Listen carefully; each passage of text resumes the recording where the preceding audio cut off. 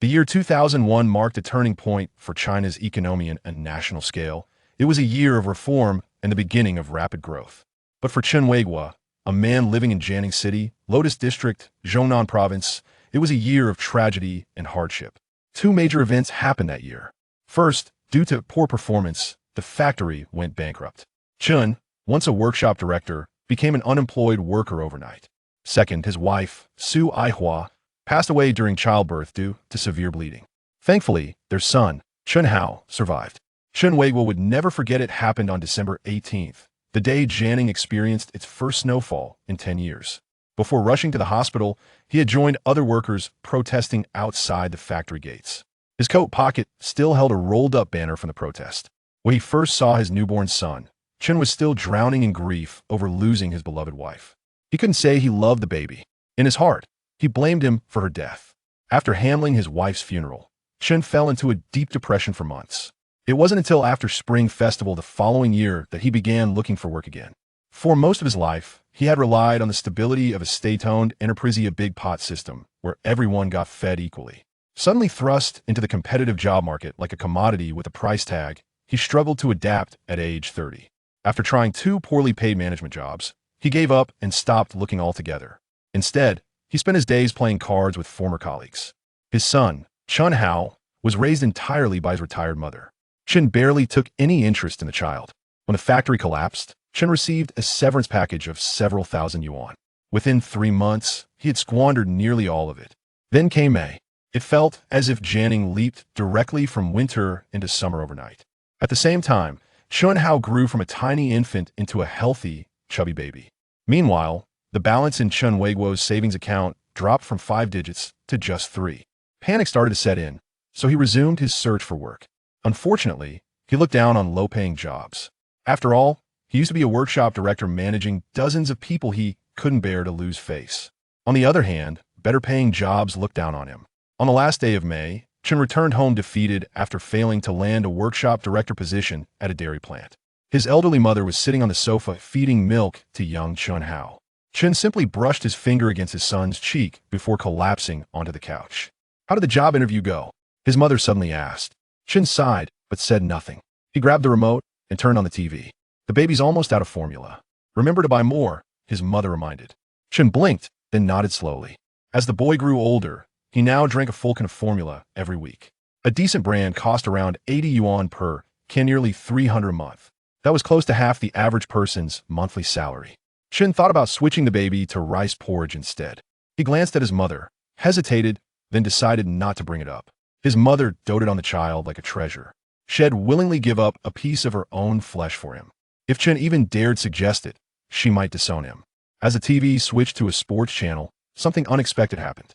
Xiaohaozi, who had been quietly drinking milk, suddenly burst into excited shouts. Both Chen and his mother were startled. Looking at the screen, they realized it was the opening match of the 2002 Korea-Japan World Cup, France versus Senegal. Could the baby want to watch football? His mother teased. To everyone's surprise, little Xiaohaozi opened his wide eyes, smiled at his grandmother, and let out a joyful cry. Uninterested in football, Chen immediately flipped the channel to a movie station. Ah, ah, ah. The baby screamed in frustration, spitting out milk from his mouth. "Let him watch football." "Change it back," his mother ordered firmly. "Mom, he's way too young to understand anything about football." Chen scoffed. "Ah." The 6-month-old cried again. His grandmother frowned in Shinkeng, a mix of worry and Shinka, then glared at her son. "Change it back." Sighing helplessly, Chen flipped the channel back to sports. "Ha!" Instantly, the baby's expression changed, and he broke into a cute smile. "You see? Look how happy your son is." Chen chuckled slightly, thinking the baby would fall asleep soon anyway. But now until the entire first half ended, the baby kept watching intently. Only then did he drift off to sleep in his grandmother's arms. As for Chen himself, he had already dozed off after about 30 minutes into the game. In the following days, Chen continued searching for work. Meanwhile, the World Cup fever exploded across the country, especially since the Chinese national team had qualified for the World Cup for the first time. Whether on TV, in newspapers, or during casual card games with neighbors, the World Cup dominated every conversation. Though Chen had no interest in the matches themselves, he became fascinated by football betting, especially when one of his card buddies claimed to have won a large sum through betting. Chen started studying football odds and followed his friend to official betting stations to place bets. Once he placed a bet, naturally, he became deeply invested in the results. Every afternoon, he no longer played cards or sought job. She stayed home watching World Cup matches. Unexpectedly, the baby's initial fascination with the World Cup wasn't a fluke. It seemed like he genuinely enjoyed watching. So every afternoon when the matches began, Chen would send his mother to rest and watch the games together with his son. At first, his mother didn't object, but within days, she started worrying about the baby's eyesight and only allowed him to watch for a few minutes before carrying him off to bed. By mid-June, the group stage of the World Cup ended, and the knockout rounds were about to begin. By now, Chen had already spent hundreds of yuan on football bets. Every time, he missed winning by just 1 or 2 matches, making him even more determined. Morning, his mother had gone shopping, leaving him alone to look after the baby. The knockout match would start in the afternoon, and Chen hadn't placed his bet yet. How could he focus on childcare? Son, be a good boy. Dad needs to study the football odds. I'm almost out of money. I need to turn things around with this bet. With that, Chen placed the baby on the couch and picked up the betting slip, focusing intensely. Germany versus Paraguay, which team has a better chance? He muttered.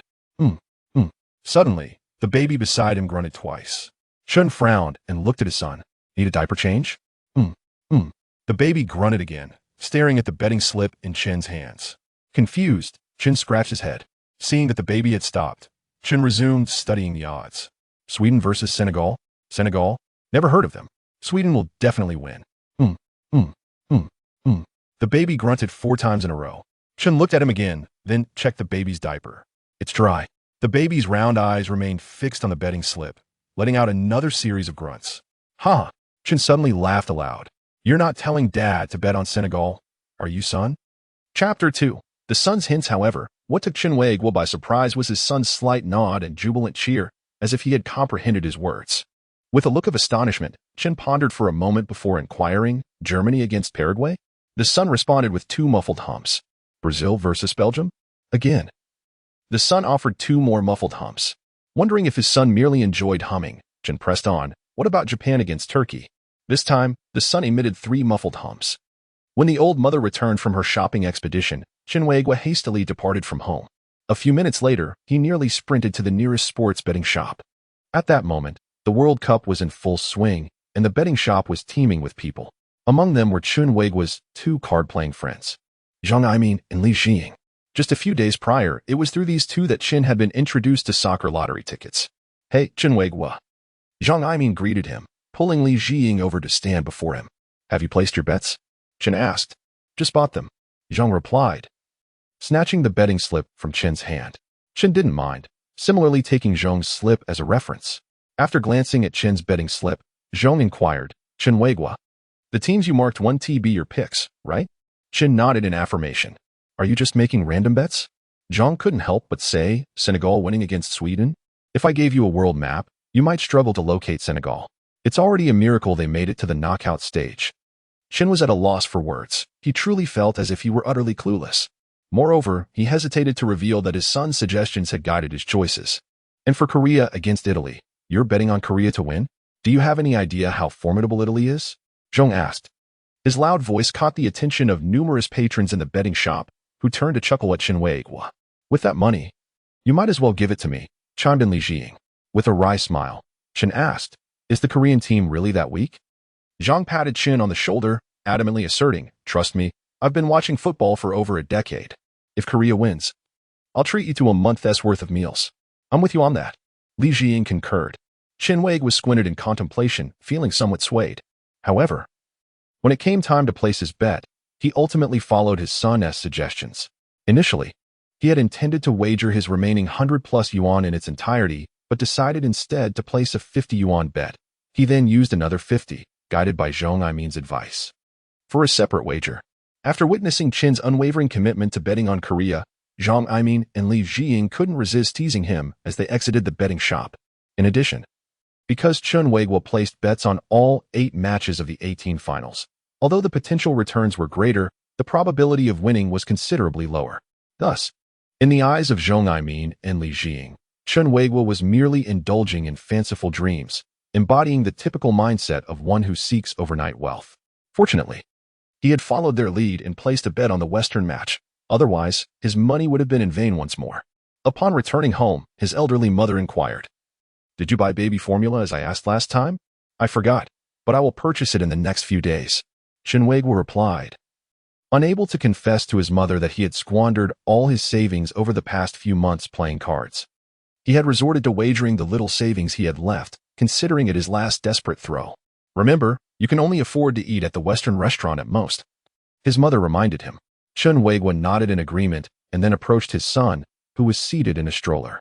Gently ruffling his child's hair, he softly vowed, "Daddy promises you, from now on, I will never play cards again." His son looked up at him, smiled, and began to babble excitedly. Chen Weiguo pondered whether his son was inquiring about his bets. At 2:30 in the afternoon, the first match of the World Cup's 18 finals commenced, with Germany facing Paraguay. With an anxious heart, Chen Weiguo watched the game. Earlier on the way home, Zhang Aimin had noted that while Germany had the greater likelihood of winning, the disparity in strength between the two teams was not significant, making any outcome plausible. He had placed bets on both matches, and if Germany were to lose, everything would be over. When Germany scored their first goal, an emotionally restrained Chen Weiguo leapt from the sofa in excitement. He glanced over to see that his son had already fallen asleep.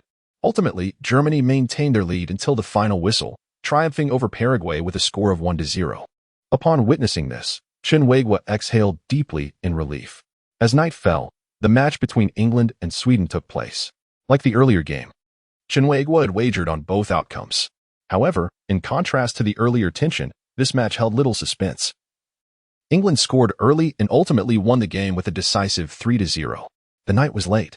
Chen Weiguo lay in bed, the warm air causing discomfort, mirroring the restlessness within him as he eagerly awaited the arrival of the next day. Finally, dawn broke. In the afternoon, the match between Sweden and Senegal began. Although he had only placed a single bet on this game, Chen Weiguo felt a wave of anxiety. Almost everyone, including himself, doubted Senegal's chances. Had it not been for his son's choice, which bore a hint of mysticism, he would have followed Zhang Aimin's lead and bet on Sweden. When Sweden scored first, Chen Weiguo sighed in despair, glancing at his son and thinking that perhaps his child was mistaken. However, when Senegal equalized, he could not help but burst into laughter, looking over to see his son already fast asleep. After 90 minutes, the match proceeded into extra time. Just at that moment, his son opened his eyes, glanced at the television, and began to emit a series of soft, rhythmic hums. Chen Weiguo smiled, feeling an inexplicable sense of calm within. As expected, when the overtime reached the 14th minute, Senegal scored the decisive goal and triumphed. He glanced at his son, who had fallen asleep once again, and felt as though everything had unfolded just as he had anticipated. "Son, you are remarkable," Chen Weiguo exclaimed. In the evening, after dinner, he ventured to a nearby convenience store. At that moment, Zhang Aimin emerged, purchasing cigarettes and chatting with others about the afternoon's match. Upon seeing Chen Weiguo approach, Zhang Aimin awkwardly lowered his head, pretending not to notice. "I mean, buying cigarettes?" Chen Weiguo inquired with a smile. Zhang Aimin nodded and swiftly turned to leave. Chapter 3. If Korea wins, I'll treat you to a month of meals. Watching Zhang Aimin's retreating figure, Chen Weiguo chuckled. "Ah? Senegal is indeed hard to locate on the map." He certainly recalled what Zhang Aimin had said to him that morning at the betting station. Ignoring him, Zhang Aimin quickened his pace. Returning from the convenience store, the match between Spain and Ireland commenced, although he had placed bets on this game as well. Following Senegal's victory in the afternoon, Chen Weiguo felt a surge of confidence in his son's choice and was entirely untroubled.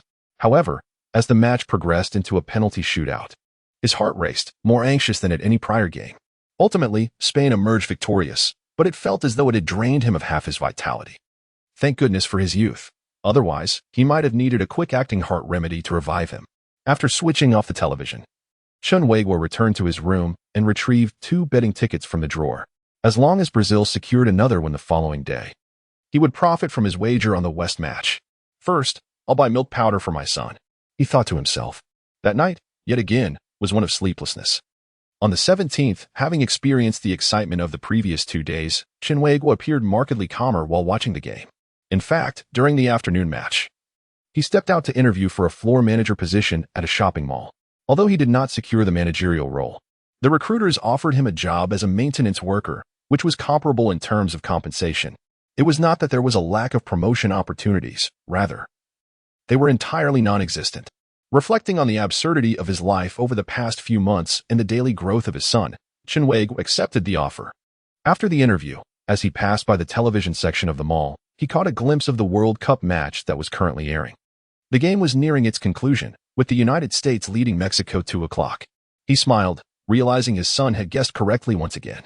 Upon returning home that evening, Chen Weiguo's elderly mother was delighted to hear he had found work and had even prepared an extra dish of his favorite cured meat for dinner. After the meal, the match between Brazil and Belgium began. While it was said that Brazil's trio was unbeatable and certain to win, Chen Weiguo felt a wave of tension due to the implications of this match on one of his bets. With only 20 minutes remaining in the game, he immediately left his home and hurried to the betting station. Once the match concluded, he promptly exchanged his winnings and hurried to purchase baby formula before the mall closed. As the game entered extra time, he approached a staff member, requesting them to calculate the potential payout of his bet. Finally, the match ended with Brazil emerging victorious, and Chen Weiguo also triumphed. Exchanging his money amidst the envious gazes of others, he swiftly departed from the betting station and raced towards the mall.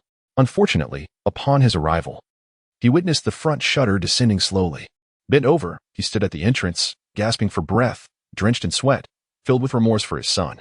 However, upon returning home, his elderly mother informed him that she had gone to buy the formula herself, having noticed his repeated forgetfulness. Though he smiled outwardly, his heart was heavy with sorrow. Deep down, he understood that his mother was aware of his financial struggles, but chose to spare his pride by offering such an excuse. Watching her feed his son once again, he clenched his fists, vowing to strive for a better life for them all. As night deepened, Chen Weiguo lay in his bed, his left hand clutching the substantial winnings from his bet, while his right hand held the betting slip purchased on his son's suggestion. Just 2 more matches, he murmured. Son, you must be a savior sent by heaven to me. The following day, at the break of dawn, Zhang Aimin and Li Jiying knocked on his door. Chen Weiguo, still somewhat bleary-eyed, answered. The mall had informed him to report for work on the 1st of next month, allowing him a few more days of leisurely slumber. Like him, ever since losing their jobs, Zhang Aimin and Li Jiying had also become idle drifters, surviving through gambling, lottery tickets, and various odd jobs. Why are you two here so early? Chen Weiguo inquired. Chen Weiguo, the bet we taught you was spot on. Shouldn't you treat us to some noodles? Zhang Aimin asked. Chen Weiguo did not decline, recognizing their contribution to his success. Half an hour later, the trio arrived at a renowned noodle shop nearby. Inside, the sounds of slurping noodles resonated continuously. After a few bites, Li Jiying remarked, Chen Weiming, you've already guessed 6 out of 8 matches correctly. Just 2 more and you'll have a full win, which could yield a significant amount. Come on, don't talk nonsense. How could South Korea possibly defeat Italy? Zhang Aimin retorted, visibly displeased. Li Jiying shot Zhang Aimin a disapproving glance, muttering under his breath, you said the same about Sweden beating Senegal. Had you followed Chen Weiguo's lead, you'd have won. Zhang Aimin, even more irate, slammed his bowl down onto the table. Well then, go place a bet on South Korea winning. It's not too late. Li Jiying lowered his head, opting for silence. His earlier comment stemmed from envy towards Chen Weiguo, regretting his own bet on Sweden. Suddenly, Chen Weiguo flashed a mischievous grin. Since I'm treating you both, don't forget, if South Korea wins, you owe me a month's worth of meals. Rest assured, if South Korea wins, I'll not only treat you for a month, but also for a month's worth of noodles, Zhang Aimin promised. However, what if South Korea were to lose? Zhang Aimin suddenly posed a rhetorical question. Chen Weiguo shrugged and replied with a sardonic smile, isn't it rather normal for South Korea to lose? I never believed they were guaranteed a victory. After finishing their meal, Zhang Aimin and Li Jiying invited Chen Weiguo to play cards, but he declined, citing the need to take his son for vaccinations as his reason. Just a few days prior, in his son's presence, Chen Weiguo had promised to refrain from playing cards. He did not wish to break that promise. Moreover, he genuinely had to take his son for vaccinations that day. An hour later, Chen Weiguo, accompanied by his elderly mother, arrived at the community hospital with his son. Before they even reached the 3rd floor designated for children's vaccinations, the air was filled with the heart-wrenching cries of children. He glanced at his son, who remained calm and composed, exhibiting not a trace of fear. Since birth, his son had received 5 vaccinations, never shedding a tear. Consequently, whenever this was mentioned, his mother could not help but boast.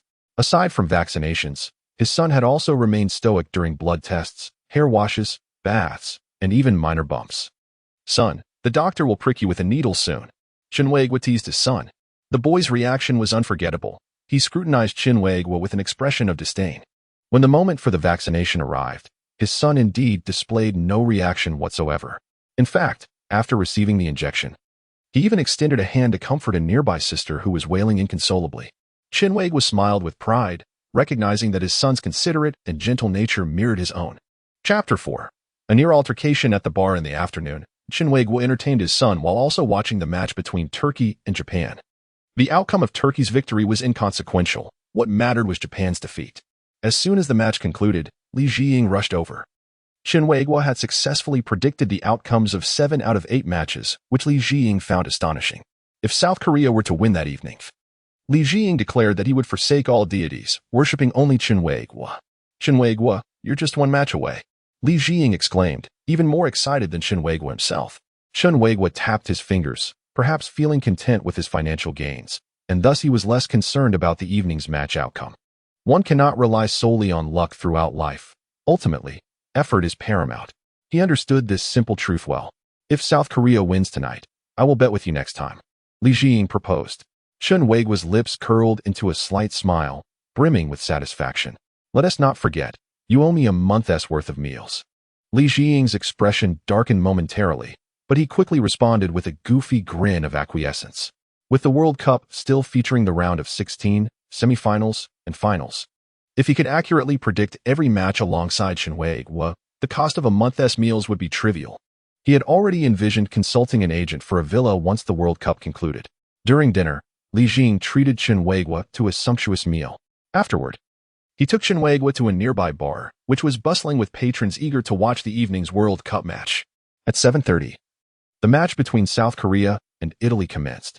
Li Jiying ordered several bottles of liquor, and the two engaged in lively conversation while they drank. The bar thrummed with an exuberant energy, presenting a stark contrast to the solitary experience of watching from home. Each time Italy seized possession or took a shot, the establishment erupted in a fervent cheer, a palpable hope for Italy's triumph resonating through the air. Chen Weiguo, who had placed his bet on Korea, remained silent, inwardly rallying for Korea's victory. However, as the match progressed, the atmosphere within the bar shifted. The fervent chants of support for Italy transformed into vehement accusations against the referee. A cacophony of discontent filling the space. Even Chen Weiguo, a supporter of Korea, found the referee's decisions preposterous. Ultimately, Korea triumphed over Italy in an unexpected manner. Chen Weiguo, Korea has won, congratulations, exclaimed Li Jiying, gripping Chen Weiguo's arm with enthusiasm. His expression darkened, suspicion creeping in as he questioned whether Li Jiying was being deliberately provocative. As the angered gazes of the surrounding patrons bore down upon him, Chen Weiguo hastily escorted Li Jiying out of the bar. Once outside, he reflected on the earlier tension, a sense of unease washing over him. Establishments like bars were clearly meant for the fervent youth, not for someone of his advancing years. You guessed all 8 matches correctly, and 2 of them were upsets, Li Jiying remarked. By the grace of heaven, Chen Weiguo replied, though his thoughts were occupied with his son. After a bout of laughter, Chen Weiguo suddenly clasped Li Jiying's shoulder. Don't forget to treat me to a month's worth of meals. Li Jiying nodded eagerly, suggesting, shall we visit Zhong Aimin's house now? A few minutes later, the two arrived at the foot of Zhong Aimin's building, only to find a throng gathered at the stairwell. Li Jiying approached a familiar face to inquire, what is going on? Zhong Aimin and his wife had a fight, and he smashed the television, came the reply. Just as the words left his mouth, a furious roar from Zhong Aimin's wife echoed from above. Li Jiying and Chen Weiguo exchanged amused glances, unable to suppress their laughter. Clearly, Zhong Aimin's outburst stemmed not from a quarrel with his wife, but rather from Italy's defeat.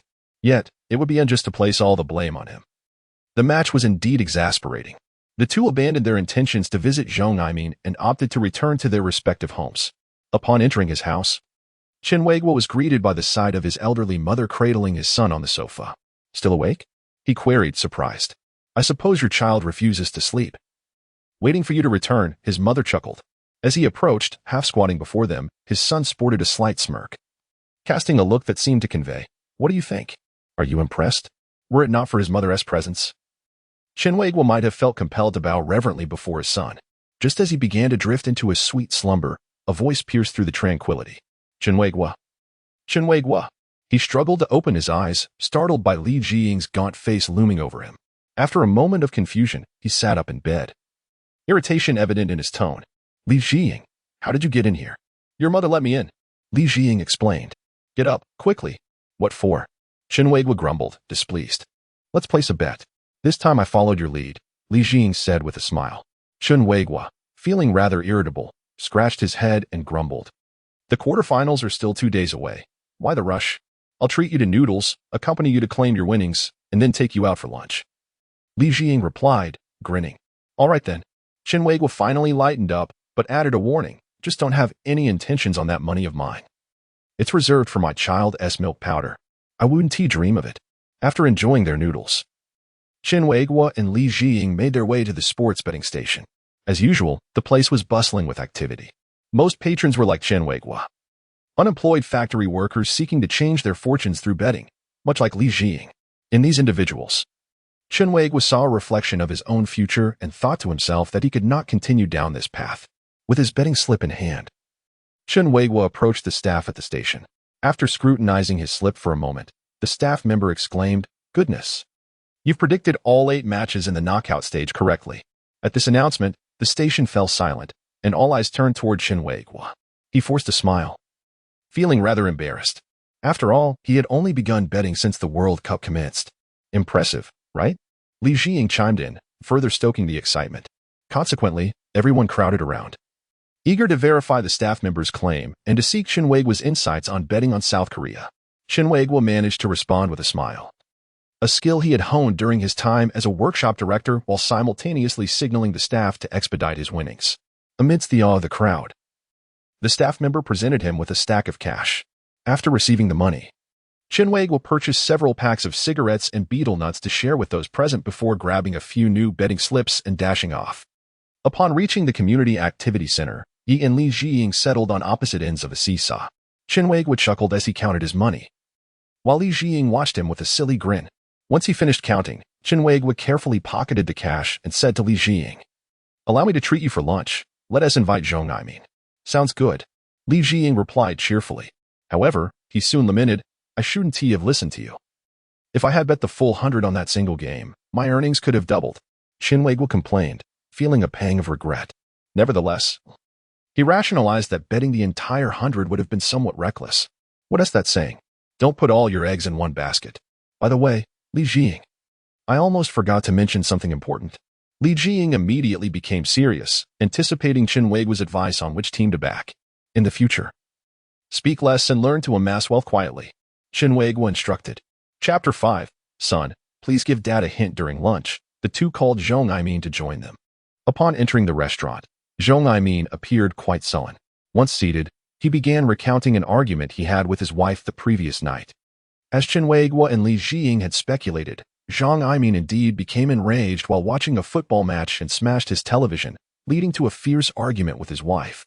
The root of his frustration stemmed from 2 factors. Firstly, his favorite Italian team was eliminated by the referee, and secondly, he had lost a significant amount of money on the match. Not only had he squandered all his winnings from the group stage, but he had also secretly taken 2,000 yuan from his household funds, now pondering how to explain this to his wife. Don't worry, just follow Weiguo's bets next time, and you'll recover your losses in no time, Li Jiying remarked. Zhong shot a disdainful glance at Chen Weiguo.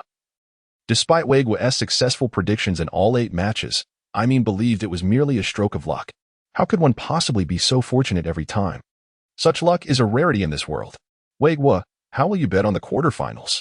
Zhong inquired. I haven't figured it out yet. I'll let you know tomorrow, replied Chen Weiguo.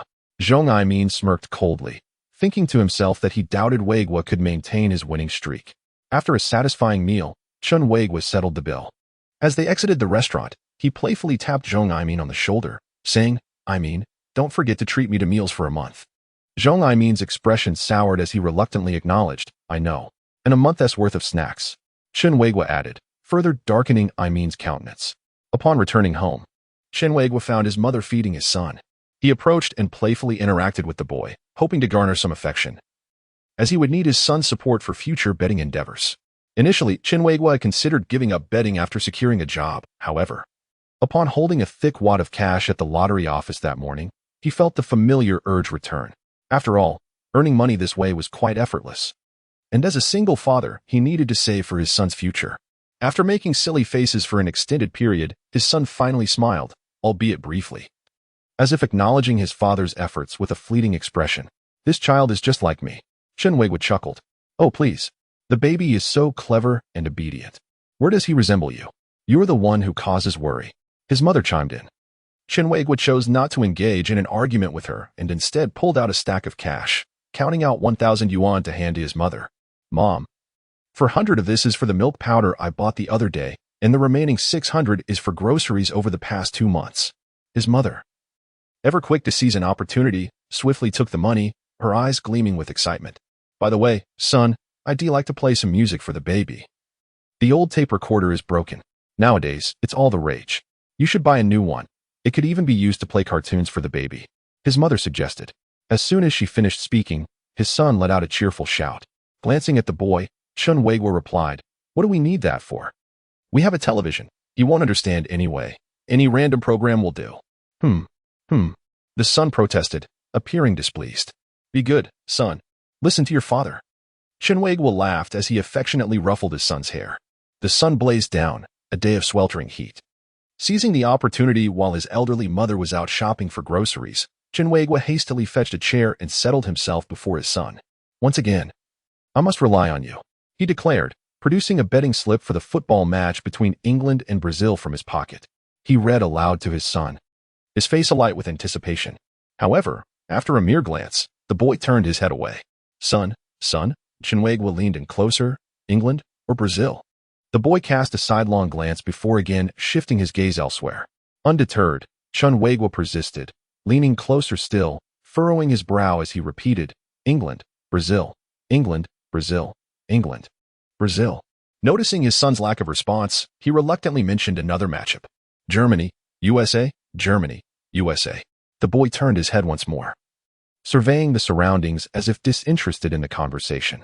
Spain, South Korea, Spain, South Korea, Turkey, Senegal, Turkey, Senegal. Chen Weiguo reiterated these options several times. Yet his son remained unresponsive. At that moment, a knock echoed through the air. Chen Weiguo went to answer the door, revealing Li Jiying standing outside. What brings you here again? He asked, irritation creeping into his voice. So, which teams are you betting on? Li Jiying inquired. I'll tell you at dinner tonight. With that, Chen Weiguo shut the door. Upon returning, he found his son watching him, a peculiar smile gracing his lips. Son, give me a sign, Chen Weiguo implored. To his surprise, the boy let out a muffled grunt immediately.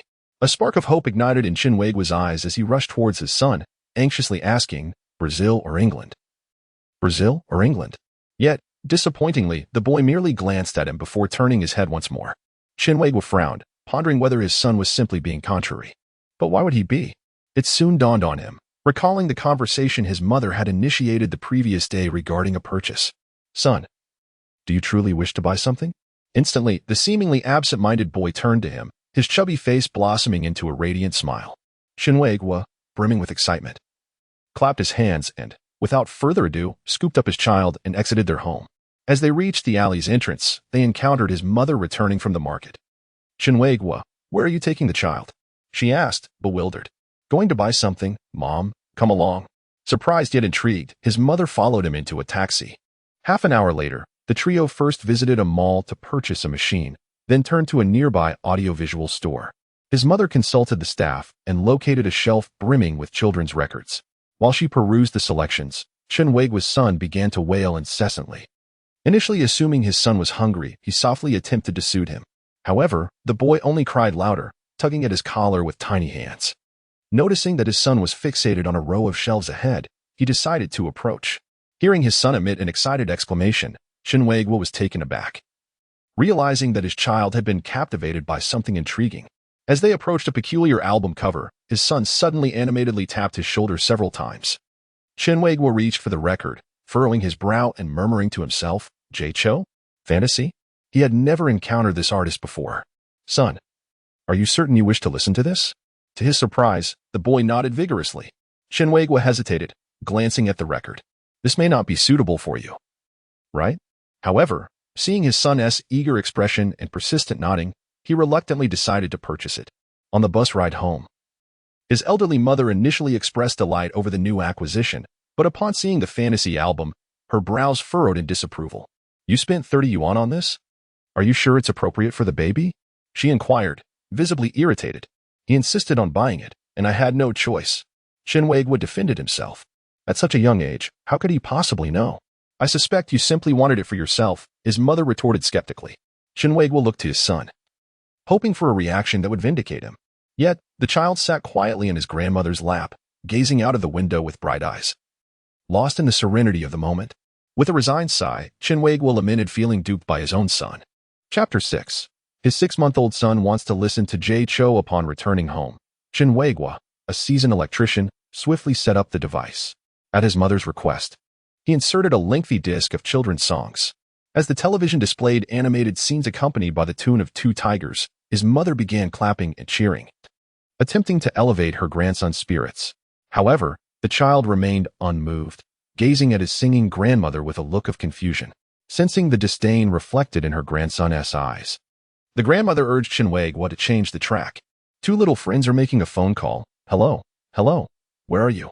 After only a brief snippet of the next song, the expressionless boy suddenly erupted into a high-pitched scream. What's wrong? Don't you like this one either? His grandmother asked. Glancing at the fantasy album cover, an idea struck Chen Weiguo. Mother, let him choose the disc he wants. His mother shot him a disapproving glare, exclaiming, he is far too young to appreciate such music. Regardless of her protests, Chen Weiguo insisted on switching the disc. 20 minutes later, observing his son joyfully dancing with uncontainable excitement, both Chen Weiguo and his mother shared a look of bewilderment. What on earth are these chaotic songs? His mother finally murmured to Chen Weiguo. He blinked, sharing her sentiment. Had he not read the lyrics, he would have struggled to discern the actual singing. Some tracks resembled more of a recitation than a melody. Yet, he refrained from expressing such thoughts, fearing that his son might become upset and refuse to share his interests. Additionally, the lyrical themes range from family to ninjas and historical tales, among others. It cannot be described merely as refreshing. Rather, it was beyond imagination that such a song existed in this world. What astonished him even more was that his son listened with great delight, thoroughly enjoying it. Ever since his son had taught him how to place a bet, he felt that his child was quite different from the average 6-month-old. Today, as he gazed at his son, memories of a fortune teller from his childhood resurfaced, who had referred to him as a fated child of destiny. His elderly mother, unable to endure any longer, excused herself to the kitchen under the pretext of cooking. Seizing this opportunity, Chen Weiguo inquired of his son, Brazil or England? Humph, humph. His son joyfully looked up at him in response. Chen Weiguo's face lit up with surprise, thinking, here it comes. Germany or America? The boy merely hummed, indicating his preference for the first option. South Korea or Spain? To Chen Weiguo's astonishment, his son chose South Korea once again. Could it be that South Korea would triumph over the formidable teams? Senegal or Turkey? After some contemplation, the boy hummed 3 times this time. Chen Weiguo gave his son a thumbs up, thinking, yes, this is it. Quickly, wield the nunchaku, humph humph. Suddenly, a resonant roar echoed from the television. Startled, Chen Weiguo turned his gaze toward the screen. To his amazement, a man was indeed performing with nunchaku. It seemed that even nunchaku could inspire a song. In the evening, at a restaurant, Zhong Aimin declared he would treat Chen Weiguo to a month's worth of meals, and he kept his word. Upon Chen Weiguo's arrival, Zhong Aimin and Li Jiying had already ordered their dishes. As soon as Chen Weiguo sat down, Li Jiying eagerly asked, Chen Weiguo, which teams are you betting on? After casting a glance at Li Jiying, Chen Weiguo pulled out his betting slip from his pocket. The ones marked are the ones I believe will win. Li Jiying snatched the slip with anticipation. Zhong Aimin leaned in closer, peering at it together with Li Jiying. Brazil winning against England? Zhong Aimin frowned slightly. Can Turkey defeat Senegal? His frown deepened. Li Jiying glanced around and reminded Zhong Aimin, keep your voice down. South Korea will win against Spain. Zhong Aimin exclaimed loudly, unable to restrain himself from slapping the table. Beside them, Li Jiying wore a pained expression, placing an arm around Zhong Aimin's shoulders, saying, what is there to be so excited about? Zhong Aimin turned to Chen Weiguo, somewhat irate, saying, if it weren't for the referee's assistance in the last match, South Korea would have been eliminated long ago. Chen Weiguo nodded in agreement. I know that.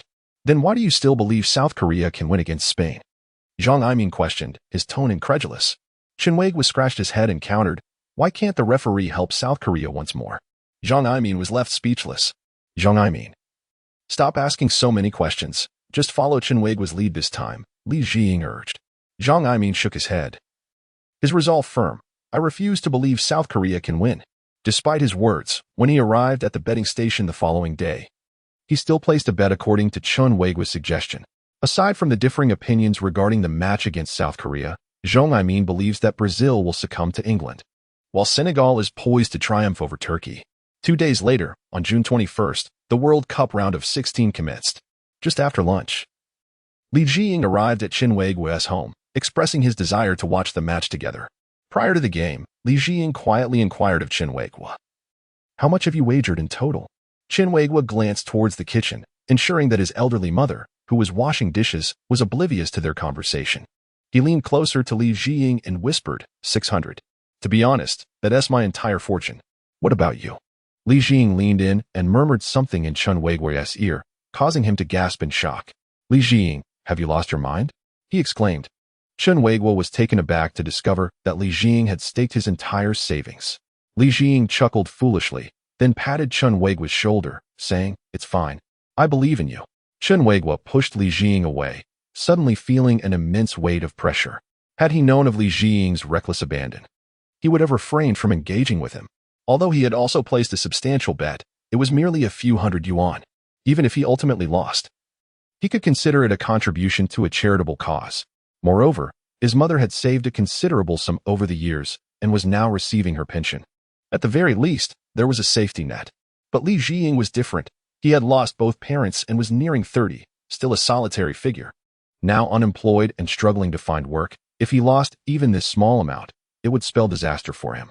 Li Jiying, if you make a wrong bet, don't blame me, Chen Weiguo cautioned. Li Jiying responded with a silly grin. What are you talking about? You can't blame me for this, if there's fault. It lies with my bad luck. Honestly, wagering like this is nerve-wracking and quite dull. It would be better to place a decisive bet and then never engage again. Chen Weiguo sighed deeply. They had once worked together in the same factory, leading a relatively stress-free and comfortable life. But he could not fathom how they had fallen to such depths. Initially calm, Chen Weiguo found himself worrying for Li Jiying after learning of his all-in wager. Chapter 7. Either the rooftop or a seaside villa. In the 23rd minute of the first half, when England scored first, Chen Weiguo and Li Jiying exchanged glances, their spirits plummeting. The ensuing match became a torment for both. As the first half neared its conclusion, when Brazil equalized, Li Jiying leaped up in excitement and lunged towards Chen Weiguo. Chen Weiguo was momentarily taken aback, thinking, is he out of his mind? He glanced at his son, who was in a nearby stroller, and urgently urged, Li Jiying, don't scare my son. At that moment, his mother emerged from her room, scolding, what is the commotion? What is so thrilling about watching a game? Don't frighten my grandson. Li Jiying immediately returned to his seat, casting a glance at the stroller, where Chen Weiguo's son was wide-eyed, staring at the television. Chen Weiguo, your child is still awake. Upon hearing this, the old mother immediately rushed over to take her son away, reproaching Chen Weiguo. As the second half commenced and Brazil scored again to turn the tide, Li Jiying could not contain his excitement and leapt up in cheers. Unable to tolerate his exuberance any longer, Chen Weiguo expelled him from the room. Chen Weiguo, what are you doing? Let me back in. Li Jiying shouted from outside. Get lost, hurry up and go. Chen Weiguo retorted, sneaking in a breath of relief. In truth, at the moment Brazil reclaimed the lead, he felt a surge of excitement that surpassed even that of Li Jiying. Ultimately, the score remained unchanged until the end of the match. Chen Weiguo, did Brazil win? Li Jiying called out from outside. Meanwhile, in another building of the complex, Zhang Aimin was watching the game in a small shop downstairs, having smashed his own television at home. Watching the Brazilian players celebrate, he furrowed his brow, wondering if this time Chen Weiguo would be completely right again. Later that evening, after dinner, Li Jiying sought out Chen Weiguo once more. Were it not for Li Jiying's solemn vow to refrain from shouting, Chen Weiguo would never have allowed him inside. However, when Germany scored, Li Jiying could not help but jump up and yell. Chen Weiguo regretted this decision, internally chastising himself for believing a dog could change its ways. The following day, just before the third quarterfinal match, Chen Weiguo resolutely barred Li Jiying from entering. Left with no recourse, Li Jiying departed and wandered to the nearby shop, where he found Zhang Aimin watching the game outside. Zhang Aimin, hasn't your television been repaired yet? Li Jiying inquired. It's beyond repair, what's the point? After tonight's match between Senegal and Turkey, I'll buy a new one tomorrow, Zhang Aimin replied. Hasn't England already lost?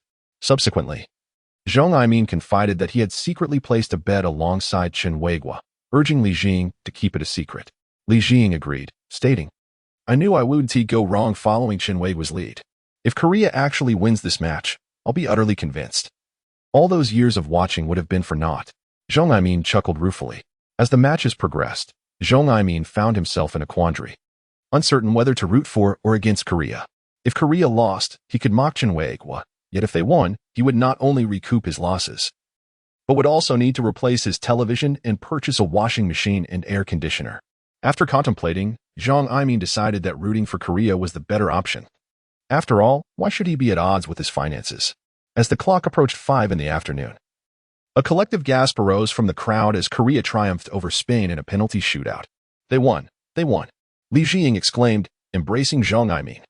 After a moment of astonishment, a genuine smile spread across Zhang Aimin's face. Haha, just one more to go. In the evening, Zhang Aimin honored his invitation to dinner with Chen Weiguo, with Li Jing tagging along for a free meal. The recent World Cup matches naturally became the topic of their dinner conversation. As the conversation progressed, Li Jing inadvertently revealed that Zhang Aimin had been secretly following the betting activities, which infuriated Zhang Aimin to the point where he insisted on splitting the dinner bill. After their meal, the trio strolled back to their neighborhood. Upon arrival, they noticed a considerable gathering of neighbors at the small shop, eagerly awaiting the match. After exchanging glances, the three of them, surprisingly in unison, chose to return to their respective homes. Li Jing did not plead to watch the game at Chen Weiguo's house. Although Zhang Aimin no longer had a television at home, he had already resolved not to watch the match. Chen Weiguo desired to return home to play with his son, planning to bow and worship if Turkey emerged victorious. The outcome of this match held immense significance for all three, and as such, they opted for avoidance. One might say that while humans can plan, the outcome rests in the hands of fate. Chen Weiguo pondered the truth in this notion. As the clock struck 9, the atmosphere in the room grew stifling. Observing Chen Weiguo amusing his son, his mother curiously inquired, Isn't there a match today? I saw a crowd at the shop downstairs. Why aren't you watching the game? Chen Weiguo pinched his son's cheek and replied with a smile, What is there to watch? The result is already predetermined. His son, drowsy yet wide-eyed, offered him a puzzled smile. Mom, do you think my child can understand what we are saying? Of course. My grandson is exceptionally clever. His mother proudly exclaimed, lifting the child from the stroller. Sweetheart, it's 9 o'clock. Time for bed. After tucking her grandson into the room, Chen Weiguo glanced at the clock on the wall, contemplating that the match must have concluded. He then turned on the television. The match had indeed finished. Yet the score stood at 0-0, with extra time about to commence. Realizing that a goalless extra time would lead to the thrilling prospect of a penalty shootout, he promptly turned off the television. One must do their part and leave the rest to fate, he mused as he reclined on the sofa. Moments later, a deafening cheer erupted from downstairs. Chen Weiguo, startled from his reverie, thought, could it be that a goal has been scored? Has the match concluded? He swiftly turned on the television, only to be left astounded. After half a minute, he hastily slipped on his slippers and dashed out of the house, forgetting to turn off the television. Upon reaching downstairs, he sprinted towards the last building at the end of the road. Li Jing's residence was on the 3rd floor of that very building. Arriving at Li Jing's door, he nearly pounded the door down in his urgency. Bang, bang, bang. When the door opened, he found a tearful Li Jing. You fool, Chen Weiguo chastised, pushing Li Jing forward. Grasping his hand tightly, Li Jing sobbed. We won, we won. Turkey has triumphed. You big idiot. Don't act so recklessly next time, understood? Yes, yes. Li Jing nodded fervently. I want to bet again. Never again. From now on. You can bet as you wish, just don't come to me for advice, Chen Weiguo replied. The pressure they had both felt over the past few days had been overwhelming, and he wished never to endure such a relieving sensation again. Chapter 8. Is Brazil on the brink of defeat? Within the luxurious Tianxi restaurant in Jianing City, despite the presence of merely 3 individuals, Chen Weiguo, Li Jing, and Zhang Aimin, they indulged in a lavish feast, ordering 7 dishes. This was the most extravagant way they could conceive to celebrate.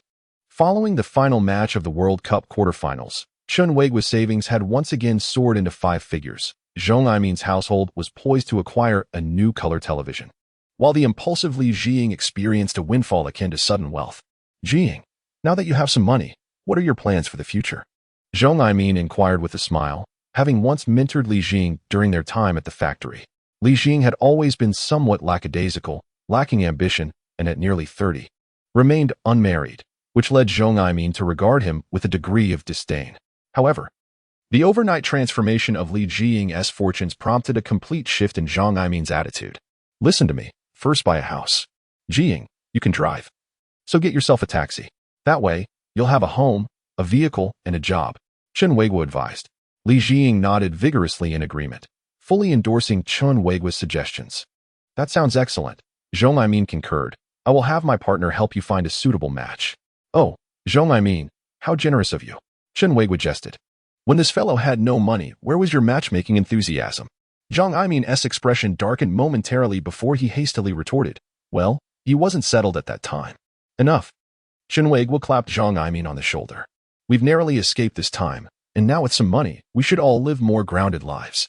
Let's not always dream of wealth through gambling. Otherwise, we shall inevitably find ourselves ensnared in its grasp.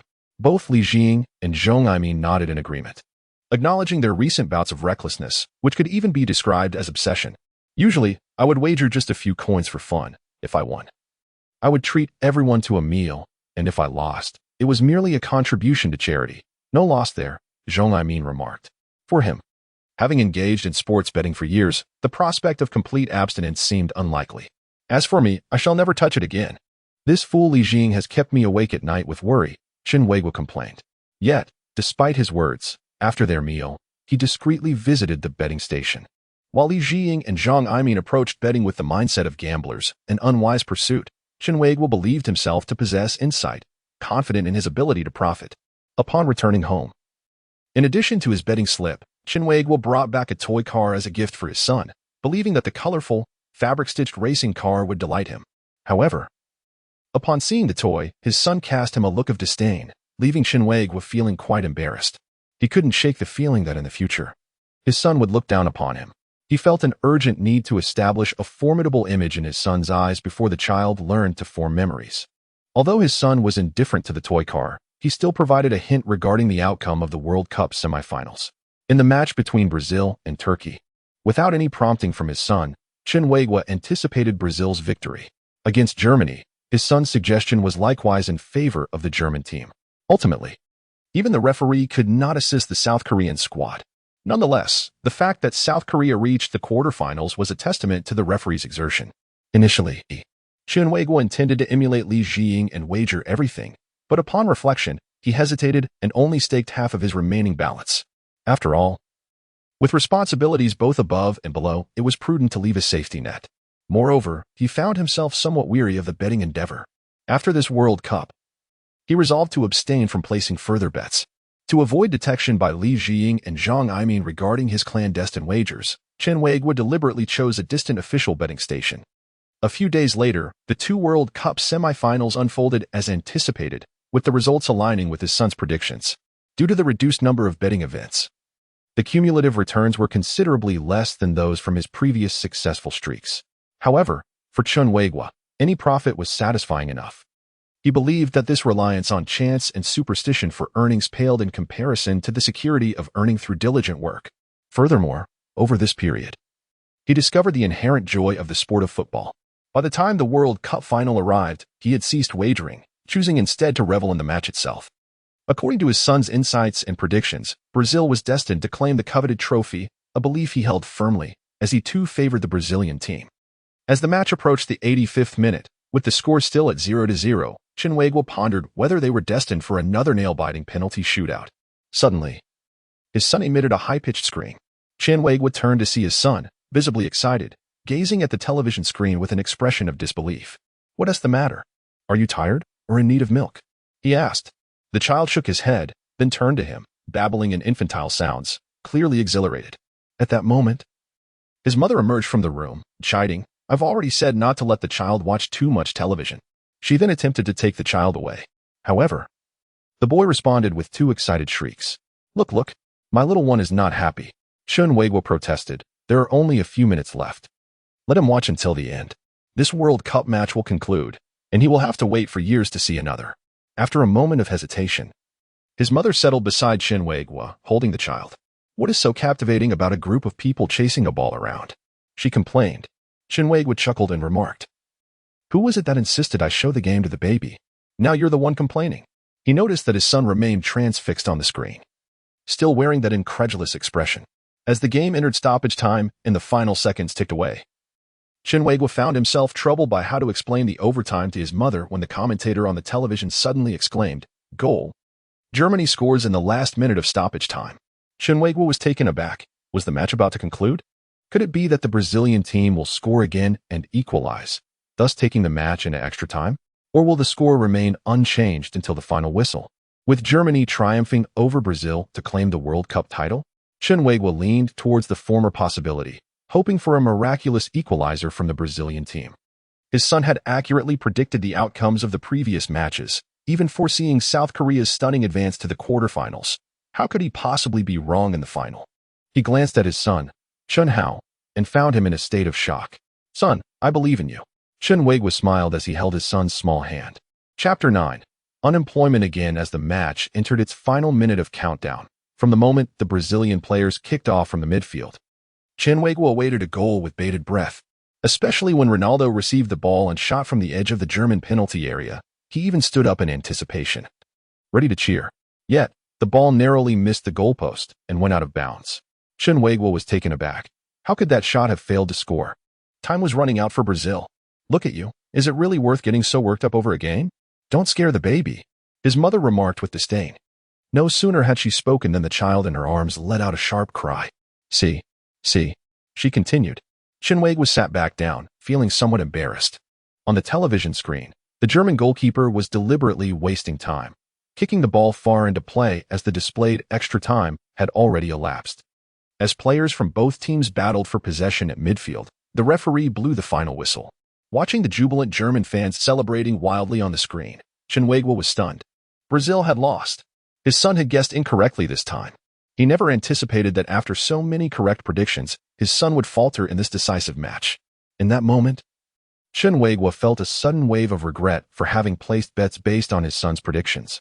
Although it was remarkable that his son had accurately predicted 10 consecutive matches, tonight's outcome seemed to suggest that it had all been mere coincidence.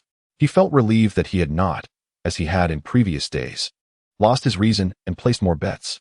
It was fortunate that Li Jiying and Zhong Aimin had also managed to withdraw in time. Regaining his composure, Chen Weiguo looked at his son, who was still in a daze, clearly shocked by the result. Approaching him, he gathered his son into an embrace. "Son, it turns out you were a Brazilian fan." The child was still so young. Not only could he not distinguish between Brazil and Germany, but he likely did not even understand what was happening on the television. Chen Weiguo's mother couldn't help but tease. With that, she rose from the sofa and took the child from Chen Weiguo's arms. "I'll take him to sleep. Turn the TV volume down a bit," she instructed before carrying the child toward the bedroom. Chen Weiguo observed as his son's gaze remained fixated on the television screen, seemingly unable to accept the outcome. July. On the first day of the second half of the year, Chen Weiguo officially began his new career in a shopping mall. However, less than half a year later, the mall, suffering from a lack of business, began laying off employees. Unfortunately, he found himself on the first round of layoffs. Upon learning of his impending dismissal, Chen Weiguo sat in his office, staring blankly at the newspaper. Although the job at the mall was rather unremarkable, it afforded him a certain tranquility. Aside from the busyness of the first couple of months after opening, he found little to occupy his time. His daily routine consisted of a brief inspection before work, after which he could leisurely read the newspaper in his office. When the workday concluded, he departed the mall as nonchalantly as ever, exchanging light-hearted banter with familiar colleagues. As winter nights fell early, he hurriedly plunged into the biting chill after parting ways with his coworkers. En route home, he watched as buses and pedestrians passed him by, fading from view, and an indescribable discomfort settled in his heart. Approaching the age of 30, he felt abandoned once more after the factory closure the previous year. Uncertain of what lay ahead, he was painfully aware that reality would not grant him ample time for contemplation, given his responsibilities to both his elderly mother and young son. Losing his job meant the absence of funds for his son's formula. Upon arriving home, he found his mother feeding his 1-year-old son, Chen Hao. The child, while still mastering the art of speech and walking, exhibited remarkable proficiency that was nothing short of astonishing. It was not mere parental pride. Anyone who encountered Chen Hao could not help but exclaim at his brilliance or label him a prodigy. There could scarcely be another child of just 1 year who would inquire if it was time to eat, wonder about the hour, or remind adults to bring an umbrella if it rained. No other child his age could transition from walking to running within mere days. Naturally, Chen Weiguo felt a swell of pride for such an extraordinary son. However, one aspect that troubled him was the child's overly expressive demeanor, often revealing disdain or discontent for certain individuals, akin to a naive child who wore his heart on his sleeve, which could be quite irksome. "Welcome back," his mother remarked after casting a glance at him. Chen Weiguo responded with a faint acknowledgement, removing his shoes and settling onto the sofa. Upon hearing him exhale a long sigh, his mother inquired, "Why the long face upon your return?" Chen Weiguo hesitated, swallowing hard, deciding it best not to burden her with his troubles just yet. I'm unemployed, Daddy's lost his job," his son suddenly interjected. Still chewing on rice porridge. Chen Weiguo's eyes widened in shock. "How do you know?" he asked. His mother gasped. "Chen Weiguo, you've truly lost your job?" Embarrassment washed over him as he nodded in response. After a moment of silence, his mother said nothing further and resumed feeding the child with a smile. Only after his son had finished eating did she rise, saying, "Losing a job means you can seek another. Take a few days to rest and spend time with your son. If necessary, you can always look for work after the new year." With that, she headed towards the kitchen. As Chen Weiguo gazed at the silhouette of his elderly mother, his heart swelled with profound emotion. He had initially assumed that she would resent him for his lack of diligence and ambition, which had ultimately led to his dismissal. However, he now found himself contemplating what type of work would truly suit him. Furthermore, he realized that he could no longer afford to be complacent. As he had been during his time at the shopping mall, he needed to engage in continual learning and self-improvement. Otherwise, it was only a matter of time before he faced the harsh reality of being cast aside by the evolving world. Retracting his thoughts, Chen Weiguo turned his attention to his son, who was nestled in a baby chair, and lamented, "It's all your fault for speaking out." To his surprise, the child did not respond with anger or sadness. Instead, he smiled and encouraged, "Daddy, keep going." In that instant, Chen Weiguo felt as though a tender part of his heart had been struck, and his eyes grew moist. The last time he received such encouragement was from his late wife. "Your mother left me a wonderful son," he said, gazing at his child with deep emotion. "In this world, nothing is insurmountable as long as one is willing to let go," the son stuttered, attempting to echo wisdom. Initially moved, Chen Weiguo's expression darkened, his eyes narrowing in disbelief. "Who taught you such nonsense, my son? Your grandmother was right. You shouldn't watch too much television." The more he spoke, the more his anger surged. "Go on, son, vent your frustrations. It's useless, Daddy is truly useless." Hearing his son's words, Chen Weiguo felt tears welling up, his heart nearly fracturing under the weight of despair. Chapter 10, Is My Son Advising Me Against Entrepreneurship? On the last day of 2002. It marked the 6th day since Chen Weiguo had been dismissed from the shopping mall. He had planned to seek employment after the new year, but in the meantime, he either stayed home with his son or wandered aimlessly like an unemployed drifter. Over the course of a few days, he noticed that most of his former colleagues, who had been laid off from the same factory the previous year, had successfully found new roles and gradually reintegrated into the competitive workforce. Among them were Zhong Aimin and Li Jiying, who had been his companions in card games just 6 months prior. After making a profit from betting on the World Cup, Zhong Aimin had opened a dry cleaning business, while Li Jiying had rented a storefront to engage in wholesale clothing sales. The news of Li Jiying's venture left Chen Weiguo feeling exasperated. Originally, Li Jiying's plan was to purchase a house first and then acquire a vehicle for taxi services. However, shortly after entering into a relationship in September, this fool had squandered all his money on his girlfriend's clothing business. Upon hearing of this, both Chen Weiguo and Zhong Aimin had earnestly advised against it, fearing that Li Jiying was being deceived by his girlfriend. Yet, no matter how hard they tried to persuade him, Li Jiying remained steadfast in his belief that his girlfriend would not betray him, convinced that their combined efforts would surely lead to success. Since Li Jiying's girlfriend was a distant cousin introduced by Zhong Aimin, Chen Weiguo had often expressed his grievances towards him. In the evening, at a newly opened restaurant near their neighborhood, Li Jiying had invited Chen Weiguo and Zhong Aimin for dinner. Upon meeting, before they even sat down, Zhong Aimin inquired about the status of Li Jiying's clothing business. Upon hearing Li Jiying mention that business was thriving, Zhong Aimin let out a sigh of relief. After taking their seats, Li Jiying cheerfully poured drinks for the two men and then offered each a cigarette. Noticing the quality of the cigarettes, Chen Weiguo exclaimed, Li Jiying, you clever lad. It seems you've made quite a fortune." Li Jiying chuckled and replied, "Oh, Not at all. This is merely my humble tribute to you both. Tribute? I wouldn't dare accept such a thing. Chen Weiguo laughed. Beside him, Zhong Aimin scoffed, recalling that back in the factory, Li Jiying had once called him master. While Chen Weiguo felt unworthy of such honorifics, Zhong Aimin certainly did not. Master, I, Li Jiying, have long been without parents. I owe a great deal to you two fine brothers for taking me under your wing when I first joined the factory. Otherwise, I would have fallen prey to deceit countless times. Li Jiying suddenly spoke with heartfelt emotion. Chen Weiguo and Zhong Aimin exchanged glances, and Chen Weiguo furrowed his brow, asking, Li Jiying, have you encountered some trouble? Li Jiying forced a wry smile and shook his head, hastily explaining, No, everything is perfectly fine. Today is merely the last day of 2002, and reflecting on all that has transpired this year has stirred many emotions within me. Indeed, it has only been a year since we were laid off, yet it feels as if an eternity has passed. Chen Weiguo sighed meaningfully. Over the past year, he had endured unemployment, bereavement, fatherhood, and yet another job loss. He was uncertain how he had persevered through it all.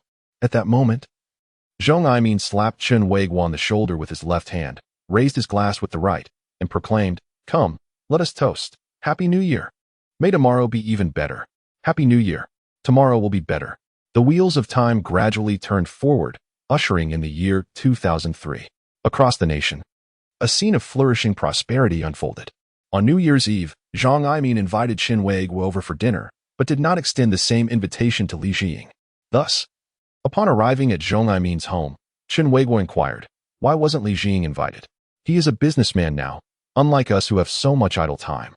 Zhong Aimin retorted with a smile, placing a cup of hot tea before Chen Weiguo. Actually, the reason I called you over is that I have something to discuss with you. What is it? Chen Weiguo asked, puzzled. I'll tell you later. First, you must sample my wife's cooking, Zhong Aimin replied. Not long after, Zhong Aimin's wife, Huang Lu, emerged from the kitchen bearing several steaming dishes, which she set upon the dining table. Cured meats, frog legs, fish heads, lamb, and meatball soup. Oh, such a sumptuous spread. Chen Weiguo marveled at the visually appealing and aromatic dishes, swallowing hard in anticipation. Let us eat first. We can talk afterward. In that case, I shall not hold back. Half an hour later, Chen Weiguo, now satiated, let out a burp and could not help but praise Huang Lu, saying, Sister-in-law, your cooking is truly remarkable. It would be a shame if you did not pursue a career as a chef. Do you genuinely believe so? Zhong Aimin suddenly asked with a serious expression, regarding Chen Weiguo intently. Chen Weiguo nodded in agreement, acknowledging that his sister-in-law's cooking surpassed the offerings of the local eatery, Fatty's Kitchen. Zhong Aimin set down his chopsticks and inquired, Do you think opening a restaurant would be profitable? Zhong Aimin, you can't be seriously considering starting a restaurant, are you? Indeed, I wish to find someone to partner with me. And since you are currently unemployed, why not join forces to open a restaurant? Chen Weiguo was taken aback. Zhong Aimin's proposition came rather unexpectedly. How much can one earn working for someone else in a month? Look at Li Jiying. He and my cousin now make around 10,000 a month, whereas he was once the least successful among us, Zhong Aimin continued. After departing from Zhong Aimin's home, Chen Weiguo pondered on his way back. Had he hastily agreed to partner with Zhong Aimin in opening a restaurant? Upon arriving home, he discussed the matter with his mother. However, as soon as he broached the topic, his son, who was playing nearby, exclaimed, Daddy, no. Listen, even your son is advising against it, his mother teased. Chen Weiguo cast a resigned glance at her. After all, what could such a small child possibly understand? You don't know. His son retorted instantly. His mother chuckled, narrowing her eyes with amusement, and gently ruffled her grandson's hair. Mom, you should say something, Chen Weiguo urged. His mother suddenly turned serious and asked, First, tell me how much savings you have. About 50,000. How much would it cost to start the restaurant? She inquired further. I would invest 60,000. And Zhong Aimin would contribute 40,000. Moreover, the storefront is his family's property, which saves us on rental expenses. After a moment of contemplation, his mother solemnly stated, I have no experience in business and am quite ignorant of this field. However, if you wish to take a chance, I will support you, provided it does not lead to total financial ruin. It won't come to that. At most, I might lose my savings, he reassured her. Lose everything. His son chimed in.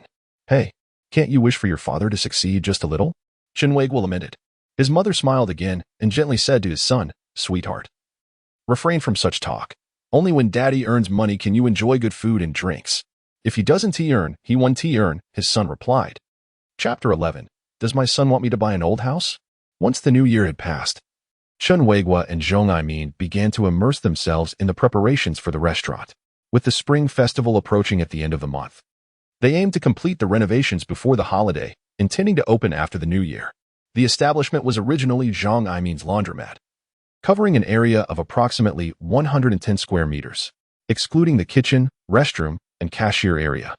It could accommodate 2 tables for 8 to 10 people and around 7 or 8 tables for 4 to 6 people. The surrounding area boasted numerous residential complexes, schools, a commercial center, and several under-construction commercial buildings, resulting in significant foot traffic and population density. According to their plan, the restaurant would initially serve affordable and authentic home-cooked meals, targeting local residents as the primary clientele. Once the nearby commercial buildings were completed and operational, they intended to shift towards selling boxed lunches, focusing on the office workers within those structures.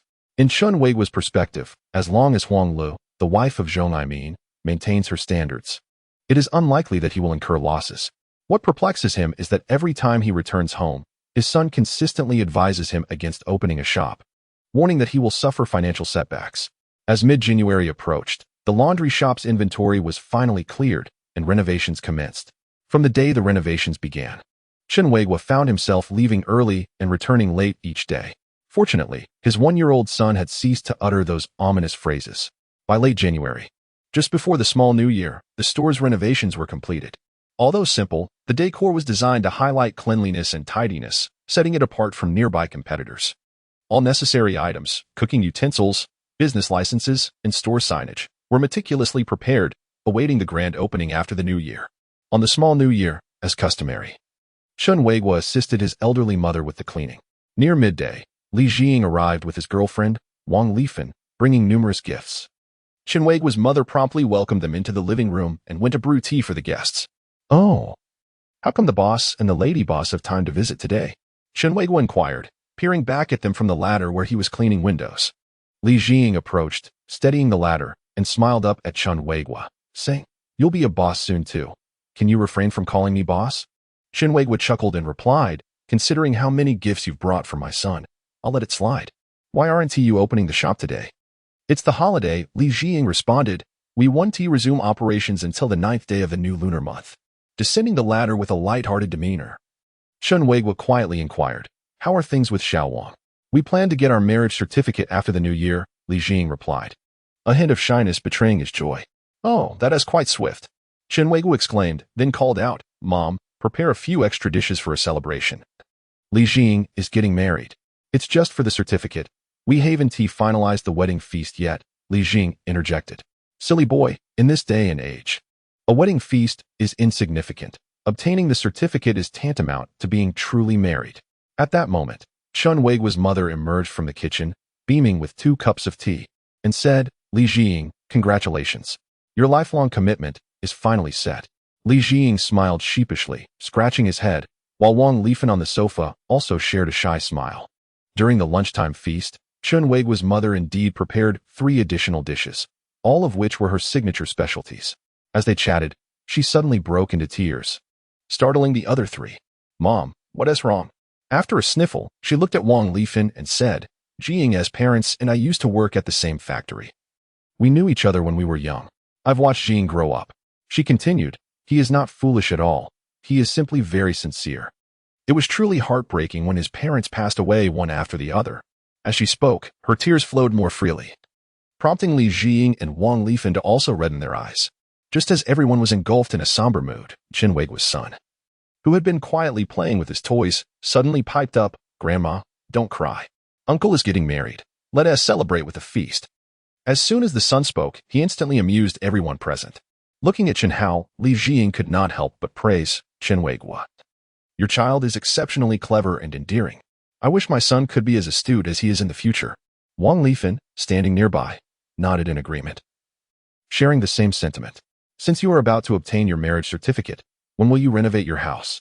Chen Weiguo inquired. "No, Lifan and I have purchased a marital home. We have already paid the deposit and are just waiting for the new year to finalize the transfer," Li Jing replied. "Where did you buy it? Did you pay a down payment or the full amount?" "At Shermao Garden, a 3-bedroom, 2-living-room apartment. It was too expensive. Just over 100,000, so we paid in full. Upon hearing this, Chen Weiguo's eyes sparkled with intrigue, contemplating that Li Jing had indeed prospered in her clothing business. What about the old house your parents left you? His mother asked. I plan to sell it. Initially, I considered renting it out. But given its dilapidated state and high floor, it would require additional appliances to make it rental-ready. It's better to sell it for a couple of thousand. The old woman nodded slightly and sighed deeply. She had intended to encourage Li Jing to keep the house as a memento, but upon reflection, she realized that for Li Jing, the old house might evoke more sorrow than nostalgia. I like Uncle's house, the son suddenly interjected. All eyes turned to the boy once more.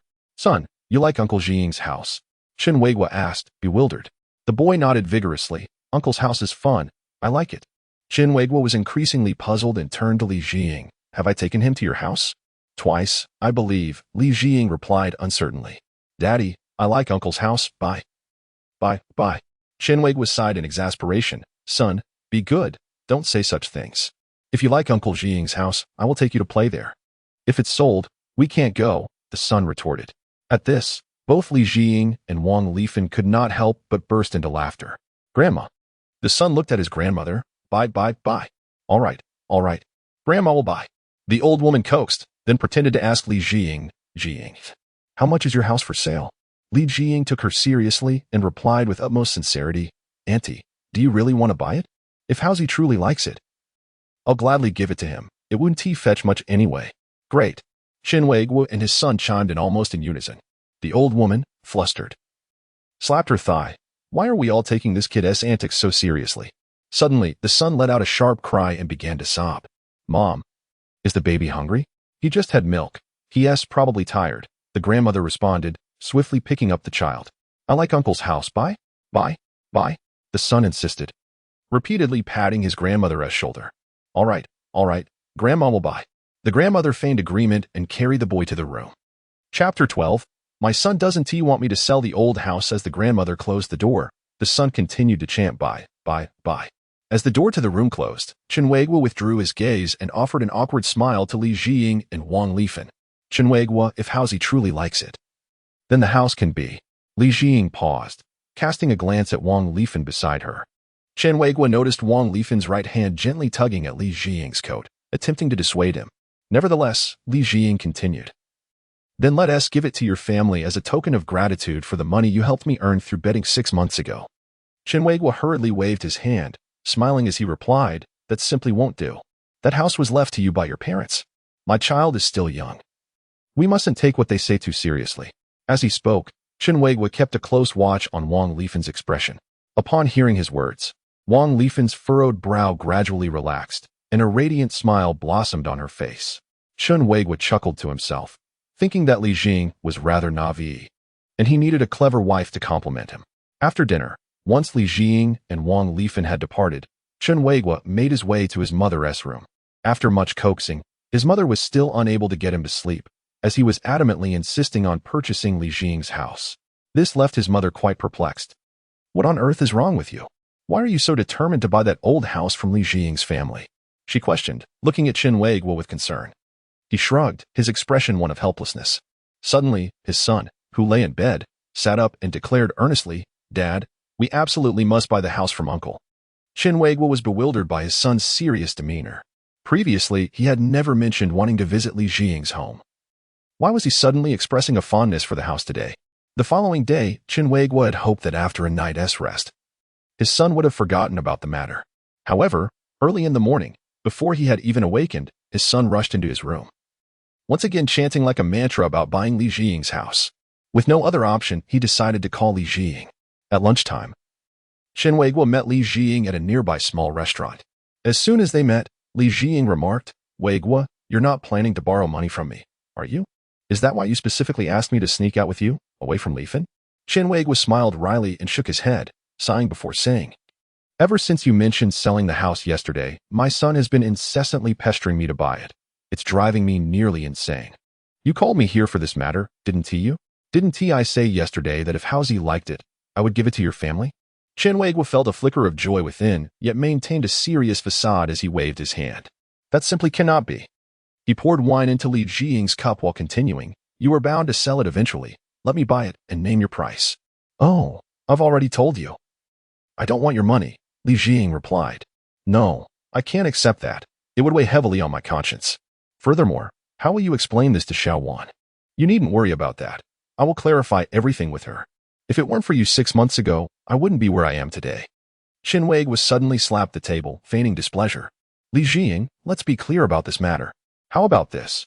You are aware that Zhong Aimin and I have opened a restaurant, and to be honest, my finances are rather tight at the moment. So let us settle on 5,000. After a brief pause, Li Jiying nodded repeatedly. "It's a deal then. Once you move into your new house after the new year, we shall proceed with the transfer formalities." The two clinked their glasses, and the matter was thus resolved. Upon returning home, Chen Weiguo shared the news of purchasing Li Jiying's house with his son and elderly mother.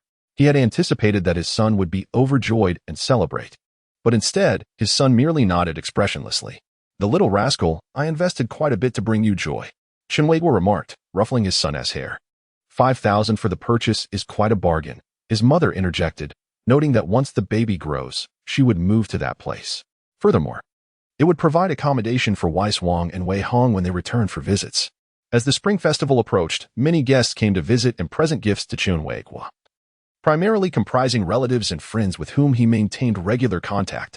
However, on the 28th day, an unexpected couple arrived, neighbors from his old hometown whom he had not seen in a long time. Although they hailed from the same town, they resided in a different district of Jining City. Before entering the workforce, Chen Weiguo had lived in his old family home with his parents. Shortly after he was allocated his own residence, his father passed away suddenly, prompting him to bring his elderly mother to live with him. The neighbors, known as Li Dan, was merely a year younger than Chen Weiguo, and the two had grown up together. Following the death of Chen Weiguo's father, their contact had diminished significantly, and he could scarcely recall the last time he had seen Li Dan, which had been several years prior. Thus, both Chen Weiguo and his mother were quite taken aback by Li Dan and his partner's unexpected visit. Upon entering, Li Dan handed a red envelope to Chen Weiguo's son. After exchanging pleasantries, Li Dan finally articulated the purpose of their visit. "Andy, Weiguo, we're here today to discuss a matter with you." "Go ahead. We are familiar enough for you to speak freely," Chen Weiguo encouraged. After exchanging glances with his partner, Li Dan continued, "Didn't your family used to run a small convenience store by the train station?" His mother nodded. "Ever since your uncle passed, we have rented that store to someone else." "Auntie, renting it out only brings in a meager income. Why not sell it to me outright?" Chen Weiguo's face brightened, surprised that someone would want to buy that dilapidated place, and he immediately asked, "All right, how much are you willing to offer?" Having invested all his savings in the restaurant and having just purchased a house from Li Jiying, he was currently in need of funds.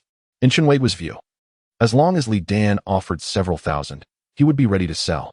However, to his astonishment, Li Dan opened with a price of 10,000. Chen Weiguo was taken aback, never expecting the notoriously frugal Li Dan to be so generous. Seeing his reaction, Li Dan thought he might be displeased, so he quickly revised his offer to 12,000. Chen Weiguo widened his eyes in confusion, pondering whether Li Dan had misunderstood his response. 15,000. Li Dan, with a forlorn expression, lamented that they could not afford to offer more. Chen Weiguo, perplexed, nodded in agreement and couldn't help but chuckle. At that moment, his son, who was scrutinizing the red envelope, suddenly exclaimed, "We can't sell it. Daddy, we can't sell it." "Why can't we sell it?" the old mother inquired, gazing at her son. Chapter 13. Does the old father send dreams to his son? After a moment's contemplation, the son replied, "Grandpa said what we have must be kept. We can't sell it." Upon hearing this, Li Dan and his partner exchanged glances, their expressions darkening. "Your child is quite astute," Li Dan remarked to Chen Weiguo with a wry smile. "But surely the words of a child cannot hold weight." "Of course not," Chen Weiguo responded. "Shall we then come to an agreement?" Chen Weiguo gestured and added, "However, the lease for that small shop won't expire until after the Lunar New Year. If you don't mind, you'll have to wait another 2 months." Li Dan quickly waved his hand, anxious. "That won't do, Weiguo. Why don't you speak to the tenant and ask them to vacate early? That wouldn't be appropriate." "It's the Spring Festival travel season, a peak time for business," Chen Weiguo replied, feeling embarrassed. After exchanging glances with his partner, Li Dan suggested, "Let us just sign a note. I'll give you the money now." Chen Weiguo was taken aback by Li Dan's willingness. However, this sudden straightforwardness made him suspicious. as if the matter was not as simple as it appeared. Not wanting to refuse Li Dan outright, he looked to his son for a reason to decline the offer. To his surprise, the child immediately understood and shouted, "We can't sell it. Grandpa's house. We can't sell it." Following this, the child began to wail loudly. Chen Weiguo rushed forward and lifted his son from the stroller, soothing him. Okay, Daddy want to sell, Daddy want to sell." Upon hearing this, Li Dan and his wife's expressions darkened significantly. After calming his son, Chen Weiguo handed him over to the old mother and quietly remarked to Li Dan and his partner, "You see, my child doesn't understand what is going on. But he just refuses to let us sell that small shop." Weiguo, your child is so young. How can we take his words seriously?" Li Dan exclaimed. "It's not that I take it seriously, but my child is simply too attached. Anyway, there is still a month left on the lease. We can sell it to you after that," Chen Weiguo replied, leaving Li Dan and his wife at a loss for words. Once Li Dan and his wife departed, Chen Weiguo turned to his mother. "Mother, don't you find it a bit strange? That old house left by my father is so dilapidated. It's surely isn't worth 15,000. How could Li Dan be willing to pay such a sum? I can't figure it out." His mother sighed. "But if we could indeed sell it for 15,000, that would be splendid. We can't sell it. We can't sell it." The child, cradled in his grandmother's arms, insisted again. His mother, both amused and exasperated, quickly changed her tune to appease her grandson. All right, we'll listen to the baby. We want to sell." Chen Weiguo thought that selling the small shop would at least be postponed until after the new year. Yet, to his astonishment, the next day, Li Dan's elderly mother personally came to visit. Li Dan's surname is Lu, and Chen Weiguo affectionately referred to her as Aunt Lu. Upon seeing Aunt Lu, who had been their neighbor for most of her life, the old mother was filled with joy. The two elderly individuals, both with graying hair, clasped hands and reminisced about the arduous and impoverished times of their youth. Although Chen Weiguo listened with great interest, he understood that Aunt Lu had come with the intention of discussing the small convenience store left behind by his father. As their conversation flowed, Aunt Lu eventually broached the subject of the store. "Xiaohaozi, Weiguo, you may have guessed it. But the primary reason for my visit today is to purchase the small convenience store that your father left behind." Chen Weiguo and his mother nodded in acknowledgement. "A few months ago, the chemical plant declared bankruptcy, and both my son and daughter-in-law lost their jobs. We are unsure of what to do, which is why I am considering buying the store to start a small business," Aunt Lu explained. "Your son and daughter-in-law are unemployed as well?" The old mother sighed. "Indeed," Aunt Lu replied, gazing into the old mother's eyes and nodding. "It's not just a lack of good jobs. Even nearby positions are scarce. Initially, I thought about renting from your family, but after much contemplation, I believe it would be better to purchase it outright. This way, it could benefit both families." As she spoke, Aunt Lu held the old mother's hand tightly. "Today, I have brought the money with me. If you have no objections, let us finalize this arrangement so my son can begin sourcing supplies." "All right," the old mother readily agreed, then turned to Chen Weiguo, asking, "You have no objections, do you?" Chen Weiguo shook his head, indicating he had none, just as Aunt Lu was about to produce a stack of money wrapped in newspaper from her bag. Chen Weiguo's son unexpectedly ran out of the room. "Grandma, Dad, we can't sell," the boy exclaimed anxiously. The three adults were momentarily taken aback. "Chen Weiguo, your son is quite adorable," Aunt Lu remarked, rising to embrace the boy. He evaded her, leaping into his grandmother's arms, looking earnestly at her and insisting, "Grandma, we absolutely cannot sell. Sweetheart, don't fuss. You wouldn't understand adult matters. Come, let me introduce you to your grandmother's old neighbor, Aunt Lu." The boy stepped away from his grandmother and approached Chen Weiguo.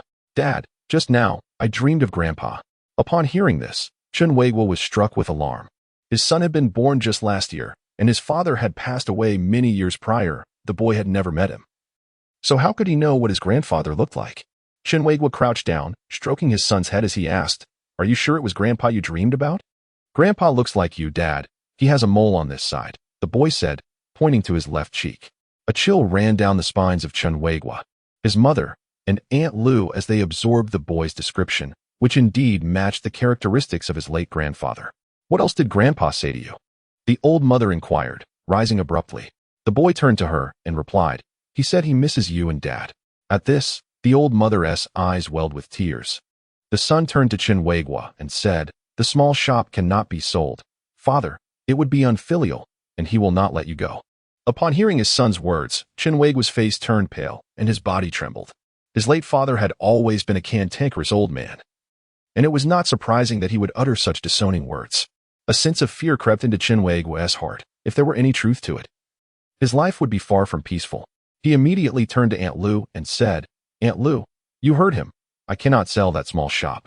Aunt Lu, with a bittersweet twist of her lips, refrained from saying anything further. People are watched by the heavens. There are deities above us. The elderly held such beliefs deeply. Thus, without even staying for lunch, Aunt Lu departed. The old mother then embraced her son, inquiring about the dream concerning the grandfather. Chapter 14. The house is to be expropriated during the spring festival. Chen Weiguo and his mother took their son to pay New Year's visits. Without requiring his mother's assistance, the son greeted each elder with clasped fists, exclaiming wishes for prosperity and requesting red envelopes. No one could refuse a charming child who spoke auspicious words, and they willingly presented him with generous red envelopes. Observing his son's delight upon receiving the gifts filled Chen Weiguo with pride. The way his son sought the red envelopes mirrored his own childhood, hinting at a promising future. On the 6th day of the new year, Chen Weiguo rented a van to take the family back to their hometown to pay respects at his father's grave. While at the gravesite, recalling the dream his father had relayed to him, Chen Weiguo knelt before the grave and silently vowed, "Father, rest assured, we shall not sell the small shop you left us. If you have no urgent matters, please do not trouble us." After this, he rose and remembered something crucial. Closing his eyes and clasping his hands again, "If anything arises, just reach out to my mother. She will relay any messages to us. Please find peace below." After paying their respects, Chen Weiguo's sister expressed a desire to see their hometown village. Soon, the family arrived at the village entrance. Since their father's passing, they had rarely returned, rendering them unfamiliar with the children playing at the entrance, who gazed at them with wide-eyed curiosity. After walking a few steps, they were recognized by Uncle Wang, a neighbor. After exchanging pleasantries, Uncle Wang insisted on inviting them to his home for tea. Unable to decline his warm hospitality, Chen Weiguo and his family acquiesced. Uncle Wang's house stood in front of the old Chen family home, with their front doors facing each other. After sipping a few cups of tea at Uncle Wang's, Chen Weiguo took his son to the door of their old house. This old house was constructed by Chen Weiguo's grandfather, and it has now stood for nearly 10 decades, appearing as though it has been long forsaken. It was within these aged walls that Chen Weiguo was born. When he reached the age of 9, his father built a small brick house at the railway station and commenced a modest retail business, prompting him and his siblings to relocate there. The shop was not far from the village. By taking a shortcut, one could reach it in under 10 minutes. According to his father, when the village divided the land years ago, the residents regarded that area as too distant and were reluctant to claim it, ultimately resorting to a fair draw. It was Chen Weiguo's grandfather who drew that parcel of land. At the time, the villagers mocked him for his ill fortune. However, once a railway stop was established nearby, their sentiments shifted, and they began to commend his luck. "Son, this is the starting point of your father," Chen Weiguo remarked with a sense of nostalgia. His son blinked and replied, "We can't sell it." Chen Weiguo chuckled, pondering that if he dared to sell, his grandfather would surely haunt him for it. After lingering in front of his childhood home for a while, Chen Weiguo intended to visit the neighboring Li Dan's family.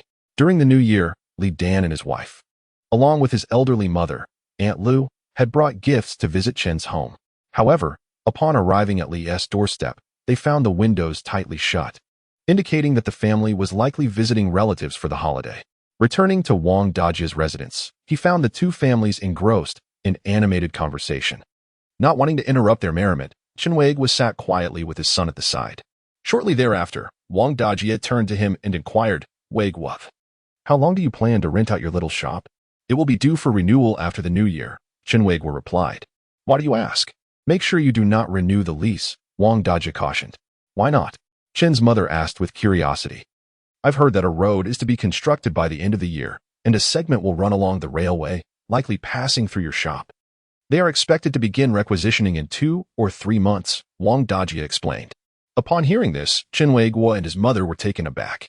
"Is what you say true?" "Old Wang," his mother asked, her excitement palpable. "I believe so. Not long before the new year, I saw surveyors measuring the area," Wang Dajia affirmed. Chen Weiguo's mother's expression darkened, her eyes igniting with anger. No wonder Li Dan and Aunt Lu had sought them out at the shop. They must have known the area was soon to be requisitioned. Although the shop was dilapidated, its size was considerable. Once, it had accommodated a family of 5, each with their own room, alongside a storage space for goods and a room for rice and firewood. Additionally, there was a vegetable garden at the back and a sizable front yard between the house and the railway. If requisitioned, it would likely fetch at least 100,000 yuan. Chen Weiguo finally comprehended why the usually frugal Li Dan was so forthcoming. Once the road is completed, it will be much quicker to reach your place from ours, Wang Dajie remarked. Subsequently, Grandpa Wang's family wished to invite the Chun family for dinner. However, Chen Weiguo tactfully declined, citing the need to return home to feed his son. On their way back, the elderly matriarch wore a sullen expression, still fuming over the deception perpetrated by the Li family regarding the sale of the small shop. "Grandma, don't be angry," the young boy seated on Chen Weiguo's lap advised, tilting his head towards his grandmother.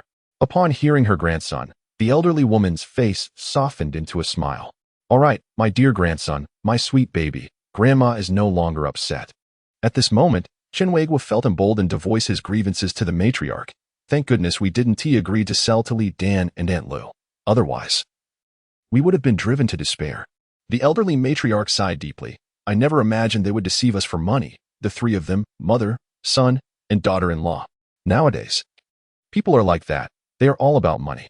If it were me, perhaps I would do the same. After all, they are no longer our neighbors, and we see each other less frequently. Why not earn some money?"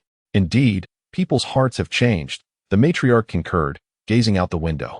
Just then, the van turned onto a broad avenue, and the scenery outside transformed from trees and quaint houses to towering skyscrapers, the entire city rapidly donning a new facade. "However, I must praise my child." Chen Weiguo lifted his son slightly. "When Li Dan first approached us about buying a house, he was the first to oppose it. Later, when Aunt Lu came, had he not intervened in time, that small shop would have been sold to her." The elderly matriarch's gaze shifted back from the window to her grandson. She reached out to hold his hand and smiled. "Yes, our little darling is indeed our family's lucky star." Chapter 15. The restaurant opens, business is booming. The son worries too much after the new year. Chen Weiguo and Zhong Aimin began to busily prepare for the restaurant's grand opening. Initially, they planned to inaugurate it on the 8th day of the Lunar New Year, the day dedicated to the god of wealth. However, observing the streets were rather deserted, with most people still in their hometowns, they decided to postpone the opening to the 12th day of the lunar month. Thus, during this interval leading up to the restaurant's launch, Chen Weiguo took the opportunity to accompany Li Jing to finalize the transfer of her old house. One night before the opening, Chen Weiguo had a troubling dream. He dreamt of his son lamenting about losses, which startled him awake in the middle of the night. The following day, amidst the crackling of firecrackers, the restaurant opened as scheduled. Named the National Restaurant, it was derived from a character of each of their names, Chen Weiguo and Zhong Aimin. In addition to Li Jing and a few colleagues from the factory with whom they had maintained good relations, the elderly matriarch also came to celebrate with her grandson. Observing the boy's discontented demeanor and recalling the unsettling dream from the previous night, Chen Weiguo grew anxious that his son's worries might manifest. By lunchtime, as waves of customers continued to pour in, the restaurant quickly filled to capacity. Witnessing this bustling scene, Chen Weiguo finally breathed a sigh of relief. As night fell, after a day full of activity, the National Restaurant finally closed its doors. At the cash register, after counting 3 times, Chen Weiguo looked up and smiled at the couple, Zhang Aimin and Huang Lu, saying, "Today's total revenue amounts to 2,516 yuan. Upon hearing this figure, both Zhang Aimin and Huang Lu expressed considerable delight. After deducting costs, the first day of business could yield approximately 1,300 yuan, equivalent to Huang Li's monthly salary at the supermarket. If the daily business continues to thrive like today, they could potentially earn around 10,000 yuan in a month, allowing them to recoup their investment in just 3 months. After tallying the accounts, the three held a brief meeting to summarize the day's operations. The most pressing issue was the shortage of manpower. Although they had hired a chef in addition to Huang Lu, the kitchen still lacked sufficient staff. Consequently, during the peak lunch hours, Zhong Aimin had to juggle the roles of a server and a kitchen assistant, while Chen Weiguo was caught between managing the cash register and welcoming customers, resulting in a chaotic scene. They decided to hire another server so that when the kitchen became overwhelmed, Zhong Aimin could assist, while Chen Weiguo and the new server could manage the front. When Chen Weiguo returned home after closing the restaurant, it was already 11 at night. Upon entering, he collapsed onto the sofa, too exhausted even to complain. Just then, his mother emerged from her room. "You must be tired. Shall I make you a cup of tea?" she asked. Chen Weiguo opened his eyes, weariness evident on his face, and replied, "No, I just had a large pot of tea at the restaurant. Has the baby gone to sleep?" "Long ago. By the way, how is business today?" his mother inquired.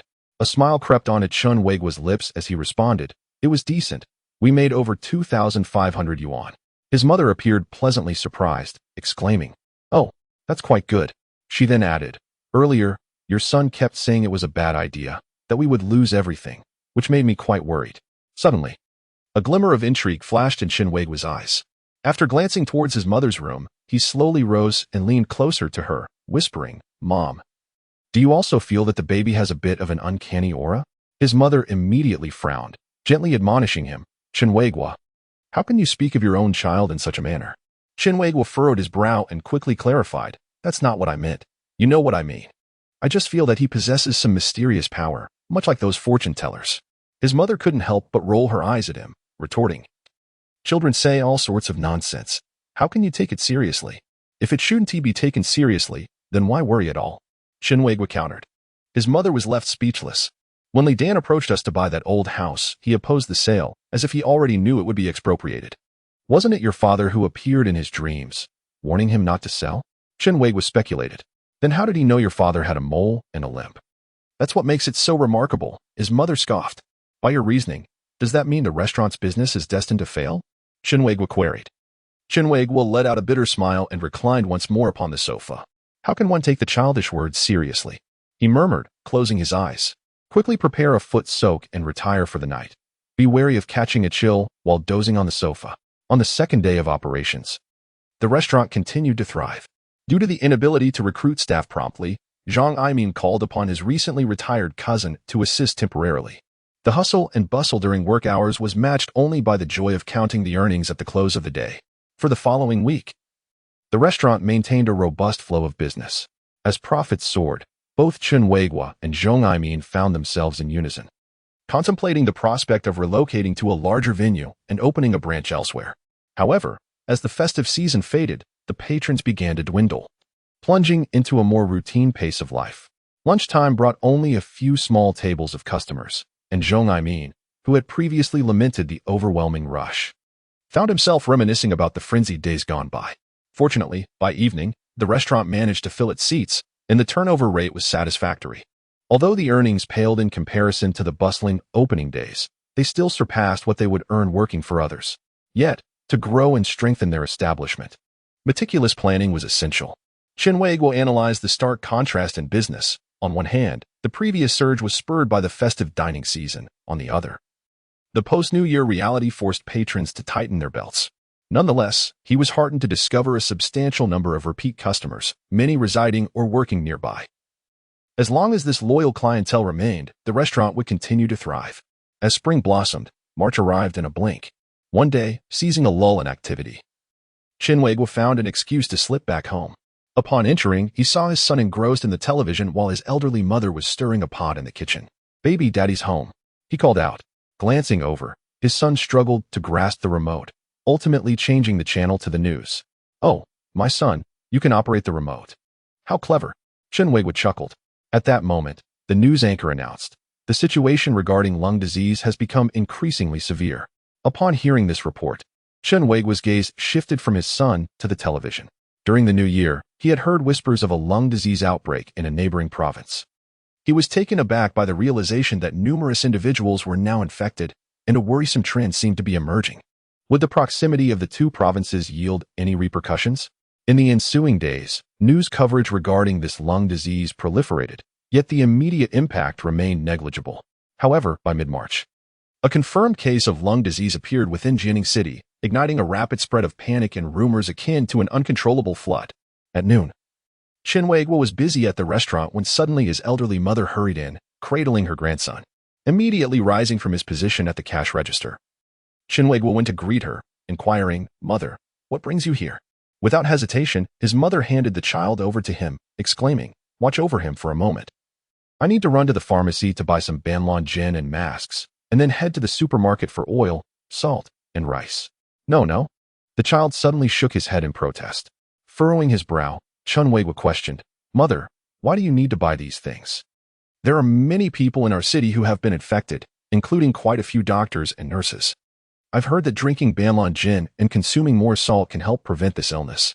Everyone is scrambling to buy them. If we wait any longer, they might be gone. His mother explained. It's fake, it's fake. The child interjected again. Not taking her grandson's words to heart, the grandmother smiled at him, saying, Be good, dear. Play here in your father's shop for a while, and I'll come back to take you home once I finish my shopping. With that, she turned to leave. Helplessly, Chen Weiguo could only watch her departing figure with a sigh. Daddy, the little boy suddenly looked up at him. I'm miserable. Miserable? How am I miserable? Chen Weiguo replied. Bewildered. The child said nothing more but insisted that Chen Weiguo set him down so he could greet Zhong Aimin and Huang Lu. An hour later, the grandmother finally returned, carrying 2 large bags filled with Banlan gin, masks, and edible iodized salt. After placing the bags down, she sighed in relief, stating, The pharmacy and supermarket were packed with people. The prices of these 3 items have skyrocketed, yet they are nearly all gone. Unsure of what to say, Chen Weiguo poured a glass of water for his mother. Mom, I just saw the news. Experts say there's no need to worry.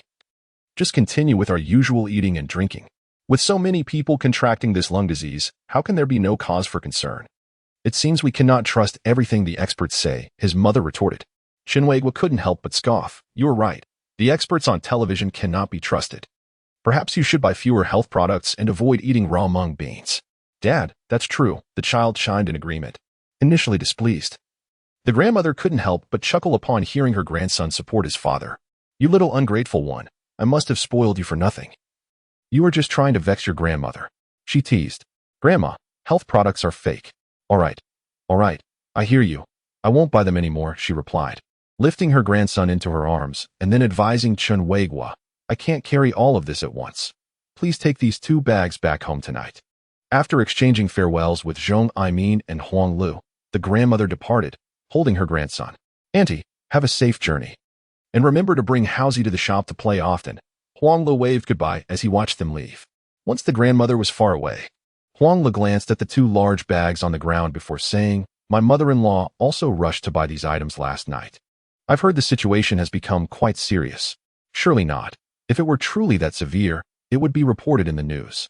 Huang Lu nodded slowly and added, I hope it won't affect our business. Upon hearing this, Chen Weiguo felt a sudden pang of anxiety, reminiscent of the time his son forbade him from opening the restaurant. What if the reason his son disallowed him from running the establishment was due to this pneumonia? The following day, the local newspaper in Jianing published an official statement. One confirmed case of pneumonia has been reported in our city, but all other rumors are unfounded.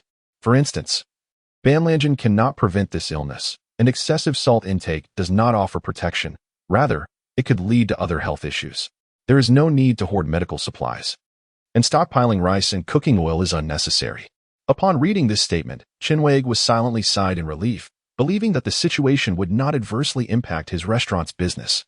However, to his surprise, the following day saw a steady decline in patrons. Even during the usually bustling dinner hours, customers were scarce. Out of safety concerns, many chose to eat out less or refrain from gatherings. Faced with such dismal business conditions, both Chen Weiguo and Zhong Aimin could only fret. Their sole hope was that the pneumonia would come to an end soon. To their disappointment, by the time September arrived, the illness had not only persisted but worsened. Although Jianing had not reported any new cases during this period, authorities advised citizens to wear masks when venturing outside, minimize outings and gatherings, and closed public venues such as internet cafes and bars. As a result, on September 3rd, Chen Weiguo's restaurant recorded an embarrassing milestone. Not a single customer had entered since its opening. This left both Chen Weiguo and Zhong Aimin distraught. By 7:30 p.m., the restaurant had closed its doors, at least an hour and a half earlier than usual. Seeing Chen Weiguo return home so early, looking dejected, his elderly mother inquired, Why are you home so soon? No business today? With a long face, Chen Weiguo reluctantly replied, Yes. Oh, when will this pneumonia finally be eradicated? Otherwise, the restaurant's business will not improve, his mother lamented. Chen Weiguo let out a sigh of despair. Suddenly, a spark of inspiration crossed his mind, and he approached his son, lifting him from the sofa. Son, tell Daddy, did you foresee this pneumonia, which is why you initially dissuaded me from opening the restaurant? Chen Weiguo, what nonsense are you speaking? His mother scolded disapprovingly. Chen Weiguo gestured to his mother, signaling her to refrain from interrupting. Son, be good, and tell Daddy the truth. he urged his child. Chapter 17.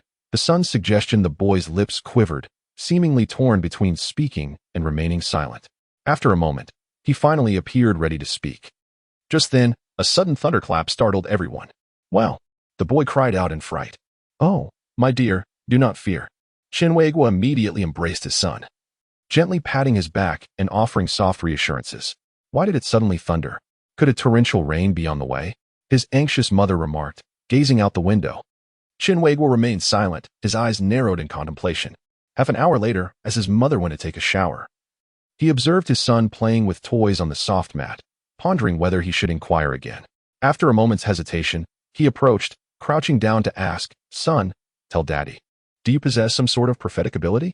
As his son looked up, a thunderclap resounded once more, causing his small frame to shudder and shake his head repeatedly. Chen Weiguo turned his gaze to the window, finding the timing of the thunder remarkably coincidental, and asked his son again, "How did you know that Daddy would surely lose money running a restaurant?" "Daddy, silly. Daddy, silly," his son replied. Chen Weiguo's expression darkened. Did his son mean to imply that he was ill-suited for business? "If I had known such a pneumonia outbreak would occur, I would never have partnered with Uncle Zhong to open a restaurant," he confided to his son. In this world, nothing is insurmountable as long as one is willing to relinquish. Hearing this phrase again from his son struck a resonant chord within Chen Weiguo. As mid-September arrived, the weather gradually warmed, yet the restaurant's business remained in a deep freeze. During dinner, as they surveyed the empty establishment, a chill settled in the hearts of Chen Weiguo and Zhong Aimin. The severity of the pneumonia situation was escalating, leaving no glimmer of hope in sight. When the clock on the wall struck 7, Zhong Aimin sighed. "We haven't made a single sale in 2 consecutive days. If this continues, we are doomed. We need to devise a plan." "What plan could there possibly be?" lamented Zhong Aimin's spouse, Huang Lu, her face etched with despair. "Perhaps we could lower the prices a bit? Selling at a thin margin could work," suggested Zhong Aimin. Chen Weiguo shook his head. "That won't do. With vegetable prices so high, lowering prices would yield no profit. Besides, the lack of business is not due to high prices. It is primarily because people are afraid to dine out." "Indeed," Huang Lu concurred. Zhong Aimin was left speechless, uttering a helpless sigh. A few minutes later, in an effort to save on electricity expenses, the three decided to close the doors and head home. On the way back, Chen Weiguo noticed that apart from a few street vendors, the streets were devoid of people. In contrast to the past, this would typically be the liveliest time, with the roads congested to the point of being impassable. The nearby tea houses and game rooms were either shuttered or entirely vacant. He wondered when such days would come to an end. Upon returning home, his mother seemed accustomed to his early arrival and did not question why he was back so soon. "You play with the baby for a while. I will wash the dishes," she instructed before heading to the kitchen. Chen Weiguo responded with an acknowledgement and then lifted his son from the mat to the sofa. "My dear son, you are indeed our family's lucky star. With no one dining out anymore, please tell your father what to do," Chen Weiguo said as he lifted his son high into the air. He did not genuinely expect a solution from his child. Rather, he sought an outlet for his frustrations. His nagging mother-in-law had become tiresome, and his 1-year-old son was undoubtedly the most suitable target for his venting. However, as he concluded this game of lifting and placed his son on the sofa, the child unexpectedly uttered the words "takeout." "Takeout?" Chen Weiguo furrowed his brow, sensing he might grasp his son's meaning, yet he remained uncertain. His son nodded vigorously and added, "Food delivery." "Food delivery? What food? To whose door?" Chen Weiguo murmured to himself. As soon as he spoke, realization dawned upon him. "Son," he exclaimed, his expression one of disbelief, with joy bubbling forth. "Father understands now. You truly are my lucky star." He promptly scooped up his son and left their home. "Where are you taking the baby, Chen Weiguo?" his mother-in-law called out from the kitchen. "We're going to visit Zhong Aimin for a while." Within minutes, Chen Weiguo arrived at Zhong Aimin's residence, surprising him with their visit. "Chen Weiguo, have you forgotten something at my place?" Zhong Aimin inquired. "I have something very important to discuss with you." Once inside, Huang Lu took their son to play in the study. Although Zhong Aimin was only a year older than Chen Weiguo, he had married early, and now his son was already in middle school. Thus, their study contained toys that his child had played with in his youth. "I have come up with a brilliant idea," Chen Weiguo declared excitedly to Zhong Aimin. "What idea?" "Delivery. We will prepare meals and personally deliver them to our customers' doors." "Ah, but how will we deliver them? How will customers place their orders? They cannot just come to our restaurant to order and then have us deliver it to their homes." "Can they?" That would be redundant. You foolish head. Chen Weiguo shot Zhong Aimin a disdainful glance. They can order over the phone. Tomorrow, we will go to a printing shop and have them create flyers that include our menu, contact number, and address. Oh, I understand now. Zhong Aimin chuckled with delight. We won't deliver to distant locations, and we won't accept orders below 15 yuan. Will anyone even order from us? Zhong Aimin expressed his concerns. Rest assured, my friend. This world lacks nothing except for lazy individuals and those who cannot cook. Since they are reluctant to dine out, we shall bring the food to their doorsteps. Zhong Aimin nodded repeatedly, realizing they were out of options and could only try this desperate measure. On their way back from Zhong Aimin's home, Chen Weiguo joyfully lifted his son into the air once more, exclaiming, Son, you truly are a genius. Surely, heaven must have seen your father's plight and sent you to my side. Don't celebrate too soon. The sun promptly doused Chen Weiguo's enthusiasm with a splash of cold reality. Chen Weiguo felt a stir in his heart, pondering whether he would encounter yet another challenge. Son, could you perhaps utter some auspicious words for your father? He mused. Hearing you say that makes me quite fearful. Father, keep pushing forward. Chen Weiguo's spirits lifted. In this world, nothing is insurmountable. One merely needs to be willing to let go. Yet, in an instant, his mood soured again. Where there is will, there is a way. Chapter 18. The first day of takeout service in the early morning, upon waking, Chen Weiguo, as was his custom, first made his way to the vegetable wholesale market to procure supplies. Anticipating a plethora of delivery orders for the day, he purchased more ingredients than usual. After delivering the provisions to the restaurant, he took the menu in hand and hurried to a nearby print shop. Upon arrival, he requested a simple design for a flyer, printed one copy, and then ordered 100 copies, along with an additional 500 flyers for the following day. With the 100 copies in hand, Chen Weiguo arrived at the eastern intersection of Pioneer Road. This junction provided access to several residential complexes, flanked by 2 bus stops that connected to the city center and beyond. Even during these unusual times, the foot traffic at this intersection was remarkably high. Most notably, these residential areas housed a considerable number of young tenants close to their national restaurant. Chen Weiguo had his share of shortcomings, one being his thick skin. However, in the context of distributing flyers, this flaw became an asset. Thus, within half an hour, he managed to distribute all 100 flyers, emphasizing the enticing proposition of home delivery to each passerby. By the time he returned to the restaurant, it was already 10:30. Upon entering, Chen Weiguo noticed that Huang Li's expression was somewhat grim. What troubles you, dear? He quietly inquired of Zhong Aimin, who looked back at his partner and whispered, Why did you purchase so many vegetables today? Wasn't there still a considerable amount left in the fridge? I have already disseminated the flyers. Trust me. Business will surely thrive today, Chen Weiguo replied with unwavering confidence. Zhong Aimin remained noncommittal. As lunchtime approached, Chen Weiguo positioned himself by the phone, eagerly anticipating calls. As seconds turned into minutes without a single ring, he picked up the receiver to check, suspecting it might be malfunctioning. Finding everything in order, he was astonished, pondering why no one had called. By 1 o'clock, the phone remained silent, yet a group of customers entered the restaurant. Zhong Aimin approached Chen Weiguo, inquiring, What is happening? Did you not assert that business would be flourishing today? Chen Weiguo hesitated, twisting his lips before finally responding, Perhaps in the evening. Everyone is at work during the day. But I believe there will be orders when they return. Zhong Aimin scoffed softly before walking away. Chen Weiguo scratched his head, feeling a surge of discontent. What did Zhong Aimin's laughter signify? Was it mockery? He had diligently sought out individuals to create and distribute flyers, all in hopes of uplifting their business. Zhong Aimin and Huang Lu did nothing. One wore a sullen expression, while the other questioned him, making it seem as if the restaurant's poor business was entirely his fault. As dinner time approached, Chen Weiguo was disappointed to find that, much like during the day, no one had called to place an order. The restaurant remained devoid of customers. The faces of Chen Weiguo, Zhong Aimin, and Huang Lu all reflected their discontent. With only 5 minutes to 7, Zhong Aimin sighed, It's over. Today is another disaster. I told you, we have no delivery at all. Huang Lu added. Chen Weiguo, upon hearing this, felt a surge of irritation. Perhaps we distributed too few flyers. I have already arranged for 500 copies. We should distribute them in the surrounding neighborhoods tomorrow, he proposed. What? Huang Lu exclaimed in astonishment. Chen Weiguo, why would you waste money on so many useless flyers? This is a foolish business strategy. We aren't making any profit, and you still squander money. Look. Not a soul has come in. Zhong Aimin chimed in with his grievances. Unable to contain himself any longer, Chen Weiguo retorted angrily. Then I shall cover the cost for the flyers and today's groceries myself. After we distribute the flyers tomorrow, I will no longer exert myself. And I no longer wish to contemplate future strategies. If you are so capable, you come up with a solution. When the time comes, let us see how I hold you accountable. With that, Chen Weiguo stormed out of the restaurant and headed home. Upon arriving home, his mother noticed his grim demeanor and inquired, Chen Weiguo, what happened? Did you have an argument?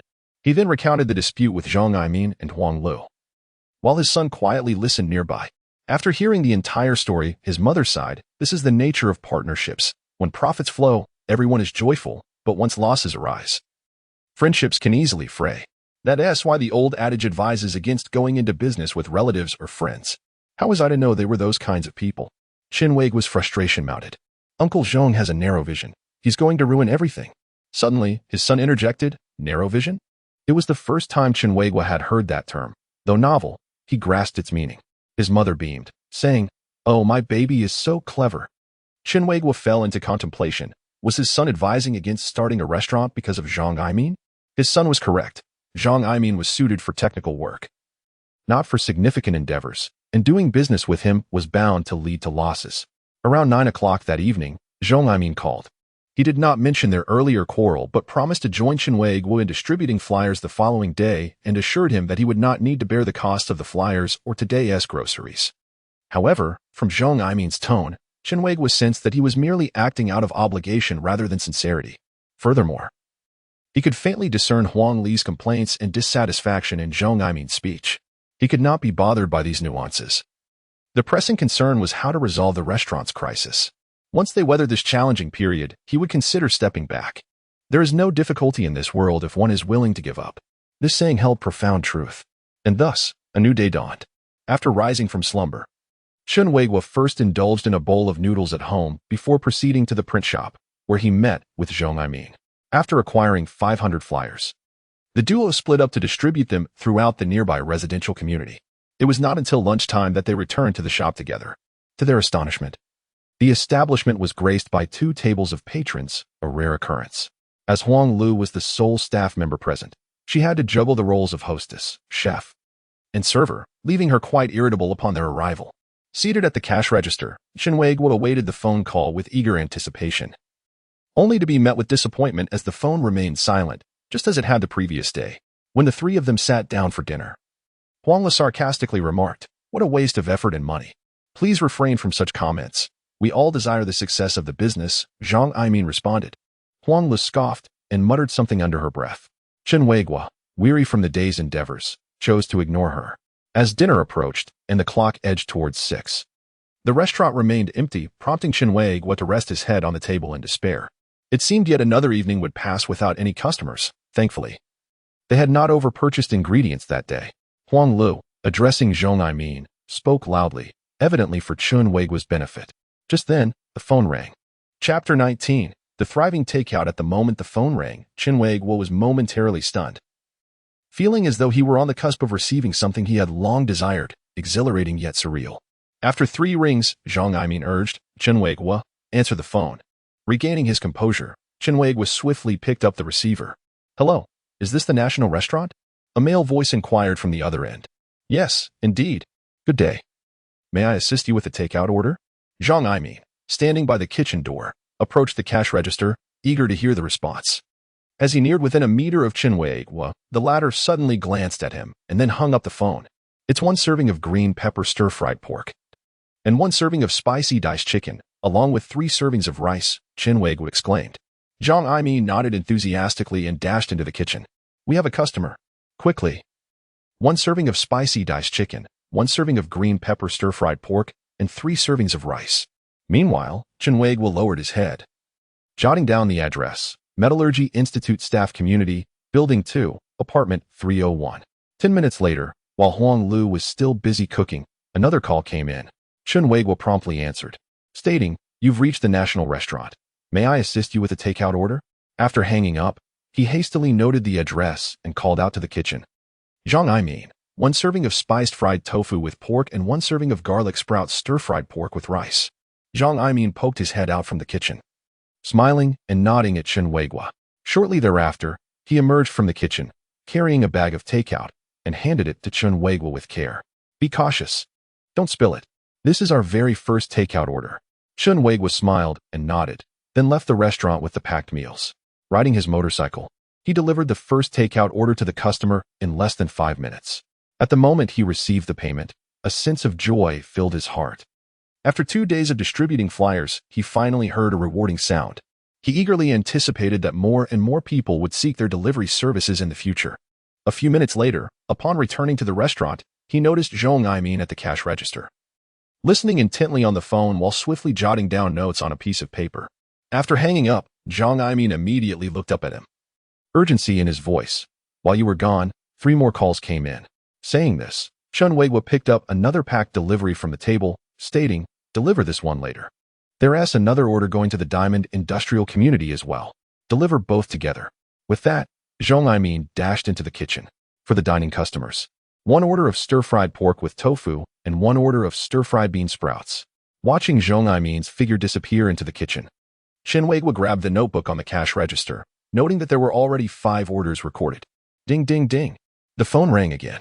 Hello, this is the National Restaurant. Would you like to place a delivery order? After hanging up, he shouted into the kitchen, Zhong Aimin, 1 order of mushroom slices with meat, and 1 order of hand-torn cabbage. Before he could finish, the phone rang once more. 1 order of hand-torn cabbage and 2 servings of rice. After completing his shout, Chen Weiguo answered the phone, his pen once again capturing the details of a new delivery address. In the following 10 minutes, he had lost count of how many addresses he had recorded, having filled 2 pages in his notebook. During this time, he also made 3 deliveries, totaling 7 orders. When he returned from the second delivery, it was already 7 in the evening. Just then, the phone rang again, prompting Zhong Aimin to rush out of the kitchen, panting. We can't take any more orders. We're overwhelmed, and there are still 10 orders left to deliver. Moreover, we're running low on many dishes. Chen Weiguo shot him a glare, exclaiming, I told you to prepare more ingredients. You never listen. My son was right. You two have such a narrow perspective. Thus, when he answered the phone, he had no choice but to apologize to the customer. After hanging up, Chen Weiguo lowered the roller door and joined the kitchen to help chop vegetables and pack meals. Soon after, Zhong Aimin rode alongside him to deliver the orders. By 8 o'clock, the 3 of them finally completed all the delivery orders. During this busy time, there were still 5 or 6 calls from customers wanting takeout. Business had transformed from bleak to booming, leaving the 3 of them utterly exhausted. Despite their fatigue, the prospect of earnings brought joy to Zhong Aimin and Huang Le. While eating, Huang Le jokingly complained about being worn out. Chen Weiguo seized the opportunity for a playful jab, looking at Huang Le and saying, had you not insisted that we buy fewer ingredients, we could have taken on more delivery orders today. Huang Le, visibly embarrassed, pretended not to hear. Weiguo, you are indeed correct, but as you have just witnessed, no matter how many orders we receive for delivery, we are simply overwhelmed, lamented Zhong Aimin with a wry smile. If we are overwhelmed, we should take our time. Who would turn down business when it comes knocking? Do you even know how to run a business? Chen Weiguo retorted, slapping the table as he questioned him. Zhong Aimin could only respond with a bitter smile, his face flushed with embarrassment. After casting a fierce glare at Zhong Aimin and Huang Le, Chen Weiguo set down his chopsticks and said, all right. Let's put today's events behind us and summarize our issues. You are right, Zhong Aimin. During peak order times, we indeed struggle to keep up, he acknowledged. Zhong Aimin replied, yes, had I known, I shouldn't have dismissed our previous chef. Should I go and bring him back? Let us observe for a couple of days. If business continues to thrive as it did tonight, we can certainly rehire him and offer a bit more in wages, Chen Weiguo suggested. Upon hearing this, Huang Le's eyes widened in surprise, wanting to object but holding her tongue. She was reluctant to offer the chef a higher salary, yet found herself at a disadvantage in the current debate with Chen Weiguo. All right. Zhong Aimin had no objections to this plan. Let us prepare more dishes tomorrow. And we should pre-cut the meat and vegetables. It would be best to pack the rice in advance as well, along with the takeout boxes, chopsticks, and bags. We should prepare everything we can. Both Zhong Aimin and Huang Le nodded in agreement. By the way, I have a suggestion. Huang Le raised her hand to speak. The current boxes are not suitable for packing saucy dishes. For example, dishes like sauerkraut fish and spicy fish head are prone to spilling. I wonder if there are better takeout boxes available on the market? You make a valid point. That is indeed an issue. I will visit the disposable goods wholesale market first thing tomorrow to check and stock up on better takeout boxes and disposable chopsticks. Chapter 20. Hidden conflicts. When Chen Weiguo returned home, it was already 9 o'clock in the evening. Observing him, his mother inquired, "Why are you so late returning today?" "The business at the shop was quite good," he replied. A look of joy spread across his mother's face as she exclaimed in disbelief, "Really? How did business suddenly improve?" Chen Weiguo approached, smiling brightly at the child in his mother's arms. "All thanks to my little one." "Baby?" His mother looked bewildered. "What does the baby have to do with it?" "That's a secret between my son and me. No need for you to pry, Mom. In any case, my child is my lucky star."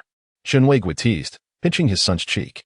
The child gazed at him, his squinted eyes betraying a hint of anger. Another day dawned. After purchasing vegetables at the farmer's market, Chen Weiguo placed an order for 500 flyers at the printing shop. The flyers distributed a couple of days prior had yielded promising results, and he was determined to intensify the advertising efforts. Subsequently, he proceeded to the wholesale market for disposable tableware, selecting 2 superior quality takeout boxes. By the time he arrived at the restaurant, it was nearly 10 o'clock. Zhang Aimin and Huang Lu were already busy, one preparing rice and the other chopping garlic, ginger, green onions, and peppers. Chen Weiguo joined them, washing the freshly purchased meat and vegetables, cutting them, and neatly arranging them on different plates on the stainless steel table in the kitchen. By this time, it was well past 11 o'clock. "Chen Weiguo, everything is almost ready. The rest is up to us. You should go open the door now," said Zhang Aimin to Chen Weiguo. Just as Chen Weiguo agreed, the phone in the restaurant rang suddenly. The two exchanged glances, and Zhang Aimin chuckled. Could it be that someone is calling for delivery this early? Chen Weiguo smiled and strode to the cash register to answer the call. "Hello, this is Gumin Restaurant. Are you placing an order for delivery?" "Yes, yes." After hanging up, Chen Weiguo shouted into the kitchen. "1 serving of stir-fried shredded potatoes with meat and 1 serving of shredded pork with green peppers." "All right," Zhang Aimin replied. At that moment, Huang Lu unexpectedly walked out of the kitchen and looked at Chen Weiguo, saying, "Chen Weiguo, it's not very polite to shout like that, especially when there are customers. Moreover, when there are many orders, I can't remember everything at once." "You're right. During busy times, I'll write it down and then deliver it to the kitchen," Chen Weiguo agreed. "That's best," Huang Lu said before returning to the kitchen. Less than 10 minutes later, the phone rang again. Chen Weiguo was about to head out for delivery, with his motorcycle helmet on, but had to remove it to answer the call. After hanging up, he brought the written order to the kitchen and told Zhang Aimin, "This is a large order. They've ordered 5 dishes, so remember to pack them well." Zhang Aimin nodded repeatedly. "Also, when I go out, don't forget to answer the phone." "Got it. Hurry back," Zhang Aimin replied. "Ah, if only we had someone to help us with deliveries," he added. Once Chen Weiguo left the restaurant, Huang Lu, who was busy cooking, suddenly complained to Zhang Aimin, "From the way Chen Weiguo spoke just now, it sounded like he was the boss and you were working for him. Just remember, he only holds a minority share. We own 60%. We are the true bosses." Zhang Aimin furrowed his brow in irritation and replied, "It's just a small restaurant. What do you mean by big boss? Besides, I don't feel like he's ordering me around. That's just how he talks, and you know it." Huang Lu huffed in displeasure, looking disgruntled. "The restaurant belongs to us. I cook all the dishes, and you're the one serving and washing dishes. We do all the dirty work while he just counts money and banters with the customers, being called boss by everyone. That is not entirely fair. Doesn't he buy all the ingredients? And doesn't he clean up after the customers leave?" Zhang Aimin countered. "What do those tasks amount to? Why don't I switch roles with him? He can cook while I handle the front and the cash register." Zhang Aimin sighed helplessly, unsure of what else to say. Just then, the restaurant phone rang again. "A customer wants to place an order. I'll go answer it," Zhang Aimin said, quickly departing. Huang Lu, frustrated, tossed the spatula into the pot, muttering angrily to himself. Only when the pot began to smoke did he hurriedly retrieve the spatula and pour oil into the pan. About 10 minutes later, Chen Weiguo returned from his delivery. Zhang Aimin had just hung up a call and hurriedly said to him, "While you were gone." 2 more calls came in. "Isn't that a good thing?" "Indeed, it is a positive development, albeit somewhat overwhelming. Out of the 5 dishes ordered, only 3 have been prepared. However, I have informed the customers that there may be a slight delay. They assured me it was acceptable as long as delivery is made before 12:30. I shall not detain you further, as I must return to the kitchen to prepare the ingredients." Just as Zhang Aimin stepped away from the cash register, the phone rang again. He glanced back at it, a frown crossing his brow. After that point, as noon approached, calls began to flood in every 3 to 5 minutes. Each time Chen Weiguo delivered an order to the kitchen, he observed that Zhang Aimin and Huang Lu appeared to be embroiled in a frantic battle, overwhelmed with their tasks. Unfortunately, he could do little to assist, as he also had to personally deliver over a dozen orders, half of which required climbing stairs. To enhance the efficiency of the deliveries, Chen Weiguo found it necessary to reorganize and optimize the delivery sequence, opting not to follow the order of placement, but instead to group deliveries within the same neighborhood or along the same route. By 1:30, after an arduous period of work, all delivery orders were finally completed, allowing Chen Weiguo, Zhang Aimin, and Huang Lu a moment to catch their breath. After counting the stack of orders twice, Chen Weiguo inquired, "Can you guess how many delivery orders we just completed?" "How many?" Zhang Aimin and Huang Lu responded eagerly. "Including the first 2 that were not documented, we managed a total of 21 orders," Chen Weiguo replied with a smile. Zhang Aimin and Huang Lu exchanged incredulous glances, unable to believe the figure. That is equivalent to having every seat in the restaurant filled and turned over once, Zhang Aimin sighed. "Indeed. But the average spending for delivery customers does not match that of those dining in," Huang Lu noted. "Nevertheless, it suffices. We had no dine-in customers earlier. Without deliveries, we would have faced significant losses," Zhang Aimin remarked. "With such a high volume of orders at noon, one can only imagine how busy the evening will be." "I cannot manage it alone," Huang Lu expressed. Zhang Aimin turned to his spouse and declared, "I will contact that former chef shortly to bring him in." He then shifted his gaze to Chen Weiguo, adding, "There's another issue. While you are out delivering, I need to answer the phone and write orders. Yet the kitchen demands my attention for packing and ingredient preparation, leaving me overwhelmed." After a moment of contemplation, Chen Weiguo responded, "How about this? I will call my mother to come and assist. When I am out making deliveries, she can handle the phone and take the orders. And who will care for your child? I will bring my child along. After all, my mother will simply be answering the phone," which won't significantly hinder her ability to look after the little one. Chapter 21. Vision and Ambition. A man must possess a sense of purpose. After finishing lunch, Chen Weiguo, Zhang Aimin, and Huang Lu closed the shop and returned home for a brief respite. Upon arriving home, Chen Weiguo first discussed with his mother the possibility of her assisting at the shop in the evening, and then he took a short nap. More than an hour later, Chen Weiguo awoke from his slumber, mounting his motorcycle to head to the farmer's market to procure vegetables. By approximately 4:30, he arrived at the shop. Zhang Aimin and Huang Lu were already in the kitchen preparing ingredients, and his mother had brought his son along to the store. After amusing his child for a while, Chen Weiguo entered the kitchen with the freshly purchased produce. Upon his entrance, Zhang Aimin swiftly turned to him and remarked, "I just called our former chef.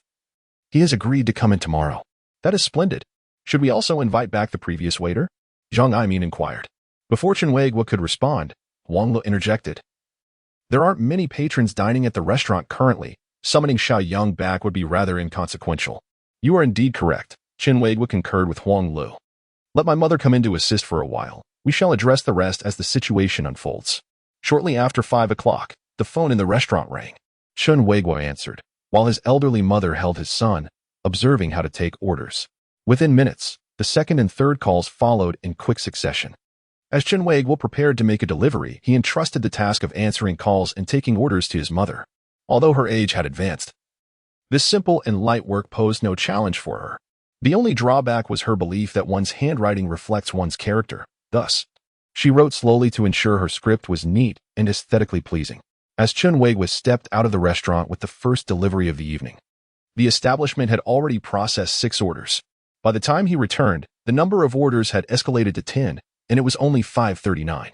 Upon his return, he hurriedly sipped a cup of tea before heading out again. By 5:50, when he made his second delivery, the orders had surged to 17. As his mother remarked, the phone had not ceased ringing, leaving her with little time to write. Consequently, Chen Weiguo encouraged his mother to take a short break while he took over the phone duties. As his mother had indicated, calls flooded in, one after another, with barely a pause between them. By 6:15, when Chen Weiguo embarked on his third delivery, the orders had reached 30. Fortunately, he had visited the market earlier to procure fresh ingredients. Otherwise, they would have faced shortages akin to the previous day. Just as he mounted his motorcycle, ready to depart, his son suddenly dashed out of the restaurant. "Dad!" Chen Weiguo turned to his son, exclaiming, "Haozi, don't run about. Quickly return to your grandmother." The boy, ignoring his father's plea, approached him instead. With no other option, Chen Weiguo dismounted and lifted his son into his arms. "Haozi, dear, Daddy cannot play with you right now." "It's my fault." The child shook his head vigorously and inquired, "Daddy, find someone, deliver food. Find someone, deliver food." Chen Weiguo had indeed contemplated this matter. But whom could he enlist? The boy pointed behind Chen Weiguo, suggesting, "Ask them." Curiously, Chen Weiguo turned to see where his son was indicating. The child was referencing two motorcycle drivers conversing at the intersection. "Next door, Uncle Wang. Downstairs, Uncle Li. They're not working. Have them deliver," the boy suggested. "How would they agree to that?" Chen Weiguo chuckled. "Hey, you little rascal, you know everyone in the neighborhood now. Soon you can go over to their homes for a meal. One order, 50 cents. 10 orders, then there's 2 yuan. The child exclaimed. Chen Weiguo chuckled heartily and replied, 10 orders amount to 5 yuan, not 2.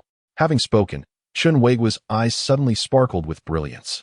Given the current circumstances, their establishment could manage 50 to 60 orders in a day, yielding a modest profit of around 20 to 30 yuan, which accumulates to approximately 700 yuan over the month. Previously, as an electrician in a shopping mall, he earned merely 1,000 yuan a month, working tirelessly from dawn till dusk. However, should he assist with deliveries, he would only need to come during meal times, dedicating merely 3 hours each day. This arrangement was perfectly suited for the neighbors, the elderly Wang next door and the old Li downstairs, as it would not interfere with their card games while allowing them to earn a pack of cigarettes or Erica nuts daily. My son, you are indeed clever. This way, I can remain in the shop to take orders while others manage the deliveries, Chen Weiguo exclaimed with delight, and, in a moment of affection, he leaned in to kiss his son's cheek. Father, silly. Father, silly. The child protested. If father is silly, how could he have such a clever son? Soon after, the boy requested to be set down and dashed back into the restaurant. It then dawned on Chen Weiguo that his son had intentionally followed him out to offer guidance, leaving him momentarily stunned. The idea of food delivery had originated from his son, who was merely a 1-year-old child. How could he possess such understanding? In a moment of reflection, Chen Weiguo looked up at the sky, tears of joy streaming down his face, and exclaimed, Surely, the heavens have taken pity on me, sending such a brilliant child to assist. At that moment, one of the motorcycle taxi drivers his son had pointed out honked and called out from a distance, Hey, are you all right, brother?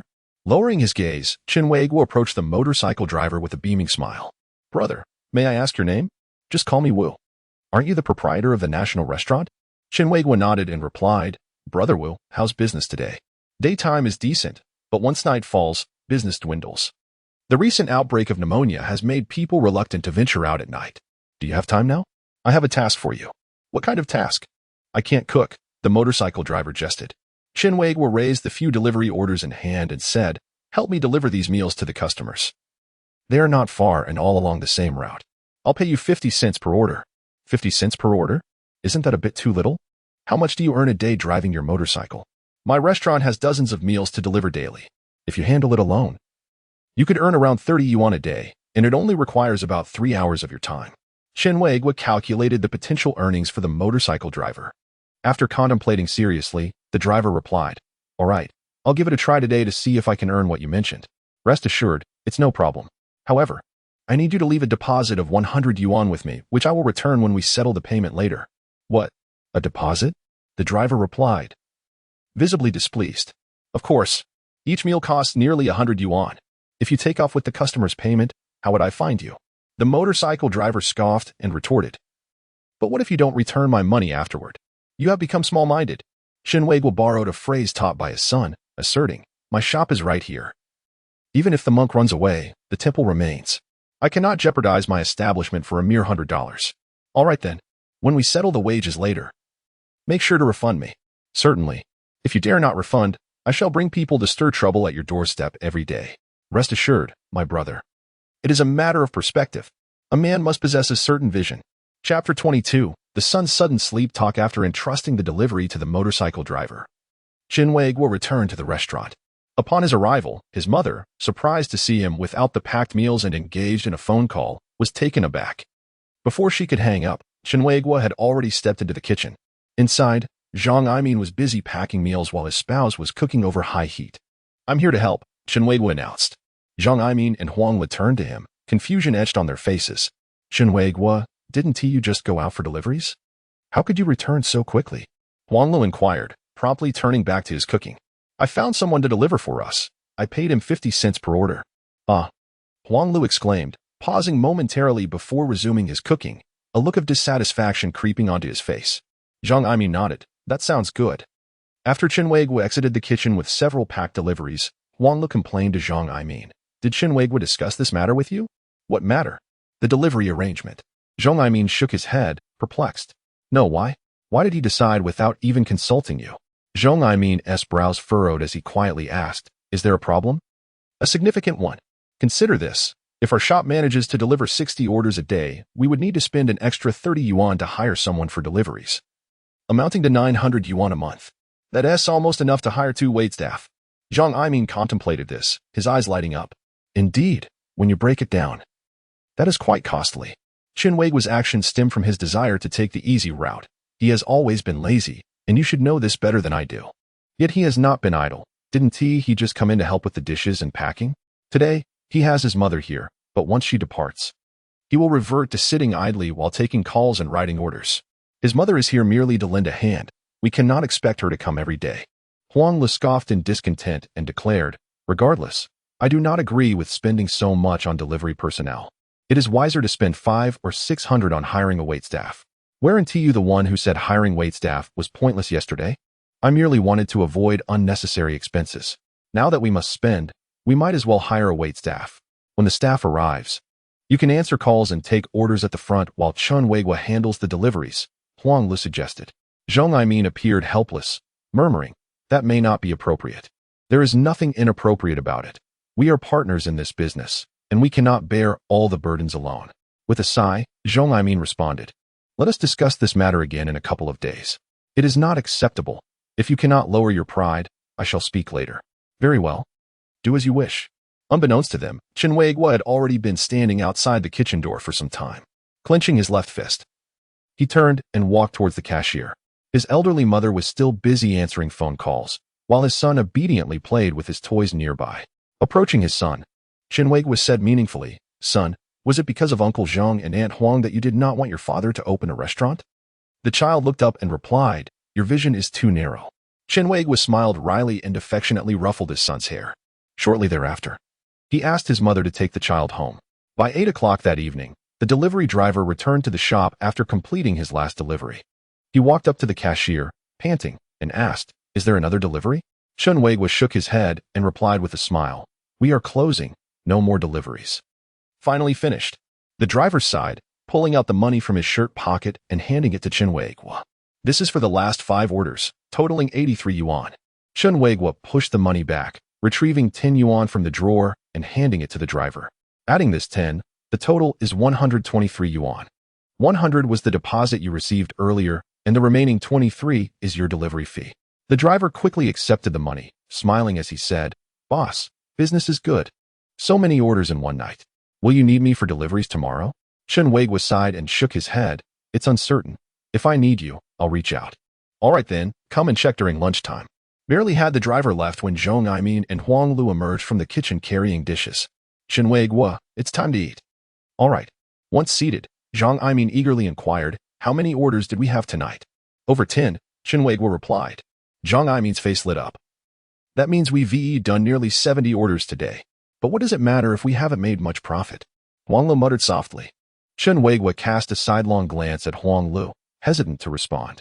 At this moment, the restaurant was just beginning to show promise, and he did not wish to disrupt the harmony or abandon his responsibilities.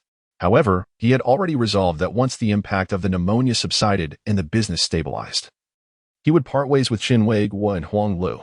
Huang Lu looked at Zhang Aiming, persistently signaling him. When he received no reaction, he discreetly kicked him under the table. Startled, Zhang Aiming glanced at Huang Lu and stammered, by the way, Chen Weiguo, just now, we discussed and thought it might be a good idea to hire another waiter. What do you think? Zhang Aiming added, since you have both agreed. Let it be as you wish. The new waiter can assist in the kitchen while you two take turns at the front, taking orders and delivering meals, Huang Lu suggested. Chen Weiguo nodded in agreement. Time flew by, and before they knew it, 7 days had passed.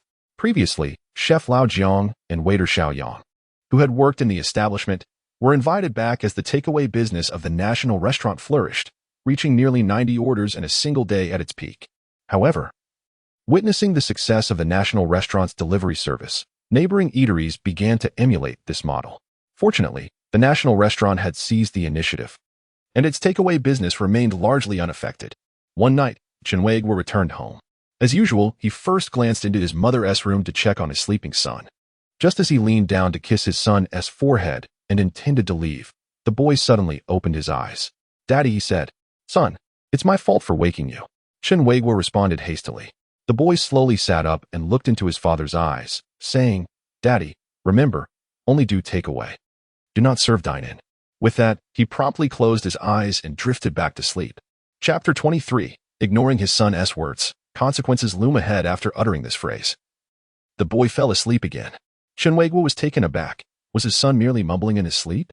Was this a message or reminder from him? Considering the extraordinary nature of his son's insights, Chen Weiguo felt compelled to take this dream talk seriously. It might indeed be an important indication. Upon leaving his son and mother's room and entering the living room to turn on the television, he was startled to see an urgent news report from the local station announcing 2 cases of patients in Xing City. After seeing this news, Chen Weiguo's heart raced, pondering whether his son's words were a warning regarding this very situation.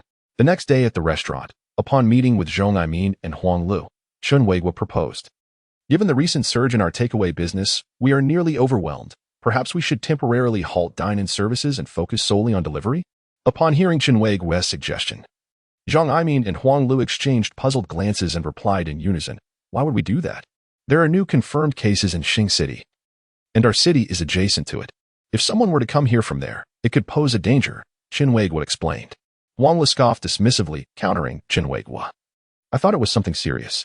Isn't the situation in Xing City already under control? Rest assured, there is no danger. Indeed, besides, we haven't been able to serve even a single table of dine-in customers in the past 2 days. You're suggesting that we stop altogether. But what if no one comes to dine with us?" Zhang Aimin concurred. "Your reasoning is flawed," Huang Lu retorted. "Chen Weiguo, if we stop dine-in services now, our takeaway orders will undoubtedly decrease. We still rely on patrons dining in. If customers think we will no longer serve dine-in meals, how will they ever return to our restaurant?" Zhang Aimin agreed once again. Seeing the couple harmonizing in their argument, Chen Weiguo realized that persuading them would be futile. After all, a narrow vision cannot achieve grand accomplishments. In the following 2 days, the takeaway business continued to thrive, and a few dine-in tables were also served. As night fell, when Chen Weiguo returned from a delivery, he discovered an ambulance parked in front of the restaurant. A group of medical personnel clad in protective gear had erected a yellow caution tape, cordoning off the entrance. After parking his motorcycle, Chen Weiguo approached and inquired, "What is going on?" A female medical worker responded, "Sir, what is your relationship with this restaurant?" "I am one of the owners," Chen Weiguo replied. Immediately, several other medical personnel gathered around him. "Sir, we apologize, but we need your cooperation." He was informed that the previous evening, a potential patient from Xingxing had dined at their establishment with family members. Consequently, according to regulations, they would need to undergo a period of strict observation, and the restaurant would have to cease operations. Upon hearing this, Chen Weiguo was infuriated, stamping his foot in frustration. He could not believe that his worst fears had come to fruition. If only Zhong Aimin and Huang Lu had heeded his advice in the past 2 days and focused solely on delivery services, no one would have visited their restaurant, and this predicament could have been avoided. Therefore, upon entering the restaurant and confronting Zhong Aimin and Huang Lu, Chen Weiguo expressed his anger. "I warned you about the potential risks and suggested pausing dine-in services, but you refused to listen. Look at the situation now. Are you satisfied?" Zhong Aimin averted his gaze, unable to meet Chen Weiguo's eyes, his expression grim. "What do you mean by are you satisfied?" he asked. "Do you think we wanted this?" Huang Lu retorted, her face flushed with indignation. Zhong Aimin quickly grasped her hand, urging her to cease the argument.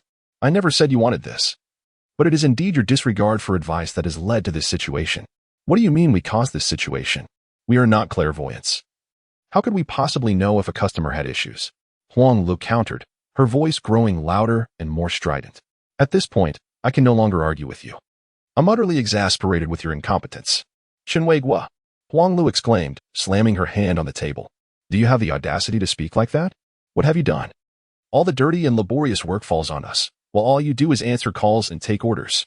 Chen Weiguo scoffed. Had I not conceived the idea of delivery, you wouldn't even be able to handle the dirty work. You'd be sitting in the restaurant, enjoying the breeze.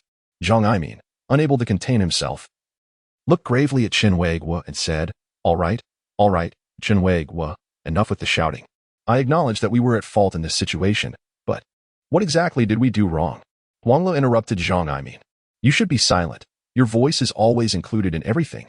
Isn't it enough to argue with me at home? Now you must quarrel here too? Zhang shouted at Huang Le. Stunned, Huang Le's eyes welled with tears. After glaring at her for a moment, Zhang turned back to Chen Weiguo. If you truly cannot tolerate us any longer, then let's part ways.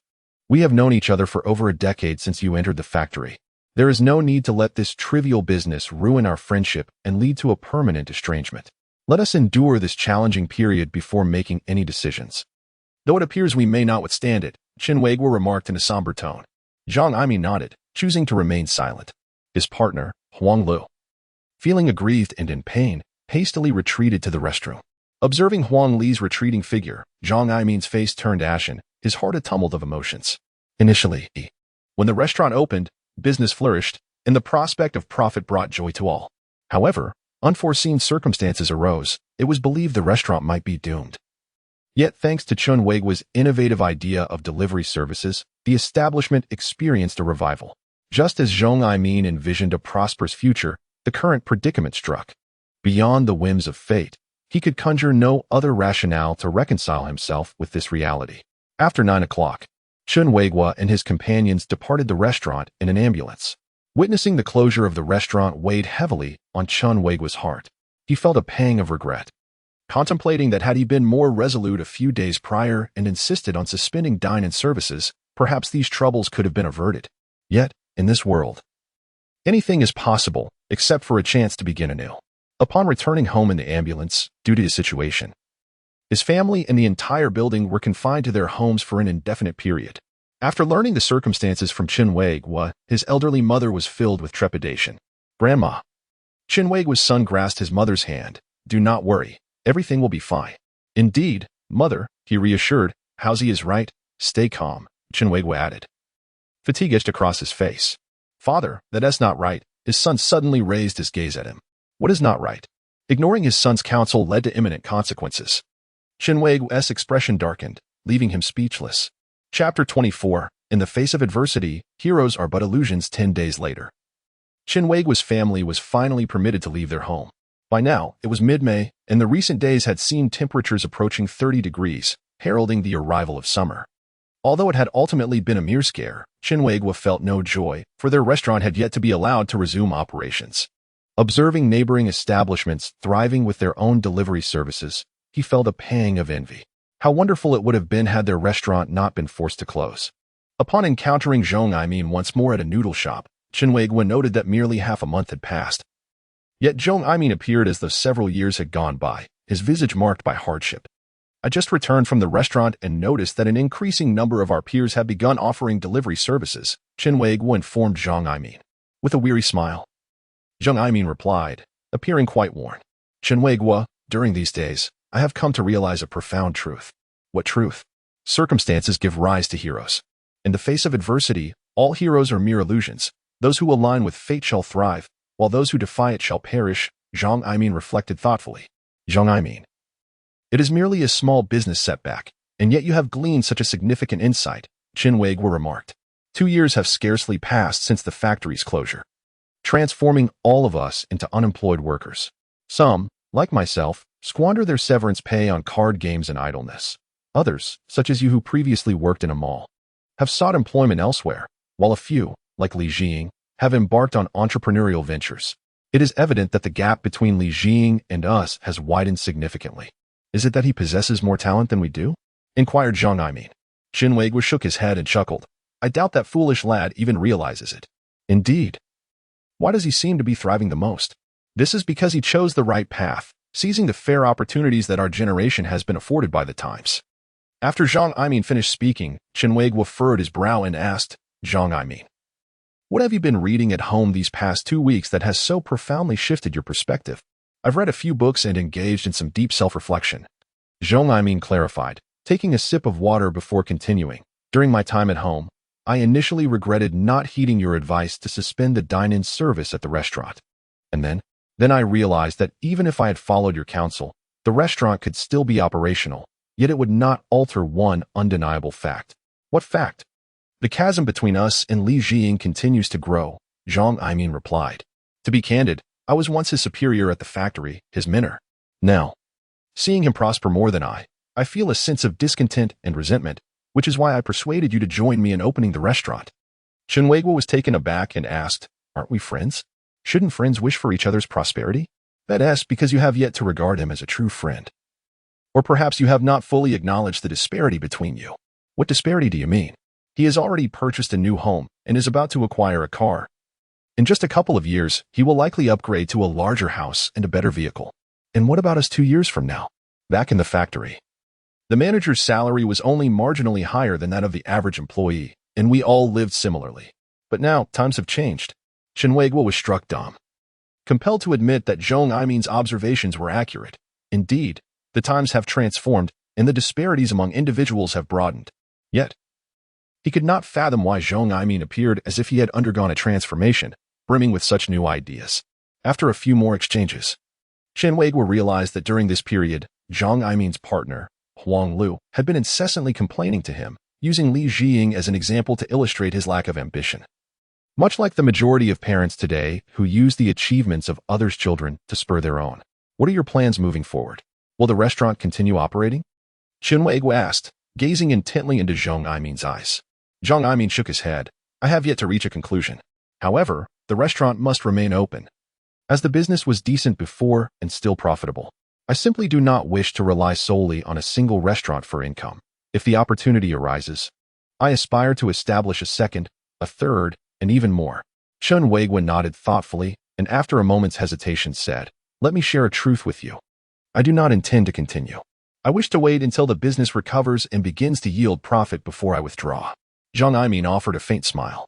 He had suspected Chen Weiguo's desire to exit ever since that night when Chen had quarreled with his wife, Huang Lu.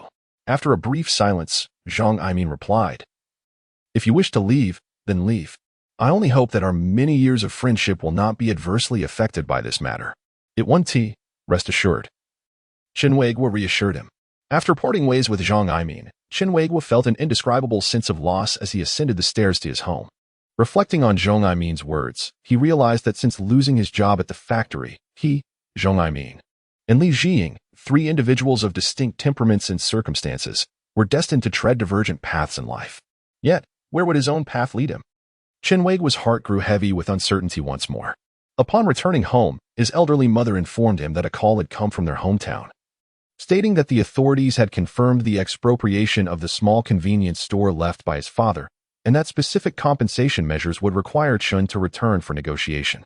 Upon learning this news, Chen Weiguo felt a surge of joy. After all, his savings were dwindling, and this compensation would be a timely boon. In the following days, he commuted daily between his home and his hometown, ultimately finalizing the compensation agreement. The sum amounted to 120,000 yuan, and he found himself contemplating whether to purchase a new home. Currently, their living quarters comprised merely 2 rooms, and in a few years, once his son had grown, it would no longer be feasible for him to live with his elderly mother.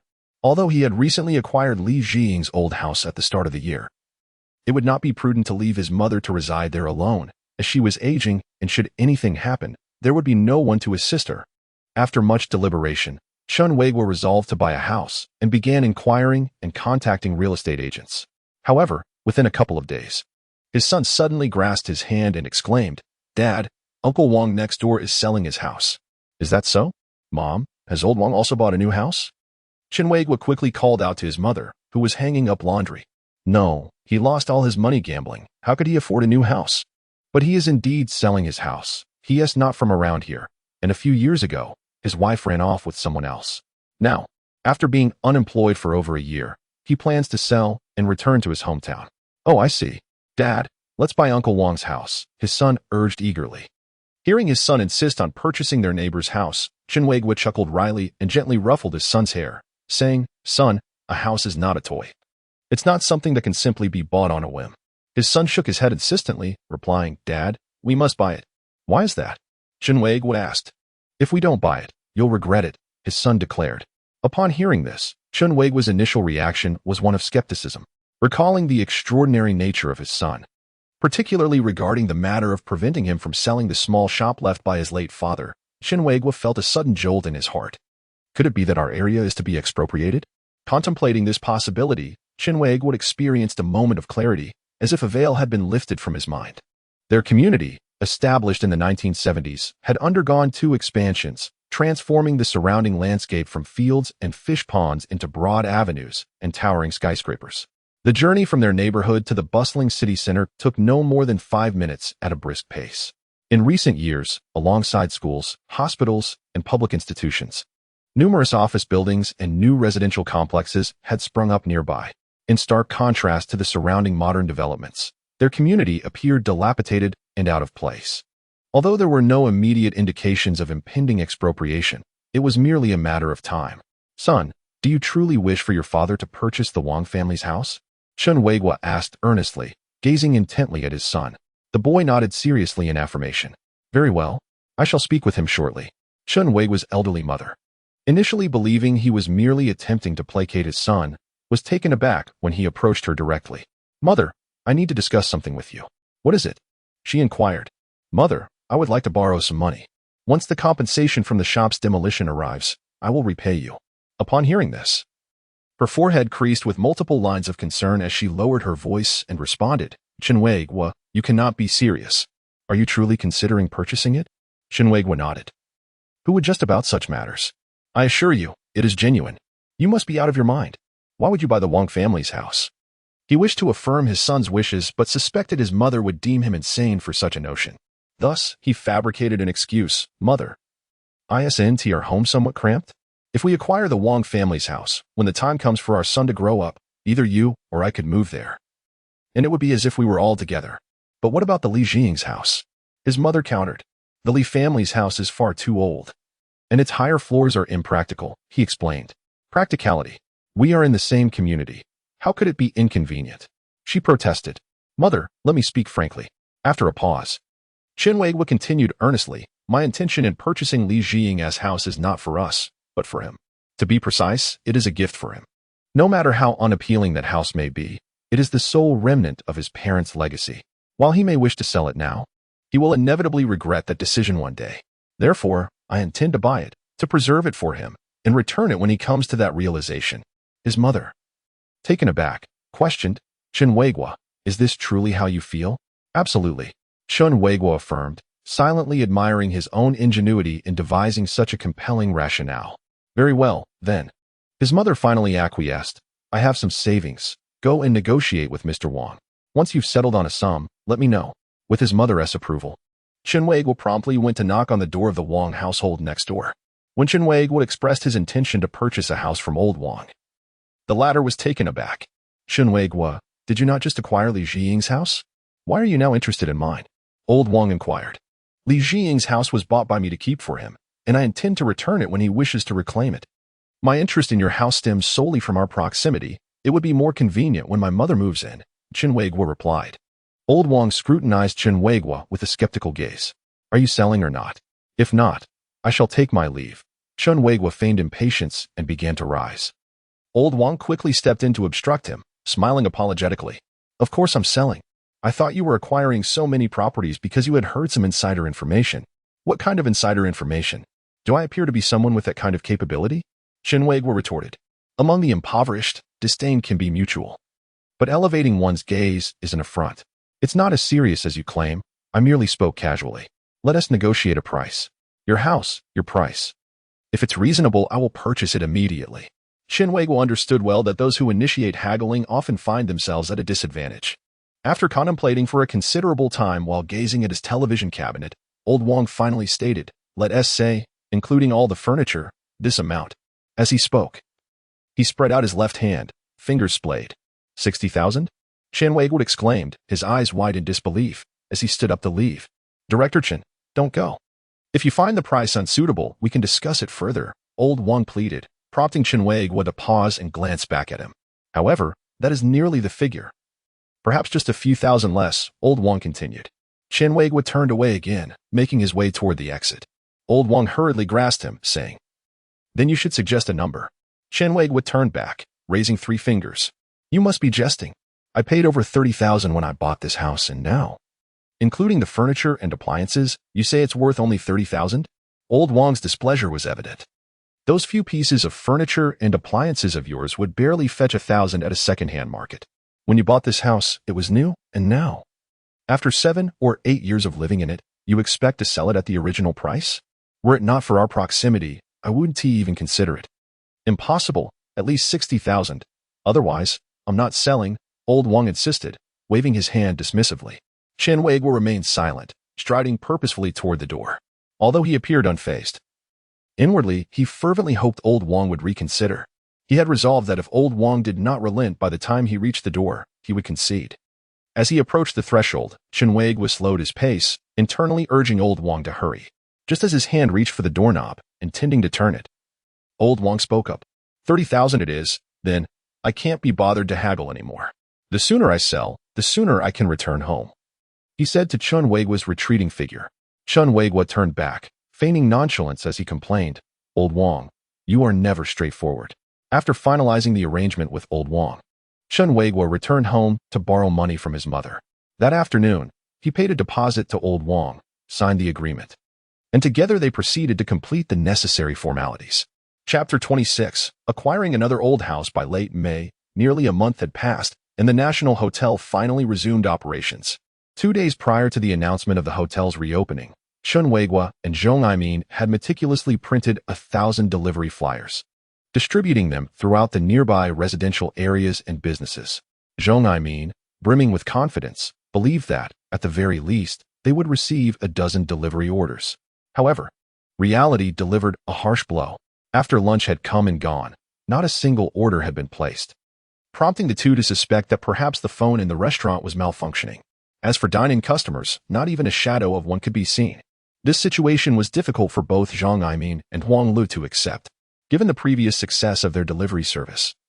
It seemed implausible that they would experience a complete absence of orders after such a long hiatus. Chen Weiguo, however, felt that this outcome was to be expected. When their establishment was forced to close due to the outbreak, it had made headlines in the local newspapers, and the news had likely spread throughout the vicinity. Consequently, the community may have developed an aversion to their restaurant, resulting in a lack of patronage and delivery requests. Furthermore, neighboring establishments had already emulated their delivery model, seizing their former customers while they were closed, making it increasingly challenging for them to reclaim their clientele. In the days that followed, a couple of tables were occupied for dining, yet delivery orders remained non-existent. Witnessing the lack of business and no signs of improvement, Zhang Aimin reluctantly decided to dismiss the chef and a server, which left both of them quite displeased. As June approached, temperatures began to rise, and the outbreak was effectively contained, with encouraging news of 0 cases emerging from various regions. Observing the flourishing business of nearby restaurants while their own national hotel remained stagnant filled Chen Weiguo and Zhong Aimin with anxiety. At 7 in the evening, with dusk still lingering, the national hotel was preparing to close its doors. At that moment, Zhang Aimin and Huang Lu emerged from the kitchen to approach Chen Weiguo. Are we closing already? It seems too early. Perhaps more customers will arrive, Chen Weiguo remarked in surprise. Huang Lu shook his head, a frown etched on his face. Chen Weiguo, look at how poor business is. We need to devise a strategy. What strategy can I possibly conjure? Chen Weiguo replied, exuding a sense of helplessness. If I had any ideas, I would surely share them. He reflected inwardly, recalling how, when their delivery service thrived, he had urged her to suspend dine-in services. But she had resisted, citing numerous reasons that ultimately led to the forced closure of the establishment. Now that business had dwindled, he thought. Was she not the one who could articulate arguments? If even she could not think of a solution, their restaurant was indeed doomed. Chen Weiguo shook his head. Feeling equally powerless, he had exhausted all conceivable options. Let us wait a little longer. Once this pneumonia crisis passes, perhaps business will improve. Despite his words, his heart harbored a different sentiment. Everyone has already associated their restaurant with the illness, and it will take a considerable amount of time to dispel this unfavorable impression. Although business at the restaurant is poor, Chen Weiguo remains proactive, inquiring throughout the community if anyone is looking to sell their house or storefront. The buildings in the community were originally constructed as factory accommodations. The first batch of worker apartments was built in the 1970s, including the old house of Li Jiying. The second and third batches were constructed in the early 1980s and early 1990s, respectively, with Chen Weiguo's home belonging to the third phase, thus relatively newer. After 2 months of inquiries, he finally learned that a retired colleague was looking to sell his house. The retired colleague, surnamed Zhang, had previously served as a director at the factory, and everyone referred to him as Old Zhang. Several years ago, Old Zhang's children settled in Xinjiang, and he and his wife continued to live in their old home.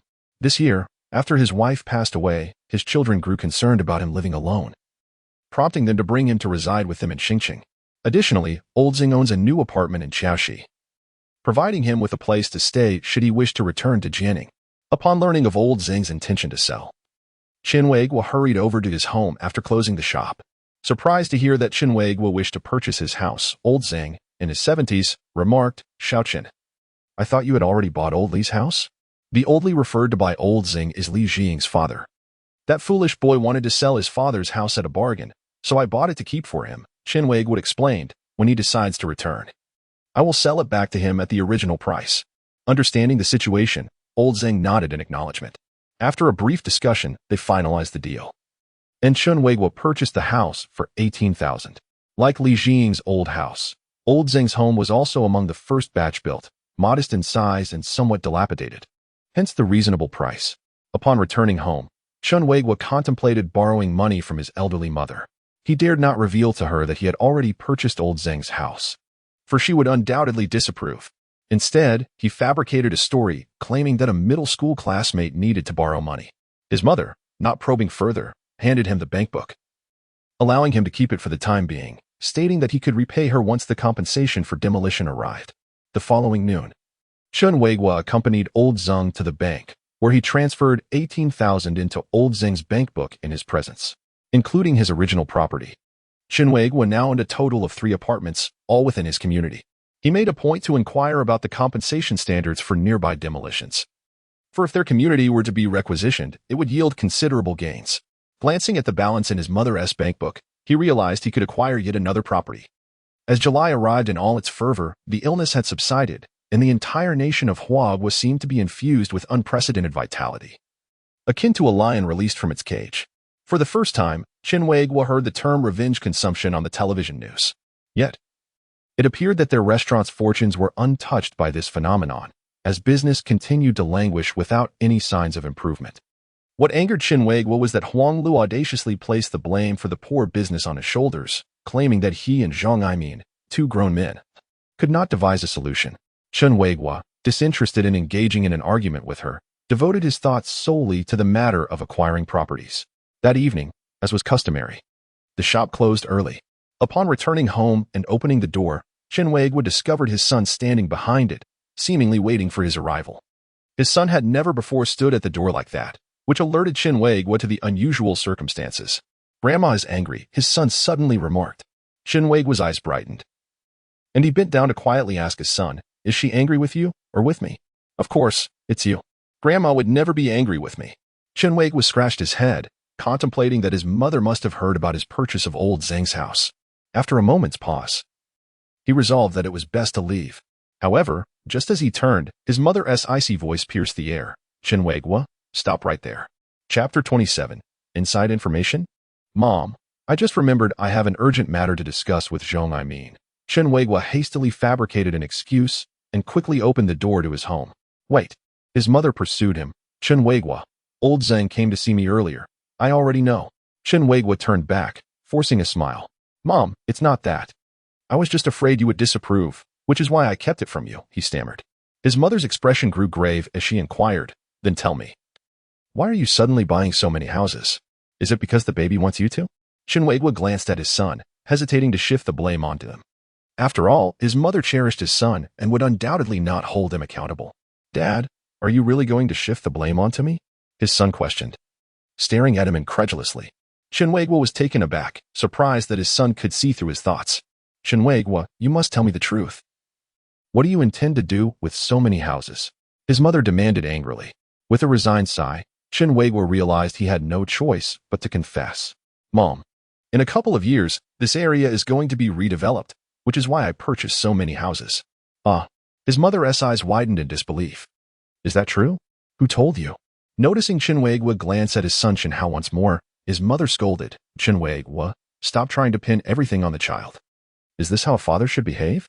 Chen Weiguo shook his head helplessly. He had not lied to his mother this time, yet she remained skeptical, prompting him to concoct another explanation. A classmate of mine told me, Mom, this is insider information, so you mustn't share it with anyone. His mother nodded, her serious expression gradually softening. Then why did you feel the need to hide it from me? Mom, I was just worried you might tell others. My classmate insisted I keep it confidential. Otherwise, he could get into trouble. Am I the kind of person who spreads rumors? His mother retorted, displeased. Chen Weiguo shook his head, pondering that these retired ladies gather daily just to gossip about others. How much savings do I still have in that bank book? His mother inquired. About several tens of thousands. Is it nearly sufficient to purchase just one set? You may proceed with the purchase, and should you find yourself lacking, do not hesitate to inform me. Chen Weiguo's eyes widened in astonishment as he inquired, Mother, did you not say you had already given me all your savings? How is it that you still have more? Do not ask so many questions. Just know that if you find yourself short, you can always come to me. His mother replied. Goodness. Chen Weiguo muttered, realizing that his mother indeed held secrets. By the way, Old Zhang came by just now and mentioned that he has located all the necessary documents. If you have the time, you should go see him to handle the transfer. As dawn broke, Chen Weiguo sought out Old Zhang, and together they proceeded to complete the transfer procedures. What, you again? Exclaimed a female staff member upon seeing Chen Weiguo. Surprised that this was already his third visit this year for the transfer, Chen Weiguo signaled to her with a glance, urging her to refrain from making a fuss. While the procedures were being processed, suddenly a hand landed on Chen Weiguo's shoulder. Turning around, he recognized a familiar face, Jiang Dahai, with whom he had previously conducted business at the factory. Director Chen, it has been quite a while, Jiang Dahai said, extending his hand in greeting. At that moment, Old Zhang turned his head, and Jiang Dahai's eyes lit up. Ah, Deputy Factory Director Zhang, what a pleasure to see you. I barely recognized you. Jiang Dahai immediately reached out his hand toward Old Zhang. Old Zhang shook Jiang Dahai's hand while saying, Please do not call me director anymore. If I hadn't retired 2 years ago, I would be just another unemployed worker struggling to make ends meet. Jiang Dahai chuckled, then shifted his gaze to Chen Weiguo, asking, Director Chen, are you two here to handle the transfer as well? Chen Weiguo nodded, indeed. Old Zhang is relocating to Star City and needs to sell the staff apartment allocated by the factory. Jiang Dahai, upon hearing this, flashed a knowing smile at Chen Weiguo and added, You two carry on. Later, I would be honored to treat you to a meal. Once Chen Weiguo and Old Zhang completed the transfer and emerged, they found Jiang Dahai waiting for them outside. Gentlemen, it is still early. Let us find a place to sit for a while before dining together. Old Zhang waved his hand in polite refusal. Ah, Xiao Jiang. I did not bring my blood pressure medication with me, so I must return home and cannot join you for dinner. My apologies. It was thoughtful of you. In that case, Deputy Factory Director Zhang, I shall not insist on your company. We shall dine together on another occasion. Certainly, certainly. Xiao Chen, please raise a toast to Xiao Jiang for me. After giving Chen Weiguo this instruction, Old Zhang departed. After Old Zhang left, Chen Weiguo turned to Jiang Dahai with an awkward smile, saying, Xiao Jiang, I fear I too cannot join you for dinner. Oh, Director Chen. Jiang Dahai grasped Chen Weiguo's arm. Let us converse for a few moments. I promise it will not take up too much of your time. All right, no problem. Please. Speak your mind, Chen Weiguo replied. Follow me. Jiang Dahai gestured for Chen Weiguo to walk to the left as they strolled leisurely forward. I am here today for the transfer as well. Are you buying or selling a property?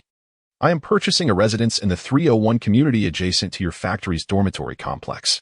What purpose do you have in buying there? How inconvenient it is. The narrow roads are one thing, but to reach the city center by bus, one must traverse through our community, Chen Weiguo questioned. Ah, you don't understand. I didn't purchase it for a living, he replied. Chen Weiguo was taken aback and inquired, Then what was the purpose of your purchase? Jiang Dahai leaned closer to Chen Weiguo and whispered, To be frank, this is already the third apartment I have acquired in that complex this year. Upon hearing this, Chen Weiguo's first thought was, could that area be slated for demolition? I have connections at home and learned some insider information. That area is set for demolition next year. Jiang Dahai continued. Chen Weiguo couldn't help but feel elated. If Jiang Dahai was speaking the truth, then his own complex would likely be demolished alongside Complex 301. Unfortunately, you just bought a unit, Jiang Dahai added. Had I known you were looking to invest, I would have advised you to purchase in Complex 301. What? Chen Weiguo exclaimed in shock. Why? Is it true that our complex 1T be demolished? Jiang Dehai shook his head. I haven't heard anything about your complex. Its area isn't large enough, yet it has a considerable number of units. Moreover, the construction would simultaneously exacerbate congestion on Hehua Road, Gongyuan Road, and Remin Road, making demolition improbable. Complex 301, however, is different. It has a larger area and can accommodate several more buildings. More importantly, it is intended to facilitate road construction, connecting Gongyuan Road and Renmin Road, which would save you a considerable distance when traveling to the north and east districts. After listening to Jiang Dehai's words, Chen Weiguo was left speechless. After a moment, he exclaimed, "What did you say? Our complex 1T be demolished?" Chapter 28, Restaurant Transfer. Seeing Chen Weiguo was so agitated, Jiang Dehai scrutinized him suspiciously and asked, "Director Chen, you've already asked this question twice. You purchased Director Zhang's apartment and don't think your complex is going to be demolished, do you?" Chen Weiguo did not deny it. His face turned pale. "Why would you think your complex is due for demolition?" Jiang Dehai remarked with a hint of disbelief. Chen Weiguo was taken aback. Could it be that he had misinterpreted his son's words? Is your insider information reliable? Rest assured, let me put it this way. Jiang Dehai leaned in closer to Chen Weiguo's ear and whispered a few words. As Chen Weiguo listened, his expression grew increasingly grim. If what Jiang Dehai said was accurate, then their complex would likely remain untouched for years to come. This is disastrous.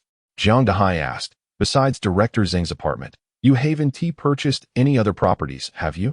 Concerned about being ridiculed by Jiang Dehai, Chen Weiguo fibbed. Of course, I only bought one. That's good, that's good. Try to sell Director Zhang's apartment if possible. Or at least rent it out if selling proves difficult. All right, Chen Weiguo nodded. This year, he had bought 3 apartments, and if he could rent them all out, the combined rental income would amount to around 800 or 900 yuan, totaling over 10,000 yuan annually. With this in mind, he could break even in 7 or 8 years. Suddenly, a glimmer of insight crossed Chen Weiguo's eyes as he turned to Jiang Dehai and asked, Director Jiang, why are you sharing such significant insider information with me? Of course, I want us all to prosper together. Jiang Dehai explained. Chen Weiguo cast a sidelong glance at Jiang Dehai, pondering how a man of over 30 could utter such nonsense and expect anyone to believe him. Jiang Dehai, feeling awkward, forced a smile and said, Director Chen, I genuinely wish to make money together. I have insider information. If you invest in real estate, once the area is redeveloped, you can share a bit of the profits with me. Upon hearing this, Chen Weiguo grasped Jiang Dehai's intentions. He was eager to profit from the redevelopment. But wouldn't you earn more if you purchased the property yourself? Chen Weiguo inquired. I've already used all my funds to buy properties. This latest transaction was financed through a loan from my uncle on my mother's side. I've exhausted all my resources. So I thought it might be a good idea to involve friends in this venture, Jiang Dehai explained. Chen Weiguo scrutinized Jiang Dehai with suspicion and quietly asked, How many properties do you currently hold? Jiang Dehai spread his left hand and raised 2 fingers on his right, beaming with pride. If it weren't for my lung condition, the demolition in District 301 would have commenced early next year. However, if it weren't for that, I wouldn't have had the opportunity to acquire so many properties. At this revelation, Chen Weiguo's eyes widened in astonishment, and he couldn't help but commend him. 7 properties. If they are demolished, you could be a millionaire. What ambition you possess. Director Chen, you truly are a man of experience, speaking of ambition so readily. What do you think? Would you like me to gather more information for you? Jiang Dehai asked with a smile. Though Chen Weiguo harbored doubts, he did not dismiss Jiang Dehai's offer. All right then, I appreciate your efforts, Director Jiang. Let us prosper together, he said, patting Jiang Dehai on the shoulder. However, once separated from Jiang Dehai, the smile on Chen Weiguo's face vanished. If the district was not slated for demolition, he would have to rent out the property to others. Thus, he hurried to a printing shop and had several rental posters made. By 10:30, Chen Weiguo arrived at the restaurant. Upon entering, he spotted Zhong Aimin anxiously seated at a table. As soon as he saw Chen Weiguo, Zhong Aimin rose and approached him, exclaiming, What are we going to do? My cousin refuses to come to the restaurant and insists on working at the supermarket. What? No chef in the restaurant is quite a predicament. Chen Weiguo replied, taken aback. Indeed, but you know her temperament, she is impossible to persuade. Why on earth does she not want to come? Chen Weiguo furrowed his brow. She claims the restaurant has no business, and we're both wasting our time here. We might as well starve, Zhong Aimin lamented. Frustrated, Chen Weiguo glared at Zhong Aimin, saying, Aside from the 2 of us, everyone else is receiving a salary. including your wife, and it's in line with the market rate. I know, but she argues that 60% of her salary comes from me. So it's as though money is merely shifting from one pocket to the other. That's because you hold 60% of the shares. Chen Weiguo retorted, visibly displeased. Do you think hiring another chef would save you that expense? I understand the logic, but she simply refuses to listen. Xiaohaozi exclaimed in frustration. Chen Weiguo scratched his head repeatedly, unable to suppress a curse at the unreliability of the situation. After a moment of contemplation, he glanced at Xiaohaozi and said with irritation, "What are we to do now?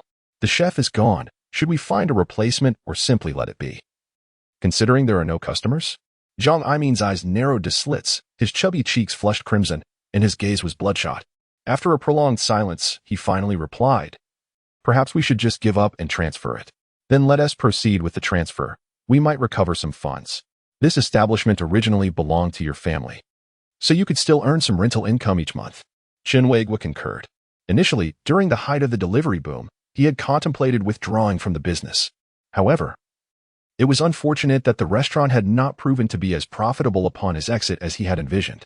He could see that Xiaohaozi had invested considerable effort into this restaurant, but his ideas and initiative were rather limited, making him ill-suited for the role of a proprietor. Xiaohaozi took out a pack of cigarettes, lit one, and inhaled deeply. As he exhaled the smoke, he gazed dreamily at the payout figurine on the counter and lamented, "I had hoped we could thrive through this restaurant, open branches, and amass wealth. Yet here we are, contemplating a transfer after merely 6 months. If it weren't for the impact of my lung disease, perhaps I would already be engrossed in expanding our branches." Chen Weiguo remarked. Then he began to doubt himself. Was it truly the lung disease that influenced this outcome? Without that factor, perhaps branching out would not have been feasible. This was merely a hypothesis he was reluctant to confront. As I mentioned the other day, only circumstances create heroes. Heroes do not create circumstances, Xiaohaozi exclaimed. With that, he discarded the cigarette and extinguished it underfoot. "What price do you intend to set for the transfer?" "At least 30,000, I suppose. Our establishment, equipment, and decor are all new. What do you think?" Chen Weiguo nodded in agreement. "Let us initially set it at 60,000, and we can negotiate later, provided we don't go below 35,000. After some discussion, the two closed the restaurant for the day. Chen Weiguo made another trip to the printing shop, this time to print a poster announcing the transfer of the establishment. Chapter 29, Settling Accounts at precisely noon, Chen Weiguo returned home. His elderly mother, who was feeding his son porridge, was quite surprised by his sudden arrival. "Chen Weiguo, why are you back so soon?" Approaching his mother and son, he sighed and said, "Wang Lu has gone to work at the supermarket. I discussed it with Xiaohaozi, and we decided to transfer the restaurant." His mother paused for a moment before inquiring, "Is that really your decision?" "Yes." Chen Weiguo squatted down and affectionately stroked his son's head, lamenting, "I should have listened to you from the start and not opened this restaurant. Ignoring your advice has led to our current predicament." His son, still chewing, spoke with a mouthful of porridge, his lips smeared with the sticky substance. Chen Weiguo recognized that his son had always been tidy. It was merely that his mother, with her advancing age and poor eyesight, had failed to guide the spoon into his mouth properly, resulting in the mess. Initially feeling a bit disheartened, his mother instantly brightened at her son's words. "Mother, why do you teach my son to say such things? This is not something I taught him. He learned everything from the television. This little rascal is exceptionally clever," his mother retorted. Chen Weiguo smiled proudly, acknowledging that his son was indeed remarkable. However, upon recalling his earlier encounter with Jiang Dahai, the gleam in his son's eyes shifted from sheer joy to perplexity. If it weren't for the misleading hints from his son, he would not have hastily purchased 3 apartments in the community. Fortunately, he could still rent them out. Otherwise, he would be in quite a predicament. After discussing the restaurant transfer briefly, his mother shifted the conversation, inquiring, "Chen Weiguo, what are your plans for the future?" A chill ran down Chen Weiguo's spine. His mother's question abruptly thrust him into the harsh realities of life. What should he do next? He was utterly lost. As a man in his 30s who had been laid off, he lacked the potential of a fresh graduate and did not possess an impressive resume or academic qualifications. Securing a stable job suited to his needs seemed an insurmountable challenge. Initially, he had hoped to use the compensation from the demolition to accompany Li Jing in the clothing business. But now, with demolition prospects looking bleak, he was left to search for any job that could support his family. "Mom, I still have those 3 apartments, right? I plan to spruce them up a bit before renting them out. That way, I could earn around 800 or 900 in rent each month." "What? Didn't you say there would be a demolition?" His mother gasped in disbelief. Chen Weiguo dared not reveal the truth to his mother. Instead, he said, "We have to wait until next year. The actual construction probably won't commence until the end of next year, and there are still over 10 months left. If I can rent them out, I might collect around 10,000. Upon hearing about the money, his mother's eyes sparkled. "That sounds great. Hurry and rent them out. You should rent them before looking for a job." "No, we can't have long-term rentals. We can't." His son looked at Chen Weiguo earnestly, observing his son. Chen Weiguo nodded in confusion. After half a month of posting the restaurant transfer advertisement, Zhang Aimin finally received a call from a prospective buyer. After a lengthy discussion, the buyer was only willing to offer 30,000 for the transfer fee. After hanging up, Zhang Aimin immediately called Chen Weiguo to relay the news. "Zhang Aimin, haven't I told you before? It has to be at least 35,000, Chen Weiguo insisted. But the buyer is only willing to pay 30,000. And you know our restaurant has made headlines because of the lung disease. It has severely affected our reputation, and no one wants to take over. The lung disease has passed. There's nothing to worry about now. Just tell him that anything below 35,000 is non-negotiable." 35,000? Didn't we just say 30,000? Chen Weiguo sighed in exasperation. Unable to resolve the matter over the phone, he decided to visit Zhang Aimin in person. Sitting beside Zhang Aimin, he took out his phone and dialed the buyer's number. "Hello, Boss Zhang, have you made a decision?" "Boss Wu, I apologize, but we cannot transfer for less than 35,000. 35,000? Are you joking? Your restaurant has had issues with lung disease, and business is poor. No one is willing to rent your place. I'm offering 30,000. That's already generous." "Boss Wu," interrupted Chen Weiguo from the other end of the line. "If you believe the storefront is so undesirable, then do not rent it. There is no need to waste each other's time. You are not the only one interested in taking over. I receive 3 inquiries daily. If there were truly so many interested parties, wouldn't you have already transferred it? The truth is, they have not offered as much as you have, yet they are certainly more willing than you. If a mere 30,000 could secure a storefront as excellent as ours, why are you even calling us?" Chen Weiguo retorted. "I merely called to inquire. If you are willing to accept 30,000, then proceed. If not, so be it," came the curt reply from the other end. With a decisive thud, Chen Weiguo hung up the phone. Chen Weiguo, why did you hang up?" exclaimed Zhang Aimin in alarm. Chen Weiguo shot Zhang Aimin a cold glance. "Rest assured, mister. We will call back." "And if he doesn't, Zhang Aimin queried, visibly displeased. "In that case, we shall wait a little longer," Chen Weiguo replied. Zhang Aimin sighed, shaking his head in discontent. "Next time, if you receive an offer of 30,000 or even 20,000, simply hang up. There is no need to engage with them. If you find it troublesome, then disconnect my home number." Chen Weiguo had lost his patience. Zhang Aimin looked at him, hesitating to speak, appearing somewhat irked. Just then, the phone rang again. After exchanging glances, Chen Weiguo answered. "Hello? Boss Zhang, it's me. How about this? Let us each make a concession and settle on 35,000. What do you think?" "I have already stated that we should not waste each other's time," Chen Weiguo interrupted, promptly hanging up the phone. Turning to Zhang Aimin, Chen Weiguo expressed his delight. There is potential here. After a brief moment, the phone rang once more. "Boss Zhang, let's settle on 30,000. However, I must visit your store and review your lease agreement," came the voice from the other end. "That's agreeable. Do come by our store shortly," Chen Weiguo replied. Half an hour later, at the National Hotel, Chen Weiguo and Zhang Aimin met with Boss Wu. After surveying the establishment, Boss Wu muttered, "Why is there no air conditioning? On such a hot day, how can customers endure this?" He then turned to Zhang Aimin with a serious expression. "Boss Zhang, I was unaware that your establishment lacked air conditioning, which is why I initially agreed to take over for 30,000. Upon hearing this, Chen Weiguo suspected that Boss Wu intended to negotiate the price downward. After a pat on the shoulder, he approached the cash register and dialed his home number. Once the call connected, he said, "Hello, is this Boss Chen? We are currently at the store. Is it convenient for you to come over?" Chen Weiguo, "What are you talking about? I am your mother, not Boss Chen." His mother responded from the other end. "Oh, you're only available in the evening, is that right? Please give me a call before you come over," Chen Weiguo concluded, hanging up the phone. Observing this exchange, Boss Wu questioned Zhang Aimin, "What does this mean? Didn't you agree to transfer the storefront to me?" "Boss Wu, now that you are here, attempting to negotiate is rather uninteresting," Chen Weiguo remarked, displeased. Before he could finish, the phone rang again. Through the caller ID, Chen Weiguo recognized it was his elderly mother. As soon as the call connected, his mother's voice echoed with a query. "Chen Weiguo, Did you mistakenly dial the wrong number?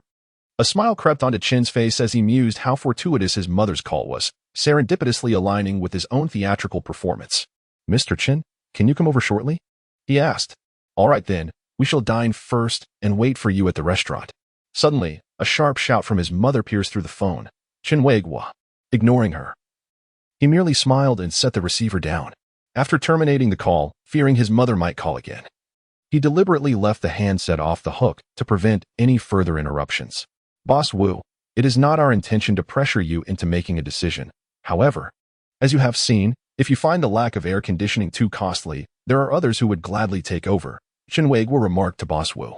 After a lengthy contemplation, Boss Wu, with his eyes narrowed, finally acquiesced, seizing the moment. Chen Weiguo promptly presented the transfer contract for Boss Wu to sign and requested a deposit of 1,000 yuan. Once Boss Wu departed, Zhang Aimin inquired of Chen Weiguo. When did you come into contact with a Mr. Chen? I have never heard you mention him. What Mr. Wu? That was my mother, Chen replied. Zhang Aimin's eyes widened in realization, and he could not help but give a thumbs up in admiration. Just as the two were about to close the shop and head out to celebrate their success, Zhang Aimin's spouse, Huang Lu, rushed in. How did it go? Did the transfer go through? Huang Lu asked eagerly. We signed the contract and received a deposit of 1,000 yuan, Chen Weiguo responded. How much did you transfer? Huang Lu pressed. 6,000 yuan, thanks to Chen Weiguo. Otherwise, I wouldn't have been able to negotiate with Boss Wu.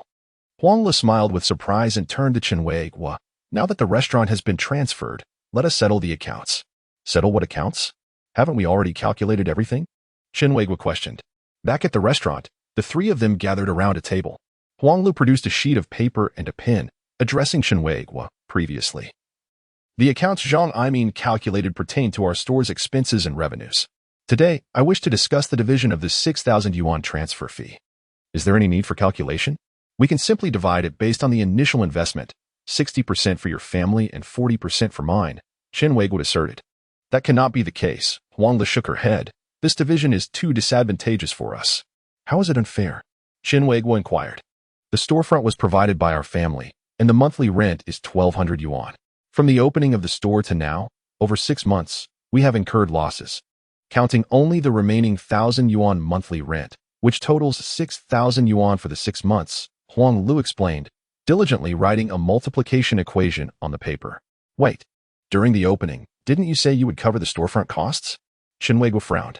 We never made such a statement.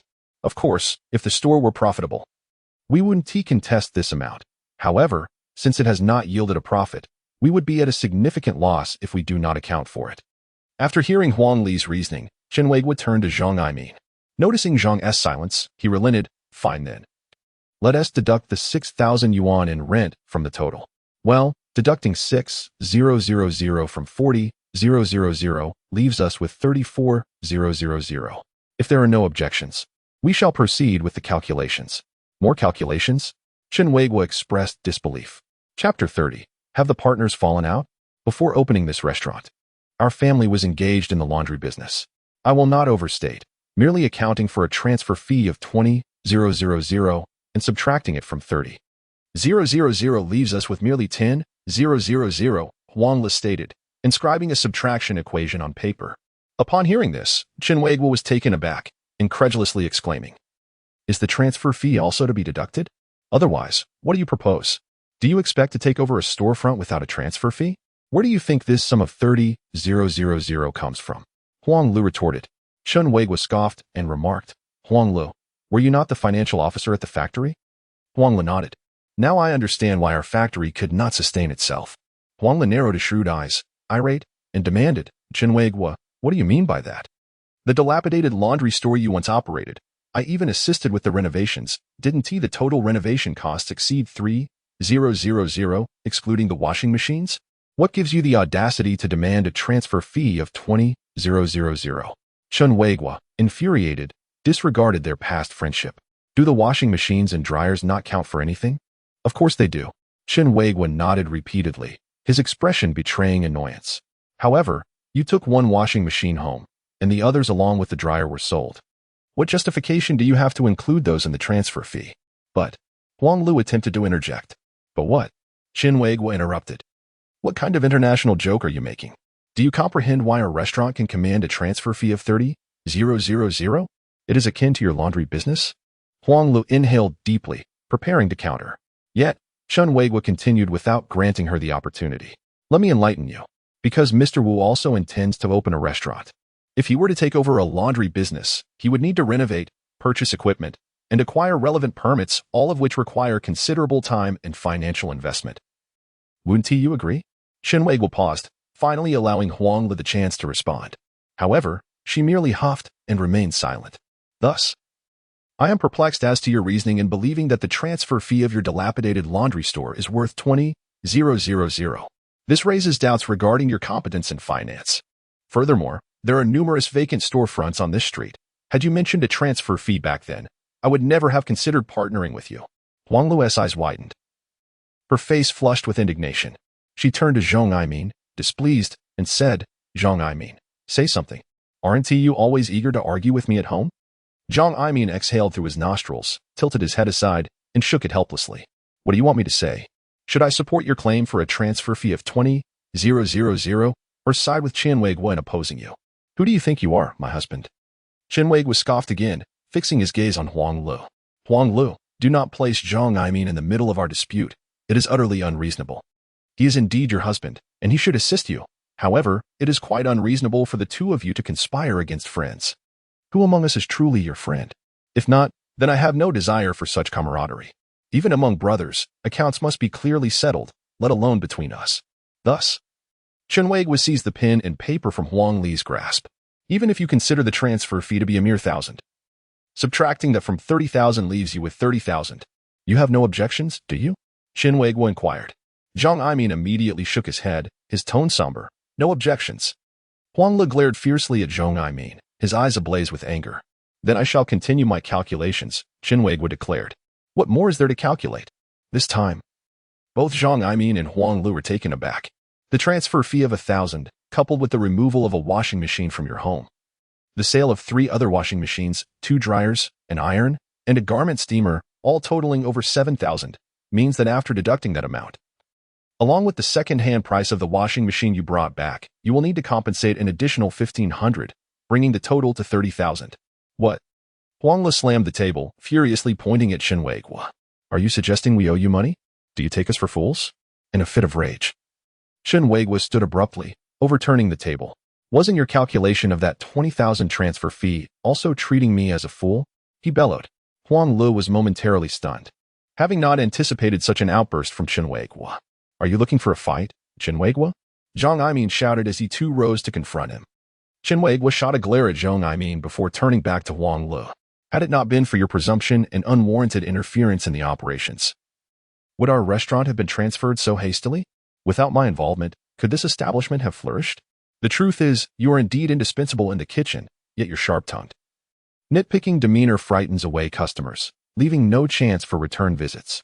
Chen Weiguo, address the matter at hand rather than resorting to personal attacks. Zhong Aimin retorted, his temper flaring as well. With unreasonable people like you, what is there to discuss?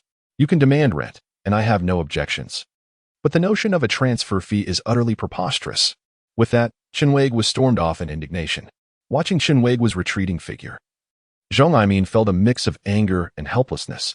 Zhong Aimin, they have bullied your wife, and you remain silent. Huang Lu lamented. Have I remained silent? What more do you expect me to do? If I were to strike him, you would only complain about my impulsiveness when we return home. With that, Zhong Aimin bent down to right the table that had been toppled by Chen Weiguo. How do we resolve such matters? I will certainly collect the transfer fee. This is never ending, is it? Later that evening, at the Fatty restaurant, a place they often frequented, Chen Weiguo and Zhong Aimin raised their glasses in a toast, clinking them together before downing their beers in one swift motion. The restaurant has finally been transferred, and while there is a loss, it is merely an investment in experience, remarked Chen Weiguo. Zhong Aimin sighed deeply, shaking his head thoughtfully, and mused, well, it's done. There's no point in feeling regret. He added, in future ventures, do refrain from involving your relatives. Zhong Aimin offered a bittersweet smile and replied, understood. However, I must commend your performance today, Chen Weiguo. I nearly believed you were genuinely angry. Do not flatter me. Rather, praise yourself. I too was convinced of your ire, and had you not winked at me, I might have suspected you were truly ready to confront me. Zhong Aimin chuckled as he filled their glasses with beer and raised a toast. Let us drink another round. After downing another glass, he continued, having known each other for so many years, I am well aware that you orchestrated this dramatic conflict to spare me any discomfort. Your relatives would not relent unless faced with your firm stance. After their meal, as they prepared to part ways at the restaurant entrance, Zhang Aimin produced a stack of cash wrapped in newspaper and handed it to Chen Weiguo. Upon returning home and unwrapping the newspaper, Chen Weiguo was astonished to discover it contained 16,000 yuan. He smiled with emotion, recalling Zhang Aimin's words from that evening. I only hope our friendship, nurtured over the years, remains unscathed by this incident. Zhang Aimin, indeed, has broadened his horizons. Chapter 31. A timeless classic following the transfer of the restaurant. Time had shifted from July to August. The August weather in Jianing City is typically hot and humid, and this year was no exception. After nearly 20 days of effort, Chen Weiguo successfully rented out all 3 apartments, accumulating a monthly rental income of 850 yuan, along with the 16,000 yuan transfer fee. He entrusted the money to his elderly mother. Having concluded the rental arrangements, Chen Weiguo faced the daunting task of job hunting once more. Within the span of a few days, he traversed nearly all the talent markets in Jianing City, submitting several resumes, even venturing into industries he had never considered before. However, after several days, the resumes seemed to vanish without a trace, leaving him feeling profoundly disheartened. As night fell, passing by a media store, he noticed a poster of Jay Chou displayed at the entrance. Intrigued, he approached and examined the poster, murmuring the name Yi Huimei. Has the renowned Zhou released a new album? With this thought, he entered the store. After confirming with the staff that it was indeed Jay Chou's latest release, he decisively purchased a copy. Boss, you enjoy Jay Chou too? I wouldn't have guessed. Quite fashionable of you, remarked the staff member while processing the payment. It's for my child. I wouldn't listen to such music myself, Chen Weiguo replied. I suspected as much. How old is your son now? Approaching middle school? The clerk inquired. Chen Weiguo smiled awkwardly, wary of startling the staff, and refrained from mentioning that his son was only a little over a year old as he exited the store with his newly acquired album. Upon returning home, when he saw his son eagerly retrieve the album titled Yi Huimei from the bag, the child was overwhelmed with excitement, dancing with glee. Dad, come listen. Dad, come listen. He urged. All right, just a moment, my dear. Chen Weiguo replied, tearing off the plastic seal from the album cover. He carefully opened it, extracting the contents, and placed it into the family's music player.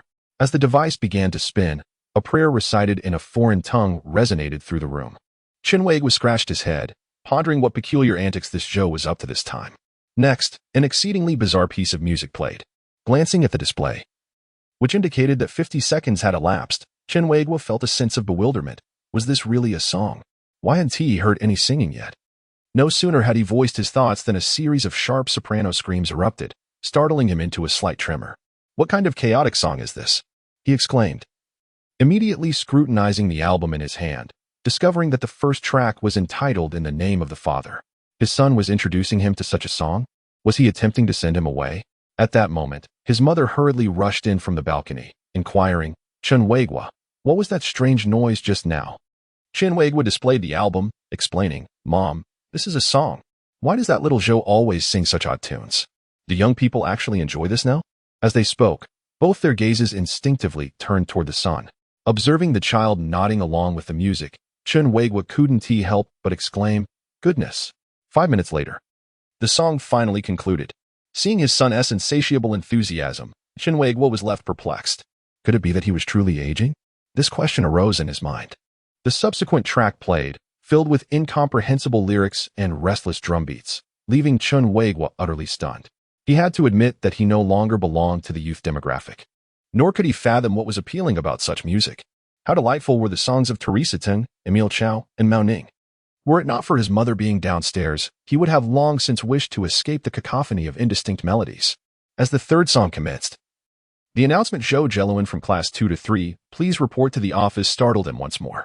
He crouched down before his son, who was utterly engrossed, and questioned, Son, do you truly enjoy listening to this? Yes, it's good, the boy replied. All right then, Chen Weiguo sighed. At that moment, the child hopped off the sofa, swiftly approached, and pressed the button for the next track. Dad, this one is good, he said, looking up. Chen Weiguo gazed at his son in astonishment, thinking, Isn't this your first time hearing it? How do you know the next one is good? A piece featuring the Peepa began to play. Imbued with a somewhat melancholic melody, Chen Weiguo perked up, contemplating that this might not be one of those nonsensical tunes after all. Who is playing the Peepa? Performing East Wind Breaks? Time peels away in the corner, revealing glimpses of childhood.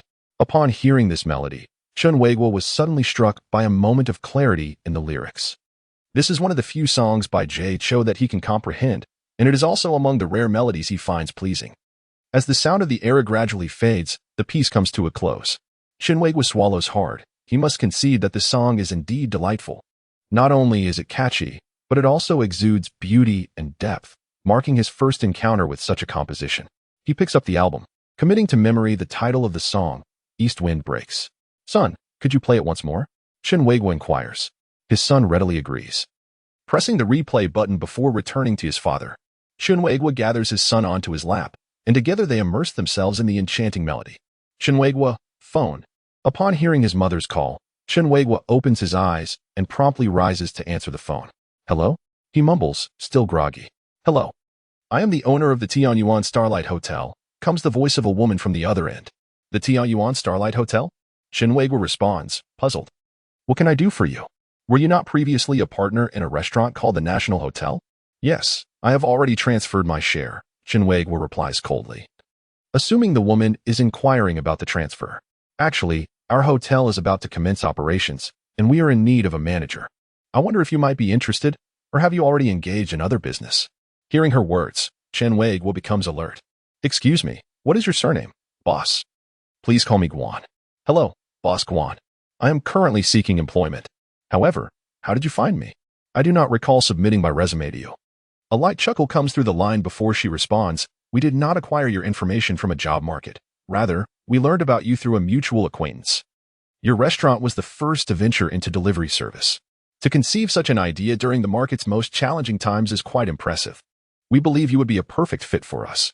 If you have the time, would you be willing to come to our establishment for a discussion? Absolutely. Chen Weiguo readily agrees.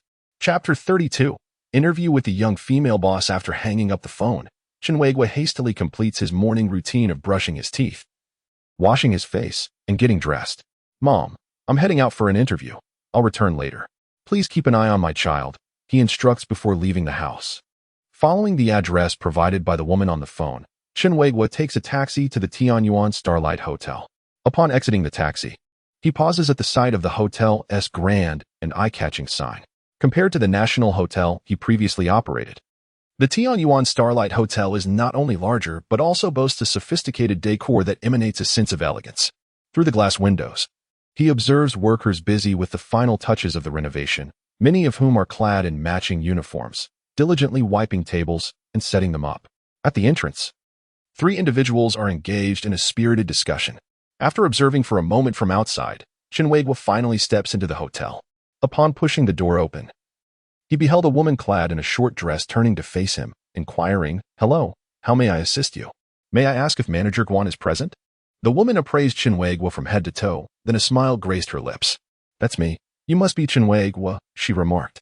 Startled, Chen Weiguo had envisioned Manager Guan as a mature woman well over 30 when he received her call, but he was pleasantly surprised by her youthful beauty and vivacity. Who is this person? Another woman among the group questioned. Although she appeared older, it was evident she invested in her appearance. He is the owner of the first restaurant I mentioned that offers delivery services, Manager Guan explained to the elder woman. Upon hearing this, the older woman nodded slowly and then flashed a polite smile at Chen Weiguo. You may continue with your tasks. We can discuss other matters during lunch. A man dressed in a striped shirt said to Manager Guan. Nodding in acknowledgement, she turned to Chen Weiguo and said, Mr. Chen, please follow me. Chen Weiguo followed Manager Guan into one of the private rooms. After inviting him to take a seat, she stood up to arrange for a pot of Dahong Pao tea, subsequently closing the door.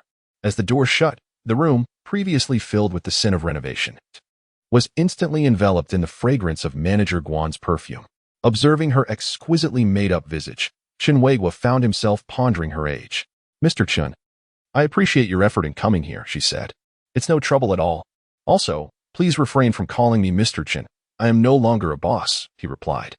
Manager Guan smiled, her expression radiating a sense of innocent charm. First, I would like to ask you a question. "Are you interested in working at our restaurant?" Upon hearing this question, Chen Weiguo's initial reaction was that he would be open to any opportunity that promised financial gain. Yet, to show respect for Manager Guan, he responded, "I am quite interested.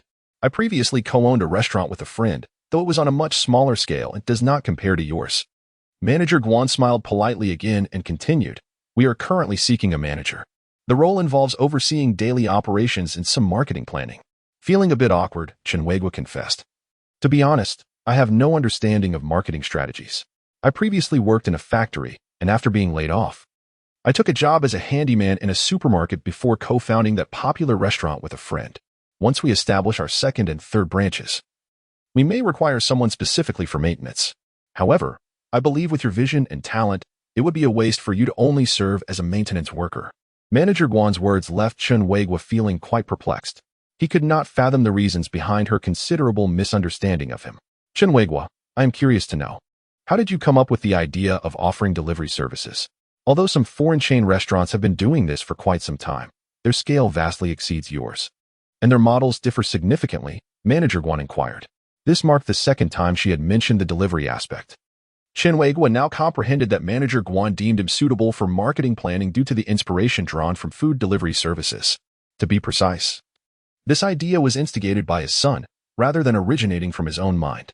After some contemplation, Chen Weiguo remarked, "Manager Guan, in order to survive, I conceived this notion. Unfortunately, our restaurant ultimately could not endure. However, based on my understanding, had it not been for certain reasons that forced us to close temporarily, perhaps your establishment could have profited from the delivery business." With a soft sigh, Chen Weiguo remained non-committal. Just as he hesitated on whether to outright decline Manager Guan's proposal and make a swift exit, an employee entered bearing a teapot. After pouring him a cup, Manager Guan continued, "The two individuals you met earlier were my elder sister and my second brother." "Really? Are they your biological relatives?" Chen Weiguo inquired. "Of course. Everyone says I resemble my elder sister closely. Can you not see the likeness?" "Ah, no wonder I felt there was a strong resemblance. Let us return to the subject at hand. This restaurant is a venture established by my siblings and me. Since they are generally occupied, I primarily oversee its operations." Chen Weiguo nodded, pondering whether this was a family enterprise. "To be honest, I have interviewed numerous candidates, including several university students who specialized in this field. Yet none have met my expectations. My brother and sister also recommended a few contenders, but I felt they were lacking in some respect. A few days ago, I stumbled upon the fact that many small restaurants in Jianing City were engaging in food delivery services, which pleasantly surprised me. After some inquiries, I discovered you. However, from our earlier conversation, I must candidly express that you do not seem to meet my initial expectations." Hearing Manager Guan's words, Chen Weiguo felt a sense of relief. He no longer felt guilty as he acknowledged that he indeed fell short of Manager Guan's requirements. "Let me present you with a challenge. Our restaurant is about to open, and if you were to devise the grand opening event, how would you approach it? The ultimate goal is to ensure a bustling business on opening day, along with a high rate of return customers. Another challenge? I merely seek employment. I am not necessarily bound to your establishment. I have posed this question to previous interviewees as well, and so far, none have left me thoroughly satisfied. You may take 2 days to ponder this, and then give me a call," Manager Guan added. "There will be no future calls from me," Chen Weiguo resolved internally. Should he successfully pass the interview, he could commence work immediately at their establishment. The compensation here is a base salary of 3,000 yuan per month, with meals and accommodation included, and after 1 year, the option to purchase social insurance. Upon hearing the terms of remuneration, Chen Weiguo swiftly altered his perspective, exclaiming to himself, "I must secure a position here." Chapter 33. Another insight from his son regarding the remuneration. "Do you have any further inquiries?" Manager Guan asked. "Manager Guan, how is the commission calculated?" "Your position is akin to being the second in command at this restaurant, allowing you to partake in profit sharing. The share is approximately 3 to 5%, dispersed annually at year's end, with the specific amount contingent upon your capability and contributions." Upon hearing this, Chen Weiguo's mind swiftly engaged in calculations. Given the scale of this establishment, achieving daily revenues in the thousands, even tens of thousands, is entirely feasible. Consequently, a monthly turnover of 1 to 200,000 is quite plausible, leading to an annual revenue approximating 2 million. If one considers a 3% dividend, that would amount to 60,000, equating to an average monthly salary increase of 5,000. After calculating these figures, Chen Weiguo felt invigorated and motivated. Manager Guan. I have no objections. I will contemplate this further and call you, Chen Weiguo stated. Manager Guan smiled, rising from her seat and extending her hand. I eagerly await your proposal. Chen Weiguo abruptly stood and shook her hand, noting the softness of her grip. Subsequently, Manager Guan offered to escort Chen Weiguo, but he politely requested her to remain where she was. Upon exiting the private room, Chen Weiguo approached a renovation worker to inquire about the restaurant's restroom. He learned that the restroom was located down the stairwell, which meant that he would have to pass by the private room again after using it. A few minutes later, Chen Weiguo emerged from the restroom, appearing relaxed. As he approached the private room where he had conversed with Manager Guan, he silently urged himself to avoid encountering Manager Bao. As he passed by the room, he noticed a slight crack in the door, through which voices of contention could be heard. Sister, I have already expressed my opinion. The person you recommended last time does not meet my expectations. His marketing proposal lacked any innovation. Even I could have conceived it. Therefore, why should I spend extra money hiring him? This was Manager Guan's voice. The man you mentioned earlier? He lacks education, appears to be of considerable age, and seems rather unrefined. His only relevant experience was running a small restaurant, which closed down within 6 months, came the voice of another woman, whom Chen Weiguo recognized as Manager Guan's elder sister. Whether he is suitable or not will become evident once his marketing proposal is compared to the one suggested by your acquaintance, Manager Guan replied. Brother, you ought to voice your opinion, urged Guan's elder sister. Sister, how should I respond? A resigned male voice interjected, presumably that of Guan's second brother. I have reviewed the proposal from the person you recommended, and it is satisfactory. However, since the restaurant is under Ying's management, she should ultimately decide who to employ. Guan's second brother continued. Having moved further away, Chen Weiguo could no longer discern the ensuing conversation among the three. However, from the snippets he had overheard, he could surmise the situation. Manager Guan was willing to provide him with an opportunity, while Guan's elder sister dismissed him, and Guan's second brother remained indifferent. He felt a mixture of anger and gratitude, anger directed at Guan's elder sister for her disparaging remarks regarding his education, experience, and age, which he accepted. But he took offense at her calling him unrefined. After all, he had recently purchased a shirt from a foreign brand boutique. How could that be considered unrefined? As for the gratitude, it stemmed from Manager Guan's willingness to grant him, a laid-off employee, an opportunity. Such conscientious entrepreneurs are a rarity in these times. Previously, when he sought employment, he encountered rejection without so much as a glance at his resume, with employers intentionally offering meager salaries, making it seem as though he was begging for their charity. Some bosses presented themselves as benevolent benefactors, which left him perplexed. Was it not a fundamental obligation to compensate employees for their labor? After departing from the Tianyuan Starlight restaurant, Chen Weiguo felt a profound sense of melancholy on the bus ride home. He yearned to secure the job, yet he lacked knowledge and marketing strategies. Regret weighed on him. After being laid off, he had the opportunity to attend several free retraining sessions, one of which included a course on marketing. Had he taken the initiative to learn something then, he would not feel so insecure now. Indeed, the old adage rings true: one should learn as long as one lives. Upon alighting from the bus, Chen Weiguo hurried to a bookstore to purchase a marketing book. Once home, his mother eagerly inquired, Chen Weiguo, how did it go? With a furrowed brow, he sat beside her and tossed the newly acquired book onto the coffee table, lamenting, not well. I need to prepare a marketing plan for them to review. A plan? His mother asked, her expression one of confusion as her gaze shifted to the book. What position did you interview for? Manager at a restaurant, with a salary of 3,000 yuan and a year-end bonus of several thousand, he replied.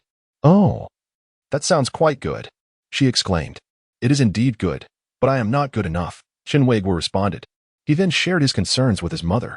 After listening, she encouraged him, Chen Weiguo, since they have recognized your potential and are willing to give you a chance, why not give it a try? He glanced at his son, who was listening to music, and shook his head thoughtfully. But, Mom, I really don't understand marketing at all. Suddenly, his son turned to him and said, Daddy, keep working hard to make money and buy toys. Chen Weiguo felt a bitter twist at the corners of his mouth. His son's words added to his pressure. After a while, his mother went to prepare dinner, while Chen Weiguo lay on the sofa, perusing the marketing book. He found himself restlessly turning from side to side, struggling to concentrate. Daddy, his son suddenly approached him. Chen Weiguo set the book down and gently patted his son's head, saying, Be good, son, and let Daddy read. Daddy. The TV said that the more people there are, the cheaper it gets. What gets cheaper with more people? He asked. Milk. One person pays full price. 2 get a 10 discount. 3 get an 80 discount, the cheapest being 10. Hearing this, Chen Weiguo chuckled skeptically. That sounds like a scam. Wouldn't that mean if I find 10 people, I could pay just 10? The merchants would be at a loss. He then called out to the kitchen, Mom. Didn't I tell you to let him watch less television? Daddy, you're silly. His son retorted. Chen Weiguo chuckled and pinched his son's cheek, saying, You little rascal. Daring to scold your father at such a young age. Pay full price, enjoy a 10 discount, and use the balance later, his son eagerly added. Chen Weiguo's face was etched with confusion as he impatiently remarked, What do you mean by purchasing at original price to enjoy a 90 discount? And that the remaining balance can be used later? I fail to comprehend what the television is conveying. As soon as he uttered these words, a spark of realization illuminated his eyes, and he abruptly slapped his thigh. Indeed, Chapter 34, My 90 discount is not quite a 90 discount. Chen Weiguo suddenly sat upright, his face brimming with exhilaration as he murmured to himself, President Guan desires 2 outcomes. The first is a bustling business on opening day, and the second is a high customer return rate. The inaugural promotional activity. Invite friends to dine together to enjoy greater discounts, with the minimum discount reaching 90, ensuring a full house. Then, during the final payment phase, customers would be required to recharge their membership cards at the original price, from which the discounted amount would be deducted, leaving a balance for future use. This way, customers, eager to spend their remaining balance, would undoubtedly return, thereby guaranteeing a solid return rate. After a moment of self-reflection, Chen Weiguo excitedly embraced his son. My dear boy, you truly are your father's lucky star. Toys, toys. Daddy, I want toys, he exclaimed. Once I secure the position at this restaurant, I promise to buy you any gift you desire. With that, Chen Weiguo hurried to the television cabinet and picked up the phone, dialing President Guan's number. The call was swiftly connected, and a questioning voice responded, Hello. This is Guan Xining. President Guan, it's me, Chen Weiguo, who just interviewed. Oh, Chen Weiguo. You're calling to share your proposed plan, aren't you? Yes, indeed. That was quick. Should I hear it now? Wait a moment, Chen Weiguo. I have a friend's referral coming in for an interview this afternoon. It would be best if you could join us for comparison. Chen Weiguo felt a wave of apprehension wash over him. He was not fond of being evaluated in front of others. Chen Weiguo, I understand that you may not favor this method, but in the service industry, one must learn to endure evaluations and comparisons, subsequently improving oneself bit by bit to become stronger, President Guan remarked from the other end of the line. Upon hearing this, Chen Weiguo could not help but smile, albeit silently. President Guan's words seemed more suited for the youth rather than someone like him, who was already teetering on the edge of middle age. After glancing at his son, he ultimately agreed. Chen Weiguo, prepare your presentation well. I hope to be pleasantly surprised. After hanging up, Chen Weiguo took a deep breath. For others, the afternoon interview might merely be a routine reevaluation. For him, however, it was an entirely new challenge and an opportunity. Just as his mother had once said, this was a rare chance for him. Reminiscent of when he had been laid off and was urged by community and street officials to attend free reemployment training. If he were to miss this opportunity, perhaps it would never come again. At noon, after finishing his meal, Chen Weiguo meticulously organized his proposal, transcribing it word by word into his notebook. Just as he was engrossed in his work, his son unexpectedly entered the room. Dad, he said. Chen Weiguo turned to look at his little star, a faint smile gracing his lips. Dad, didn't you get a discount voucher when you bought the album yesterday? What voucher? Chen Weiguo asked, puzzled. Wait, what is a discount voucher?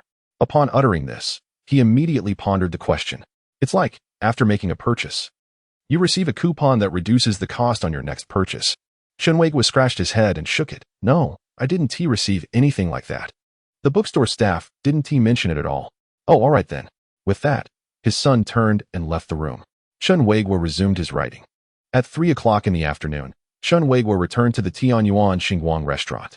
In another private room, he once again encountered General Guan, Sister Guan, and Brother Guan. Chen Weiguo noticed that Sister Guan's gaze towards him was still rife with disdain. Before leaving home, he had deliberately changed into a fresh shirt. Yet it seemed that no matter what he wore, he appeared unsophisticated in her eyes. Brother Guan, meanwhile, was busy on his phone, seemingly engrossed in work. After flashing a smile at him, General Guan said, Please wait a moment. 2 more interviewees will be arriving shortly. With that, he poured a cup of tea for Chen Weiguo. A few minutes later, another interviewee arrived. This candidate appeared to be around 25 years old, carrying a backpack and wearing a pair of black-rimmed glasses, exuding a youthful energy in his attire. Upon entering, the young man greeted the three Guan family members and then cast a glance at Chen Weiguo. At that moment, Chen Weiguo felt as if the young man's gaze mirrored Sister Guan's disdainful look towards him. This made him quite uncomfortable, after all. They were both there seeking employment, and there was no need for one to look down on the other. This young man, Zhang Tian, was a graduate of a 211 university with a degree in marketing, previously working in the marketing department of a department store. I have known his mother for over a decade and have a good understanding of his character and integrity. Sister Guan introduced him to General Guan and Brother Guan. They nodded in acknowledgement, but said nothing further. Brother, when will the person you recommended arrive? General Guan turned to Brother Guan. Brother Guan flipped open his phone, glanced at the screen, muttered something under his breath, then closed it, replying to General Guan. It seems he has matters to attend to and won't be able to make it, so we can consider him to have withdrawn. All right. General Guan nodded, then turned his attention to Chen Weiguo and the young man who had come for the interview. Instantly, her demeanor sharpened, and her presence became more commanding. Gentlemen, please briefly present your respective proposals. As she spoke, her gaze settled on the young man. Since you arrived late, you may go first. The young man nodded, cleared his throat, and began. My marketing proposal for the grand opening includes advertising on the buses passing through this route and at the bus stops, informing potential customers of our store's imminent opening, its location, and the promotional activities we will offer. The young man spoke, and Sister Guan nodded, seemingly quite satisfied with his proposal. The second point involved promoting our store through traffic radio stations, newspapers, department stores, and television, to ensure more people became aware of our establishment. Suddenly, Director Guan interrupted the young man, apologizing. I must interject. I believe your first and second points are indistinguishable, merely utilizing various media to create overwhelming publicity for our store. The young man nodded, his expression somewhat awkward. Director Guan frowned, then twirled the pen in his hand and coldly remarked, please continue. Witnessing this scene, Chen Weiguo felt a surge of anxiety. He could not comprehend how applying for a managerial position at a restaurant had transformed into an interrogation. He inhaled deeply, feeling as though he were on the brink of suffocation. I believe the aforementioned promotional strategies are sufficient. Our opening day is sure to be bustling, the young man asserted. I too believe it will be crowded, Director Guan responded, his gaze sharpening. But what about customer retention? How can you assure us that patrons will return to our establishment? The young man shrugged and replied, our restaurant boasts a sophisticated decor, an excellent location, and reasonable prices, as long as the food quality is assured. There is no need for concern regarding this issue. So you mean that quality is paramount, and good wine fears not the deep alley. Am I correct in my understanding? Director Guan inquired once more. The young man nodded. Director Guan set down his pen, glanced around, and said, I have no further questions. Sister Guan and Brother Air, please share your concerns. Xiao Zhang, if we were to implement your extensive promotional strategy, how much would that cost? Sister Guan asked. I haven't calculated the specifics, but I believe since it's a grand opening, we should make the event substantial. Once we establish ourselves, everything will be easier, the young man replied. Sister Guan nodded, refraining from further commentary. Director Guan turned to Brother Air, who nodded vacantly before asking the young man, Xiao Zhang, if you believe that good wine does not fear the deep alley, why invest so much in promotion? I didn't mean it entirely that way. I just think we should promote initially and subsequently rely on quality and reputation, the young man stammered. Brother Air smiled, choosing not to pursue the topic further. Chen Weiguo.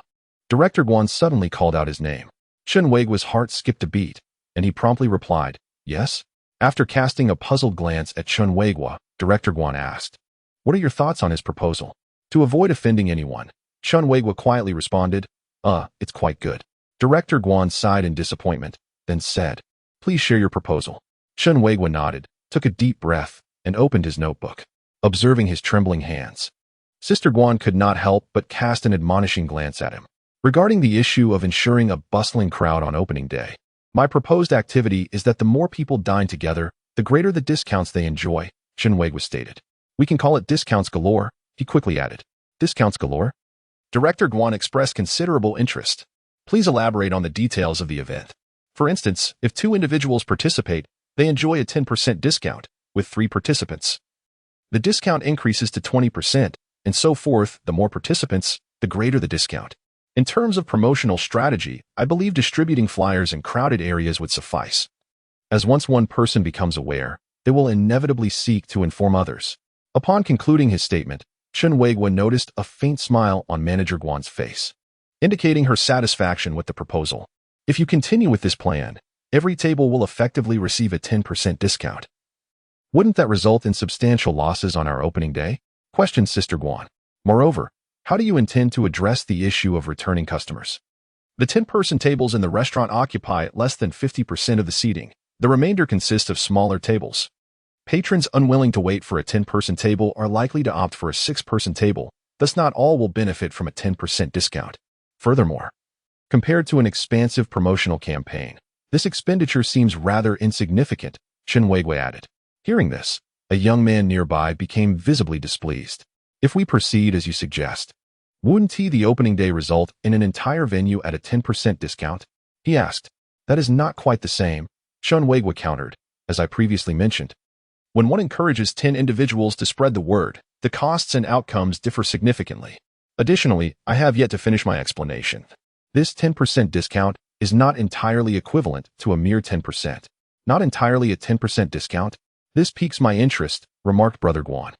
Chapter 35. Successfully appointed as restaurant manager, Chen Weiguo nodded, glancing at the 3 Guan managers before continuing. To qualify for the 10% discount, one must first recharge a membership card at the original price before receiving the discount.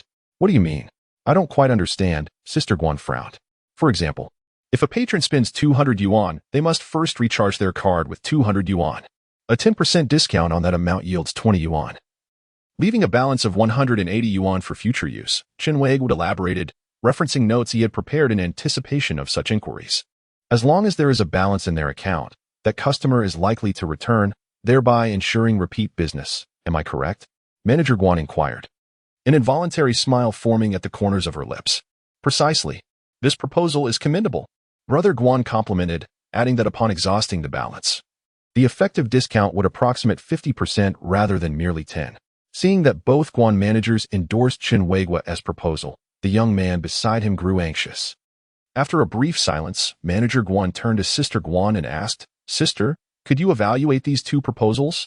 Clearly, Chen Weiguo's proposal is superior, Sister Guan stated. Upon hearing this, the young man's expression darkened further. However, Sister Guan then introduced a significant twist. There is one issue. Once a customer has utilized their balance after 2 visits, how can you ensure they will return for a third? Sister, if customers leave after 2 visits without being retained, no marketing strategy will prove effective, Manager Guan interjected on Chen Weiguo's behalf. Sister Guan turned to General Guan and explained, You are not mistaken. However, the competition is becoming increasingly fierce, with more restaurants of our scale and caliber emerging. If we were to hire him as our manager, he would have to confront the formidable challenge of maintaining our first-mover advantage amidst such intense rivalry. I understand. But Sister Guan raised her hand, interrupting General Guan, and smiled at Chen Weiguo, saying, Let us first see if he has any effective strategies to propose. Unlike General Guan's smile, which was warm, Sister Guan's smile always carried an underlying edge, instilling in Chen Weiguo an invisible pressure. General Guan looked at Chen Weiguo and, with a hint of resignation, asked, Chen Weiguo, do you have any strategies to offer? Chen Weiguo scratched his head at that moment. He felt a sense of nervousness that was already quite overwhelming, rendering his mind nearly blank.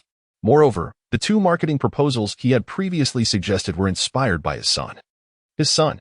The thought of his son triggered a memory in Chen Weiguo's mind. Just before leaving, his son had asked him about the discount vouchers. After purchasing an album at the bookstore, one would receive a voucher that could be used for a discount on the next purchase. Similarly, after dining at the restaurant, guests could be given a voucher, allowing them to enjoy a discount on their next visit. With this realization, Chen Weiguo felt a surge of excitement. Indeed, his son was his lucky star. After a guest's second visit, we could offer them a voucher, Chen Weiguo suggested. For instance, he continued, if a guest returns for a second meal, after settling the bill, we could present them with a voucher for a discount of 10 yuan on their next visit, applicable for purchases over 100 yuan. As he spoke, new ideas began to blossom in Chen Weiguo's mind, and he added, furthermore, we could all write, Chen Weiguo. We understand your point, General Guan suddenly interrupted, signaling him with a glance. Chen Weiguo fell silent, still feeling a sense of unfulfilled thoughts lingering within him. Offering vouchers is akin to providing a discount, yet it is indeed a method to retain customers, Sister Guan remarked before glancing at General Guan and adding, "I have no further questions." General Guan replied, "I have no questions either." "Neither do I," Brother Guan echoed. After confirming that they had no further inquiries, General Guan addressed Chen Weiguo and the young man, stating, "Gentlemen, today's second interview has concluded. The final decision will be made after discussion among the three of us, and we will notify you by phone." As soon as General Guan finished speaking, the young man stood up, realizing that his chances were slim. After adjusting his collar, he turned to Sister Guan and said, "Then, Aunt Guan, I shall take my leave." Sister Guan smiled gently at him and replied, "We will be in touch." After the young man departed, Chen Weiguo also stood up, saying, "Then I will take my leave as well." "Wait." General Guan immediately called Chen Weiguo back and turned to Sister Guan, saying, "The final candidate will be him. I trust you have no objections?" Sister Guan awkwardly shook her head, saying, "I have no objections, but didn't you say to let them wait for notification? What I said was clearly intended for Zhang Tian, so please do not feign ignorance. The restaurant is about to open, and there is little time left. We must ensure he becomes familiar with the establishment swiftly." With that, Manager Guan rose, gathered her belongings, and approached Chen Weiguo. "Chen Weiguo, you are officially hired from this moment onward. Come with me. I shall introduce you to our operations," Manager Guan declared. Chen Weiguo, taken aback, inquired, "Really? Just like that?" "Indeed. Your salary commences today. Let us go," she replied. After bidding farewell to Sister Guan and Brother Guan, Chen Weiguo followed Manager Guan. Once they departed, Brother Guan could not help but remark, "When Ning works earnestly, she transforms into an entirely different person. Indeed, she is always so full of vigor." "Sister, I must speak candidly. What do you think of the individual named Chen Weiguo? He may be a bit rustic, but one cannot deny that his proposals are quite commendable." Subsequently, under Manager Guan's guidance, Chen Weiguo became acquainted with the restaurant and the specific responsibilities he would undertake, though it paled in comparison to the Grand Tianyuan Starlight restaurant. The processes were largely similar, rendering comprehension relatively straightforward. However, due to the larger scale and higher standards of Tianyuan Starlight, with a greater number of staff both front and back of house, the challenges of enhancing cooperation among employees, improving service efficiency, and providing customers with a superior dining environment and experience would be significant hurdles he would need to navigate. For dinner, Chen Weiguo dined at the restaurant with the three managers. His prior experience as a plumber in factories and malls proved invaluable at this juncture. It was only at 9 o'clock in the evening that he returned home. Upon learning of her son's appointment as restaurant manager, his mother was overjoyed and even prepared a bowl of noodles for him. While she busied herself in the kitchen, Chen Weiguo approached his son and quietly asked, "Son, your father has not forgotten his promise. Tell me, what gift do you desire?" The child's round eyes sparkled with excitement as he exclaimed, "A computer." "A computer?" Chen Weiguo furrowed his brow, assuming his son meant one of those gaming consoles that required game cartridges, which connected to a television and were operated via a controller. "A learning machine?" he suggested. The boy immediately shook his head, insisting, "A personal computer with a keyboard, monitor, mouse, and main unit." Upon hearing this, Chen Weiguo was taken aback. He could not fathom why his son, not yet 2 years old, would want a computer, especially since he himself did not know how to use one. More importantly, computers were exorbitantly priced. With a monthly salary of 3,000 yuan, he would have to forego food and drink for over 2 months to afford such an item. Thus, he gently patted his son's head and stood up, hoping to pass off the matter as if it had never occurred. "Daddy, you're lying. Daddy, you're lying," the boy shouted, chasing after him and playfully smacking his backside. Chen Weiguo turned around, his face a picture of dismay, and explained, "Son, it's not that your father does not wish to buy it for you. It's simply that I do not have enough money. Men must always keep their word." "Goodness, am I no longer even considered a man in your eyes? Perhaps you should just call me mother from now on." "Mother, mother." To Chen Weiguo's astonishment, his son actually called him mother. What a shame it would be if someone were to witness this. With a woeful expression, he pleaded, "Son, I promise. Once I save enough money by the end of the year, I will buy you one, all right? For now, let me get you a game console to play with for a few months." He thought to himself that by that time, his son would likely have forgotten this matter. When his son remained silent, he added softly, "It's mainly because grandma doesn't approve either. Your father still owes her money." Once the demolition compensation arrives at the end of the year, and I repay her, she won't have too many objections to whatever you wish to buy. After glancing back at his elderly mother in the kitchen, his son finally agreed. Chen Weiguo let out a sigh of relief. If he couldn't even manage a son who was not yet 2 years old, what would the future hold? Had it not been for his son being different from ordinary children since birth, he might have harbored concerns of being a failing father. On the 10th day of Chen Weiguo's employment at the TNYU in Starlight restaurant, the establishment grandly opened its doors. Although the advertising campaign was quite simple, consisting merely of distributing flyers in heavily populated areas of Jianing City for a few days. The enticing offer of up to 90 off ensured that the opening day was a resounding success. Not only that, but a long queue formed outside the restaurant, with many patrons willing to wait over an hour for the lowest discount rather than separate into different tables. Additionally, due to the prominent labels and explanations on the flyers, almost no customers expressed dissatisfaction over the original price when purchasing membership cards for discounts. Everyone, including Chen Weiguo and several stakeholders and management, was busily engaged. While Chen Weiguo had previously encountered similar frenzied situations at the National Hotel, this was on a far grander scale, akin to a large-scale battle. It was not until 11 at night that he finally found a moment to rest. After stretching his weary back, Chen Weiguo was settled into a chair, having stood for nearly 5 hours without a moment's respite. At that moment, the equally fatigued manager Guan, bearing 2 bottles of soda, took a seat beside him. "I'll go check if they are all tidied up," Chen Weiguo said as he stood up. "Sit down," Guan insisted, grasping his hand and pushing a bottle of soda towards him. "You drink soda, right?" "Not particularly fond of it, but I can manage," Chen Weiguo replied. "You don't usually steep goji berries in a thermos, do you?" Guan inquired. Chen Weiguo shook his head repeatedly, saying, "Not enough chrysanthemum." Guan nearly burst out laughing, almost spitting his soda. "So, how do you feel today?" Chen Weiguo drained half the bottle before responding, "Very tired." "I feel the same. I never imagined running a restaurant would be so exhausting," Guan concurred. Sister Guan and Brother Guan passed by at that moment. Brother Guan playfully patted Chen Weiguo on the shoulder, while Sister Guan tossed him a pack of cigarettes that he could hardly afford, though neither of them uttered a word. Chen Weiguo understood that this was their acknowledgement of him. Once they had walked some distance away, Mr. Guan remarked, "Let us summarize the opening, shall we, Manager Chen?" Chen Weiguo straightened his back, mustering his seriousness as he replied, "Today is the first day of our opening. Everyone is quite busy. Yet it is a frenzy characterized by disarray rather than order." As he spoke, Mr. Guan couldn't help but burst into laughter. "I was merely joking with you.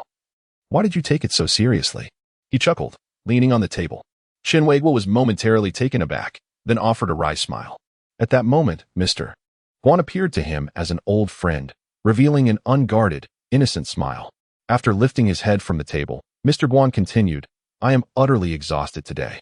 Had I known, I would have opted to rest. You were correct about the issues you mentioned. They do require improvement. However, let us wait until the opening events are concluded before making any changes." With that, Mr. Guan rose to leave. Yet, after taking a few steps, he turned back and asked Chen Weiguo, "Chen Weiguo, why don't you ride back with me?" Is it on your way?" "If I say it is, then it is." Shortly thereafter, Chen Weiguo found himself in the passenger seat of Mr. Guan's car. Mr. Guan was driving a Mercedes, a vehicle worth around 500,000 to 600,000 on the market, which Chen Weiguo considered a luxury. In fact, it was merely the least expensive among Mr. Guan's 3 cars.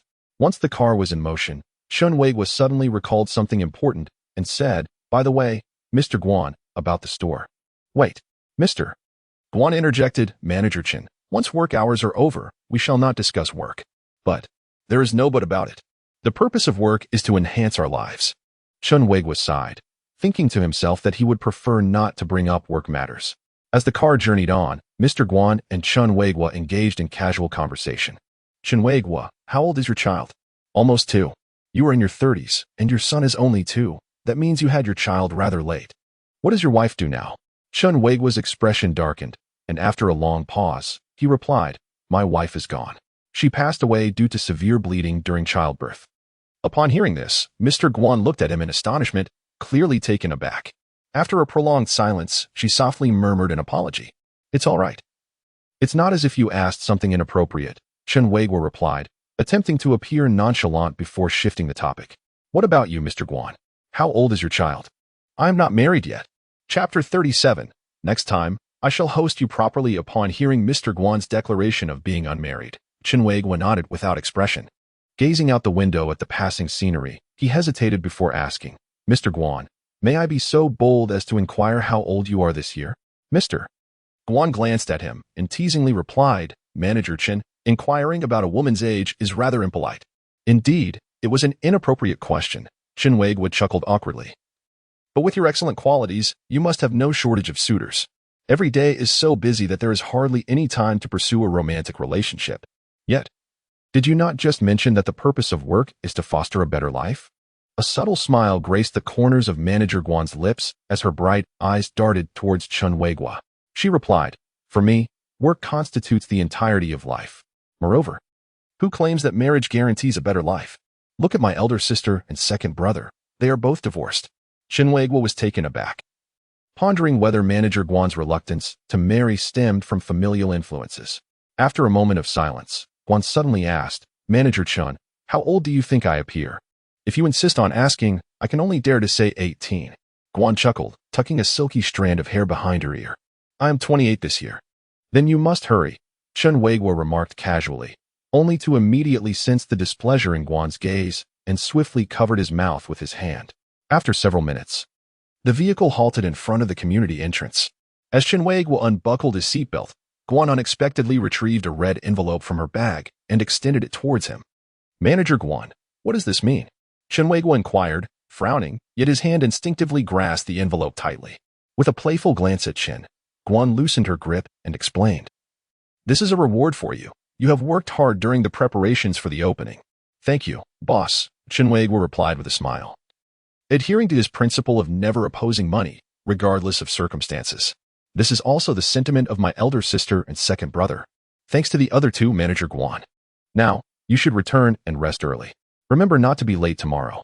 In the following 2 days, due to the promotional activities during the opening, the restaurant's business remained exceptionally thriving, with long queues forming outside, reminiscent of the previous day. The increasing number of patrons attracted even more customers, leading to a congested parking lot. Numerous local newspapers and news outlets arrived to report on the scene, inadvertently providing the restaurant with additional publicity. Ultimately, during the mere 3 days of its opening, the total amount of member recharges reached an impressive 16,000 yuan, with an average table turnover of approximately 6 times. The initial phase is always the most challenging. Once the opening is successful, the business is assured for a while. Thus, following the promotional activities, aside from customers with existing balances, a steady influx of new patrons continued to arrive daily. Although the fervor was not as intense as on the opening day, the restaurant remained fully occupied at every meal, averaging around 35 table turnovers. For Chen Weiguo, the bustling business signified a more substantial year-end bonus. However, for the ambitious Manager Guan, this was merely the first step in a long journey. Her aspirations were to expand the restaurant throughout the entire Jiangning City, central southern provinces, and even across the nation. Amidst the busyness, time quietly slipped into the crisp autumn of October, with the onset of the first week of October marking the Golden Week. Many weddings typically take place around this time, and this year was no exception. Li Jiying, who had obtained a marriage certificate at the beginning of the year, celebrated her wedding with her beloved Wang Lifeng during this period.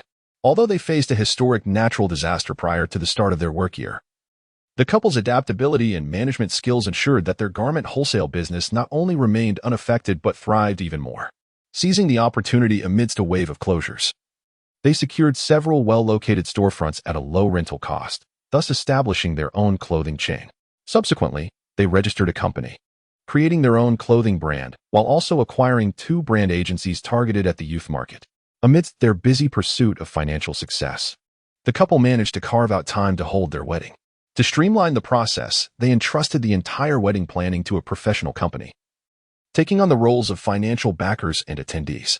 In a bid to maximize profits, the wedding company arranged a trendy Western-style ceremony, with the event set to take place at the finest Tianqi Hotel in Jiangning City.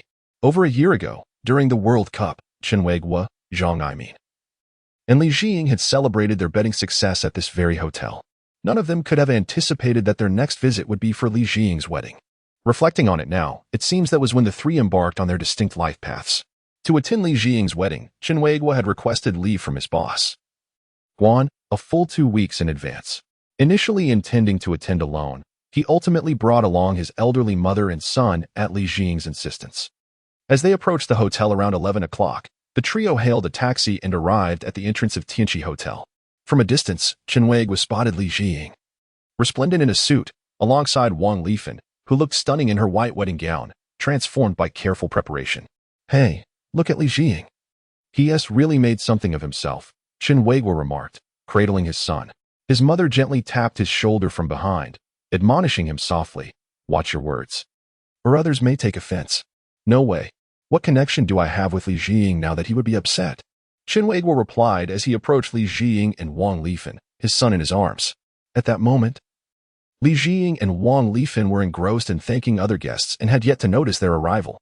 After Chen Weiguo offered his congratulations, Li Jing immediately turned around, his face lighting up with joy.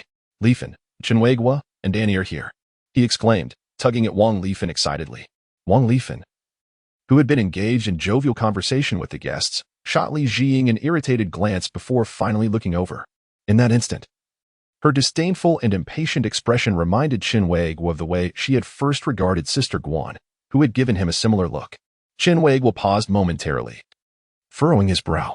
In less than a year, this couple had not only become wealthy but had also undergone a significant transformation. "Congratulations, groom. You look exceptionally dashing today. And the bride is truly beautiful." Wang Lifan merely offered a faint smile in response to his mother's compliment, thanking her before turning back to the guests. Observing her distinctly different demeanor towards family and other attendees, Chen Weiguo felt a twinge of displeasure. "Oh, little Haozi, come here and give your uncle a hug." Li Jing approached with a smile and took the child from Chen Weiguo's hands. Chen Weiguo could discern that this foolish lad remained unchanged from his former self. After amusing Chen Weiguo's son for a brief moment, Li Jing returned the child to his father. "Auntie, Weiguo, please go inside and have a seat. I apologize for the inadequate hospitality this time," Li Jing said. "Uncle, it's all right. Next time at your wedding, be sure to host us properly," the son chimed in. Li Jing chuckled foolishly, but as he continued to laugh, he abruptly realized something amiss and ceased his mirth. Chapter 38. An unexpected encounter with the female superior at a friend's wedding. Wang Lifan, engaged in light-hearted banter with the other guests, turned her head with a rather displeased expression. Chen Weiguo offered Li Jing a wry smile and urgently whispered to his son, "Baby, what nonsense are you talking? Your Uncle Li will only marry once in his lifetime. Once divorced, is he not allowed to remarry?" The son replied, looking up at him. Chen Weiguo gritted his teeth, wishing he could cover his son's mouth with his hand. Out of the corner of his eye, he noticed Wang Lifan's growing ire. Children are innocent and speak without reservation. The mother attempted to smooth things over with a smile. It's fine. Your Haozi is so young yet so articulate. Truly clever." Li Jing's face brightened once more as he withdrew a pack of cigarettes from his pocket and handed them to Chen Weiguo. Upon receiving the cigarettes, Chen Weiguo immediately took his son into the restaurant, wary of Wang Lifan's displeasure. Once inside the hotel, the mother angrily grasped her son's ankle. "How could you say such things to Uncle Li? Today is his momentous occasion." She feigned anger, but the son's adorable demeanor made it impossible for her to stay mad, and her facade crumbled. "Good boy. Grandma knows you genuinely wish to bless Uncle Li, but you mustn't speak so freely," she admonished gently. After entering the hall where the banquet and ceremony were held, Chen Weiguo deliberately sought a secluded spot to shield his son from secondhand smoke. After surveying the entire hall, he expressed his surprise. "Why is it that I don't see a single familiar face? You may not know, but it seems Li Jing only invited our family and the Zhang family, perhaps one or two others he was close to. The neighbors are gossiping, saying he has earned money and looks down on everyone now," the mother explained. Chen Weiguo smiled knowingly. While he was uncertain whether Li Jing truly held disdain for others, he was quite aware that Wang Lifan certainly did. After a while, the Zhang family arrived. Upon seeing Chen Weiguo's family, only Zhong Aimin approached to greet them. Due to the quarrel during the hotel transfer, Zhong Aimin's wife, Huang Lu, still bore a grudge against Chen Weiguo and ignored him entirely. After exchanging a few pleasantries, Zhong Aimin returned to join his wife and child at their designated table, as he was a distant relative of the bride, Wang Lifan, and was seated among the family members. From a distance, the elderly mother leaned towards Chen Weiguo and whispered, "Zhong Aimin's wife is currently working for Li Jing and Wang Lifan, apparently as a store manager at a clothing shop. I heard Zhong Aimin mention it." Chen Weiguo replied, "Why didn't you ask Li Jing to arrange for a manager position for you back then? I would have liked to." But his wife disagreed, he explained. Before the new year this year, Li Jiying even brought Xiao Wang to her home as a guest. Xiao Wang was so warm and friendly back then. Who would have thought that in less than a year, her demeanor would change so drastically? It's all money's fault. She thinks she's so impressive now that she has wealth. If I were wealthy one day, I would also elevate my stance and look down on others, Chen Weiguo jested. Suddenly, a hand clapped on Chen Weiguo's shoulder. Startled, he turned around, never expecting to see General Guan at Li Jiying's wedding. He rose abruptly, incredulity etched on his face. General Guan, what brings you here? Just like you. I came to celebrate the wedding, Guan replied with a smile. Afterward, Guan turned to the elderly mother and son, inquiring, this must be your mother and your son? Yes. Mom, this is our restaurant's owner, General Guan, Chen Weiguo introduced. The elderly mother scrutinized Guan for a moment before smiling and saying, hello, young lady. I never imagined you would be such a young and successful boss. Hello, Andy, you're too kind, Guan responded, her signature smile in place. Baby, say hello and greet Andy. Chen Weiguo urged his son. The boy looked at Guan, displaying an adorably innocent grin, and exclaimed, Sister, hello. Sister, you are so beautiful. Upon hearing this, Guan's eyes widened in surprise before she burst into a fit of giggles. Manager Chen, your son is exceptionally clever. At such a young age, his emotional intelligence is remarkable. You should learn from him, she remarked. The boy then raised both hands, calling out, Sister, hug. Sister, hug. Guan laughed again, stepping forward to lift Chen Weiguo's son into her arms. Sister, you smell so good, the boy commented, gazing at Guan. Guan was once more amused. Turning to Chen Weiguo with a delighted expression, Manager Chen, your son is utterly charming. I adore him.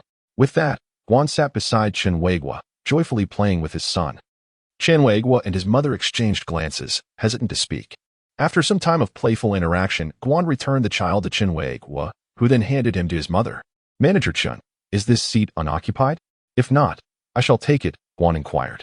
It's free, Chen Weiguo confirmed, noting how Guan continued to playfully engage with his son, clearly enamored with him. By the way, General Guan, were you invited by the bride or the groom? I know the bride. She once worked at my clothing company. After I sold the company, she resigned and seems to have joined her current husband in the clothing business, Guan explained. I see. What a small world. I have known the groom for over a decade. We once worked at the same factory and resided in the same neighborhood. After the millennium, when we found ourselves unemployed, we idled for a while until he met the bride. Mr. Guan nodded slightly, seemingly indifferent to the matters concerning the groom and bride. As the clock struck 11:15, the bride, Wang Lifeng, hurriedly approached Mr. Guan. Noticing him deep in conversation with Chen Weiguo, she hesitated momentarily before leaning in to whisper in Mr. Guan's ear, Mr. Guan, I've saved you a seat. Please join us at the front. Mr. Guan looked taken aback and waved his hand dismissively. That wouldn't be appropriate. I'm not a family member. This seat is perfectly fine, allowing me to converse with Chen Weiguo's son. You are my esteemed guest. And indeed a distinguished one at today's wedding, Wang Lifeng insisted once more. Mr. Guan smiled politely but gently declined, saying, You flatter me. Today, you are the star of the show. Do attend to your guests. Rest assured, I shall enjoy myself here. Wang Lifeng's expression darkened, and she ceased her entreaties. Once she had moved away, Chen Weiguo remarked, Mr. Guan, it seems you hold significant weight in her eyes. Mr. Guan glanced around before leaning closer to Chen Weiguo, whispering, It's not as grand as she portrays. I merely recognized her capabilities and appointed her as a supervisor. What level of supervisor are we discussing? How does it compare to my managerial position? Chen Weiguo inquired. Of course, your managerial rank is superior, aside from a few shareholders. You hold the highest position in the restaurant, Mr. Guan replied.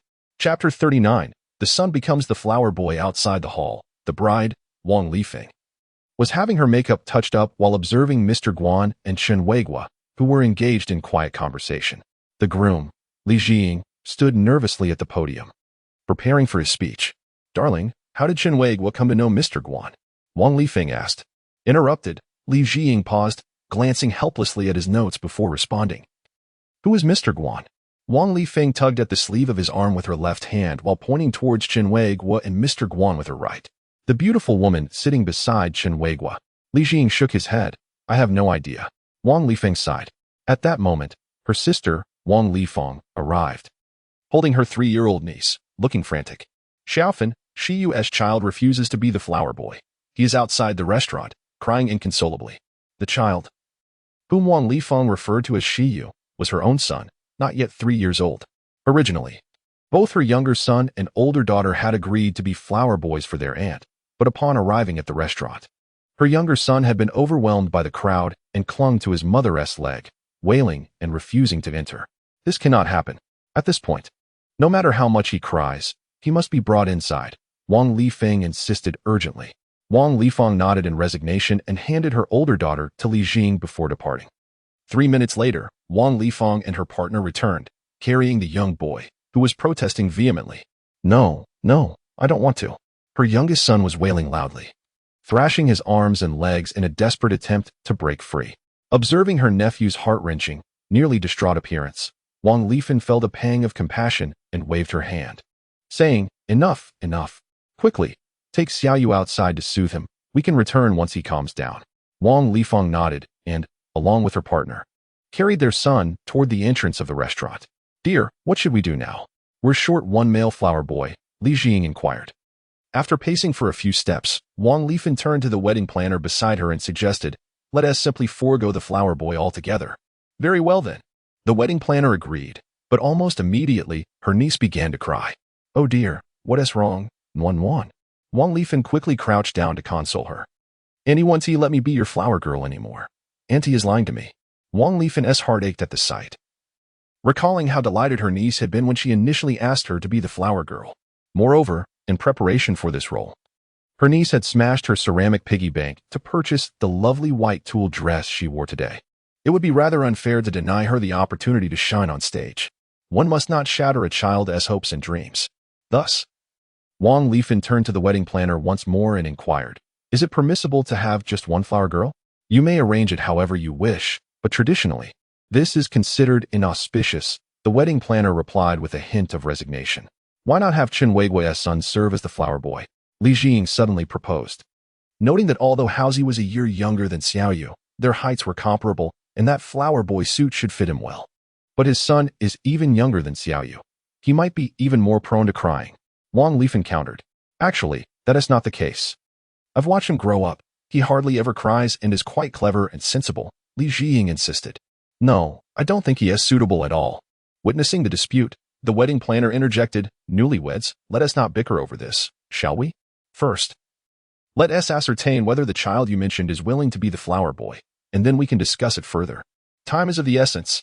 Exchanging glances, Li Jing and Wang Lifeng shared an understanding, and Wang Lifeng nodded, urging, Please go and ask him. Li Jing promptly entered the wedding hall and approached Chen Weiguo. Chen Weiguo, engrossed in a lively conversation with manager Guan, turned to face Li Jing. What is the matter? We have a bit of a situation. We're short one male flower boy and would like to borrow your son. Really? Is that even possible? Chen Weiguo exclaimed in surprise. Not to mention whether he will perform well. I doubt he would agree. I will, his son immediately responded.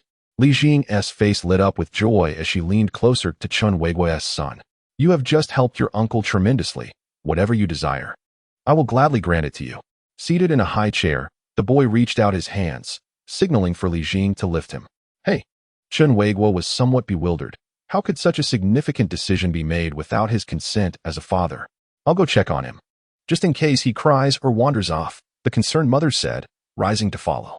As the three figures walked further away, Mr. Guan sighed, Manager Chen.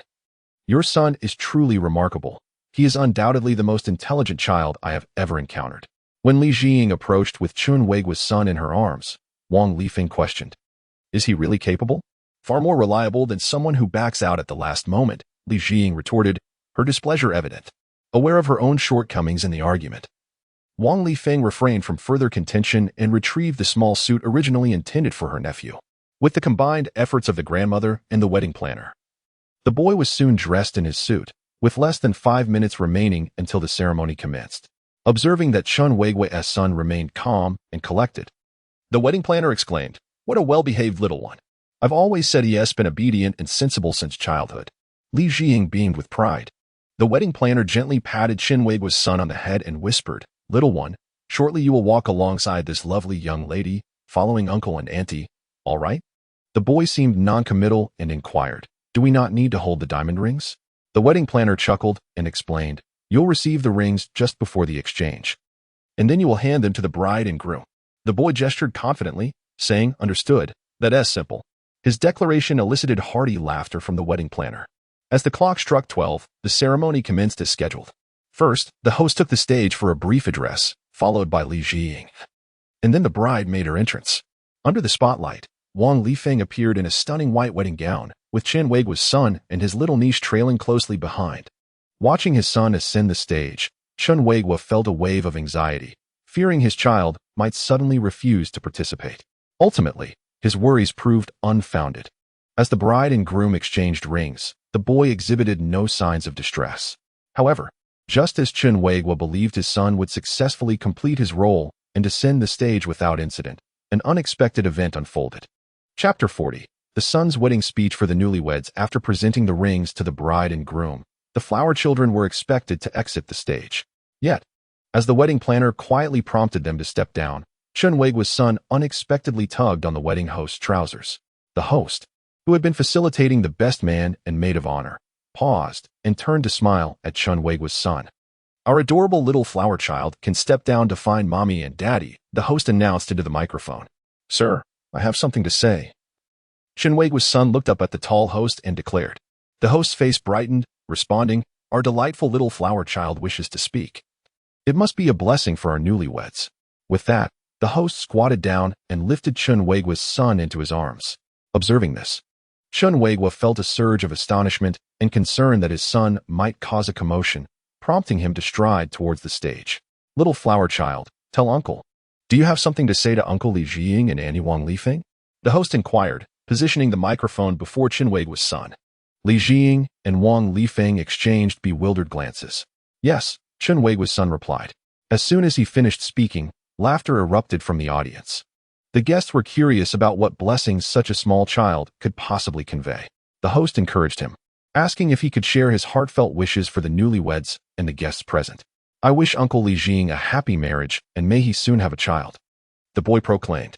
Hearing his son speak so well, Chen Weiguo paused halfway to the stage, feeling that there was no need to stop him. Li Jiying laughed heartily, unable to refrain from praising the cleverness of the little boy to the bride beside him. Many guests applauded, impressed that such a young child could express himself so articulately in front of a crowd. "Auntie, your grandson is exceptionally smart and adorable."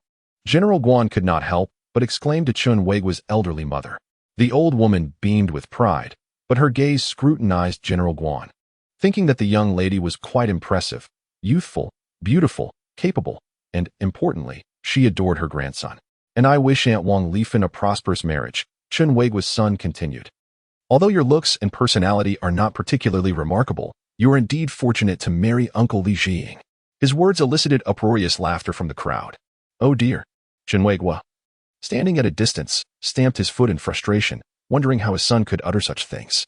He quickly glanced at Li Jiying and Wang Lifeng, noticing that Li Jiying was laughing heartily while Wang Lifeng wore an awkward smile.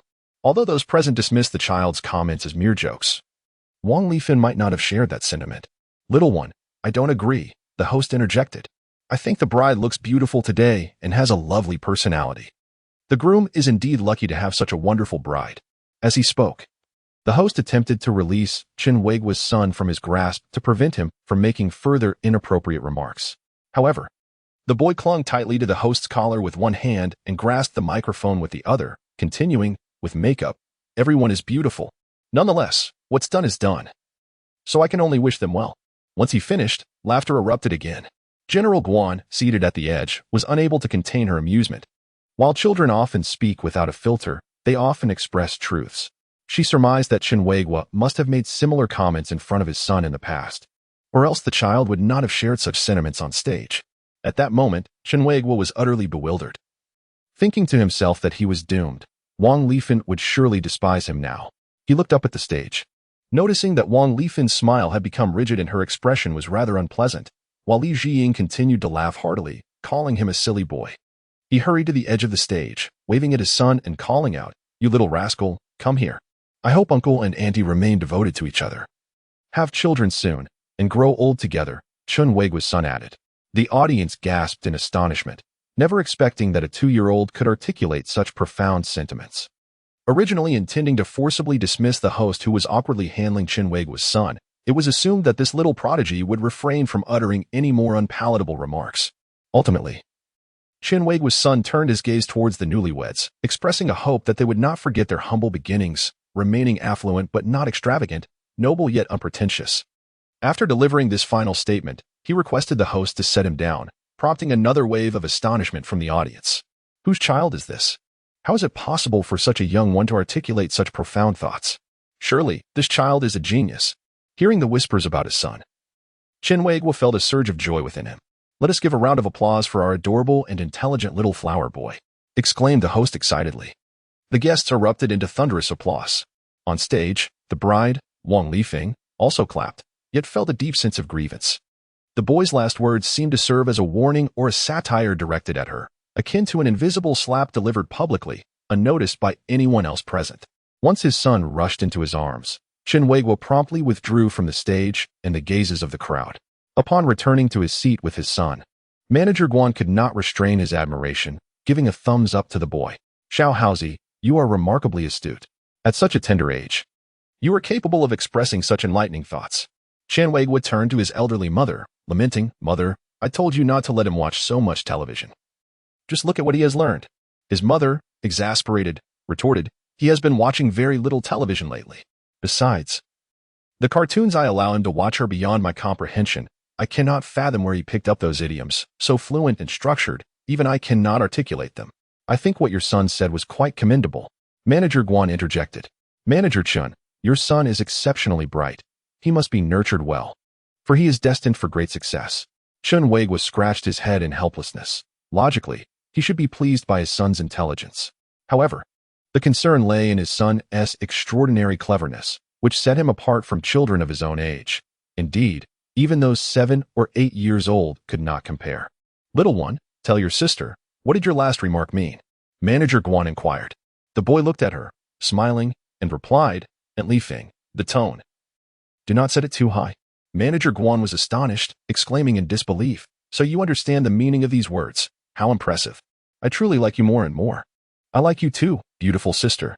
Hearing his son say this, Chen Weiguo nearly spat out the tea he had just sipped. Chapter 41. Manager Guan's family background. In the dressing room adjacent to the banquet hall, Wang Lifeng angrily tossed her wedding veil onto the sofa. Li Jiying approached her, questioning, Wife, why are you so upset? Wang Lifeng glared at Li Jiying, indignation evident. Isn't it obvious? I am furious at Chen Weiguo's son. He clearly came to disrupt and provoke me. Why would you be angry with a child? Besides, how can one take a child's words seriously? Li Jiying gently advised. It is undoubtedly Chen Weiguo who taught his son to say such things. Otherwise, how could such a small child utter such words? It is implausible, isn't it? It was only because your sister's son suddenly refused to be the flower boy that we invited Chen Weiguo's son to assist. Where would Chen Weiguo find the time to teach him such phrases? As you mentioned, how could such a young child possibly remember so many lines? He must have been speaking off the cuff. Does this even resemble nonsense? Well, Li Jiying, on the very first day of our marriage, you are siding with outsiders rather than me. No, how am I not on your side? It's just that there is no need to contend with a child who is not yet 2 years old. But the things he said were so hurtful. What does it mean that I am inferior to you in both appearance and character? Li Jiying, do you also believe this in your heart? Do you think that I, a person from the countryside, am unworthy of you? That is a misunderstanding. I certainly do not think that. Li Jiying, with a face filled with distress, replied that it is I who feels unworthy of you, as my family has accumulated virtue to find such a wonderful wife as you. It is not you who has climbed high to be with me. It is clearly you who has married down, making you feel wronged. Upon hearing Li Jiying's words, Wang Lifeng felt somewhat reassured. Dear, today is our wedding day. Let us be cheerful, she said. We are about to toast, so hurry and change into your toasting attire.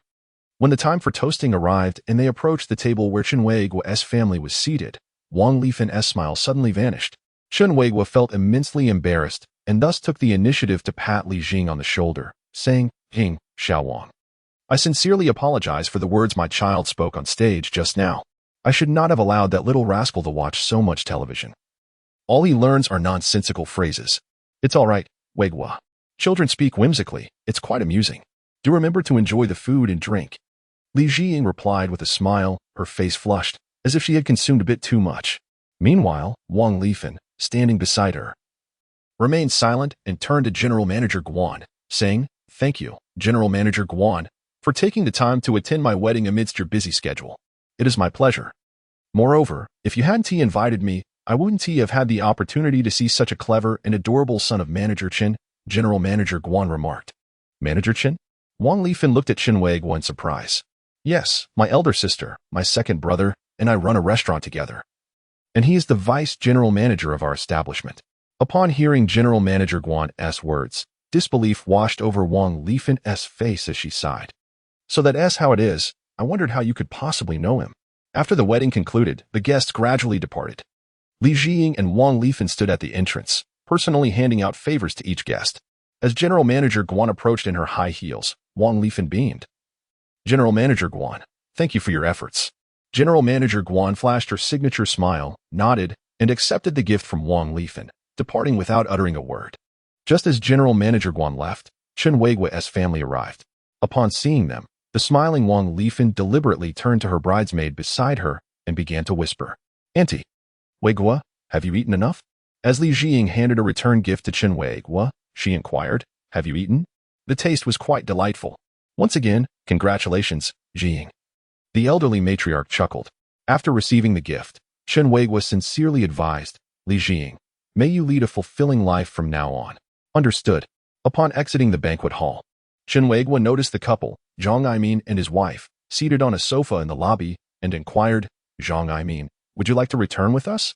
Zhang Aimin rose and replied, "We were initially waiting for Li Jiying and her cousin to finish their tasks before taking their car home.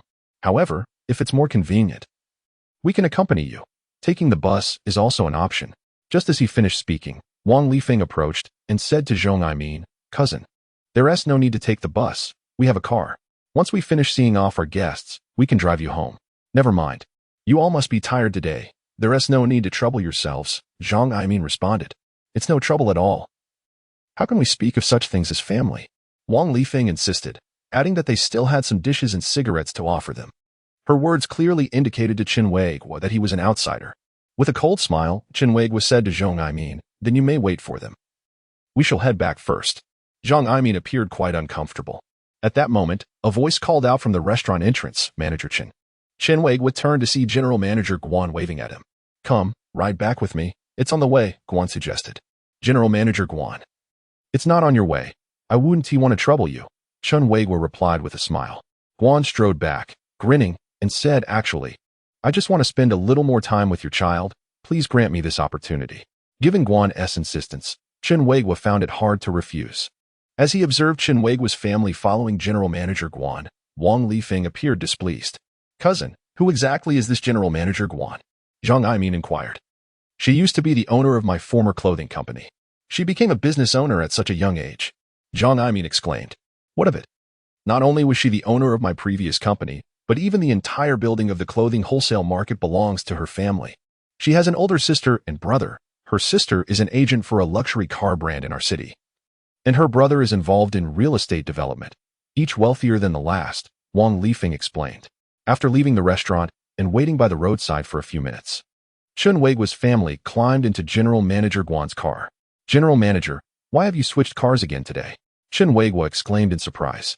Guan smiled silently, then turned to the rearview mirror to ask Chen Weiguo's son, Xiaohaozi, "What toy do you like the most?" "A computer," the boy replied immediately. "A computer?" Guan responded with astonishment. "Is it one with a keyboard and mouse?" Before the boy could answer, Chen Weiguo quickly interjected, "General Manager, please don't take him seriously. He just saw someone using a computer on television and cried for me to buy him one, but he has no real understanding of what a computer is." Chen Weiguo hastily explained this, knowing that his son and General Manager Guan were two individuals, one who dared to ask, and the other who dared to give. Fortunately, Guan believed him, then asked, "Apart from computers, what other toys do you like?" After a long moment of contemplation, the boy finally replied, "Ultraman, I suppose." "You like Ultraman too?" Guan chuckled. "Believe in the light forever." When his son uttered these words, the three adults in the car were left in a state of bewilderment, completely at a loss for their meaning. Chapter 42. A return gift according to one's status at the entrance of the community. Chen Weiguo and his family disembarked from Manager Guan's luxurious vehicle. Before departing, manager Guan presented Chen Weiguo with a return gift from the earlier wedding, waving goodbye. The family watched as manager Guan's extravagant card disappeared from sight. Chen Weiguo, your boss seems quite remarkable, the elderly mother remarked suddenly. Chen Weiguo chuckled softly in response, Mother. That's rather obvious. He is young, handsome, and wealthy, so of course, he seems impressive. However, a girl like her should be quite proud, the mother added. With that, she turned and walked into the community. Upon returning home, when the son opened the 2 return gifts, the mother was astonished to discover that the gift sent to their family was different from that given to manager Guan. The gift for them contained some wedding sweets and a bottle of fruit wine, while manager Guan's was filled with exquisite stationery and a bottle of expensive liquor worth over 1,000 yuan. It was evident that the gift for manager Guan was far more refined and valuable. After scrutinizing the gifts for a while, the mother quietly set both aside. And after a lengthy pause, she sighed heavily. Noticing his mother's despondent mood, Chen Weiguo comforted her. Mother, do not be upset. There is nothing to be angry about. I never expected that even return gifts would be dictated by social standing. It is truly disheartening. In today's society, the less money one has, the more one is looked down upon. Just look at Li Jiying's wife's obsequious demeanor before manager Guan. She nearly licked his shoes, Chen Weiguo remarked disdainfully. This return gift is far too lavish. Remember to return it to manager Guan tomorrow, the mother insisted. Chen Weiguo disagreed, explaining, Mother, it is merely our perception of its value. If I were to return it to manager Guan, he would only think I am keeping tabs on him. The mother fell silent, instead embracing her son and retreating to their room to sleep, observing his mother's forlorn silhouette. Chen Weiguo felt compelled to take action in her defense, so he carried the return gift intended for manager Guan to the entrance of the community to wait. When Li Jiying and Zhang Aimin returned by car, he stepped forward to intercept them, returning the gift to Wang Lifen. Chen Weiguo, is this not the return gift I gave to manager Guan? How did it end up with you? Manager Guan didn't want it, so he gave it to me. But I felt it inappropriate to keep it since its contents are rather valuable. I thought it best to return it to you, Chen Weiguo clarified. Upon hearing this, Huang Lu, Zhang Aimin's spouse, questioned, Chen Weiguo, what do you mean by that? Are return gifts not all the same? In an instant, Wang Lifen's expression soured considerably. How would I know? Chen Weiguo replied before departing. Upon returning home, Li Jiying called to inform him that, aside from the return gift for manager Guan, all others were indeed identical. After hanging up, Chen Weiguo let out a derisive laugh. This was the first time he realized that wealth was not always a blessing. By late October, an unexpected autumn rain brought a sudden drop in temperature overnight, ushering in a chilling ambience throughout Jining City, intensifying the essence of autumn. Since the last encounter with Chen Weiguo's son at Li Jiying's wedding, General Guan has inquired daily about the boy's well-being, prompting Chen Weiguo to jest that he should send his son to General Guan for upbringing. Each time, General Guan cheerfully agrees, exclaiming, that sounds splendid. Despite the drop in temperature, the business at the Tianyuan Star restaurant continues to flourish. Observing the steady and profitable operations of the restaurant, General Guan has now initiated plans for his second branch. He has embarked on this expansion personally, while entrusting the management of the current establishment to Chen Weiguo, effectively making him the restaurant's true leader. With several months of experience and learning under his belt, Chen Weiguo is more than capable and adept in his role. To acknowledge his competence and value, General Guan and his associates unanimously decided to raise his base salary from 3,000 to 4,200 yuan, with the year-end bonus increasing from an initially agreed 3% to 6%. Such remuneration places him among the higher earners in the entire Jining City, filling him with immense satisfaction. He had never anticipated that after 2 years of grappling with unemployment and job hunting, he would suddenly find himself at a career pinnacle. Around 2 o'clock in the afternoon, after completing the lunch service as usual, Chen Weiguo retreated to General Guan's office for a brief respite. The office key had been entrusted to him by General Guan, allowing him to recline on the sofa for a quick nap whenever the general was away. No sooner had he settled down than his phone rang. Hello, who is this? Director Chen, it's me, Jiang Dahai. A familiar voice resonated through the receiver, instantly rousing Chen Weiguo's attention. The last time he met Jiang Dahai, he had shared some inside information regarding demolition projects, hinting at lucrative prospects for them both. After months of waiting, the call had finally come. Director Jiang, I thought you had forgotten your old friend. How could I? It's just that there were no properties available until now. However, I have found one. It's a ground-level storefront at the entrance of the 301 community, which will be rented out for business, hence the price is a bit steep, Jiang Dahai explained. How much? A total of 50,000 yuan. 50,000 yuan. Chen Weiguo exclaimed in astonishment. When was that property built? When it was built is not as crucial as its street-facing location if demolition occurs. The compensation will likely be higher, though it ultimately depends on the appraisal. What do you think? If it aligns with my vision, then it's definitely a go. Even if the compensation doesn't equate to the storefront value, you still stand to profit, wouldn't you agree? Chen Weiguo found himself in a quandary. He calculated that with his savings, including the balance in his elderly mother's account, he could muster the 50,000 yuan. However, whether the property was worth that sum remained a pressing concern. After a moment of contemplation, he resolved, declaring aloud, as long as it is profitable, I am in. Let us proceed with the purchase. Great. Transfer the funds to me, and I will handle the remaining paperwork. But we must agree beforehand that when the time comes for demolition, I will require 20% of the proceeds. 20% is acceptable. But that should be after deducting the initial 50,000 cost. That won't work. 20% amounts to very little. It is quite a sum, akin to earning a hefty fee for running errands. In this world, such exorbitant fees for errands are rare. Ultimately, after much haggling between the two, they settled on a commission of 30%. Furthermore, Zhang Dehai assured Chen Weiguo that should the demolition extend beyond a year, he would forego any further fees for his assistance. After concluding the phone call, Chen Weiguo hurriedly took a taxi home, retrieved his savings book, and promptly rushed to the bank.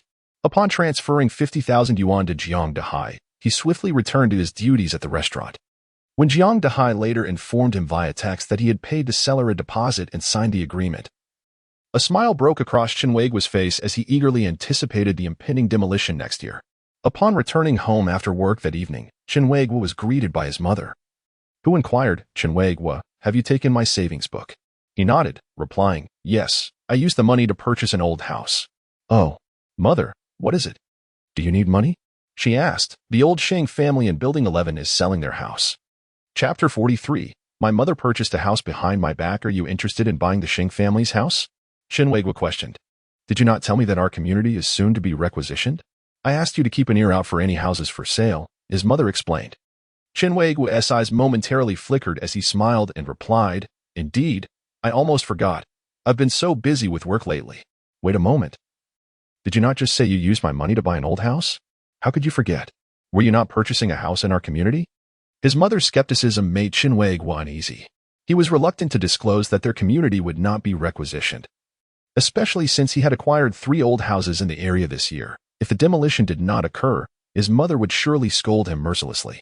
After a brief pause, he responded, Mother, I bought a house in Community 301. Will they be demolishing Community 301 as well? Of course, our area will certainly be requisitioned. Community 301 is adjacent to ours, so it will undoubtedly face demolition too. It has been around for quite some time. It is indeed time for it to be torn down. After conversing with his mother, Chen Weiguo retreated to his room. Once he lay down, he exhaled deeply. Thankfully, he had encountered Zhang Dehai a few months ago while handling the property transfer. Otherwise, he would have been trapped in purchasing the Sheng family's house, adding another property burden to his shoulders. After lying there for a while, his phone rang. Upon seeing that the call was from Manager Guan, his expression instantly turned serious. Hello, Manager Guan. How was business at the restaurant today? Following nearly 20 minutes of discussion, their conversation came to a close. Ever since the decision to open a second branch was made, Chen Weiguo had been reporting the daily operational status of the restaurant to Manager Guan each evening upon returning home.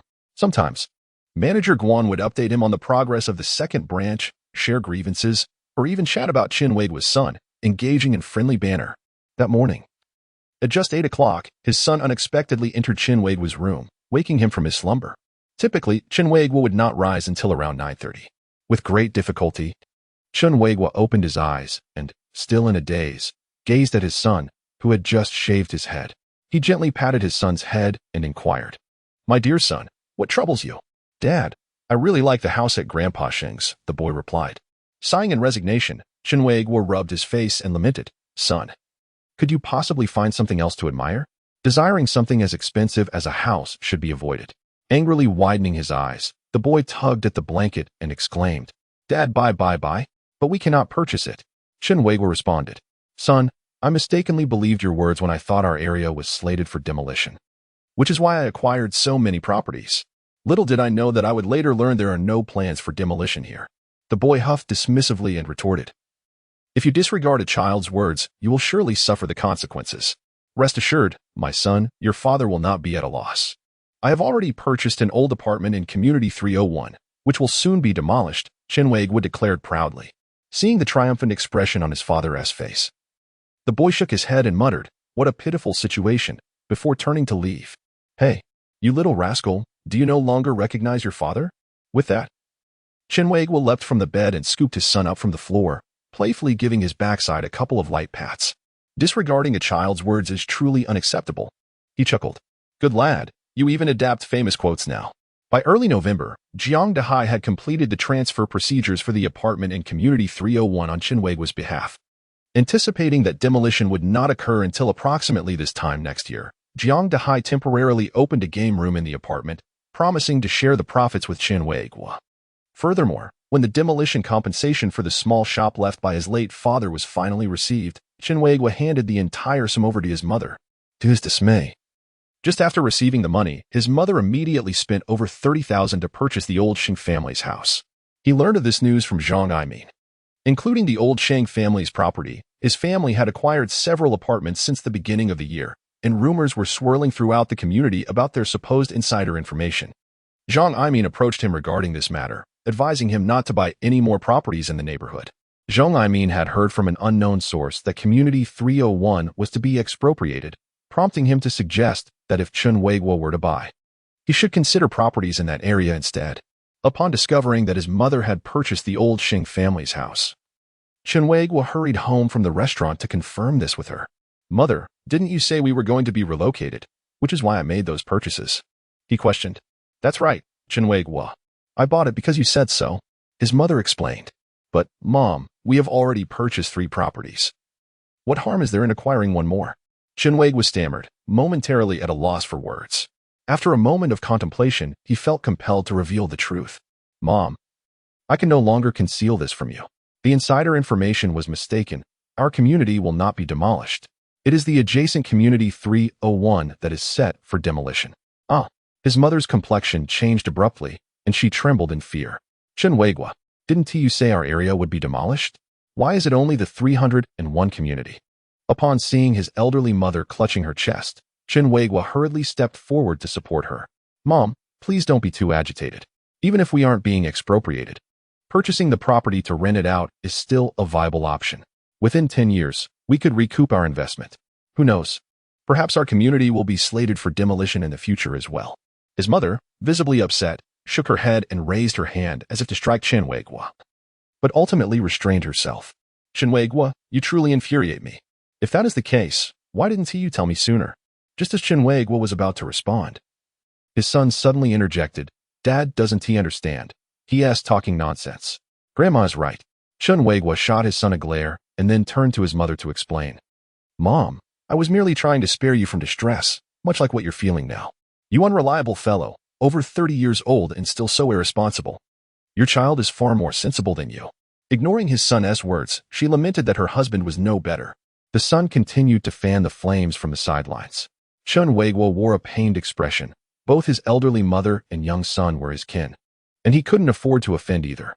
After finally calming his mother's emotions, Chen Weiguo prepared to return to the restaurant. Before stepping out, he pulled his son close and admonished, "Son, I'm off to work. You must help take care of Grandma and avoid upsetting her. Understood? Only Dad knows how to make her angry." The son countered. Chen Weiguo bitterly twisted his mouth, pondering why his son couldn't shoulder some of the blame for him. "You wanted a computer, right? I plan to buy one for you as a birthday gift next month," Chen Weiguo declared. In truth, his decision to purchase the computer stemmed from General Guan's suggestion that many activities could be conducted online, such as playing games, listening to music, watching dramas, shopping, and socializing. The future undoubtedly belonged to the internet era. Having nearly been left behind by the times before, he resolved to avoid such a fate again. Hearing that a computer was on the way, his son was elated. "But you must listen to Dad, otherwise you'll only have a toy car," Chen Weiguo added. Chapter 44. A heavy blow from the computer company. On the shoe rack at the entrance of Chen Weiguo's home hung a calendar. Each day before leaving for work, he would tear off a page to update the date. However, ever since he informed his son about gifting him a computer for his birthday, His son had made it a daily ritual to ask his grandmother to lift him so he could tear off the old calendar page. Each time Chen Weiguo instinctively reached for the calendar, he was surprised to find the previous page already removed. It was as if his son silently reminded him of the impending birthday. As the weather grew colder, the date on the calendar finally turned to December 18th. His son's birthday. For Chen Weiguo, this day was bittersweet, joyful for his son's birth, yet sorrowful for the loss of his wife. To celebrate his son's birthday, Chen Weiguo specifically chose to take a day off. Early in the morning, Chen Weiguo prepared some eggs, wrapping several of them in red paper, transforming them into vibrant red eggs. When his son awoke, he personally handed one of the red eggs to him, wishing him a happy birthday and a prosperous life. After receiving the egg, his son inquired, "Dad, where is my gift?" His son, now quite articulate, no longer spoke in the fragmented manner he once did. Chen Weiguo reached out and playfully pinched his son's cheek, assuring him, "Don't worry, Dad has already purchased it. The delivery from the computer company will arrive shortly to set it up." "What about the broadband?" his son asked. "Once the computer is installed, I will call someone to set up the broadband," Chen Weiguo replied. The mention of broadband filled him with shame. It was only because his son had urged him to activate the broadband service 2 weeks prior that he realized simply buying a computer was insufficient. One must also arrange for broadband to connect to the so-called internet. Moreover, the cost of broadband was not trivial, amounting to over 1,000 yuan annually. Including the cost of the computer, the total reached 8,000 yuan, equivalent to 2 months of his salary. Around 10 o'clock, the technicians from the computer company arrived. During the installation, upon learning that Chen Weiguo had scarcely used a computer before, one of the technicians took the time to teach him some basic operations and knowledge. However, before long, Chen Weiguo's son impatiently interjected, "Uncle, you don't need to explain. I already know all this." The technician looked at Chen Weiguo's son and chuckled dismissively, saying, "Really? Little one, you think you're that skilled? It's just average. I can chat and watch shows without any issue," his son replied. "Young man, I doubt you even know how to use a mouse." The young technician sneered as he assembled the main unit. The son approached him and picked up the mouse still in its packaging from the floor. "How much is this mouse?" he asked. "Over 100 when you include the keyboard," came the response. "A scroll mouse costs so much?" The son tossed the mouse onto the ground and turned to Chen Weiguo, saying, "Dad, they must have scammed you." Hearing this, the expressions of the two technicians soured. Chen Weiguo's eyes widened in confusion as he asked, "What do you mean, son? What is a scroll mouse?" "Young man, please don't speak out of turn. This mouse and keyboard are brand name products, and this price is already quite reasonable."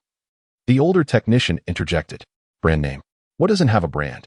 After challenging the technician, the son turned to Chen Weiguo and explained, "Dad, this scroll mouse is outdated, and they are still supplying you with such an item at this price. If that isn't a scam, what is?" "Ah." Chen Weiguo gasped in surprise and then looked at the older technician. "Sir, although I know nothing about this, please do not deceive me. Just tell me, is what my son said true?" The technician, with a stern expression, remained noncommittal. Observing Chen Weiguo's growing discomfort, the technician quickly suggested, "Boss, how about this?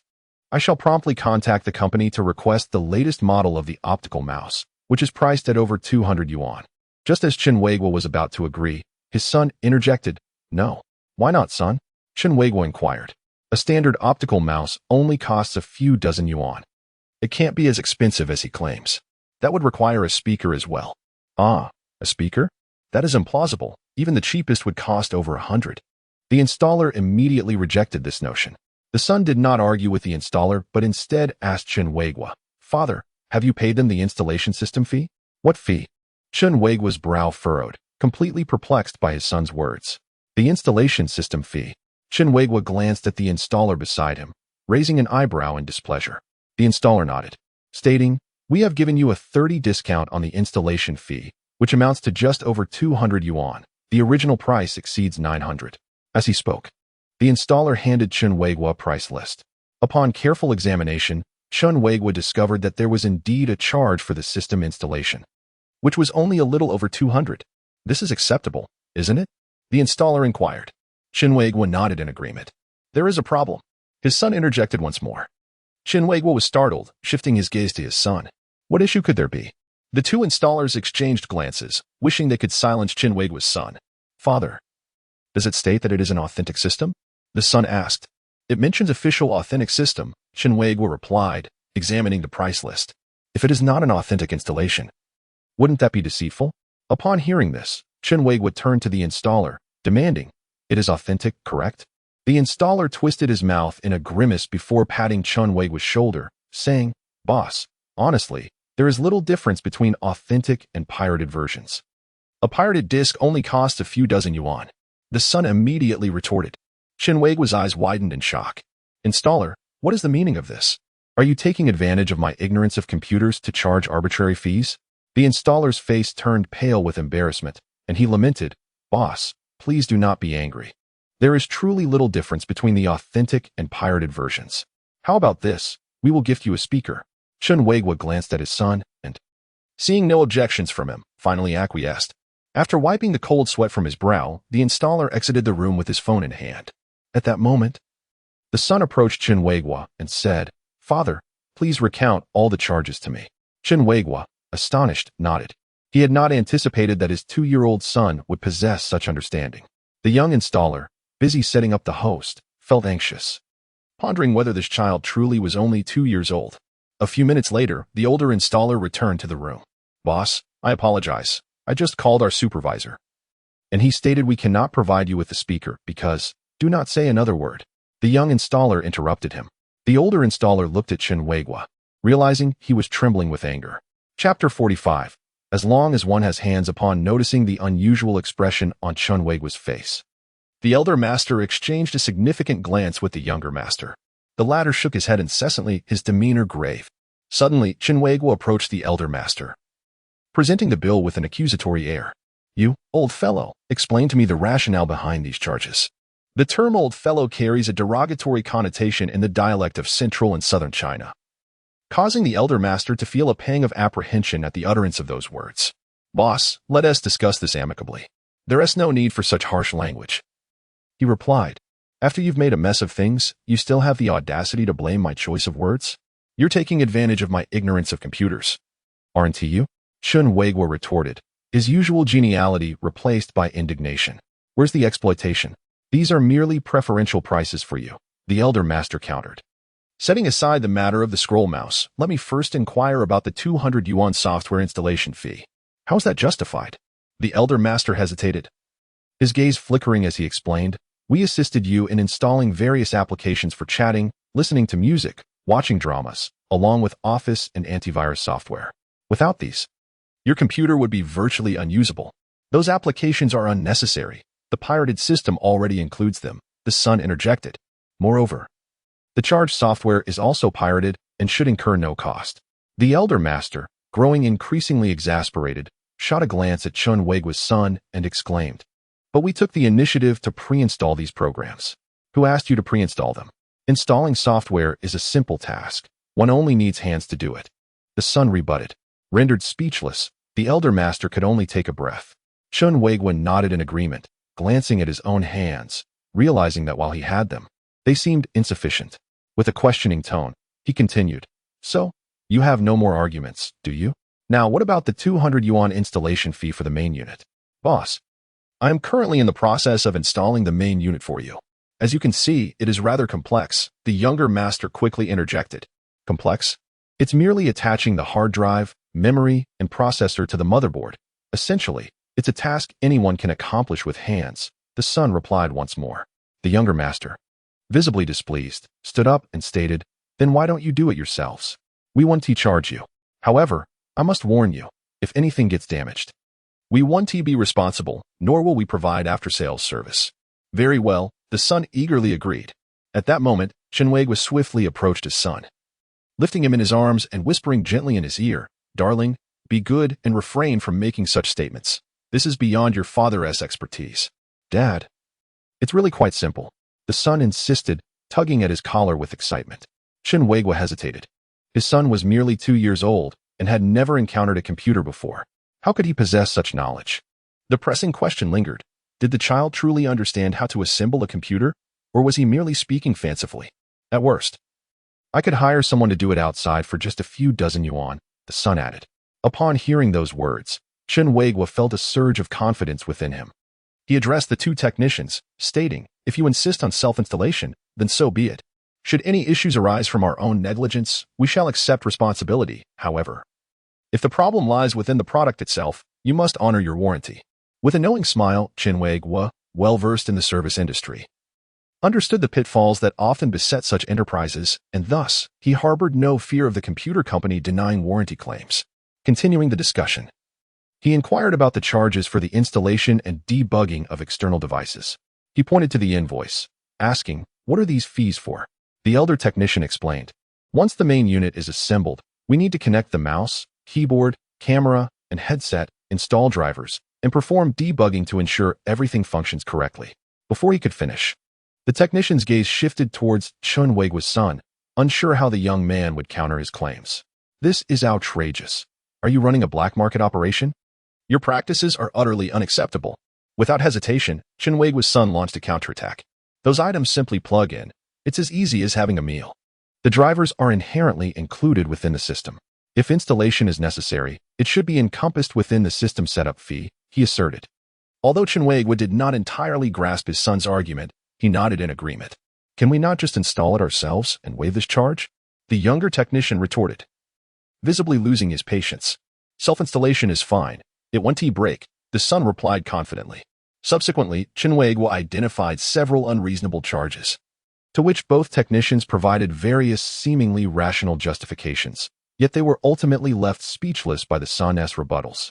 When accounting for the mouse and system installation fees, the total unreasonable charges approached nearly 1,000 yuan. Having calculated this sum, Chen Weiguo grew weary of further discussion with the two technicians and promptly called the owner of the computer company. He employed a strategy of aggression followed by diplomacy, first berating the owner, then presenting his resolution. Upon hearing that Chen Weiguo demanded a refund along with a complimentary speaker and game disc, the owner firmly refused, stating he would neither refund the money nor provide the items, insisting that the matter could remain unresolved.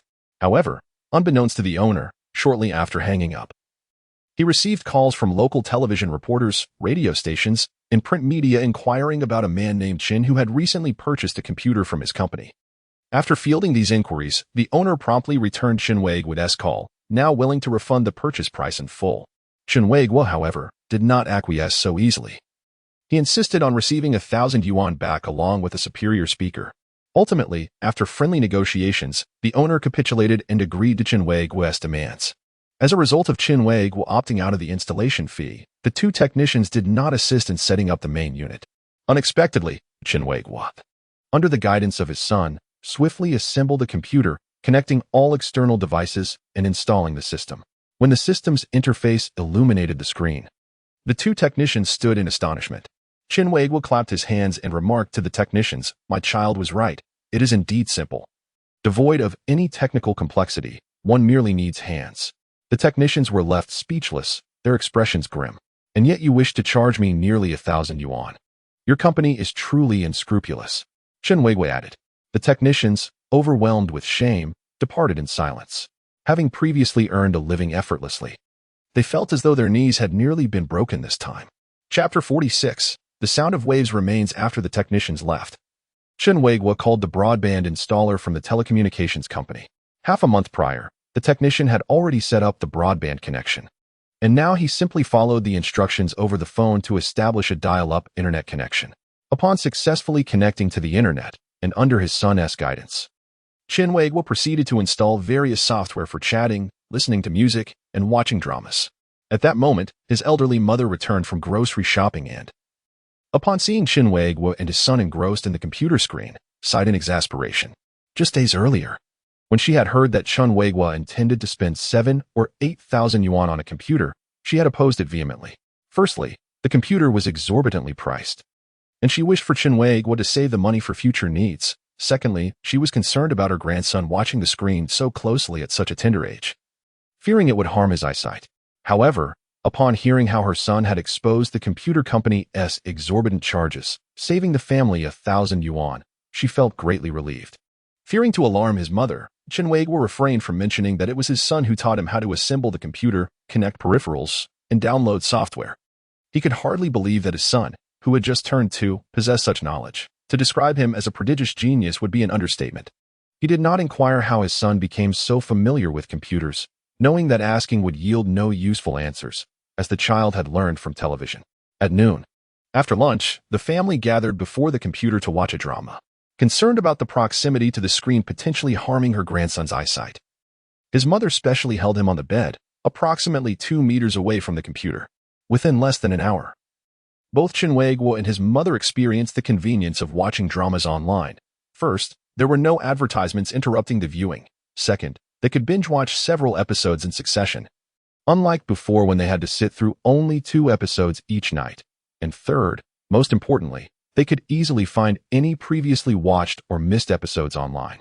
Consequently, the family spent the entire afternoon engrossed in a recently popular drama, The Family of Gold Dust. As the sunset cast its warm glow through the window, his mother, contemplating dinner, handed the child over to Chen Weiguo.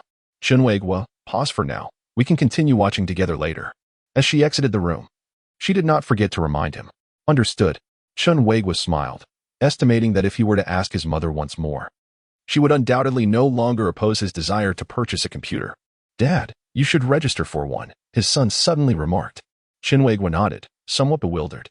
He understood that it was a popular chat application, yet he was uncertain about the registration process. He opened the browser, entered the official website, and clicked to register for an account. Subsequently, under his son's meticulous guidance, Chen Weiguo completed the registration and successfully logged in. Regrettably, he possessed only a 9-digit number. Had it been a few years earlier, he could have applied for a 6 or 7-digit number, his son noted. What is the difference between a 9-digit and a 6-digit number? Chen Weiguo inquired, somewhat perplexed. His son did not respond, but instead instructed him to search for Kugu Music on the search engine. As the search results appeared, his son murmured, Kugu Music wasn't around at that time. Dad, search for Chanqianjing, he added. Following his son's guidance, Chen Weiguo installed Chanqianjing. Upon opening the music software, he was astonished to discover that he could find any song within the application, even those from the late 20th century. Dad, play a song you like, his son encouraged. Chen Weiguo nodded and typed in Taoxing Yi Jiu As the familiar prelude began to play, he felt as though he had been transported back to his 20s. At that time, he had already been working at the factory for several years and had received his first apartment, finally able to live independently from his parents. Not long after, he would meet his future wife and embark on a sweet yet challenging journey together. Now, all those memories seemed to dwell within this song. Hearing it again stirred feelings within him as profound as the title suggested. During dinner, to celebrate his son's birthday, Chen Weiguo had invited the Zhong family and the Li couple. However, due to business commitments, the Li's could not attend and sent a set of winter children's clothing with Huang Lu, Zhong's spouse. Typically frugal, Huang Lu contributed a set of Lego toys. Although she harbored little affection for Chen Weiguo, she had always been fond of his son. As his son unwrapped the gifts, his face lit up with joy. Yet Chen Weiguo, knowing his son well, sensed that he was not genuinely fond of either present. As Guan noted, his son possessed a high emotional intelligence. Chen Weiguo pondered whether this was a matter worth celebrating. His son, though clever, seemed to lack the innocence and ignorance typical of childhood. The most carefree moments in life often coincide with the greatest naivety. And Chen Weiguo merely hoped that his son's worries would arrive as late as possible, just as everyone was nearing the end of their meal.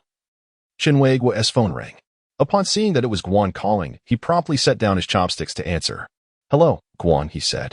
Chen Weiguo, I'm at the entrance of your community. Please come down, Guan instructed over the phone. Oh, Guan, what is the matter? Isn't today your birthday? I brought him a birthday gift, Guan explained. Guan, you're being too kind. I feel quite embarrassed, Chen Weiguo replied. All right. Stop talking on the phone and come down quickly.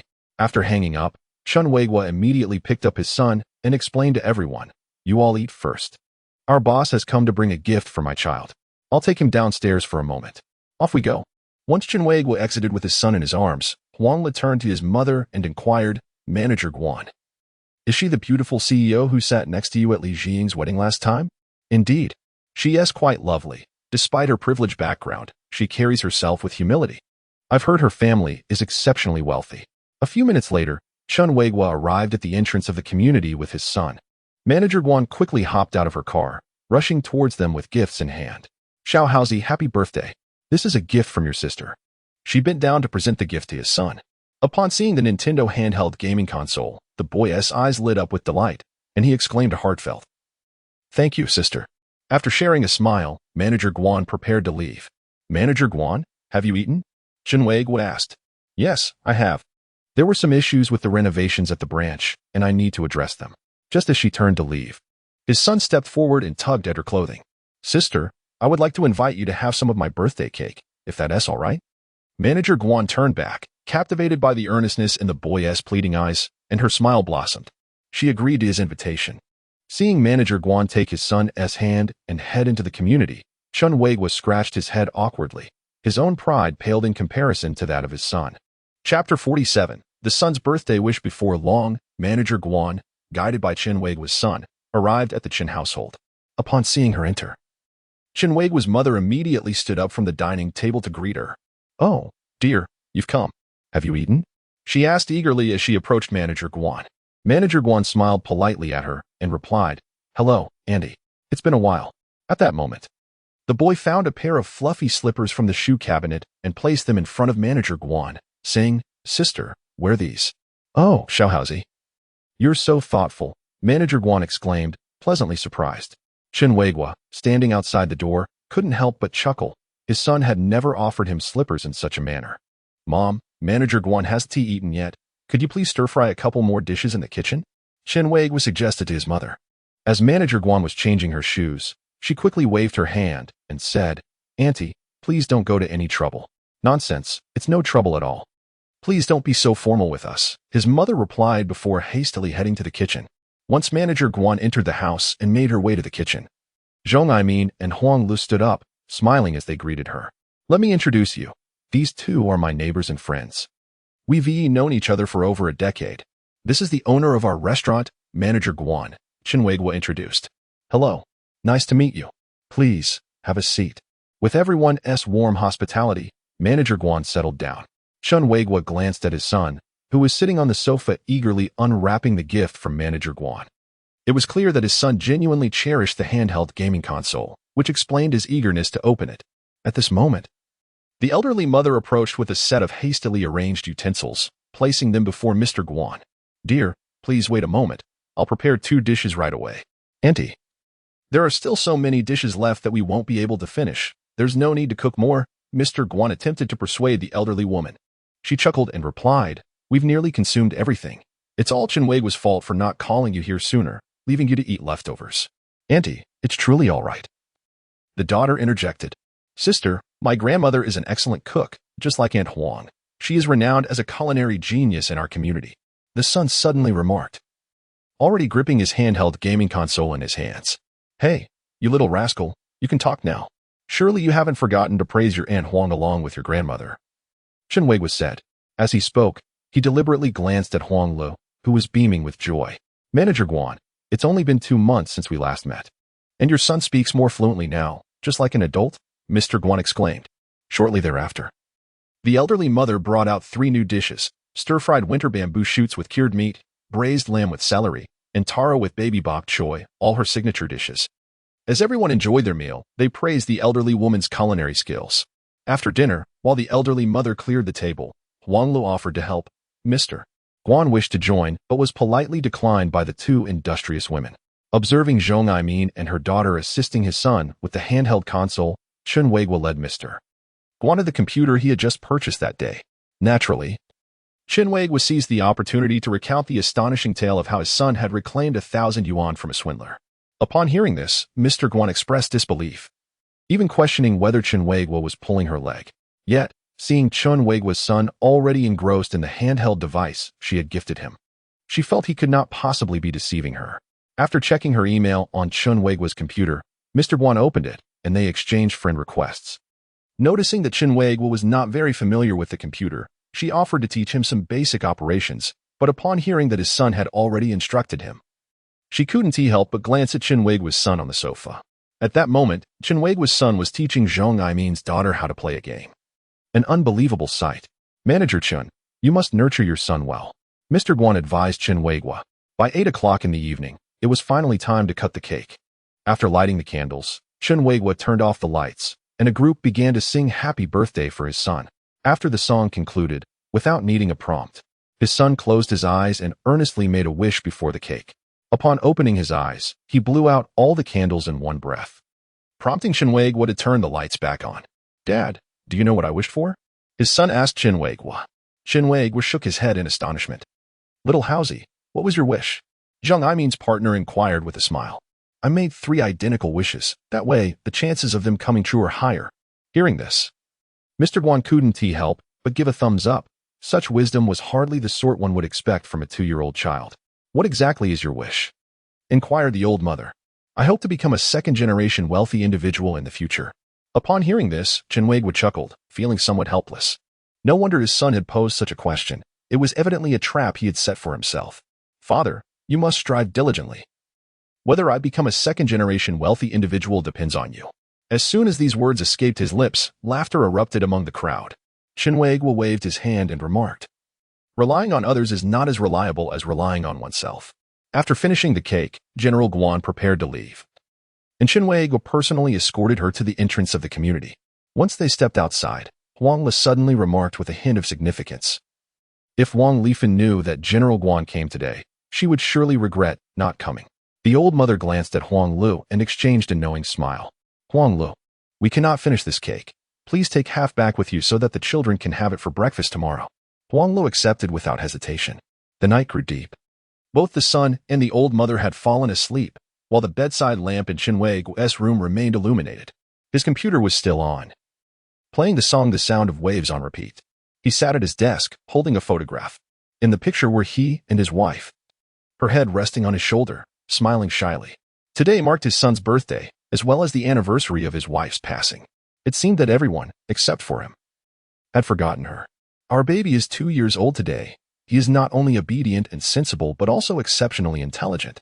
Everyone adores him. And if you could see how clever and lovely he is, you would surely adore him even more. Chen Weiguo spoke to the photograph. He reassured himself that as long as he remembered her, she would continue to live on. A few days ago, I received a letter from your parents, stating that your brother is getting married and asking to borrow some money from me. The very next day, I went to the bank and transferred them 20,000 yuan. Later, when I called them, I told them that the 20,000 need not be repaid. Can you guess their response? They said that 20,000 was insufficient and inquired if I could lend them a bit more. I hung up the phone immediately when you left. They were even unwilling to see you off for the last time. Since your son was born, they have not even come to see him once. As he spoke, Chen Weiguo's anger intensified. If you were still here, they would certainly be pestering you daily. You wouldn't hold this against me, would you? As he spoke, tears streamed down his face. This time of year was always so sorrowful. Chapter 48. Happy New Year 2004. As Chen Weiguo tore off the last page of the calendar, 2003 came to a close. Throughout the year, he, much like society as a whole, had endured a challenging and sluggish period, followed by a small resurgence. Just like the previous year, on the last day of 2003, Li Jiying once again invited Chen Weiguo and Zhang Aimin to dinner. However, the venue had shifted from a small restaurant near the community to one of the finest establishments in Jining City. It was evident that Li Jiying had made a substantial profit this year. He had recently wed, enjoying a bountiful harvest in both love and career. Although Zhang Aimin was reluctant to admit it, the disparity between him and Li Jiying was increasingly pronounced. In Chen Weiguo's eyes, although Li Jiying has become wealthy, he still retains that foolish demeanor from before. Were it not for marrying a capable and astute wife, he would not have achieved such success. Once seated, Li Jiying presented each of them with a cigarette. Upon glancing at the 2 cigarettes in his hand, Chen Weiguo was taken aback. Each one must be worth at least 1,000 yuan. He jested. Li, this is rather too generous, isn't it? Enough of your sarcasm, Chen Weiguo. Li Jiying retorted hastily. Jiying, you now run a company with several clothing brands under your belt. It is only fitting to address you as Mr. Li. There is nothing sarcastic about it. We, too, yearn to be called boss, Zhang Aimin chimed in, teasing Li Jiying. If you two keep this up, I might just take the cigarettes back when the bill comes. To think you could reclaim them after they've landed in our hands, dream on. At that moment, Li Jiying poured some liquor into the cups of Chen Weiguo and Zhang Aimin, saying, let us take it easy. We have more entertainment planned for later. Where are you taking us for a foot massage? Does your wife know? Zhang Aimin inquired immediately. Enough with the foot massage talk. We're going to sing. Just the 3 of us? Seeing Zhang Aimin's eager expression, Li Jiying glanced around before crumpling a napkin and tossing it at Zhang Aimin. Zhang Aimin, you lecherous old man. Who else would you want to sing with? Disappointed, Zhang Aimin muttered that it was uninteresting. Subsequently, The trio enjoyed their meal while discussing topics that ranged from work to life. Eventually, they discovered that life, aside from its troubles, is still filled with troubles. Indeed, every family has its own burdens to bear. Despite the fact that Li Jiying's business was flourishing, the accompanying pressure had also intensified. In the past, to secure a few clothing brand agencies, he and Wang Lifen borrowed a considerable amount of money. Each morning, the first thought that crossed his mind was the debt he still owed. More daunting than the financial strain was the pressure from his partner. Wang Lifen, she worked tirelessly as if possessed, often sleeping less than 5 hours a night, while insisting that he strive alongside her. He found himself questioning the purpose behind the relentless pursuit of wealth and why such a vast sum was necessary. When he posed these inquiries to Wang Lifen, she confessed she was uncertain as well. She merely understood that in today's society, wealth is paramount, and lacking it leads to suffering and disdain from others. Zhang Aimin, too, was beset by a share of woes. Since his partner, Huang Lu, began working as the manager of Li Jing's clothing store, her days were consumed with early departures and late returns. Now that Wang Lifen had promoted Huang Lu to warehouse supervisor, her workload had increased, often keeping her out until 11 or midnight. With Huang Lu so busy and fatigued, the responsibilities of household chores and caring for their daughter fell solely on him. Previously, he would enjoy playing cards in the evening, but now he had to rush home to prepare dinner immediately after work. Later, he was tasked with picking up and dropping off their daughter for evening study sessions, leaving him utterly exhausted. To make matters worse, Huang Lu's salary had become 2 or even 3 times his own, altering the tone with which she spoke to him. She would frequently lose her temper and complain that he was not progressing. He could only regard Huang Lu as someone overwhelmed by stress, whose anger could only be swallowed down. As for Chen Weiguo's troubles, they were even more profound, having to play both father and mother while also earning a living. Were it not for his elderly mother, he scarcely knew how he would have endured these past 2 years. He envied Zhang Aimin and Li Jiying, for despite life's myriad troubles, they at least had each other to share the burden. Unlike him, who often found himself with no one to confide in during his moments of distress. After dinner, the trio moved to a newly opened establishment in Jining City. 3 nearly century-old boys took to the microphone, belting out a heart-wrenching rendition of Recently, I've Been Troubled. Perhaps their singing lacked melodious charm, yet the emotion was undeniably abundant. After nearly half an hour of singing, Chen Weiguo's phone rang. Upon realizing it was a call from manager Guan, he hesitated for a moment before tossing his phone onto the sofa. On this final night of 2003, he owned to cast away all burdens and revel in joy.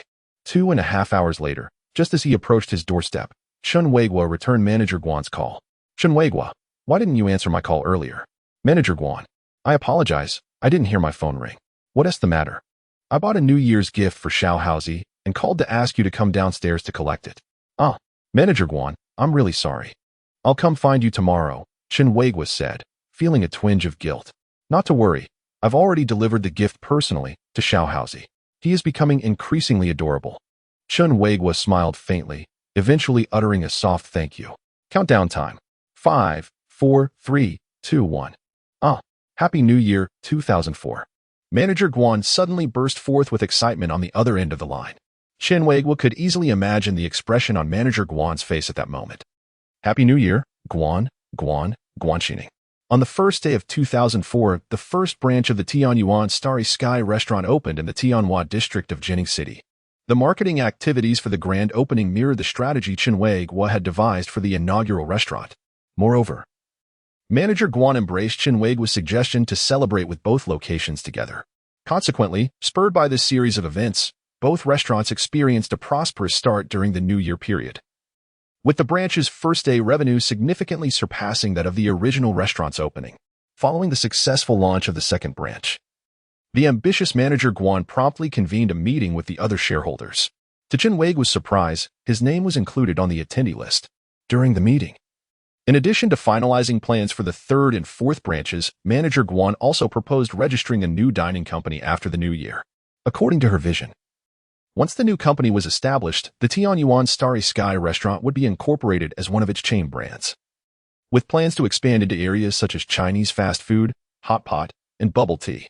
At that time, Chen Weiguo would assume the role of brand director for the entire Tianyuan Starry Sky restaurant brand, overseeing operations across all outlets and the establishment of new locations. Upon hearing this news, Chen Weiguo was momentarily taken aback. He had not anticipated that General Guan and the other shareholders would place such profound trust in him. Given General Guan's decisive and efficient manner of operation, any decision she made would swiftly come to fruition. Therefore, his primary task was to enhance his capabilities before that moment arrived. Chapter 49. Driving the boss's luxury car not long after the New Year. The minor festival of Little New Year arrived. This year's Spring Festival came earlier than usual. On the eve of Little New Year, Chen Weiguo had the rare opportunity to take a holiday and spend time at home with his elderly mother and son. During dinner, his son pointed at a plate of steamed fish and exclaimed, "Grandma, I want to eat this."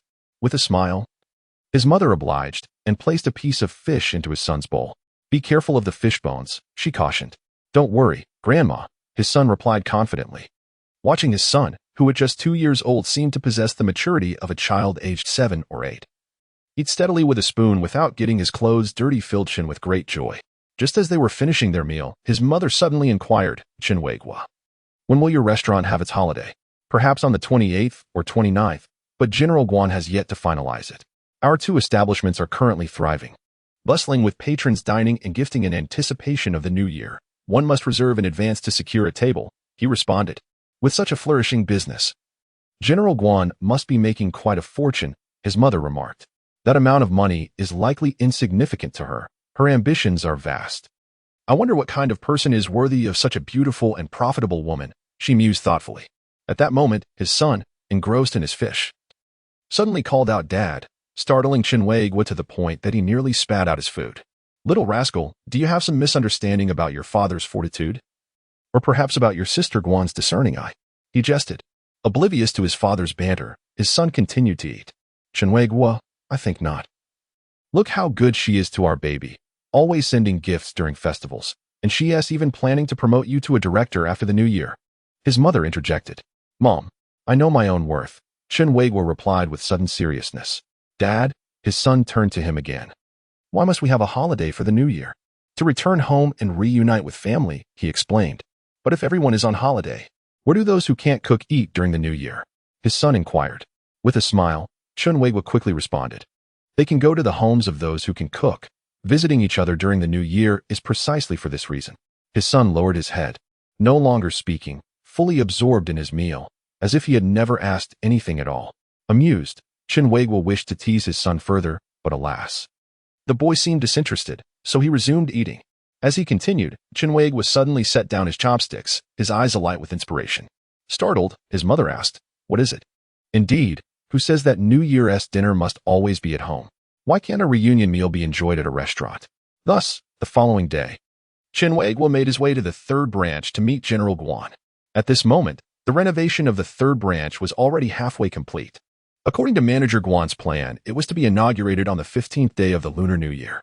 Upon seeing Chen Weiguo, Manager Guan felt a surge of irritation. He had been preoccupied with his duties at the 1st and 2nd stores and should not have appeared before her. More importantly, now that Chen Weiguo was present, he had not even thought to bring her some soy milk or steamed buns. She had yet to have breakfast.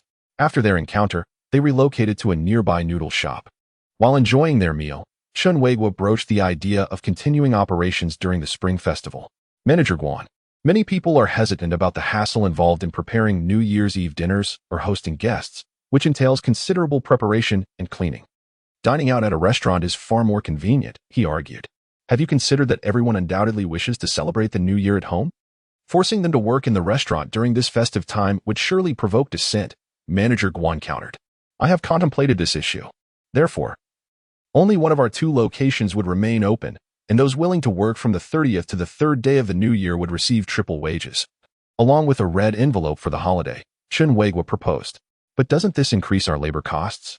Even if we are at full capacity, we might not earn much. What's the point?" she retorted. "We could introduce a reunion dinner package and set the prices somewhat higher," he suggested. "Setting prices high would deter customers," she replied. "Not necessarily. During the New Year, people are often willing to spend a bit more. I firmly believe we will be fully booked," he asserted. Seeing Chen Weiguo's unwavering confidence, Manager Guan did not wish to dampen his enthusiasm and thus acquiesced. Moreover, should Chen Weiguo succeed, it would demonstrate that New Year's Eve dinners could indeed be a lucrative opportunity. while also accumulating goodwill and experience that could be replicated in the following year across the branches. After finishing their meal, Chen Weiguo prepared to return to the first store. Manager Guan handed him her car keys, stating, "I recall that you possess a driver's license, so you may drive my car." "Ah, Manager Guan, what about you? What will you do without your car?" he inquired. "I have my own vehicle, so do not worry," she reassured him. "Still, that car is quite valuable. If I were to scratch it, I wouldn't be able to afford the repairs," he expressed concern. Manager Guan shot him a disdainful glance and retorted, "You can file an insurance claim. Besides, my elder sister runs a repair shop." "Isn't your sister in the car sales business?" he asked, puzzled. With an exasperated sigh, Manager Guan lightly nudged Chen Weiguo while saying, "Selling cars and repairing them allows for additional profit. Now hurry along. I tire of this conversation." Quite the clever strategy, shearing the same sheep twice, Chen Weiguo jested. Manager Guan could no longer tolerate his antics and playfully smacked him with her bag. As the car engine roared to life, she approached the window and addressed Chen Weiguo, who was seated in the driver's seat. "Chen Weiguo, if this New Year's Eve business doesn't succeed, I shall deduct it from your year-end bonus." Chen Weiguo was taken aback and immediately replied, "Manager Guan, then perhaps I should withdraw from this endeavor? Let us proceed with the holiday as planned." Manager Guan found herself momentarily speechless, feeling for the first time that Chen Weiguo was rather dull. "Manager Guan, to be honest, I am feeling somewhat anxious," he admitted. "Anxious about what?" "Since obtaining my driver's license, I have not laid hands upon the steering wheel. What if I fail to engage the clutch and cause a rear-end collision on the road?" Chen Weiguo explained. As Guanzong observed, he noticed Chen Weiguo's hands, gripping the steering wheel, trembled slightly. "Brother, I drive an automatic," Chen Weiguo said, his face flushing with embarrassment.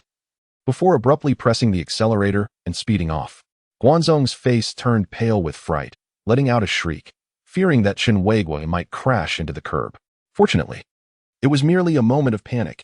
A few minutes later, Chen Weiguo was navigating Guanzong's luxury vehicle along a road he traversed daily for work. At certain moments, he felt as though his life had undergone a profound transformation, especially when his hand brushed against the emblem of the luxury brand at the center of the steering wheel. "This car is worth more than I am. I must exercise utmost caution. Should an incident occur, I must prioritize the vehicle, then my own safety," he mused inwardly. Half an hour later, he safely arrived at the entrance of a store. As he removed the key from the ignition, he exhaled a sigh of relief. This journey had been akin to walking on thin ice. He could hardly fathom the immense pressure Guanzong endured while driving to work each day. Surely, taking the bus or a taxi would be far more comfortable. Just as he opened the car door, a figure suddenly appeared before him. "It's you," they exclaimed in unison. Chapter 50. The missing son Chen Weiguo did not expect to encounter Wang Lifan, the partner of Li Jiying, at this moment. The same thought flitted through Wang Lifan's mind. "Chen Weiguo, is this not Guanzong's car?" she inquired. Chen Weiguo, momentarily taken aback, nodded and replied, "Yes, Guanzong asked me to drive it over for her." "You drove it over this early in the morning?" Wang Lifan asked, furrowing her brow, sensing something amiss. "Indeed." After a pause, Wang Lifan's expression softened, and she smiled at Chen Weiguo. "Are you here to see Guanzong?" "Yes." Wang Lifan nodded, explaining that she had come to bring New Year goods to Guanzong in gratitude for her previous kindness. Chen Weiguo smiled knowingly, recalling that Guanzong had mentioned she had not given Wang Lifan any special treatment, merely promoting her according to the established protocols, contrary to Wang Lifan's claims of deep concern. "Then you should have called her." "I did call her," she acknowledged it. "However, since I happened to be passing by today, and the gifts I intended for her are conveniently in the trunk, I thought I'd stop by and wait." Wang Lifan continued. Chen Weiguo remained silent, recognizing the implications of dual negatives affirming a positive. One coincidence is fortuitous, but two suggest deliberate orchestration. "You needn't wait. Guanzong will not be coming here for a while," Chen Weiguo stated. "Oh, if she isn't coming, then why did she ask you to bring the car here?" "Well," Chen Weiguo felt a flush of embarrassment, pondering the significance of the matter. "How about this, Chen Weiguo? I will move the New Year goods to her car and then call her later." Chen Weiguo, feeling somewhat helpless, acquiesced. Based on his understanding of General Guan, it was known that he was not one to easily accept gifts from others. However, Wang Lifan was the beloved of Li Jiying, and since he could not represent General Guan, he found it difficult to refuse her. As he hesitated, Wang Lifan had already placed the New Year goods into the trunk of General Guan's car. "Chen Weiguo, I appreciate your assistance. By the way, I had prepared a gift for your family as well," intending to deliver it with Li Jiying in the next couple of days. Since we have crossed paths, I placed your portion in General Guan's car as well. Upon hearing Wang Lifeng's words, Chen Weiguo let out a cold laugh.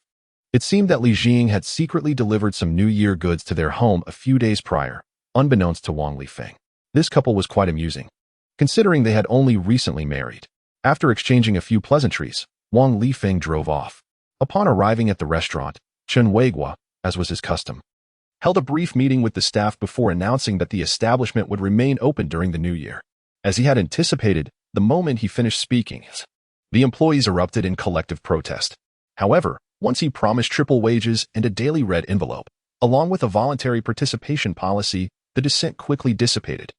Those willing to work during the new year, please let me know at tomorrow's morning meeting. If you prefer not to, that is perfectly understandable. General Guan has expressed his full understanding of everyone's desire to spend the new year with family, and he assures that future promotions or salary increases will not be affected by this decision. I hope you all feel reassured.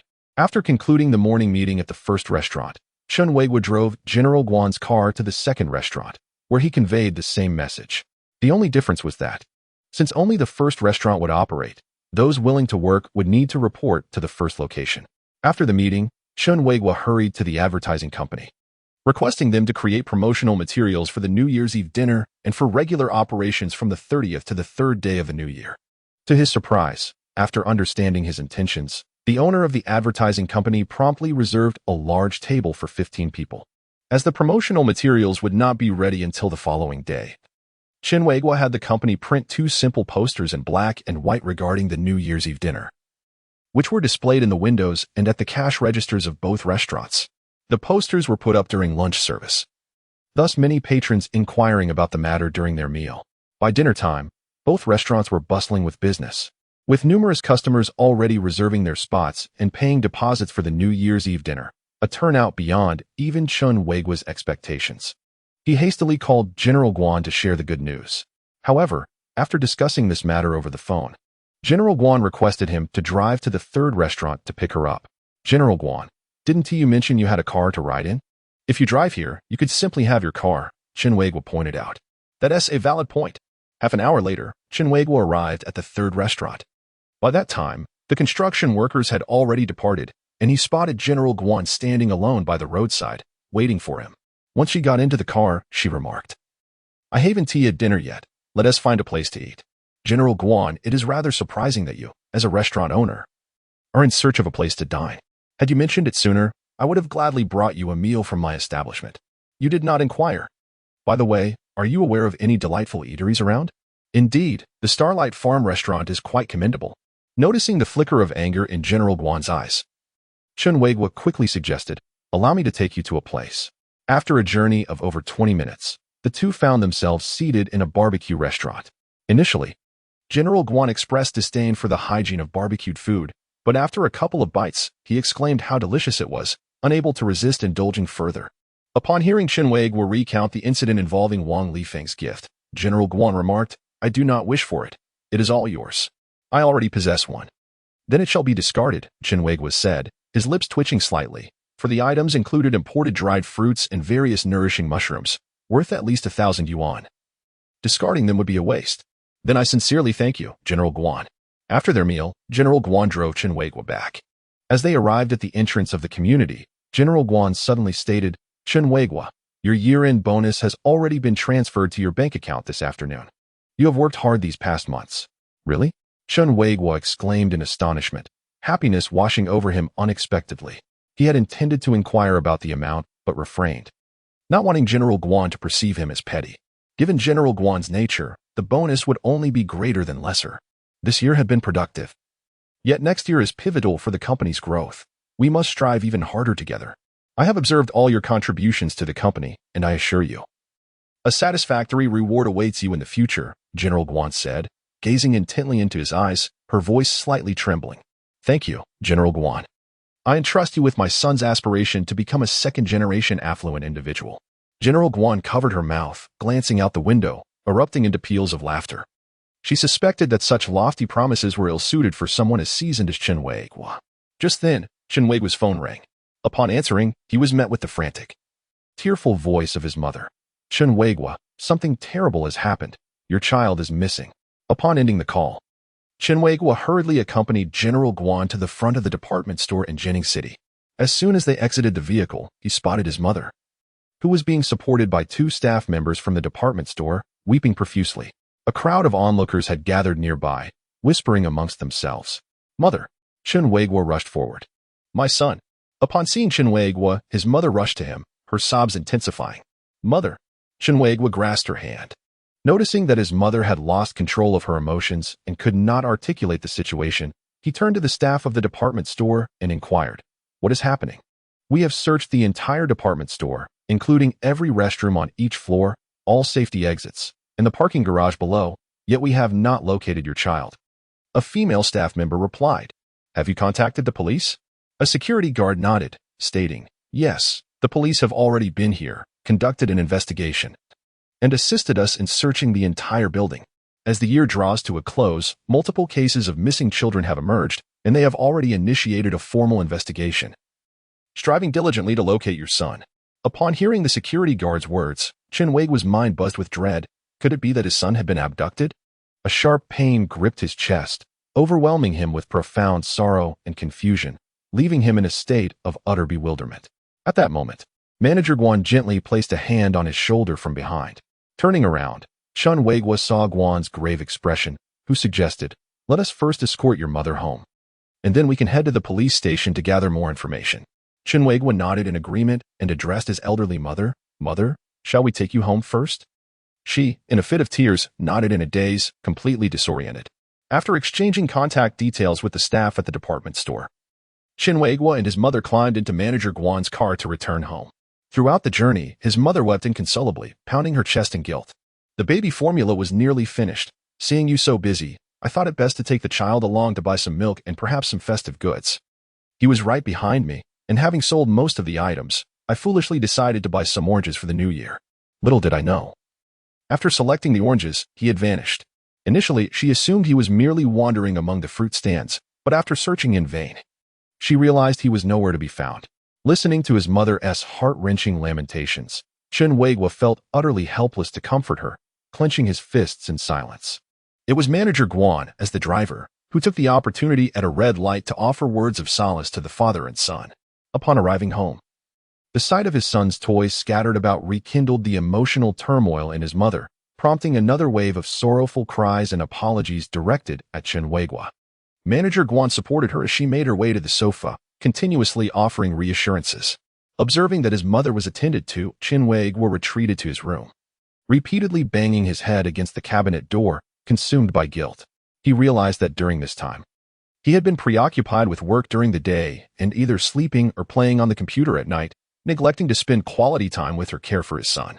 Had he gone to buy milk for his child earlier, his mother would not have ventured to the department store today. His son should have been at home, lively and eagerly awaiting his return. Overcome with despair, he buried his head in a coat-laden cabinet and wept uncontrollably. After some time, a knock on the door broke the silence. Chen Weiguo quickly wiped his tears and opened the door to find Manager Guan, along with Zhang Aimin and Huang Lu, who were making efforts to comfort his mother. Zhang Aimin glanced at him, furrowing his brow, their unspoken understanding palpable, noticing the tears at the corners of his eyes. Manager Guan lowered his head and said, "Your mother is in good hands with your friends. Let us proceed to the police station." Chen Weiguo nodded, suppressing his voice to utter a soft affirmation. After exchanging a few words with Zhang Aimin and Huang Lu, he and Manager Guan departed from their home. As he descended the stairs and emerged from the corridor, Mr. Guan suddenly grasped his arm and whispered, "Chen Weiguo, no matter what transpires, you must hold strong. You are the pillar of this family." Though Mr. Guan's words were gentle, they pierced his fragile heart like a sharp blade, compelling him to muster the strength to rise above the anguish. "Even if it means traversing to the ends of the earth, I will find my child." Just as he neared Mr. Guan's vehicle, Chen Weiguo's phone rang. He promptly answered, only to hear the voice on the other end inquire, "Hello. This is the street police station. Are you Chen Weiguo?" Yes, that's me," he replied. "Your son has been found. He is currently at our station. Please bring your identification and household registration to collect him." Before the caller could finish their sentence, Chen Weiguo's face was illuminated with uncontrollable joy and excitement. "Chen Weiguo, has Xiaohaozi been found?" Mr. Guan asked eagerly. Seeing Chen Weiguo nodding incessantly, he exclaimed, "That's wonderful," and covered his mouth. Appearing to be on the verge of tears of joy, Chen Weiguo turned towards the building that housed his home and shouted, "Mom, my child has been found." After calling out 3 times, his elderly mother and Mr. Zhang emerged from the window. Soon after, his mother, supported by Mr. Zhang and Huang Lu, descended the stairs. And together they took Mr. Guan's car to the police station. Upon entering the station's lobby, the 3 immediately spotted their son seated on a chair. "Dad, Grandma, Sister Guan." The boy beamed at them. Chen Weiguo and his mother rushed over and embraced him tightly. Once again, his mother succumbed to tears. Had there not been others present, Chen Weiguo would have joined her. He wiped his eyes, striving to suppress his own tears. "Oh, my dear grandson, you frightened your grandmother. You mischievous child, where have you been? You nearly scared both your grandmother and me to death." All right, Dad, Grandma, please don't be upset. I'm fine." Witnessing this scene, Mr. Guan found it astonishing that a child of merely 2 years could comfort a man in his 30s and an elderly woman in her 60s. Logically, it should have been the reverse, with the child being the one to cry. It dawned on her then that the true pillar of this family was not Chen Weiguo. After a considerable time, Chen Weiguo's son managed to console his grandmother, bringing her tears to a halt. At that moment, a police officer approached and asked, "You must be the child's parents and grandmother, correct? Do you have your identification and household registration?" Upon hearing the officer's question, Mr. Guan felt a wave of embarrassment wash over him and quickly clarified, "I'm a friend of the child's father." "Understood, we'll be wrapping up soon," the officer replied, leaving Mr. Guan increasingly flustered. After glancing at the identification and household registration that Chen Weiguo had provided, the officer turned to the boy and asked, "Little one, can you tell me who this person is?" "That's my dad." "Uncle, don't you think my dad looks a lot like me?" the child responded. Chen Weiguo, slightly miffed, interjected, "How could I possibly resemble my son?" The police officer chuckled, gently ruffling the hair of Chen Weiguo's son, and remarked, "Comrade, I must say, your child is remarkably astute. You may not be aware, but he narrowly escaped being taken away by a nefarious individual on a train to another province." Upon hearing this, Chen Weiguo, his elderly mother, and General Guan were all taken aback, astonished by the revelation. "Is this truly the case?" The elderly woman trembled as she spoke. "Just as the villain was about to usher your child onto the train, he unexpectedly clutched the uniform of a security personnel, claiming he had been abducted. Initially, the perpetrator denied it, insisting he was the child's father and accusing the boy of fabricating stories, nearly deceiving the security officer. However, your son then inquired about a birthmark on the villain's posterior, asking whether it was on the left or right side. When the malefactor replied left, your child exposed the lie by stating there was no birthmark at all, thereby confirming the criminal's deceit. Consequently, the security personnel promptly apprehended him. Upon hearing this, the elderly woman was overjoyed, stroking Chen Weiguo's son's head and exclaiming, "My darling is indeed clever. Indeed, how else could I sing his praises?" After this affirmation, the police officer continued, "Had your child initially erupted into tears, perhaps that villain would not have attempted to take him on the train. Instead, he cooperated at the outset, leading the perpetrator to believe he was obedient." What a close call. Chen Weiguo sighed in relief, a proud smile gracing his face. "Moreover, after being brought here, your son informed us that the villain was part of an organized gang, revealing that he was first abducted from a department store by another individual, then taken to an old house near the train station before being led to the station by the villain." General Guan, taken aback, remarked, "So it was a premeditated and organized criminal operation." Indeed. Initially, that miscreant claimed he acted alone and refused to disclose their operational locations. Who would have thought your child's memory would be so keen at such a young age, leading us directly to their hideout? Our team has already dismantled their entire operation. With that, the police officer affectionately patted Chen Weiguo's son's head and said, "You must take pride in your contribution. Uncle, it was merely a small effort on my part. There are still members of the gang responsible for the buyers who remain at large. We must not allow any of them to escape justice," Chen Weiguo's son stated earnestly. Looking up at the officer paused momentarily, then solemnly assured him, "Rest assured, young one, the law is relentless and will not let a single wrongdoer evade capture." Then, "Officer, may I take my son home?" Chen Weiguo inquired. "Uncle, my apologies. I have grown accustomed to addressing you as such since childhood." After expressing heartfelt gratitude to the officers who continued their arduous work late into the night, Chen Weiguo, and his companions departed the police station. General Guan drove them back to the entrance of their community, where it was already past 1 in the morning. Before exiting the vehicle, the elderly woman turned to General Guan and said, "Xiao Guan, I worry about you returning alone at this late hour. Why not stay over at our home tonight?" "Ah, mother, our house lacks sufficient rooms." Chen Weiguo exclaimed in surprise. "Let Xiao Guan use your room." "You can either sleep on the sofa or share my room on the floor," she suggested. General Guan turned back, waving his hand and saying, "Auntie, there's no need. I can drive back alone without any trouble." "That won't do." As the year draws to a close, a sense of insecurity lingers in the air. Today, Xiaohaozi encountered yet another unsettling incident, causing me great concern. What if something truly unfortunate were to happen? Perhaps it would be best if you allowed Chen Weiguo to escort you home first, and he can then find his own way back.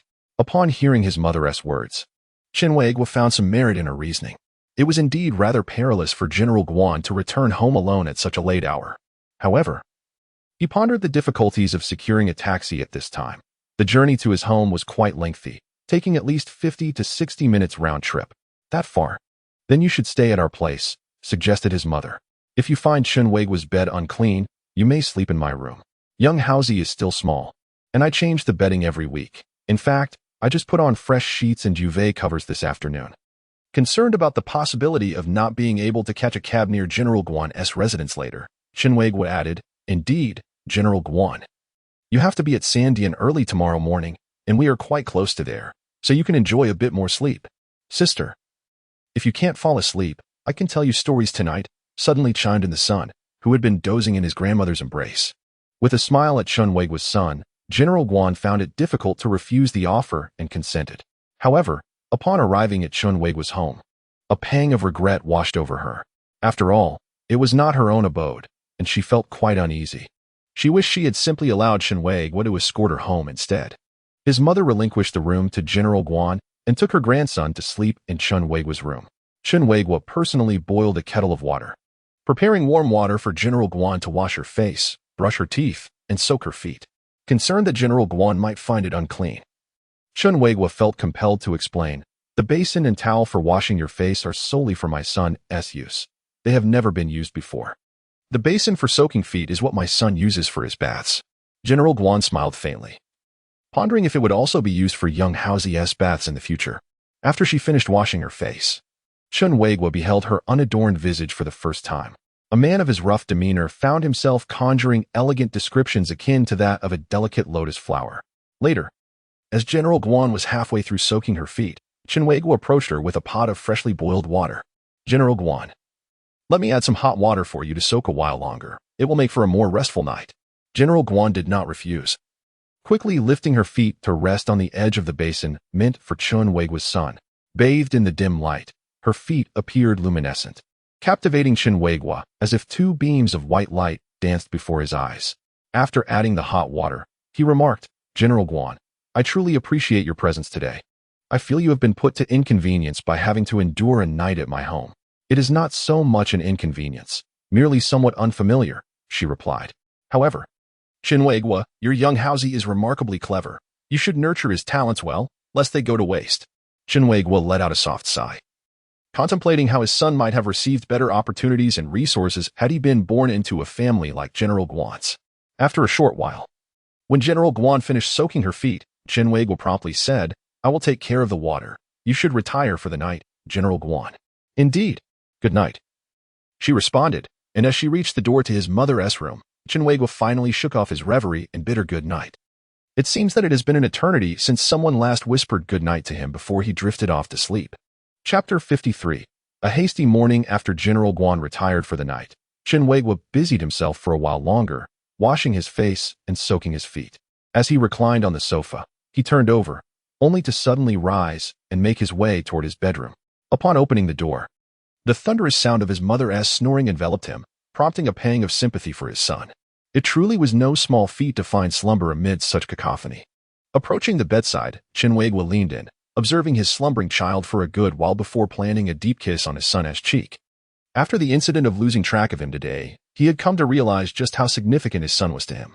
However, at that moment, his son abruptly opened his eyes and let out a disgruntled grunt. Chen Weiguo straightened his back and softly said, "I'm sorry, my boy. I didn't mean to wake you. His son looked at him with an expression of displeasure and replied, Daddy, I am already 2 years old. You can't kiss me anymore. Chen Weiguo let out a mock exclamation, feigning anger. Oh, you little rascal, refusing my affection at such a tender age. I care not. You are my child, and I shall kiss you whenever I wish. No. Seeing the serious demeanor on his son's face, Chen Weiguo found it utterly adorable and leaned in to plan another kiss on his son's cheek. Gross. Daddy, you are truly disgusting. His son protested. At that moment, his mother suddenly ceased her snoring and, groggy, turned to Chen Weiguo, murmuring, Chen Weiguo, what are you doing here? I was enjoying a good sleep until you disturbed me. All right. I want to interfere any longer. Mother, please continue your symphony, and son, go back to sleep, Chen Weiguo said with resignation as he stepped away. Emerging from the room, he sighed heavily. Observing his son's little adult-like expressions, he felt an unexpected wave of aging wash over him. Yet, he was only in his early 30s. Certainly, he was not old. Once he reclined on the sofa, he covered his head with a blanket and quickly fell asleep. Daddy! Daddy! Upon hearing his son's cries, Chen Weiguo turned to the direction of the voice. He happened to see a strange man clad in a bright red cotton coat lifting his son and placing him into a van. Watching the vehicle slowly drive away, he immediately dashed after it. Return my son! Return my son! Chen Weiguo shouted as he ran. Just as he was about to catch up with the van, the ground beneath his feet suddenly gave way. With a resounding thud, he plunged into the water. Instantly, he was drenched. Icy water surged into his nostrils and mouth, leaving him gasping for air. Meanwhile, the van soared into the sky, and his son's cries gradually faded into the distance. Son! Son! His body began to sink deeper into the water. He had never felt such despair and terror. With a sudden gasp, Chen Weiguo opened his eyes. A shrill scream resonated before him. His gaze focused, and he recognized the sharp, pale face of General Guan. After a moment of bewilderment, he inquired, General Guan, what is the meaning of this? At that moment, General Guan was seated at the edge of the sofa, grasping both of Chen Weiguo's hands tightly. General Guan immediately released his hands, a hint of embarrassment crossing his face as he explained. I stepped out to use the restroom and noticed your blanket was not properly arranged, so I thought to help you cover it. I did not expect you to suddenly scream and clutch my hand tightly before you opened your eyes. Chen Weiguo, were you having a nightmare? Chen Weiguo let out a long sigh, still somewhat shaken, and replied, Yes, I dreamt that my son was taken away, and as I tried to chase after him, I fell into a river. Rest assured, your little Haozi will not get lost again. Moreover, even if he were to stray, he is clever enough to find his way back. General Guan spoke softly. Indeed, Chen Weiguo nodded, then suddenly sensed something amiss, shaking his head vehemently. No, my child cannot go missing again. General Guan chuckled lightly and reassured him. All right, stop overthinking. It's all in the past. Make sure to get some rest. Dawn is approaching. Okay, General Guan, are you finding it comfortable to sleep? With a smile, General Guan pondered for a moment before responding, I suppose it's adequate. Noticing the slight awkwardness in General Guan's demeanor, Chen Weiguo assumed she must have had a restless night. However, when morning arrived and his mother returned with buns and hot soy milk, General Guan was still fast asleep. After being awakened by his mother, Chen Weiguo glanced at the clock on the wall and realized it was already 9:15. Recalling that General Guan had mentioned a meeting at 8:30 the previous day while they were dining at a barbecue, he hurriedly went to knock on the door. After a considerable wait, General Guan finally opened the door in a rush. Chen Weiguo was momentarily taken aback by her rosy cheeks hidden beneath a tousled mane. Feeling as though he were facing a spirited young woman in her early 20s, brimming with vitality. General Guan, it's already past 9. Ah, General Guan exclaimed in panic, slamming the door shut with a bang. Shortly thereafter, she emerged wearing a coat, her hands busily smoothing her long hair. A faint scent of her hair wafted towards Chen Weiguo, who stood at the door. At that moment, his son bounced out of the house and asked, Sister, did you sleep well last night? Very well. Otherwise, I wouldn't have overslept, General Guan replied, bending down to gently pinch Chen Weiguo's son's cheek. Little Guan, I have prepared your toothbrush and warm water for washing your face, his mother announced as she exited the bathroom. Thank you, Auntie. As General Guan entered the bathroom, his son turned to Chen Weiguo and said, Dad, why are you still standing there? Aren't you going to work today? Reminded by his son, Chen Weiguo suddenly realized he was running late and felt a wave of panic. However, after reflecting that his boss was right in his home, he relaxed. He playfully pinched his son's cheek before leisurely heading to change clothes. Dad, Stop pinching my face. It makes me drool. His son protested. Hey, you rascal. It's fine when your sister does it, but not when I do. Don't forget, I'm your father. Just then, as Chen Weiguo emerged from his room dressed, General Guan stepped out of the bathroom. Chen Weiguo, you haven't brushed your teeth or washed your face yet. Hurry up. Chen Weiguo hesitated for a moment. I'll do it right away. Please take me to the third shop first, then drive my car to the first and second shops, Mr. Guan instructed. All right. Chen Weiguo nodded, contemplating that this meant he would have to pick up Mr. Guan again in the evening. Would he have to take her out for barbecue once more? Last night, he had treated, and he hoped it wouldn't fall on him again tonight. Mr. Guan, a wealthy business tycoon, seemed to have a rather modest mindset. Xiao Guan. I bought some buns and hot soy milk. You can have them on the way, his mother told Mr. Guan. Mr. Guan nodded repeatedly, smiling as he expressed his gratitude. A few minutes later, after Chen Weiguo finished his grooming, he hurriedly departed with Mr. Guan. Hurry up, Chen Weiguo, Mr. Guan urged. Just as they were descending the stairs, they nearly collided with someone. Excuse me, Mr. Guan immediately apologized. Mr. Guan. To Chen Weiguo's surprise, he encountered Wang Lifeng again. Wang Lifeng had come to visit Chen Weiguo with Li Jing, so seeing him was to be expected, but encountering Mr. Guan was entirely unexpected. The pressing question was, why was Mr. Guan here so early in the morning? She appeared as if she had just left home, hurrying off to work. When Wang Lifeng had seen Mr. Guan's car at the entrance of the community, she assumed Chen Weiguo had returned it, not realizing he had brought Mr. Guan along. Are you both heading off to work? Wang Lifeng inquired. Mr. Guan promptly nodded, flashing her a signature smile before hastily moving along. I'm off to work. I'll call you later, Chen Weiguo said to Li Jing, then quickened his pace to match Mr. Guan's. After the two had departed, Wang Lifeng turned to Li Jing and asked, Are they together now? Li Jing shook her head. How would I know? Weren't you two the closest? Didn't you celebrate New Year's together? Well, he hasn't mentioned anything to me. Perhaps the timing isn't right. Does that mean they are nearly there? I never said that. At that moment, Mr.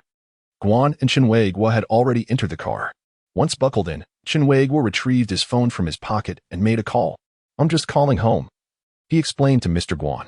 Mr. Guan frowned slightly, irritated, as she was eager to meet with the supplier, and Chen Weiguo's call seemed ill-timed. Once the call connected, Chen Weiguo said, Mom, Li Jing and Xiaowang are here. Please remember not to mention that Li Jing brought us something a couple of days ago. Chen Weiguo. What do you mean by that? Why can't Xiaowang know that Li Jing delivered something to our home? Is Xiaowang not agreeable to Li Jing bringing us gifts? His mother questioned from the other end, her tone clearly displeased. Don't ask so many questions. I'll explain later when I get home. I need to drive now, he replied, ending the call promptly and steering the car towards the third shop. Chen Weiguo, why can't Wang Lifeng know that her husband brought something to your home? It's not like it was something inappropriate, Mr. Guan queried. I had mentioned that Xiaowang sought you out yesterday to deliver a gift on my behalf. Did I not? Since she presented it to me in your presence, it would have been rather impolite for her to withhold a portion for herself, wouldn't it? Then she casually remarked that she had originally intended to visit my home in a couple of days with Li Jing to present gifts. Upon hearing this, I surmised that Li Jing, fearing her disapproval, had orchestrated the delivery to my home in secret. As Chen Weiguo drove, he gradually elucidated the situation to General Guan. So you had your aunt give me a heads up to avoid putting Li Jing in a difficult position? Indeed. Chen Weiguo let out a resigned chuckle. That foolish lad Li Jing didn't even think to inform me before coming over. Had we not coincidentally encountered them downstairs, his spouse would undoubtedly have found out. Well, Chen Weiguo, I must say I'm surprised by your emotional intelligence. It's not something I've noticed before. Chen Weiguo turned to glance at General Guan, replying, General Guan. I hardly perceive your comment as flattery. General Guan chuckled softly, leaning forward to lower the sun visor and reveal the makeup mirror. She retrieved several cosmetics from her bag and began to apply her makeup with practiced ease. Chen Weiguo watched in astonishment, unable to resist stealing glances. Have you never seen a woman apply makeup? Focus on driving, General Guan remarked coolly, her gaze fixed on the mirror. Feeling somewhat sheepish, Chen Weiguo scratched his head, thinking that if only his boss were as casual during payroll as she was now. General Guan, I believe you look quite lovely even without makeup. Do not force compliments if you lack the skill, General Guan retorted sharply. Chen Weiguo's expression darkened slightly. All right, I shall refrain from further comments. 10 minutes later, they arrived at the third shop, just as General Guan had finished her makeup and stowed the sun visor. Observing her unbuckle her seatbelt, Chen Weiguo reminded her. Don't forget the buns and soy milk. General Guan retrieved the buns and soy milk from the cup holder between them and, before exiting the vehicle, advised Chen Weiguo. Take the time to learn from your aunt. After she departed, Chen Weiguo pondered her parting words for a considerable time before driving off. Not long after, he spotted an ATM and promptly parked the car by the roadside, hastening to the machine. He pulled out his wallet and retrieved his salary card. Inserting it into the ATM, entering his password, and selecting the balance inquiry option. After several moments of loading, the balance finally appeared. After accounting for his previous deposits, he swiftly calculated the amount of his year-end bonus. He widened his eyes in sheer delight. General Guan truly exemplifies a person of great vision. Her perspective is indeed unparalleled. Originally estimating his bonus to be around 10,000, he was astounded to discover she had awarded him 60,000. According to his store manager's commission rate, that would require achieving a revenue of 1.5 million since the establishment's opening. However, in reality, the figure fell short by approximately 300,000. At the moment he retrieved his bank card, Chen Weiguo resolved to treat everyone to barbecue tonight. Meanwhile, at home, Li Jiying and Wang Lifeng had already settled down to enjoy tea brewed by their mother. Due to the recent phone call from Chen Weiguo, the elderly mother found herself repeating the words spoken by Li Jiying when she delivered gifts a few days prior. Jiying, Xiao Wang. It is truly thoughtful of you to bring such items to our home this year. Grandma, you are mistaken. This year, we have received gifts twice.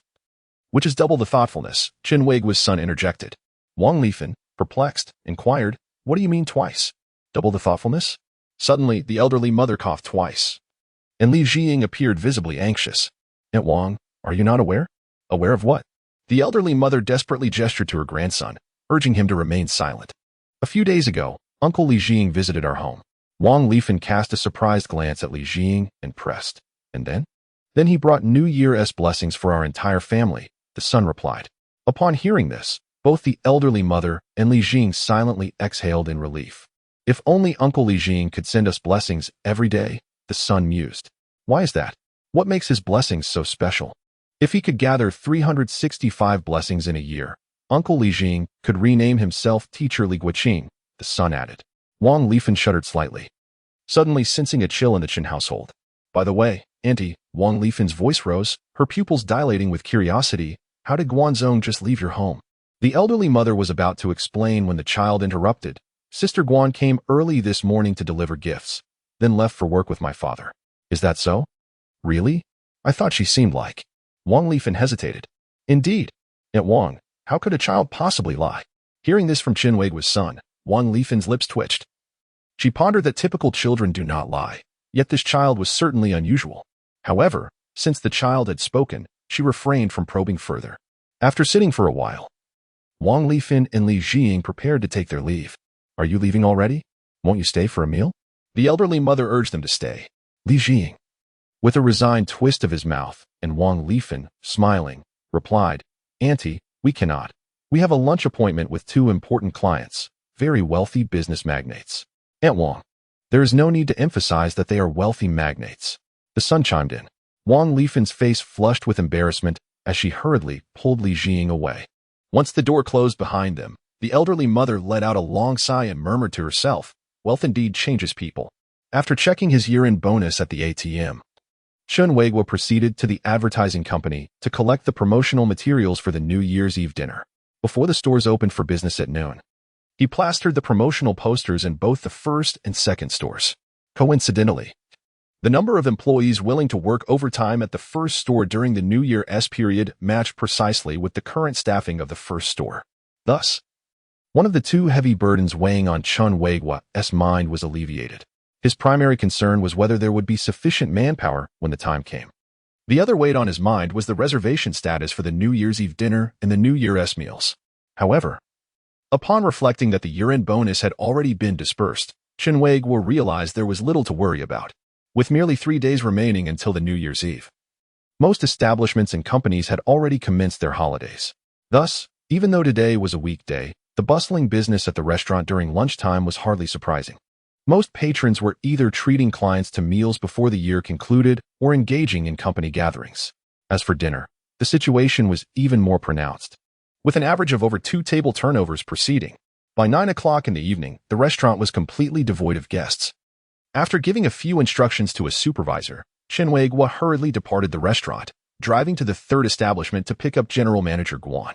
Unlike the previous night, when he arrived at the third restaurant, the renovation workers were still diligently at work. Upon seeing Chen Weiguo, General Manager Guan promptly expressed her hunger. Although he had not brought her any food, he had prepared a bowl of 8 treasure porridge for her. By nearly 10 o'clock, the workers finally finished their tasks. Following today, they would not return until the 10th day of the Lunar New Year. Fortunately, given the current progress, the grand opening on the 15th day should pose no significant issues. Once in the car, as she fastened her seatbelt, General Manager Guan addressed Chen Weiguo. Chen Weiguo, once the new company is established after the new year and you assume the role of brand director, the responsibilities of opening and renovating the establishments will fall upon you. Absolutely, Chen Weiguo replied eagerly.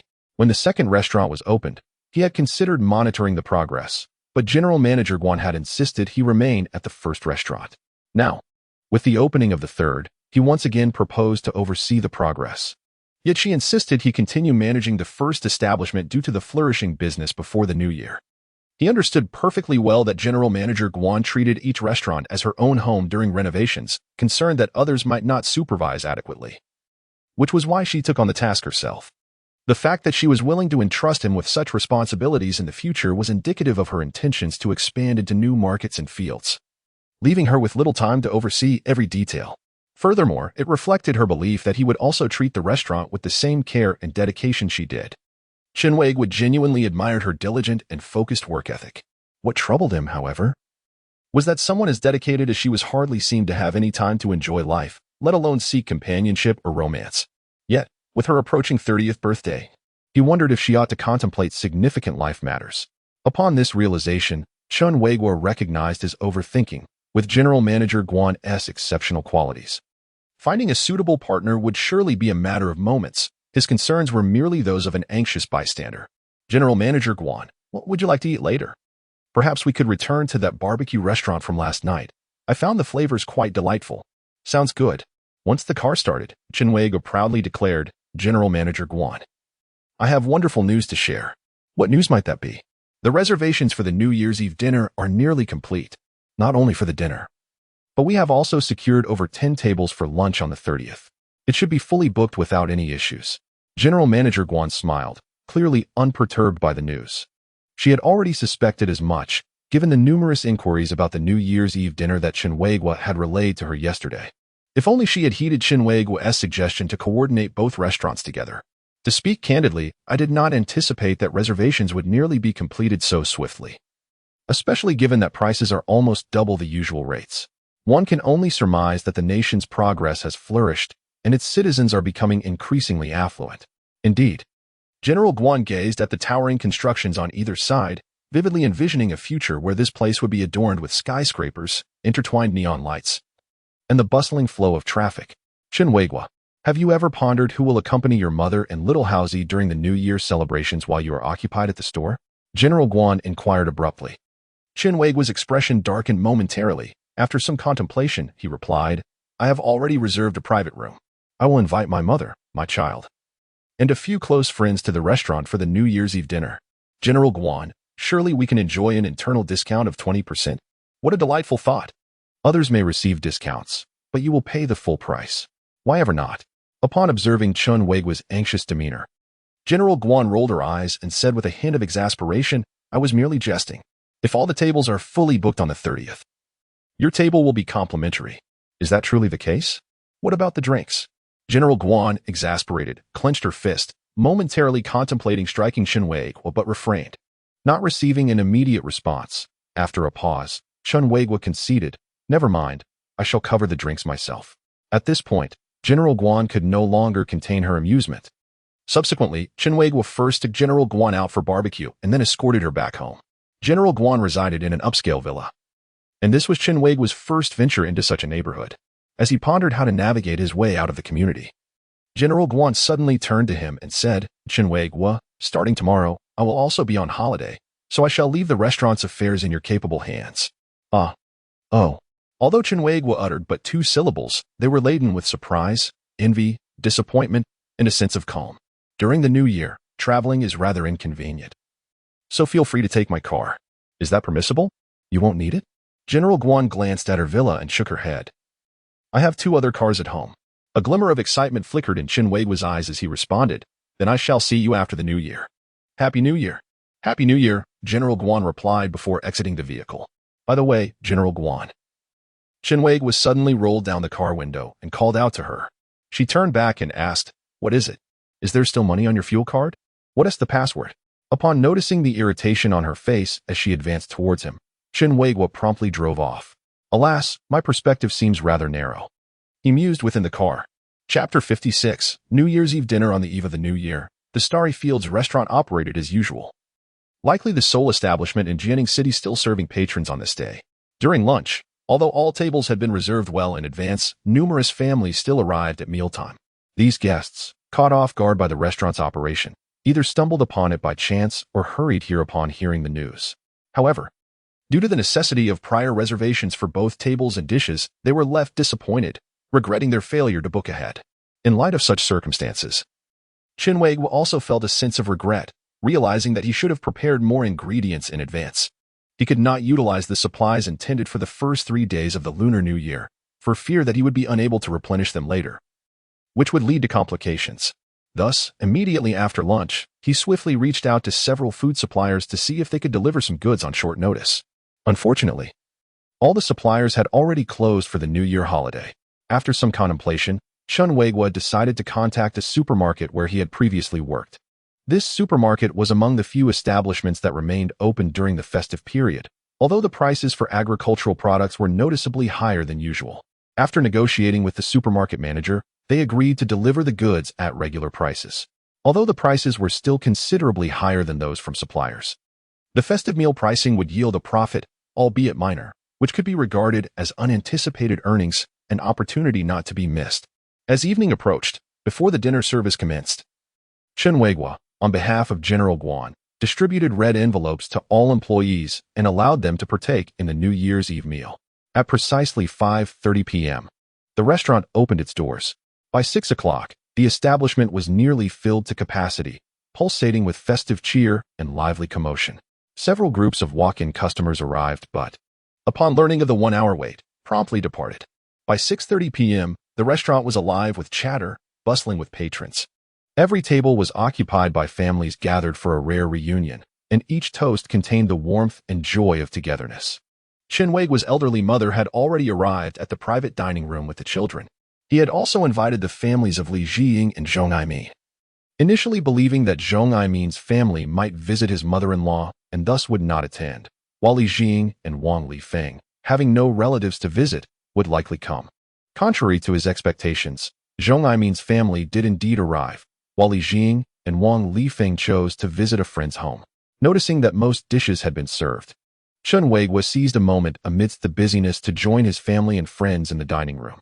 Before entering, Zhong Aimin and his wife had already gifted a red envelope to Chen Weiguo's son, and upon his arrival, he presented the pre-prepared envelope to Zhong Aimin's daughter. Come, come. Everyone raise your glasses, Chen Weiguo declared, standing with his glass raised. The others gradually rose, lifting their glasses in response. Don't forget me, Chen Weiguo's son exclaimed, unable to reach the table like the others due to his small stature. Laughter erupted, and Chen Weiguo bent down, lifting his son onto the table. Cheers, the boy shouted, raising his cup of calcium milk, eliciting more laughter from the crowd. Once seated, the customary toasting commenced. Being the eldest, Chen Weiguo's mother was honored first, with everyone, from Chen Weiguo to Zhong Aimin's daughter, taking turns to toast her, showering her with well wishes that echoed sentiments of health and longevity. As Chen Weiguo was preparing to toast Zhong Aimin and Huang Lu, his son suddenly looked up and said to his grandmother, Grandma, I wish you a happy spring festival and may all your wishes come true. I also hope my dad can ease your worries in the future. Upon hearing this, the old mother beamed with joy, her smile wide and uncontainable. Hey, you little rascal, when have I ever made your grandmother worry? It's you. Already so clever at such a young age, that will surely keep me on my toes in the future, Chen Weiguo replied. Chen Weiguo, while I can't guarantee much, I can assure you that your son will definitely not give you any trouble in the future. Instead, you should work hard to ensure he becomes a wealthy heir, otherwise, he will end up worrying about you, Zhong Aimin teased. Huang Lu, smiling, nodded in agreement, and remarked, "Exactly, Chen Weiguo. If he isn't considered easygoing, then there is no such thing as a carefree child in this world." Chen Weiguo affectionately ruffled his son's hair and said, "That is true. Since his birth, my son has never cried unnecessarily. He reminds you when he is hungry and never makes a mess. Even when we took him for vaccinations, he didn't cry once. Indeed, you still aren't satisfied with such a wonderful child? Others pray to gods and goddesses for children like him." At this moment, the son turned to Zhong Aimin and Huang Lu, gesturing joyfully, "Uncle Zhong and Huang, I wish you both a happy new year. I hope Aunt Huang takes good care of her health and remains happy, and Uncle Zhong, I hope you stay on the right path and have a successful career." Hearing these words, both Zhong Aimin and Huang Lu felt pleased yet slightly perplexed. Suddenly, there was a knock at the door. Chen Weiguo stood up and addressed everyone. "It must be something from the shop. You all continue eating." As he walked towards the door, he called out, "Coming." When the door opened, an unexpected face appeared. "Manager Guan, what brings you here?" Chen Weiguo exclaimed, flustered. Who would have thought Manager Guan would arrive at such a busy time while he was dining with family and friends? Surely, he would receive a reprimand for it. "Manager Chen, hiding here to attend to those esteemed customers?" Chen Weiguo forced a smile and opened the door wider. "Happy New Year, Manager Guan," his son exclaimed excitedly. Manager Guan responded cheerfully and then approached Chen Weiguo's son with a smile. "Wishing you prosperity. Now where is my red envelope?" Chen Weiguo's son said, cupping his fists.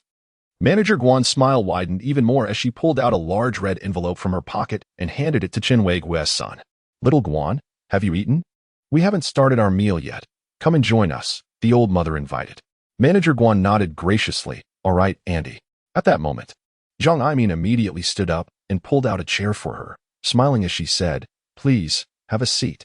After exchanging a courteous smile with Zhang Aimin, Manager Guan took another red envelope from her bag and handed it to Zhang Aimin's daughter. "Little sister, Happy New Year." After glancing at her parents, Zhang Aimin's daughter stood up to accept the red envelope. "Thank you, sister," she said. Just then, Chen Weiguo walked over from behind the door and announced to everyone, "I must get back to work now. Chen Weiguo, why not stay and dine with us?" Although the outside is bustling with activity, the necessary tasks have all been completed. "You may venture out later," suggested Manager Guan. With such an invitation from the boss, Chen Weiguo naturally felt at ease and took a seat. "Sister Guan, I wish you a prosperous new year, flourishing business, and eternal youth." Hearing her son's New Year blessings, Manager Guan beamed with joy, exclaiming, "Sister, I so wish to scoop you up for a kiss." "Sure," the son eagerly replied. Chen Weiguo stifled a laugh, covering his mouth to suppress the urge to burst into laughter. Wasn't he his son once averse to being kissed by anyone, even by him, his father?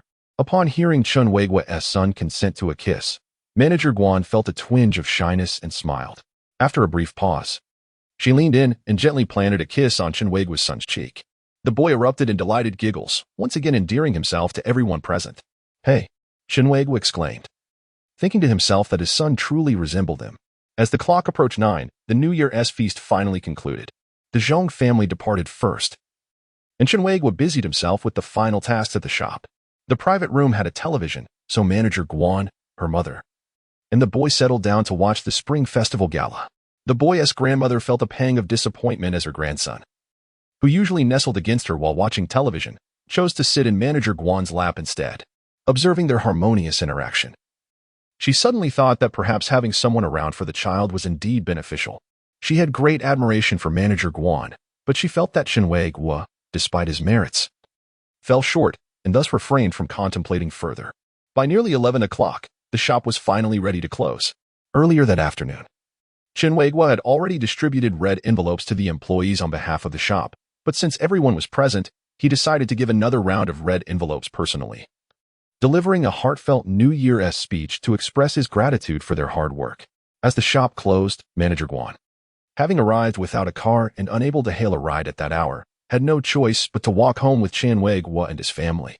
Initially, it was planned for Chen Weiguo to drop her off, but after being invited by his son to join in setting off fireworks and firecrackers, they instead headed to Chen Weiguo's home together. The firecrackers and fireworks had been prepared in the trunk, and after parking the car in a relatively safe spot outside the community, they began with some toy firecrackers suitable for children, like snap pops and buzz bees. However, the son showed little interest in these gentler firecrackers, preferring the more powerful ones like sparklers and skyrockets.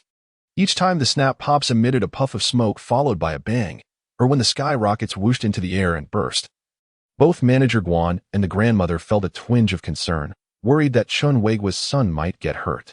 Chen Weiguo, however, was unperturbed. His son, barely over a year old, was already running about, as lively and nimble as a monkey. Boys should be adventurous and spirited like this. After playing for a while, it was nearly midnight, and the sounds of firecrackers began to resonate in the vicinity. Chen Weiguo returned to the trunk of his car and retrieved a large firecracker, arranging it in a circle around the building where his family resided. As he reached into his pocket for a lighter to ignite it, his son rushed over, hugging his leg and looking up at him, saying, "Daddy, let me light the firecracker." Chen Weiguo's eyes widened in surprise as he immediately shook his head, exclaiming, "Absolutely not. It's far too dangerous." No. His mother also wore a serious expression. "I want to light it. I want to." His son insisted. "Just wait a few more years, and then I'll let you," Chen Weiguo replied, gently patting his son's head. The boy shook his head vigorously, saying, "In a few years, they won't allow it anymore." "How could that be?" General Guan approached, crouched down, and gently embraced Chen Weiguo's son, joining in the persuasion. Ultimately, the boy had to relent, letting out a long sigh and looking skyward, declaring, "Who knows which will come first, tomorrow or an unexpected event? One must seize the joy of life." Hearing these words, General Guan chuckled, marveling at the child's eloquence. "If I let you light it, an accident will surely follow," Chen Weiguo remarked. The boy glared at him, expressing his discontent with a huff. "You're making me very angry. The consequences could be severe." Chen Weiguo smirked, pondering for a moment before suggesting, "How about I hold you while lighting it? That should be acceptable, right?" "Hooray!" the boy exclaimed joyfully. "That is not permissible." His mother interjected. Chen Weiguo lightly swatted her hand, saying, "My child is usually very well behaved. It's rare for him to make a request, so as his father. I must oblige. Don't worry, I'll be holding him tightly." With that, Chen Weiguo carried his son towards the firecracker fuse, concerned that something might go awry. General Guan followed closely behind them, thinking that if Chen Weiguo were to stumble, she could at least catch the child in time. As for Chen Weiguo, his sturdy frame was unlikely to suffer harm from the firecracker. Initially worried, his mother observed the scene of General Guan trailing behind the father and son, and a sense of warmth washed over her, prompting a gentle smile. Upon reaching the fuse, Chen Weiguo crouched down, gripping his son firmly under the arms. "Son, we're about to light it. Don't be afraid." The boy suddenly turned around and looked at him disdainfully, saying, "Daddy, the lighter." "Oh," Chen Weiguo responded, retrieving the lighter from his pocket and handing it to his son. Once in possession of the lighter, the boy skillfully ignited it. Seeing the flame, Chen Weiguo panicked, exclaiming, Hey, I'm not ready yet. I was just testing it." "All right, go ahead and light it," the boy replied. Chen Weiguo tightened his grip on his son's ribs, preparing to flee at any moment. "Daddy, don't squeeze so hard. My 2-year-old ribs are going to break," the boy protested, turning back to look at him. Chen Weiguo sighed in relief, loosening his grip slightly. "Come on, it's just a firecracker. Do you really need to be this anxious? You little rascal, I'm just worried about you. Just take care of yourself." Listening to the conversation between the father and son, Mr. Guan behind them couldn't help but chuckle.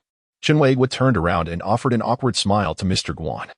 Just as he did, a sudden burst of flames was followed by the crackling sound of firecrackers. His son turned back and exclaimed, "Dad, let's go."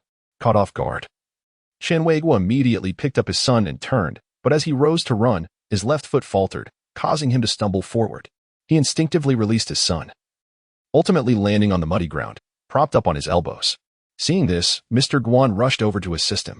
After they had moved some distance away, the son covered his ears with his hands and looked at him with disdain, saying, "Dad, can I do it myself next time? You little rascal. I'm doing this for you." Chen Weiguo retorted, "You made such a simple matter seem like I sacrificed myself to cover for my teammates' retreat. Fine. Next time you handle it yourself, I won't interfere," he added. Upon saying this, he glanced aside to find Mr. Guan laughing uncontrollably, which left him feeling quite embarrassed. After the firecrackers were set off, midnight had passed, and they exchanged New Year greetings before they set off fireworks again. This time, for Chen Weiguo's safety, both his mother and Mr. Guan agreed to let his son ignite them himself. As he watched the fireworks burst in the sky, Chen Weiguo's son suddenly asked Mr. Guan, "Sister, do you know why it gets colder after fireworks are set off?" Mr. Guan shook her head and smiled, asking, "Why?" Because fireworks are easy to cool. Fireworks are easy to cool. Mr. Guan was perplexed. You'll understand this joke in the future, Chen Weiguo's son explained. After the fireworks, Chen Weiguo's mother carried his son upstairs while Chen Weiguo drove Mr. Guan home. The journey was filled with the booming sounds of firecrackers and the dazzling display of fireworks. Stopping at a red light, he noticed a smile on Mr. Guan's face and inquired, "Mr. Guan, what brings you such joy?" Mr. Guan suddenly chuckled again, saying, "Just thinking about how you almost fell while trying to protect Xiaohaozi. It nearly turned into him saving you instead. Your Xiaohaozi is truly adorable and entertaining. Especially when you two argue. I always feel like you never win." Mr. Guan added, "That little rascal spends all day watching television, especially since we got a computer. Strangely enough, while most kids enjoy cartoons, he prefers shows like the Kangxi Dynasty and Emperor Wu of Han. At first, I thought it was my mother watching." Mr. Guan gave a thumbs up. Unable to resist praising, "Xiaohaozi is impressive." Then, the light turned green, and the car continued moving. Chen Weiguo continued, "My mother is also peculiar, at her age. She has become enamored with Korean dramas.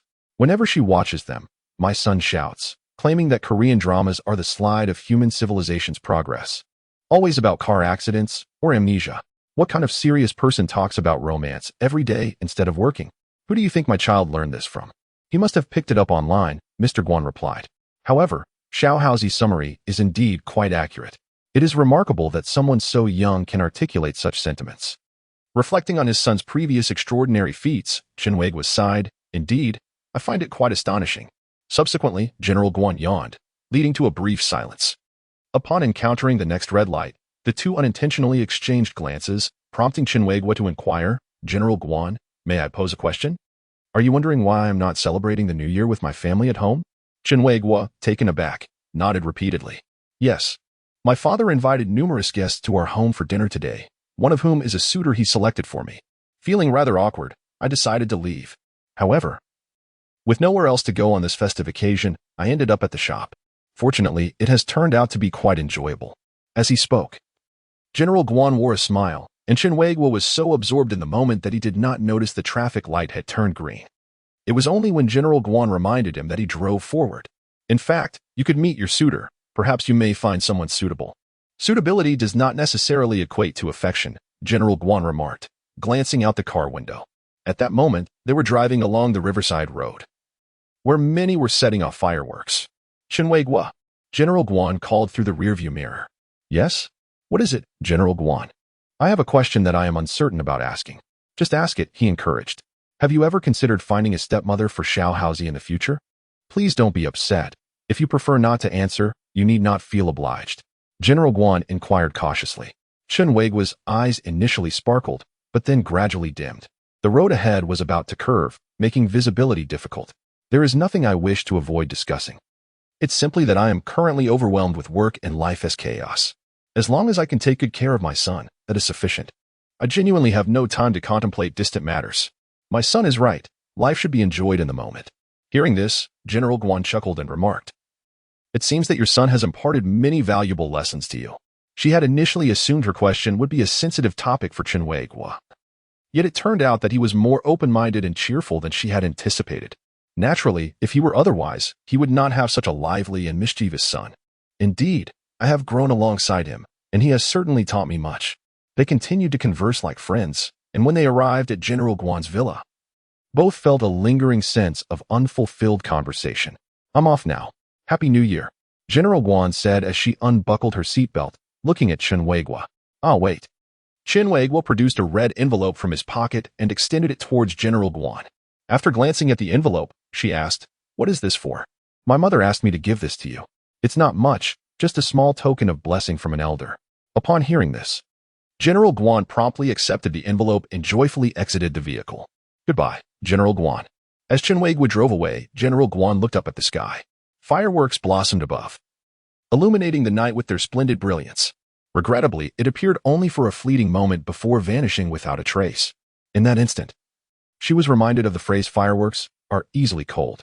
So this is what Xiaohaozi referred to as the fleeting nature of fireworks. Suddenly filled with melancholy, she turned and headed home. When Chen Weiguo returned home, it was nearly 2 in the morning. His mother and son had both fallen asleep, while the sounds of firecrackers continued outside. From his pocket, Chen Weiguo retrieved 2 red envelopes, one from General Guan for his son, and the other from Zhang Aimin. General Guan had generously filled the envelope with 2,000 yuan, as per his usual grand gesture. To Chen's surprise, however, Zhang Aimin's wife, Huang Lu, had given an envelope containing 800 yuan, while he had only placed 600 yuan in the envelope for Zhang's daughter. Initially, he had presumed his contribution would exceed Zhang's, feeling somewhat shortchanged. Alas, it seemed that everyone operated on a grand scale except for him, who remained on a smaller scale. At that moment, a text message arrived. It was from General Guan, inquiring whether he had arrived home safely. Chen Weiguo quickly typed several lines, but ultimately deleted them, leaving only the word arrived. And then, silence ensued. On the first day of the new year, as dawn broke, his son eagerly rushed in to awaken Chen Weiguo, demanding his red envelope. Still groggy, Chen Weiguo retrieved the red envelope meant for his son from General Guan, hoping to pass it off as his own. However, upon seeing the bulging envelope, his son exclaimed, "Dad, you're so stingy, you wouldn't possibly put that much money in there. This must be from Sister Guan." Chen Weiguo widened his eyes, realizing that the little rascal was not easily deceived. "How much do you think I would give you?" he retorted. "Whether I give more or less depends on my intentions. Remember, you reap what you sow. Whatever you give me now, I shall return to you in kind when you are older." Upon hearing his son's words, Chen Weiguo was taken aback and in a fit of playful annoyance. He picked up his son and playfully swatted his bottom twice. "You little rascal, how dare you speak such nonsense? Though your words may be coarse, the sentiment holds true." "Dad, you ponder that," replied his son, before jumping down and scampering away. After scratching his head, Chen Weiguo let out a long yawn and went to the drawer, pulling out several thousand yuan he had stashed away. "Son, your New Year's money has arrived, though I suppose it's fine without the red envelope cover, right?" Chen Weiguo called out to his son. "It's all right. The envelope is merely a superficial formality. The money is the genuine token of goodwill." After receiving the money, his son promptly handed it over to his grandmother. Watching her count the money while licking her fingers, Chen Weiguo suddenly realized he had been outsmarted. Chapter 59, the first meeting with General Guan's parents during the first and second days of the new year. Chen Weiguo spent nearly all his time at the restaurant. Although the New Year's meals had long been fully booked, many customers arrived at mealtime. Fortunately, Chen Weiguo had sourced a batch of ingredients from the supermarket where he had previously worked, preventing the loss of these customers and allowing the restaurant's turnover to reach an impressive 3 times over the 2 days. Despite numerous complaints from customers regarding the high prices at the restaurant, they found themselves with little choice, as it was the only establishment of its kind open for business in the entire city of Jianing over the past 3 days. Moreover, it was understandable that the cost of ingredients and labor had surged several-fold during this period. On the 3rd day of the Lunar New Year, a light rain fell in Jianing, bringing an end to the unseasonably warm and sunny weather. Although the temperature had plummeted, it did little to deter the restaurant's thriving business. With the holiday break approaching, Chen Weiguo had not stocked an abundance of ingredients. After lunch, the head chef informed him that the remaining supplies were barely sufficient to cater to the customers who had pre-ordered their New Year's Eve meals, and they could accommodate only 3 additional tables at most. Upon hearing this, Chen Weiguo instructed the head chef to serve only the reserved customers that evening, allowing the staff to finish early and enjoy their holiday. "As for the remaining dishes and meat, we shall partake ourselves, and I will treat everyone to a couple of fine bottles of wine," he commanded. After the head chef departed, Chen Weiguo, thinking about returning home early that night, called his mother to invite her and his son to the restaurant for dinner. By around 6:30 in the evening, his mother and son arrived. He ushered them into his office before returning to his duties. Upon entering the dining area, he noticed Ms. Guan leading a girl of about 5 years old, while Mr. Guan's brother held open the windbreak curtain for them. Following Ms. Guan was a couple who appeared affluent and dignified, their age seemingly comparable to that of his mother, though they had dyed their hair black and styled it, unlike his mother's salt and pepper locks. The elder couple was soon followed by Mr. Guan himself. Upon entering, Mr. Guan quickly spotted Chen Weiguo and beckoned him over. "Manager Chen, come here for a moment." After a brief pause, Chen Weiguo promptly approached, surmising that the well-dressed couple were indeed Mr. Guan's parents. As he drew near, Mr. Guan's brother offered him a polite smile and greeted him warmly. Ms. Guan was patiently engaging her daughter in conversation, not glancing in his direction. "Dad, Mom, this is Chen Weiguo, the person in charge of both restaurants," Mr. Guan introduced. As Chen Weiguo had suspected, they were indeed Mr. Guan's parents. "Hello, Uncle and Aunt," Chen Weiguo greeted them. The elderly couple merely glanced at him, nodding slightly before directing their gaze elsewhere. Manager Chen, although my parents have never been here before, they are, in fact, the true proprietors of the restaurant, Mr. Guan's brother jested at that moment. I didn't expect so many people to dine out on the third day of the new year, Ms. Guan remarked. Observing the bustling business of the restaurant, Mr. Guan nodded in approval and, addressing his father, said, when you first mentioned wanting to enter the catering industry, I opposed it. But it seems I was mistaken. You've made quite a spectacle of it. Well done. Keep up the good work. Ying is always exceptional, diligent, and energetic. There is nothing she cannot accomplish, Ms. Guan praised from the side. Mother, I shall sing praises upon returning, for it would be quite embarrassing to do so in front of others. After exchanging a few words with Mother Guan, President Guan turned to Manager Chen. Mr. Chen, is there a private room available? Manager Chen promptly nodded and replied, yes, the guests in room 2 have just finished their meal and it should be tidied up shortly. With that, Manager Chen led President Guan and his family towards room 2. Upon reaching the entrance of room 2, Manager Chen opened the door, and Brother Guan said to him, Mr. Chen, if you are not busy, why not join us for a meal? No, you all enjoy your meal first. Manager Chen declined with a smile. It's quite all right, Mr. Chen, do join us, President Guan insisted. Feeling somewhat embarrassed, Manager Chen twisted his mouth and quietly explained, President Guan, my mother has come with my child, and I will dine with them later. At that moment, Mother Guan turned around and said with a smile, oh, Mr. Chen, you are already married and have children. Why not invite your mother and child to join us as well? They must be hungry by now. Indeed, Mr. Chen. Go fetch your mother and child so we can enjoy the lively gathering together. Otherwise, it would just be our family eating, which is no different from dining at home. Brother Guan concurred. At a loss for a reason to refuse, Manager Chen reluctantly headed to his office to bring his mother and child. Upon entering the private room, Manager Chen instantly noticed the gaze of President Guan's family upon them, reminiscent of the look in the eyes of Sister Guan when she first laid eyes on him.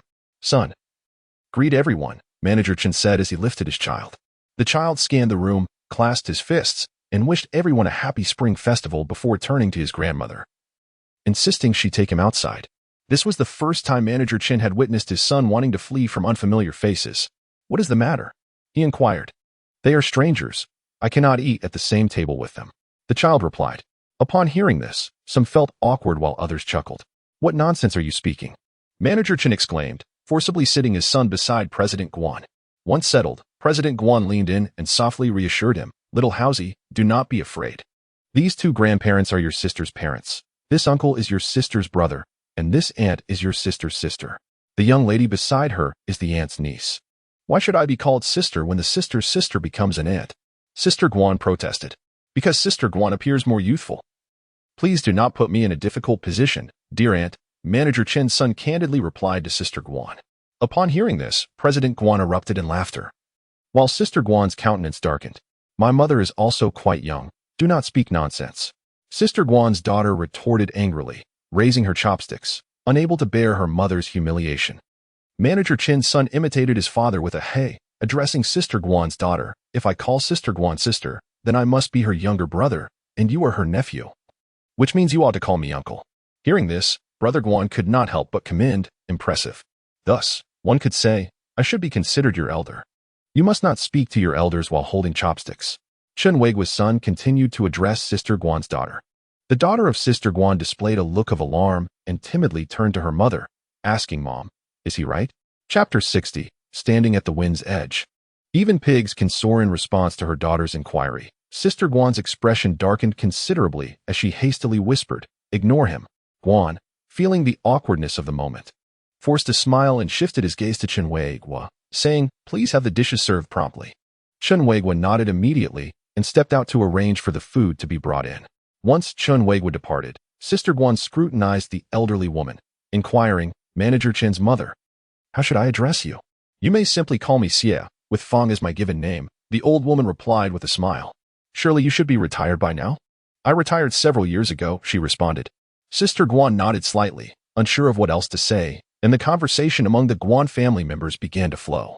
Their discussions revolved around either substantial investments and business dealings or high-end consumption related to clothing, food, and living arrangements. Listening to the exchanges, the elderly woman felt somewhat out of place, as if she and her grandson were not truly part of the same world. Much like her grandson had just remarked, we are not of the same ilk, thus we do not share the same table. The atmosphere finally shifted when Chen Weiguo returned. Guan, in a few minutes, we shall serve the dishes, he informed. Guan nodded in acknowledgement, then please take a seat. Once Chen Weiguo sat down, Guan's father, who had remained silent until then, unexpectedly rose and poured tea from his cup into Chen Weiguo's. Taken aback by the gesture, Chen Weiguo quickly stood, saying, Uncle, there's no need. I can do it myself. It's quite all right. Guan's father replied steadily. Noticing the assertive intensity in Guan's father's gaze, Chen Weiguo felt a surge of pressure and retook his seat. Manager Chen, today we shall forego alcohol and instead toast with tea, Guan's father stated. Very well. Chen Weiguo agreed, lifting the steaming cup to his lips. After he set down the cup, Guan's father focused intently on him and asked, I have heard that you were once a workshop director in a factory, only venturing out after being laid off a couple of years ago. Indeed, Chen Weiguo nodded affirmatively.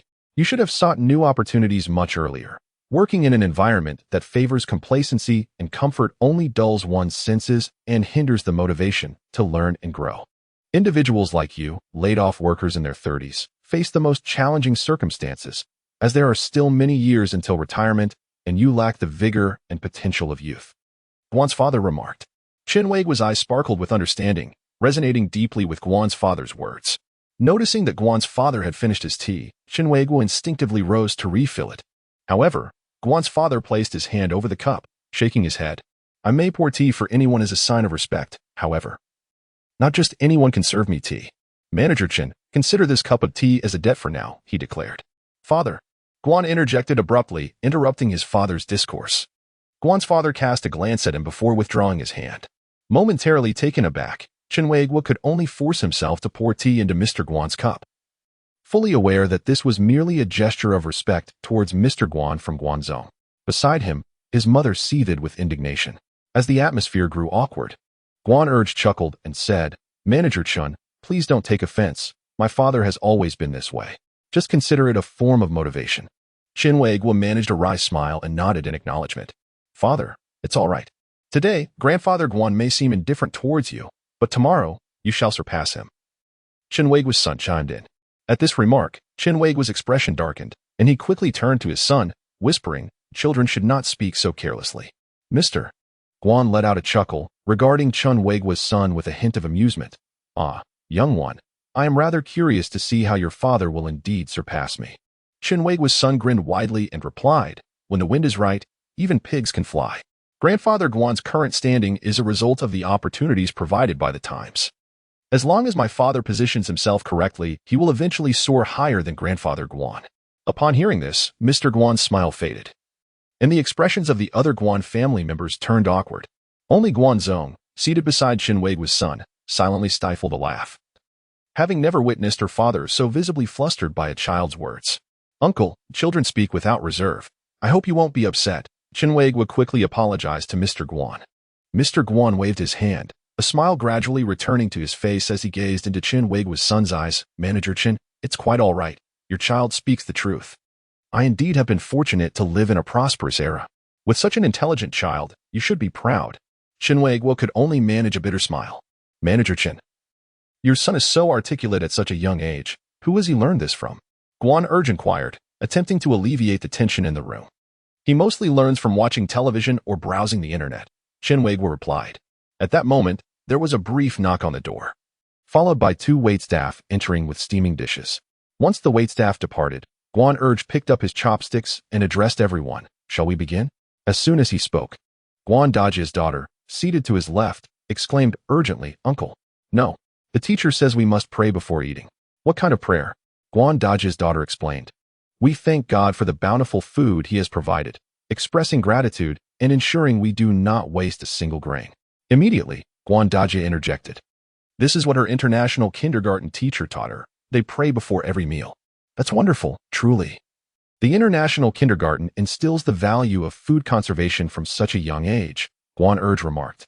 Everyone must pray together before we eat, Guan Dajia's daughter insisted. The guests found this quite amusing and were eager to comply, mimicking her gestures and closing their eyes, except for Chen Weiguo's son. Why aren't you praying? Guan Dajia's daughter asked, her eyes wide with surprise. I don't want to, Chen Weiguo's son replied. At that moment, Chen Weiguo opened his eyes and said to his son, "Be good, listen to your sister." Seeing Chen Weiguo's son shake his head, Sister Guan's daughter exclaimed in indignation, "You will be punished by God for that." The fervor in her tone startled the others, causing them to open their eyes wide. "What is the matter, dear?" Sister Guan inquired. He is disobedient." Sister Guan's daughter pointed urgently at Chen Weiguo's son. "This is a great Eastern nation. It is not his place to dictate." Chen Weiguo's son retorted. With a frustrated slam of his hand on the table, he continued, "It is commendable to save food, but why should we thank him? He is not the one who provides my rice. If gratitude is due, it should go to Grandpa Yuan for his research on rice, to the hard-working farmers, and to the nation that allows us a good life." Upon hearing his son's words, had it not been for the sake of appearances, Chen Weiguo would have applauded him. Thus he could only silently commend his son in his heart. The Guan family exchanged glances, momentarily at a loss for words. With such a statement from Chen Weiguo's son, any attempt to counter or insist on prayer would only reveal their ignorance. "Mom, make him pray quickly." Sister Guan's daughter began to act petulantly. "Xiaohaozi, look at that boy. Although he is younger than you, he understands more. If you continue to be unreasonable, Grandpa won't give you gifts on your birthday," Guanba interjected gently to Sister Guan's daughter. Feeling aggrieved, Sister Guan's daughter pouted but ceased her insistence. Subsequently, Guanba turned to Chen Weiguo's son and asked with a smile, "Little friend, who taught you those words?" Chen Weiguo would expected his son to mention learning from television or the internet. However, this time, his son pointed to his chest with a tiny finger and declared, "One must remember the well-digger when drinking water. That is what my conscience teaches me." Upon hearing this, Guan Urge, Sister Guan, and Guanma were nearly left speechless. Such profound words were hardly what one would expect from a 2-year-old. Guanba laughed heartily and remarked to Chen Weiguo, "Manager Chen, your son is destined to achieve remarkable things in the future." Hearing her grandfather praise another child, Sister Guan's daughter huffed in discontent and retorted, "He is not more knowledgeable than I am. I can recite many ancient poems." Sister Guan smiled and nodded, encouraging her daughter, "Indeed. It has been so long since we last saw Grandpa. Quickly let him hear which ancient poems you have memorized." Sister Guan's daughter sprang up and walked over to Guanba and Guanma. Guanma, smiling, took her hand and said, "Hurry and recite for Grandpa and Grandma. If you do well, they will reward you with a big red envelope." At sunset, the sun sinks behind the mountains, the yellow river flows into the sea. If one seeks to see 1,000 miles, one must ascend another floor. After reciting a poem, Sister Guan's daughter received applause from the crowd. During the Qingming festival, the rain falls in a drizzling manner. Travelers on the road feel a deep sorrow. "May I ask where there is an inn?" The shepherd boy points to Xinghua village from afar. Sister Guan's daughter recited another poem, and the audience applauded again. Though they felt that reciting a poem about the Qingming festival on such a celebratory occasion was somewhat inappropriate. At that moment, Guanma took out 2 large red envelopes from her bag and handed them to her granddaughter, planting a kiss on her forehead. Reflecting on the embarrassment his son had caused the Guan family, Chen Weiguo deliberately remarked to his son, "My dear boy, look how remarkable your sister is. Able to recite so many Tang poems at such a tender age. You should learn from her." To his surprise, his son raised his head, disdainfully retorting, "Such simple poetry. Who can't recite it?" Chen Weiguo was taken aback, pondering, could it be that his son had learned these ancient verses from television? "Then why don't you recite one for us?" Guan's daughter inquired. "Listen closely," Chen Weiguo's son promptly replied. After tapping a bowl with his chopsticks, he began. "Amidst the sound of firecrackers, a year departs. The spring breeze brings warmth into the Tusa wine. The doors of every household greet the sunlight, exchanging old charms for new peaches." Upon finishing, Chen Weiguo blinked in astonishment. He had never heard this poem and was uncertain if it was something his son had concocted. Observing Guan's astonished expression, he deduced that his son was not fabricating it after all. "Grandfather, which poem did he just recite?" Guan's daughter asked. Guan nodded slowly, responding, "That is Yuan Ri, written by Wang Angshi during the Song dynasty, a poem about the new year." Clearly, the poem recited by Chen Weiguo's son was more fitting for the occasion, distinguishing him markedly. Guan then turned to Chen Weiguo's son and inquired, "Little one, can you recite any other poems?" "Last year, on this day at this door, the face of a person reflects the peach blossoms red, the person's face. I know not where it has gone, yet the peach blossoms continue to smile in the spring breeze." Chen Weiguo recognized this poem, and upon hearing his son recite it in a tender voice, he felt an inexplicable sadness. "Do you understand the meaning of this poem?" Guan asked. Chen Weiguo's son shook his head, replying, on television, they said, if you're not the person in the poem, you cannot comprehend its meaning. Guan gave a thumbs up. Xiaohaozi, do you know any other poems? At this moment, Guan appeared eager. Chen Weiguo's son shook his head, sister. I only know these two. Well, I can recite another poem, so I win, Guan's daughter declared proudly. Chen Weiguo's son rolled his eyes and raised his hand, exclaiming, I just thought of another one. You go first. You go first. No need to recite anymore. Guan interrupted the children's playful squabble, then turned to his granddaughter. You've already lost, but I am satisfied. Xiaohaozi, you did wonderfully. Guan's daughter furrowed her brow in confusion before being called back to her seat by her mother. Grandfather, grandmother, I have recited too as well. Do I get a red envelope? Chen Weiguo's son asked. Guan's mother smiled and nodded, saying, of course, come here quickly. Chen Weiguo intended to stop his son. But to his surprise, his son darted to Guan's side like a nimble cat. After chuckling a couple of times, Guan accepted a red envelope from Guan's mother and handed it to Chen Weiguo's son. Little friend, study diligently, and you shall surely achieve great things in the future, Guan declared as he presented the envelope to Chen Weiguo's son. Upon receiving the envelope, Chen Weiguo's son joyfully expressed his gratitude. Just as he was about to return to his seat, Guan's mother suddenly called out to him, Xiaohaozi, wait. Grandma has another red envelope for you. As Chen Weiguo's son turned around, he noticed Aunt Guan retrieving a red envelope from her bag.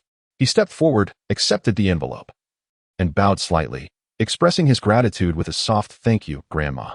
Observing his son's obedient demeanor, Chen Weiguo felt a twinge of discomfort.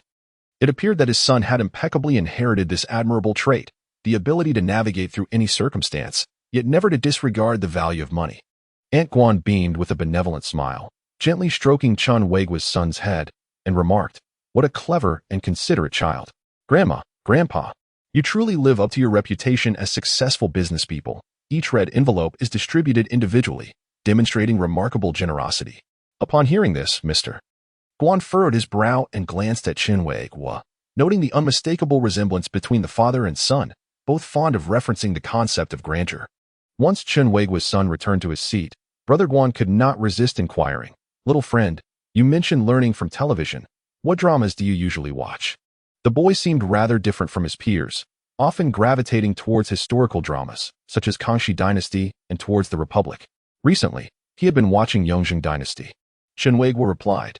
Brother Guan, taken aback, sighed, no wonder you are so articulate. But tell me, can you truly comprehend Yongjing Dynasty? Chapter 62, to everyone's surprise.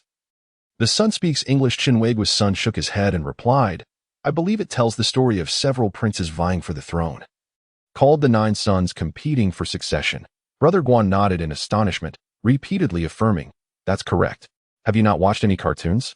Sister Guan's daughter asked, eyeing Chen Weiguo's son. The boy paused, pondering for a while before murmuring, Attack on Titan? Tokyo Ghoul? Imo Daozushir? Sister Guan's daughter shook her head earnestly, stating, I prefer watching Big Head Son and Small Head Dad, Rainbow Cat and Blue Rabbit, and Detective Conan. Have you not seen Pleasant Goat and Big Wolf? Chen Weiguo's son looked up at the ceiling, bewildered by the notion. Just then, a knock echoed, and 3 servers entered, wheeling in a substantial cart laden with dishes. Once the dishes were set on the table, Aunt Guan exclaimed, Come, everyone, let us dig in before the food gets cold. For quite some time, the table was filled with silence as everyone focused on their meals, occasionally commenting on the tastiness of a dish or the spiciness of another. Sensing an unusual atmosphere, Mr. Guan first glanced at his father, who, during such moments, would typically engage in grand discussions or impart wisdom to his children. However, today he remained unusually silent, engrossed in his meal, likely affected by Xiaohaozi's remark about the pig riding the wind. Although his father presented a facade of generosity, Mr. Guan understood that his proud father was concealing his dissatisfaction. Next, Mr. Guan turned his attention to his elder sister. Unlike their father, she struggled to mask her emotions, her expression decidedly grim. Typically, she relished showcasing her daughter to others and enjoyed having her shine in front of an audience. However, today her daughter was overshadowed by the mere 2-year-old Xiaohaozi, which likely left her feeling quite embarrassed. Had I known this earlier, I would not have invited the Chen family to dinner. However, upon reflection, my niece, who has been pampered since childhood and constantly praised, has developed an arrogant disposition.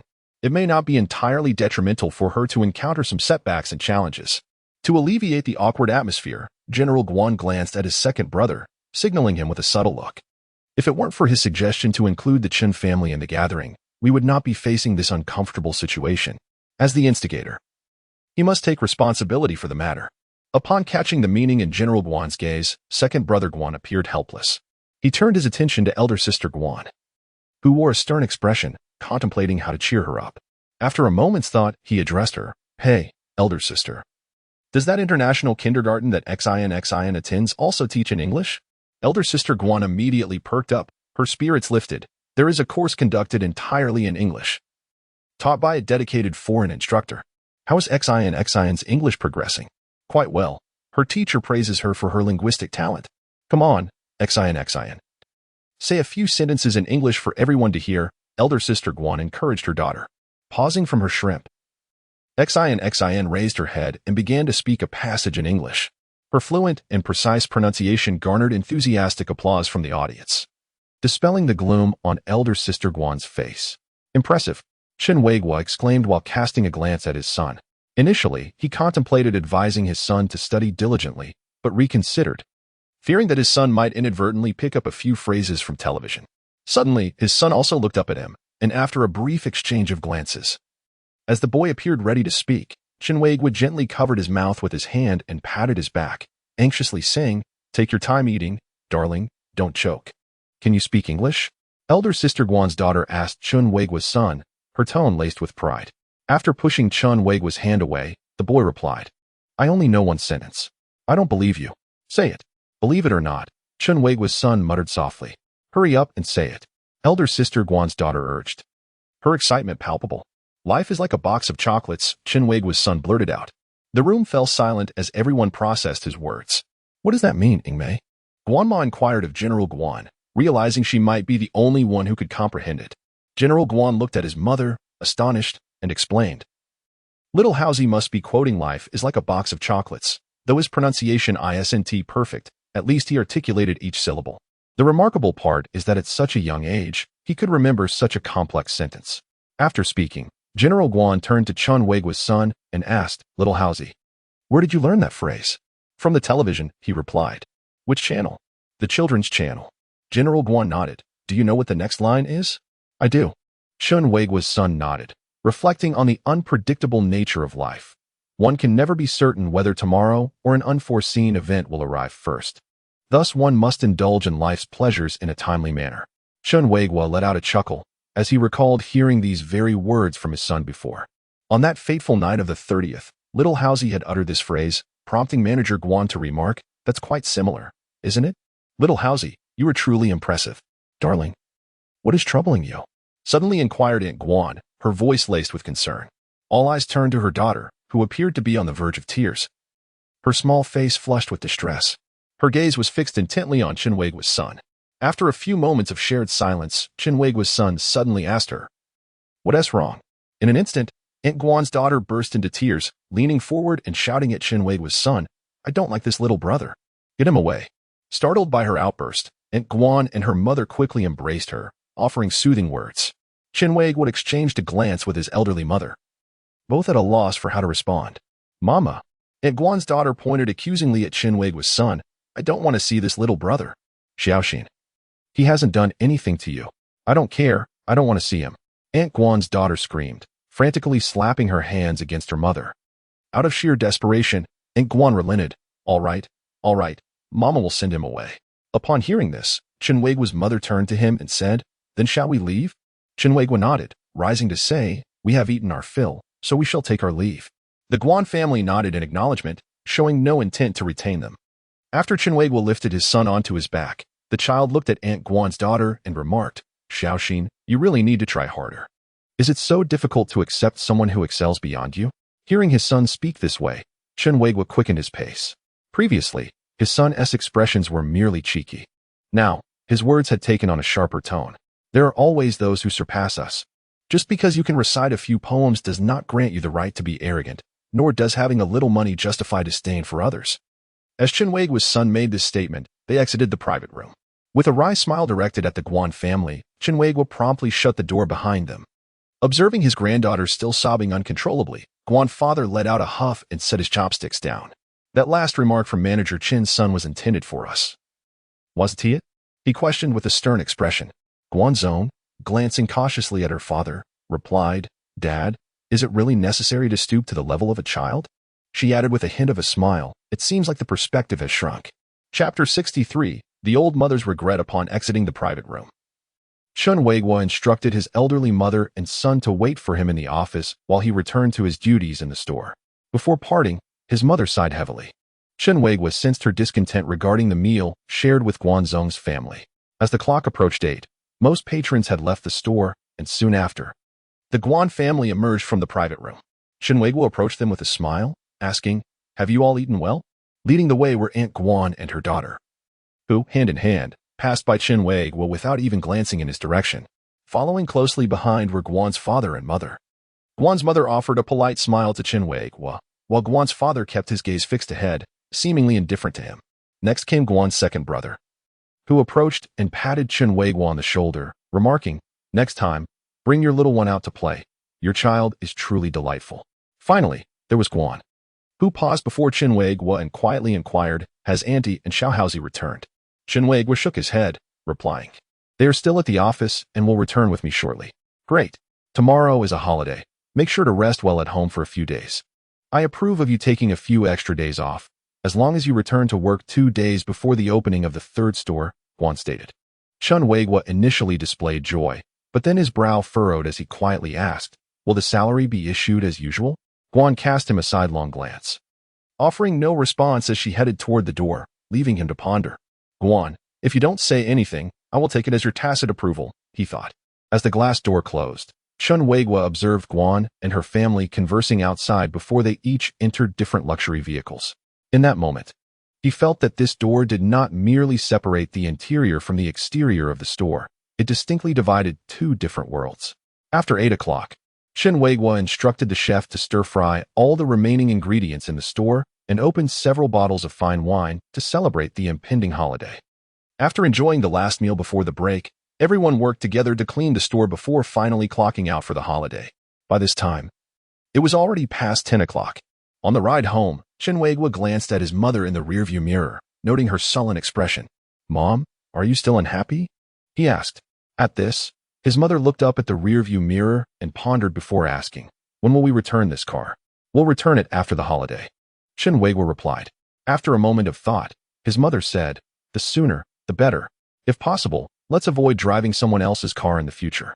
It's always better to drive your own, even if it's just a two-wheeler. It's superior to someone else's four-wheeler. Chen Weiguo nodded expressionlessly, recognizing the underlying message in her words. A few minutes later, while waiting at a traffic light, his mother suddenly spoke in a subdued tone. Chen Weiguo, I see that your salary is decent each month, and your boss values you. I thought you were having an easy time at work. After visiting your store a few times these past few days, I've realized that you have it tough as well. You must greet customers, superiors, and even subordinates with a smile, no matter how they treat you. You can only endure. Hearing his mother's words, Chen Weiguo chuckled, Mom, it's not as serious as you think. This is how work is for everyone, especially in the service industry. It's normal to face some pressure. Just then, the green light turned on, and Chen Weiguo proceeded forward. It's just that your father and I lack the means to provide for you like other parents do, buying you a car, a house, or giving you money to start a business. His mother lamented further. Mom, what are you saying? You and Dad have worked so hard to raise us. Now you're even helping me with the child. You've done more than enough. His mother's self-reproach felt like an invisible slap, striking Chen Weiguo hard across the face. At this point in his life, in his 30s, the words of his elderly mother served only to highlight his own inadequacies. Grandma, do not be disheartened. Father is working hard to earn a living. Enduring some hardship is not shameful. It is laziness that brings disgrace, whispered the son, seated on his mother's lap. With great effort, the mother managed to force a smile, gently caressing Chen Weiguo's son's head, saying, You are right, darling. Your father's job is nothing to be ashamed of. Feeling an unbearable bitterness lodged in his throat, Chen Weiguo swallowed hard, forcing the discomfort back into the recesses of his stomach. He understood that the dinner with Manager Guan's family had stirred painful emotions within his mother, prompting her words. He was acutely aware that, aside from Manager Guan, the rest of the Guan family looked down upon him. Perhaps it was true. as his son had remarked before the meal that they were not of the same ilk, unworthy of sharing a table. He recalled the years when he worked in the factory. Back then, even the factory manager earned a wage comparable to that of ordinary workers, and everyone had the opportunity to claim their own home. In that environment, individuals floated like boats upon a still pond, gradually sinking as they lost momentum. Eventually, a tremendous wave of change surged forth, propelling everyone forward. Some dared to seize the moment, leading the way and undergoing a transformative leap. Others, unwilling to progress, were buried beneath the tidal wave. Yet, the majority willingly sacrificed their own ambitions, becoming a force within the wave, driving the era forward, empowering the pioneers and opening new horizons for those who would follow. Each person, upon receiving the task bestowed by the times, diligently fulfilled their own mission, which ultimately led to the monumental changes witnessed in society today. Everyone ought to be a protagonist in this era. The disparities of wealth should not dictate separate paths. He firmly believed that the future would indeed see the affluent uplifting those who follow, all journeying towards prosperity together. On the eve of the new year, knowing that Chen Weiguo had just started his holiday, Zhang Aimin specifically arranged a dinner for this day. Besides Chen Weiguo's family, he also invited the couple Li Jiying and Wang Lifeng. As the dining hour approached, Wang Lifeng and Li Jiying arrived fashionably late. Wang Lifeng had changed her hairstyle, transforming her long black locks into a chic short blonde curl, appearing much more fashionable. Upon entering, Wang Lifeng immediately boasted to Zhang Aimin's wife, Huang Lu, about her newly purchased handbag, which had cost nearly 10,000 yuan. The others were taken aback by the price. After a long year of hard work, I thought I deserved a little treat, Wang Lifeng remarked, eliciting laughter and nods of agreement from the group, who showered her with compliments. At that moment, Chen Weiguo's son unexpectedly piped up, "Sister Guan has a bag like that too. Why does hers look like it costs tens of thousands, while yours looks like it costs just a few hundred, Annie Wang?" Wang Lifeng's expression shifted, and the atmosphere grew palpably awkward. What nonsense is this child speaking? Chen Weiguo immediately admonished his son, insisting they look the same. Wang Lifeng shot a disapproving glance at Chen Weiguo and his son, muttering unhappily, "What do you two know?"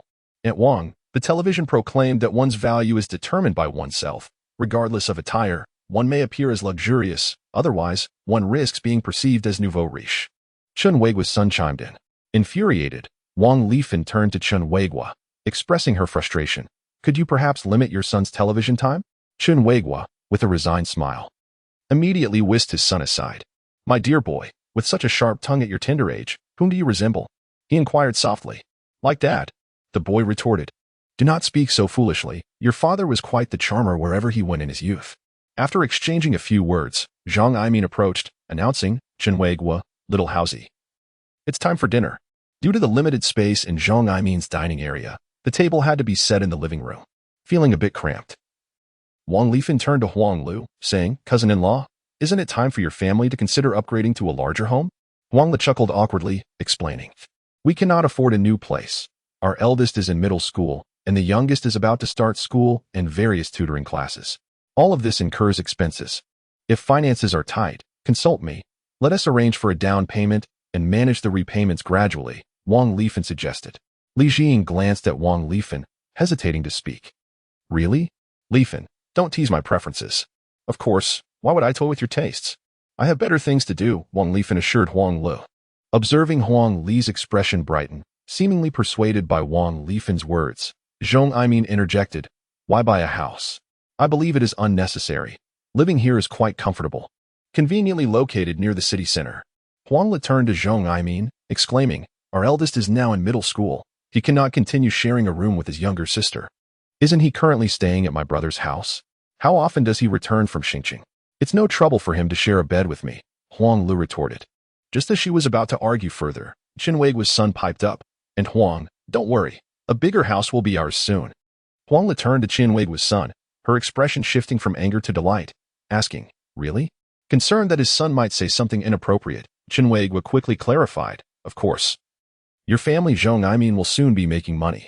Huang Li scoffed, disdainfully replying, "Relying on him is less reliable than depending on myself. If you're capable, why not just produce the funds to buy?" "Ah, you two are constantly bickering.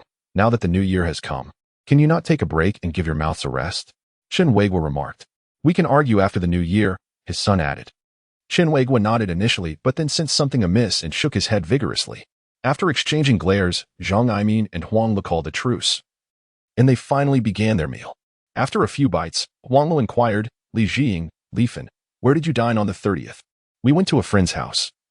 He's also from out of town and did not return for the new year. Like us, he is in the clothing business and earned over 10 million last year. Huang Lu nodded. That explains it. We went to the restaurant where Chen Weiguo works that day. It was quite crowded, fully booked. Indeed, on that day, the proprietor of the restaurant, Mr. Guan, joined us for the New Year's Eve dinner. Mr. Guan came. Wang Lifin's eyes widened in astonishment as she turned to Chen Weiguo. Why didn't you mention this to me? How was I to know she would come? Besides, do you expect that if I told you, you would have the time to join us? Chen Weiguo replied with displeasure. That's not what I meant. I was merely surprised as well. Someone of her stature ought to be quite busy during the new year, she responded. That day, Sister Guan even set off firecrackers and fireworks with us. Chen Weiguo's son chimed in. Wang Lifin's gaze flickered momentarily, as if she had uncovered a hidden secret. After lunch, Zhang Aimin, Li Jing, and Chen Weiguo were assigned the task of washing the dishes. The three men squeezed into the cramped kitchen, each employing their own clever tactics to avoid washing an extra plate.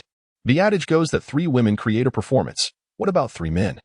Huang Lu went to summon the neighbors across the way, forming a mahjong table with Wang Lifin and her elderly mother. Chen Weiguo's son watched from the side, with his grandmother on the left and Wang Lifin on the right. Aunt Wang, do you mind if I sit beside you and watch? He inquired. Not at all. Since you wouldn't understand anyway, are you afraid I might teach your grandmother to cheat? Wang Lifin replied. However, after playing a couple of rounds, Wang Lifin scolded Chen Weiguo's son, sending him to the kitchen for constantly reminding his grandmother not to let her hand be revealed. Aunt Wang, you can afford a 10,000 yuan back, so what's a few dozen yuan lost? Your perspective is too narrow. At the mahjong table, it's all or nothing. There's no room for small-mindedness. Indeed, it was at the mahjong table that true emotion surfaced. Upon entering the kitchen, where 3 men had created a haze of smoke, Chen Weiguo's son had no choice but to retreat. The living room was a battleground of mahjong chaos, prompting him to knock on Zhang Aimin's daughter's door. An hour later, after Chen Weiguo finished washing the dishes, he noticed his son was no longer beside his grandmother and found him in Zhang Aimin's daughter's room. Upon entering, he discovered his son had fallen asleep, clutching her arm. Goodness, Chen Weiguo murmured in astonishment. After emerging from the room, he joined Zhang Aimin and Li Jing on the balcony for a smoke. Is your child inside? Zhang Aimin asked. To highlight that his son had been the one at a disadvantage, Chen Weiguo nodded. Your child was asleep with mine. Zhang Aimin nodded, somewhat indifferent. At that moment, Chen Weiguo thought to himself. Thankfully his son was still young. Had he been a few years older, Zhang Aimin might have chased him away with a slipper. The 3 men silently smoked for a while, when Zhang Aimin suddenly turned to Li Jing, before New Year's Day. You mentioned you had borrowed quite a bit of money. Look at your cousin, buying a 10,000 yuan bag and wanting to borrow money from us to buy a house. Which of these claims is true? Li Jing extinguished her cigarette but in a nearby flower pot, responding helplessly, I've recently realized that the bigger the business, the more inflated the ego becomes. Dinner was also held at Zhang Aimin's home, though most of the food consisted of leftovers from the morning. Just as they were finishing, Wang Lifin suddenly asked, Are you all free on the 6th day of the new year? As both Zhang Aimin and Chen Weiguo nodded in agreement, Wang Lifin remarked, Then let us have dinner at my place. Chen Weiguo, you haven't yet seen our new house, so it's the perfect opportunity. All right. And Annie and Xiaohaozi will join us too. Wang Lifin smiled at her mother and Chen Weiguo's son, then turned her gaze to Chen Weiguo, suggesting, Could you check if Manager Guan is available and invite her as well? Chapter 65, Sun's play. Upon hearing Wang Lifin's intention to invite Manager Guan, Chen Weiguo expressed his surprise. Since it's your gathering, shouldn't you be the one to invite her? What does it have to do with me? But you are more familiar with Manager Guan, and you work under her, Wang Lifin countered. Chen Weiguo, displaying a hint of displeasure, promptly declined. That's a different matter altogether. Besides, I don't wield such influence. Dad, his son suddenly interjected, looking up at him. Isn't Andy returning on the 6th day? After a moment of hesitation, Chen Weiguo nodded and addressed Li Jing. Look at my memory. I would have forgotten if my son hadn't reminded me. My sister is bringing my nephew back the day after tomorrow, so I'll have to visit you another time. No worries, we can reschedule. Please send my regards to your sister, Li Jing responded, understandingly. Shortly thereafter, Chen Weiguo's family departed from Zhang Aimin's residence. Once they reached the ground floor and ensured no one was around, the elderly mother sighed. It seems Wang only intended to invite Manager Guan and had no plans to include us. Forget about her. Chen Weiguo replied, lifting his son affectionately. Fortunately, my son is clever and provided me with a valid excuse. My dear boy, how did you become so astute, just like your father? The son scoffed lightly and quipped. Dad, perhaps you should take some time to tend to our ancestral grave. What is this? Have you dreamed about our Chen family ancestors again? Were it not for their virtue, how could you have been born? Chen Weiguo found himself at a loss for words. Upon returning home, the elderly mother embraced her grandson and watched Korean dramas in her room, leaving Chen Weiguo to watch a replay of the Spring Festival Gala in the living room. Before long, the son dashed out of the room and settled beside Chen Weiguo. Why aren't you watching the drama with Grandma? He asked. She was moved to tears, while I was left bewildered. Hearing this, Chen Weiguo questioned, a Korean drama could leave my astute son bewildered? A man and a woman fell in love, only to discover that the woman is the illegitimate daughter of the man's father. And then what? Then the man marries someone else, and the woman contemplates suicide. That hardly seems problematic. Such themes often recur in Xiaohaozi dramas, Chen Weiguo noted. The man's father saves the woman and reveals that the man is not his biological son, but rather the offspring of his first love, the son continued. Chen Weiguo's eyes widened, intrigued by the unfolding plot. What happens next? He inquired eagerly. The son, with a look of disdain, replied, Dad, I think you should join Grandma for this. You don't need to worry about me. I'm already 2 years old and can take care of myself. I find your retelling far more engaging than the actual performance, Chen Weiguo chuckled. All right then. After the male lead learns the truth, he chooses to be with the female lead. Isn't that a delightful ending? Why did Grandma cry? The female protagonist has been diagnosed with an incurable illness and is on the brink of death. Upon hearing this, Chen Weiguo felt an immediate sense of disinterest, as this narrative trope has been excessively employed in television dramas.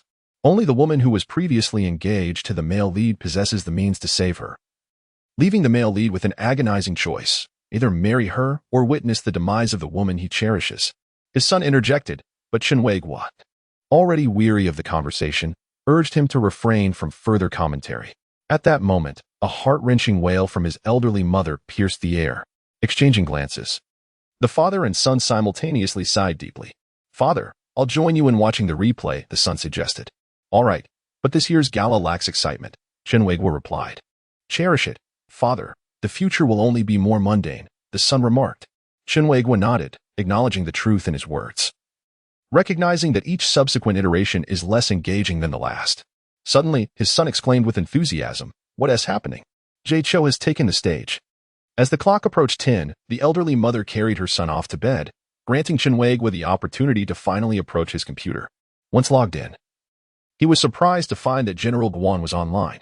Since their last meeting at his home, where they had mutually added each other as friends, they had not conversed. After a moment of hesitation, Chen Weiguo decided against messaging General Guan and instead opened a video application to watch the Korean drama his mother had just enjoyed. Although he had little interest in such narratives, he was curious to determine if they were indeed as outrageous as his son had claimed. After nearly an episode, as Chen Weiguo began to drift into slumber, a sudden ping from a message notification jolted him awake. Minimizing the application, he noticed a flashing avatar in the bottom right corner of his screen. Upon double-clicking, a chat window appeared, revealing a message from General Guan. Chen Weiguo? Still awake? After reading the message, Chen Weiguo slowly typed back, Not yet, just watching a Korean drama. Just as he was about to hit send, he abruptly retracted his finger as if electrified. Changing his response to not yet, watching Iron Teeth and Copper Teeth, Ji Xiaolan, he finally dispatched the message. His son was engrossed in dramas like the Yongzheng dynasty and Toward the Republic, so he felt compelled not to fall too far behind. Before long, General Guan replied, Oh, I'm also watching some American shows. As Chen Weiguo was in the midst of typing, when you don't visit relatives during the new year. General Guan sent another message. It's so boring being at home on break. How could General Guan type so swiftly? Chen Weiguo marveled at the screen. Just as he managed to finish his message and send it, less than 2 seconds passed before General Guan responded.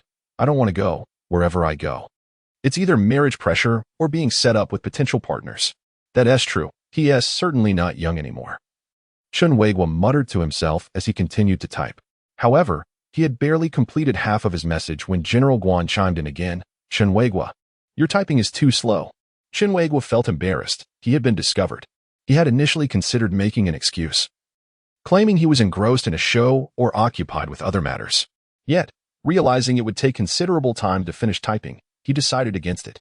After all, General Guan was essentially an ally, knowing this secret would not bring shame. Upon sending the message, within mere seconds, General Guan extended a video invitation. Chen Weiguo clicked to accept. After a few moments, he was taken aback to see General Guan appearing in a pink fleece pajama set, her face adorned with a facial mask. Chen Weiguo, are you courting danger? Who says I'm not getting any younger? General Guan inquired, her tone laced with playful indignation. With a chuckle, Chen Weiguo responded, General Guan, it was merely a jest. If you take offense at such trivialities, your perspective is rather narrow. Day in and day out. She spoke of broadening one's horizons, as if she were engaged in grand business ventures. Observing the unusual appearance of General Guan on the screen, Chen Weiguo found it quite amusing.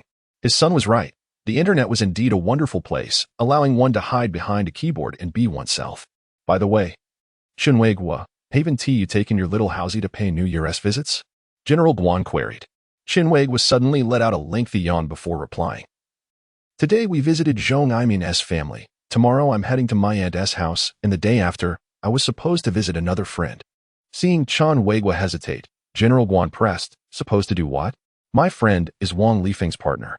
He invited me to his home on the 6th day of the new year before the holiday. However, during dinner at Zhong Imin's today, Wang Lifeng brought it up again, asking if I could check with you about your availability. Upon hearing that, I felt a bit irritated and made an excuse to decline. Chen Weiguo explained. You want me to inquire? That's rather unexpected. What purpose would that serve? I want to be going, since I'm not particularly close with her. Indeed, that person seems to have lost their way in thinking. So, does this mean you are free the day after tomorrow? General Guan shifted the conversation. That should be the case. Why? General Guan, you're not suggesting I work overtime, are you? Chen Weiguo suddenly expressed concern. General Guan, exasperated, pulled off her facial mask, revealing a radiant and smooth complexion. Am I the type of boss who solely seeks to exploit employees? I simply have nothing planned for the day after tomorrow. How about we take little Xiaohaozi for a stroll along the riverside? General Guan extended an invitation to Chen Weiguo. Absolutely. Chen Weiguo readily agreed. Then I shall see you the day after tomorrow. After waving goodbye to Chen Weiguo, General Guan ended the video chat. However, she swiftly sent another message stating, From now on, you needn't call me General Guan in private. It makes me sound rather old. Chen Weiguo glanced at the screen, diligently typing his response. So, should I address you as Ingmeizi like they do? He finally sent. General Guan promptly replied with an angry emoji and a message that read, No. That's too unpleasant. Just call me Xining or Inger. Understood, General Guan. As soon as Chen Weiguo sent the message, General Guan responded with an ellipsis. All right, Xining. Chen Weiguo typed back. Initially, he intended to write Inger, but found it too sentimental and somewhat awkward. General Guan replied with a smiley emoji, followed by a text. It's getting late. You should rest early. We've agreed to go to the riverside the day after tomorrow. Let me finish this episode before I sleep. The main characters are about to meet. You are not watching Iron Teeth and Bronze Teeth Ji Xiaolan, are you? It is a play featuring 3 men. Where could a female lead possibly fit in? Upon receiving this message from Director Guan, Chen Weiguo realized, to his dismay, that he had inadvertently revealed too much. On the 5th day of the new year, a light rain began to fall outside, and the weather turned gloomy and damp. Upon waking, Chen Weiguo discovered that his son was already seated at the computer desk, engrossed in a basketball game on the screen. Observing that his son was too close to the monitor, he admonished, How many times must I tell you not to sit so near? Come over here. His son turned to look at him, contemplated for a moment, then promptly jumped off the chair and burrowed into his father's blankets. Chen Weiguo felt a swell of pride. His son still listened to him. When the game on the screen was paused, the boy asked, Dad, are we going to play by the river with Sister Guan tomorrow? Chen Weiguo widened his eyes in surprise and looked down at his son's innocent face, saying, You little rascal, you've been snooping on my conversations? The boy explained. It's because you didn't turn off the computer. I saw your chat with Sister Guan as soon as the screen lit up. Chen Weiguo was left speechless, suddenly recalling that he had fallen asleep while browsing on his computer last night. Dad, why don't you call Sister Inger instead? His son queried. Don't you think that calling Inger is far more intimate than calling her Guan? Chen Weiguo felt helpless in response to his son's question. It was one thing for his son to peek at his chat records, but discussing it in front of him felt quite disrespectful. He ruffled his son's sparse hair and explained, You said it yourself that it's intimate, so it mustn't be used. The boy shook his head in resignation and sighed. Dad, you're hopeless. At that moment, his mother entered, urging them. Your aunt has called to ask if we're ready to leave. Stop lounging about and go brush your teeth and wash your face. An hour later, the family arrived at Chen Weiguo's aunt's home. She had given birth to 3 daughters and 1 son, all of whom were present that day, along with their children. As soon as they entered, the boy greeted all the elders with a cheerful, Happy New Year. Now, where are my red envelopes? The elders praised his cuteness and presented him with red envelopes. Since others had given their children red packets, Chen Weiguo felt obliged to reciprocate.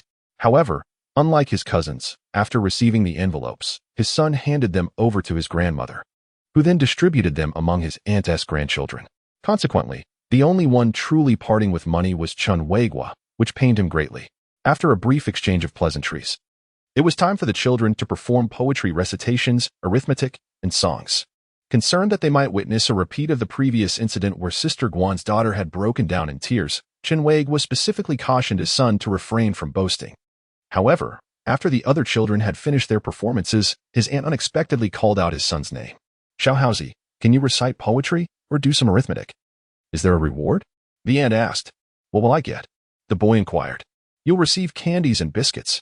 His son chuckled lightly but soon turned serious, coldly declaring, I can't do it. Chen Weiguo let out a long sigh of relief. Finally, his son understood the importance of restraint. However, what Chen Weiguo did not anticipate was that his elderly mother suddenly spoke up. Darling, why have you forgotten? Just a few days ago, when we went out to dine, you recited several poems. Please perform one for your great aunt, she encouraged.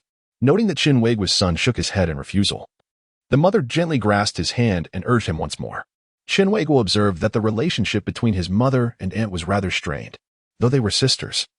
They had been in an unspoken rivalry since childhood, and even in their old age, they continued to compete over whose grandchildren were more accomplished.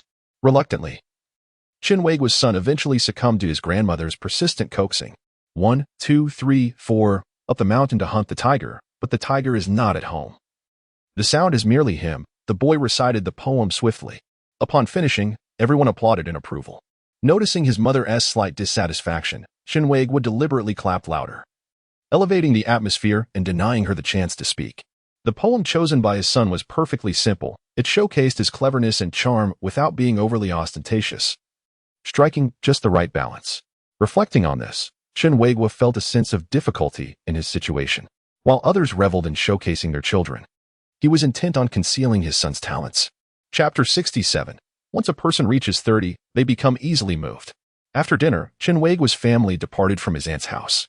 On the way back, his mother suddenly remarked, 2 years ago, when Aihua passed away, shortly after that you lost your job, and since then, your aunt has hardly been in touch with me.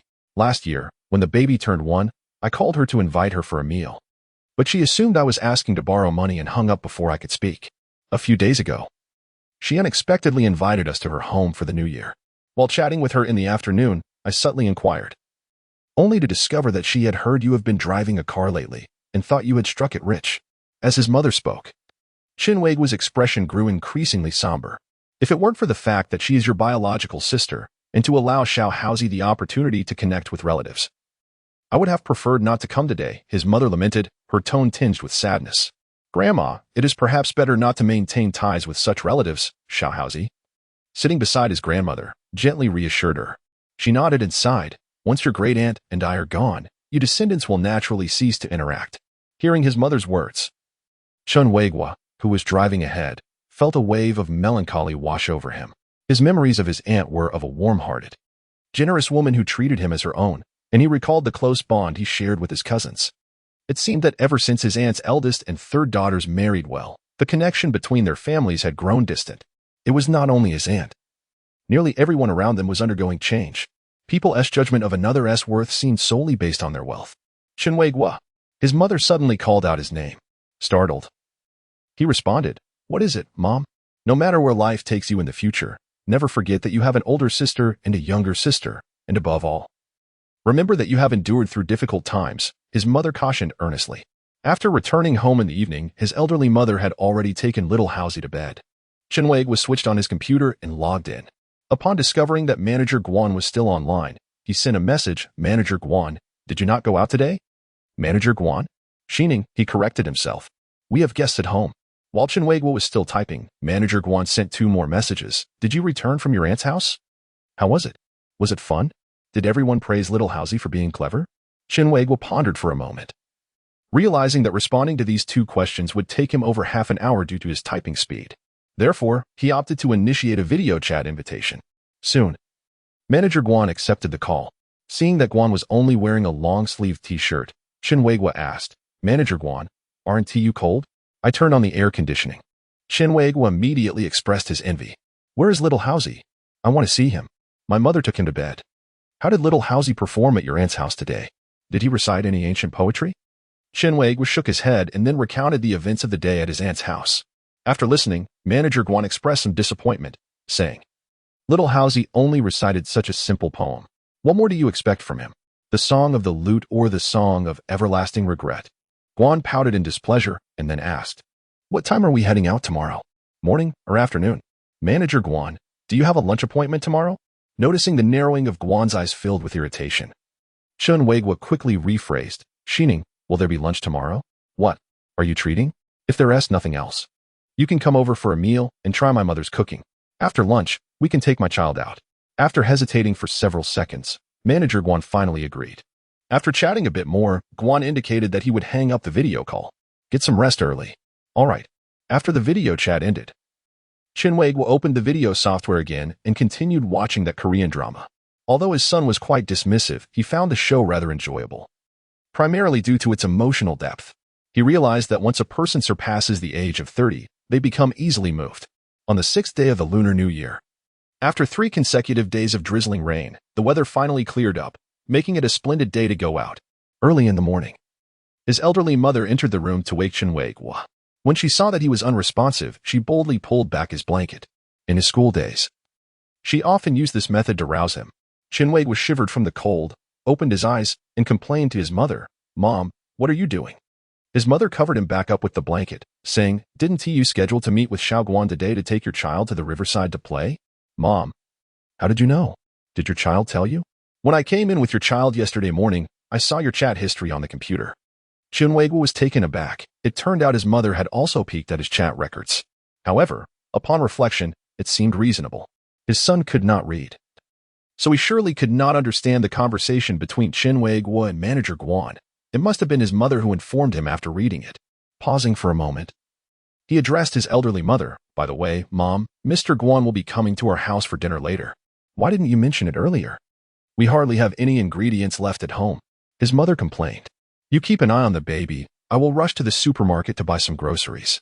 With that, she hurriedly departed. As the clock approached 11, Mr. Guan arrived, bearing fruits and a box of Ferrero chocolates. After examining the chocolates in his hands for a while, Chen Weiguo's son looked up at Mr. Guan and remarked, Sister Guan, the television says chocolates are meant for lovers. After a brief, awkward laugh, Mr. Guan clarified, Indeed. I like you, and this is a gift for you. That seems fair. Perhaps this means I can toil less in the years to come. Chen Weiguo's son mumbled quietly. What did you say? Less toil? Mr. Guan inquired, puzzled. Chen Weiguo's son shook his head, smiled at Mr. Guan, and then clutched the box of chocolates as he walked away. To entertain Mr. Guan, the elderly mother had meticulously prepared 8 dishes. Although Mr. Guan intended to assist in the kitchen, the mother declined, calling for Chen Weiguo instead. Consequently, Mr. Guan had no choice but to play computer games with Chen Weiguo's son in the living room. Xiaohaozi, are you watching Iron Teeth and Bronze Teeth with your dad? Mr. Guan asked. After glancing at her, Chen Weiguo's son moved the mouse to open the video software and then access the viewing history. Upon seeing it, Mr. Guan quickly grasped the situation. I have a secret to share with you, Sister Guan, he said. My dad cried while watching this drama last night, late into the night. Like a child, Mr. Guan covered her mouth and chuckled softly. At lunch, as the array of 8 delectable dishes was laid out on the table, Mr. Guan praised the elderly mother for her remarkable culinary skills. After the meal, due to Mr. Guan's insistence on washing the dishes, the elderly mother, unable to refuse, called Chen Weiguo for assistance. In the kitchen, Chen Weiguo and Mr. Guan worked harmoniously, one washing while the other rinsed. Chen Weiguo, is Iron Teeth and Bronze Teeth worth watching? Mr. Guan suddenly asked. Chen Weiguo's eyes flickered momentarily before he nodded. It is quite good. I heard that you cried while watching it alone at night. Chen Weiguo blushed and turned to glance into the living room, gritting his teeth. His son was seated on the sofa, basking in the warm afternoon sunlight, cradling a glass cup filled with hot tea, reminiscent of an elderly gentleman savoring the tranquility of life. After washing the dishes, Chen Weiguo's family departed with Mr. Guan. However, as they reached the ground floor, they coincidentally encountered Li Jiying's car entering the community. Chapter 68. Mind your own business soon. Li Jiying's vehicle came to a halt before them. The driver's window rolled down, revealing Wang Lifeng's face. Chen Weiguo, didn't you say your sister would be back today? She inquired. Besides Li Jiying and Wang Lifeng, the car also contained the Zhong couple and their daughter, evidently having returned from dropping off the Zhong family. Before Chen Weiguo could respond, his son interjected, "My aunt's mother-in-law is hospitalized and won't be returning." Chen Weiguo nodded earnestly, though upon reflection, a sense of unease crept in. His elder sister's mother-in-law had passed away many years ago, back when she was yet to be married. Wang Lifeng turned to General Manager Guan, smiling as she said, "I had intended to invite you over for a meal, but I feared you might be too busy." General Manager Guan smiled back at Wang Lifeng and replied, "Indeed. I initially had no time, but I canceled my lunch appointment at the last minute, as I needed to discuss something with Manager Chen, hence my visit to his home." Wang Lifeng's smile was genuine, radiating warmth. "So, General Manager, where are you headed for leisure?" Guan nodded and said, "I have an appointment this afternoon, and coincidentally, Manager Chen's family is also going out, so I thought I might catch a ride with them." Hearing this, Chen Weiguo mused that Guan was indeed a businessman who spoke with great discretion, striving to avoid offending anyone. Even if others recognized her deception, they would at least appreciate her effort in crafting such a falsehood, which preserved their mutual dignity. "Very well, let us reschedule for another day," Wang Lifeng suggested. "All right. We shall arrange it for another time," Guan concurred. Wang Lifeng rolled up her car window and drove away slowly. Just before the window was fully closed, Chen Weiguo noticed Li Jiying waving at him. After more than half an hour, Chen Weiguo and his companions arrived at the riverside promenade in Xiaoxi. As development in Xiaoxi was just beginning to gain momentum and the promenade had only recently been completed, there were not many people around. Upon alighting, Chen Weiguo observed the construction of new buildings across the street, when his son suddenly murmured in his ear, "This place will be bustling in the future." Chen Weiguo did not share this sentiment. After all, this area had previously been a village, with roads only completed by the end of last year. He pondered when public transportation would reach this place, realizing that only those with cars would venture here from afar. The newspaper had once reported that the current length of the riverside promenade exceeded 1,000 meters, with plans to extend it downstream to Xinqing, ultimately spanning over 70 kilometers. This project was intended to serve as a recreational and fitness initiative for the combined population of over 1 million in Jianing, Tanzhou, and Xinqing. Chen Weiguo found this plan somewhat unrealistic, considering the numerous issues surrounding environmental ecology, financial distribution, and rural relocation. After parking the car, Chen Weiguo and his group first arrived at a plaza. The wind blew strongly, and only a few people were present. There were parents letting their children fly kites and a few young people skating. Surprisingly, no one is dancing in the square. His son exclaimed, peering towards the west. "Dance? Who comes here to dance?" Chen Weiguo replied. They crossed the plaza and arrived at a shop renting out sightseeing bicycles. The bicycles were categorized into two types. One was a single-row tricycle for couples or families, while the other two were double-row bicycles for couples. "Let us ride this bicycle," suggested Chen Weiguo's son. "Indeed, cycling along the promenade sounds quite delightful," General Manager Guan agreed. After placing his son down, Chen Weiguo approached the shop and called out, "Excuse me, how do we rent these bicycles?" The shopkeeper strode over, pointing at two different types of sightseeing vehicles, saying, "This single-row 3-seater costs 15 yuan per hour, while this double-row 2-seater is 20 yuan per hour. A deposit of 200 yuan is required for each vehicle. So expensive, and there's a deposit too." Chen Weiguo sighed. The shopkeeper replied, "Oh, it's not too costly. You can make several round trips along this scenic route for just 10 yuan. If you were to walk, how long would it take?" Chen Weiguo pondered for a moment. He would need to rent at least 2 vehicles, and they would have to be the 20 yuan per hour double-row ones, which seemed unwise. However, if he were not to ride, his mother and General Guan could take the 3-seater for 15 yuan, saving 25 yuan in the process. After all, he preferred to stroll. Just as Chen Weiguo was about to speak, his son suddenly dashed over from behind, tearing open a red envelope and presenting a stack of 100 yuan notes to the shopkeeper, declaring, "Boss, rent 2 double-row 2-seaters. Here's the deposit." The shopkeeper crouched down, happily agreeing, and took the money from Chen Weiguo's son, promptly turning to unlock the vehicles. The boy glanced back, exhaling a sigh of resignation at Chen Weiguo. Surprised, Chen Weiguo exclaimed, "Hey, mother, why didn't you take his envelope? What if it gets lost or someone tricks him? Don't worry, your child is sharper than you." His mother reassured him. Chen Weiguo found it utterly unacceptable. After all, this was a considerable sum of money. Shortly after, the shopkeeper pushed over 2 double-row vehicles. Chen Weiguo looked at his son and asked, "Son, do you want to ride with your sister Guan or with me?" The boy shook his head and replied, "I want to ride with Grandma." "You and Grandma? One old and one young. You want to be able to manage." The boy sighed in exasperation and said, "Mind your own business." At that moment, General Guan approached, crouching down to pat Chen Weiguo's son on the head and inquiring, "Xiaohaozi, don't you want to ride with your sister?" "I do. But sister can discuss work with my dad. You talk about your matters. Just leave me and Grandma out of it." "Son, your sister and I agreed not to discuss work after hours," Chen Weiguo interjected. The boy looked at him, sighed again, and remarked, "Dad, the television often says that just because you have a mouth doesn't mean you have to use it to talk." Chen Weiguo let out a sound of irritation. Suddenly, the boy ran to his grandmother, shaking her arm and saying, "Grandma, I need to go to the bathroom."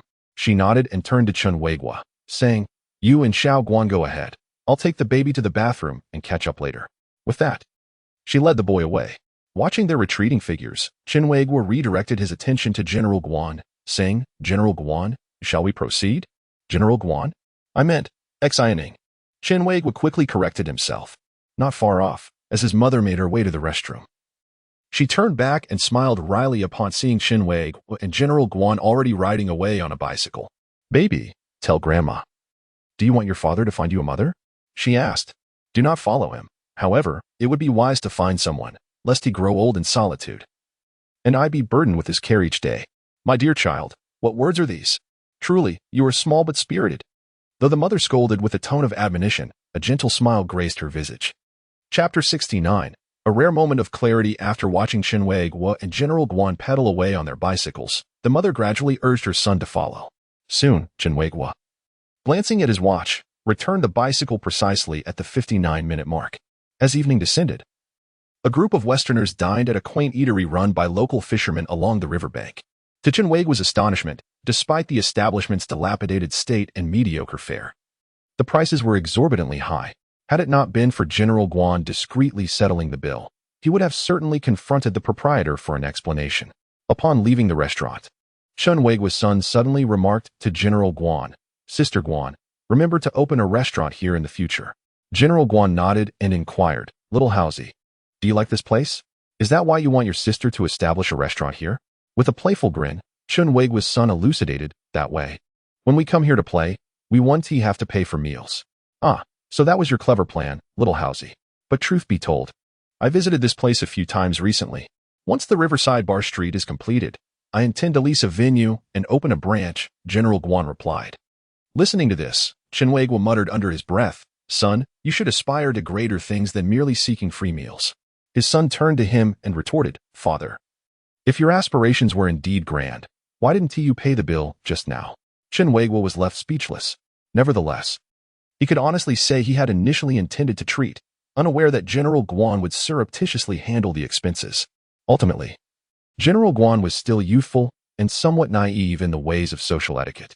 Watching the father and son bicker anew, she couldn't help but stifle a laugh. Each time Chen Weiguo and his son quarreled, she found it immensely entertaining. Initially, the plan was to return home after dinner. However, upon witnessing the lanterns illuminating the riverside promenade, they strolled leisurely, treating it as a casual walk. As they approached a wishing tree, Chen Weiguo's son requested his grandmother to accompany him to the restroom, leaving Chen Weiguo and General Guan to wait. Observing a couple hanging their wishes on the tree, General Guan stepped forward, took a pen, and inscribed her wish on a piece of red paper. Chen Weiguo remained stationary, captivated by General Guan's presence. She stood sideways to him, the glow of the lanterns casting a warm red hue upon her face, seemingly enveloping her in an ethereal charm that rendered her both near and distant. When General Guan set down the pen and glanced in his direction, he hastily averted his gaze. "Chen Weiguo, aren't you going to make a wish for your son?" General Guan inquired. "If wishes were effective, my child would already be a wealthy heir," Chen Weiguo replied. General Guan, uninterested in his retort, proceeded to hang her wish beneath the wishing tree. Watching her close her eyes, Chen Weiguo thought she appeared as devout as an innocent maiden. In his view, perhaps individuals like General Guan, who live in a realm of beauty and happiness, naturally perceive life as increasingly splendid. Conversely, those who have been harshly struck by the realities of existence merely hope that tomorrow will not be worse than today. When General Guan returned to his side, Chen Weiguo inquired, "Xining, what wish did you make?" "I hope for the health of my family and the prosperity of my business," General Guan replied. Chen Weiguo turned to General Guan and remarked, "Isn't there something missing?" "Missing what?" "You should wish to find a suitable husband soon." General Guan's expression darkened as he coldly retorted, "Mind your own business." Afterward, perhaps unable to contain his irritation, he lightly tapped Chen Weiguo on the left shoulder. Chen Weiguo was somewhat startled, taking a moment to respond, "Xining, your aspirations lack ambition. If it were me, I would wish for world peace and an era of prosperity." "Chen Weiguo," General Guan suddenly called out sternly, "if you continue down this path, in a few years, your little Haozi will surely have plenty to worry about regarding you." Chen Weiguo chuckled, thinking it was merely a jest, remarking that he was still too young and narrow-minded. "Sometimes, you can be quite annoying," General Guan added. Upon hearing this, Chen Weiguo suddenly recognized the gravity of the situation. Being disliked by one's boss could be quite perilous. Indeed, one must never truly treat their employer as a friend and jest recklessly. That evening, Chen Weiguo first drove his elderly mother and son back to their community before taking General Guan home. Upon arriving at General Guan's doorstep, he asked, "Xining, you're returning to work the day after tomorrow, right? I don't need the car for a while, so I can return it to you." He recalled his mother's advice clearly. "No, you should keep driving it for now. The weather will be nice in the coming days." "Take little Haozi out for some fresh air," General Guan said after fastening her seatbelt, gazing at Chen Weiguo. Chen Weiguo did not refuse and replied, "Just let me know when you need the car back."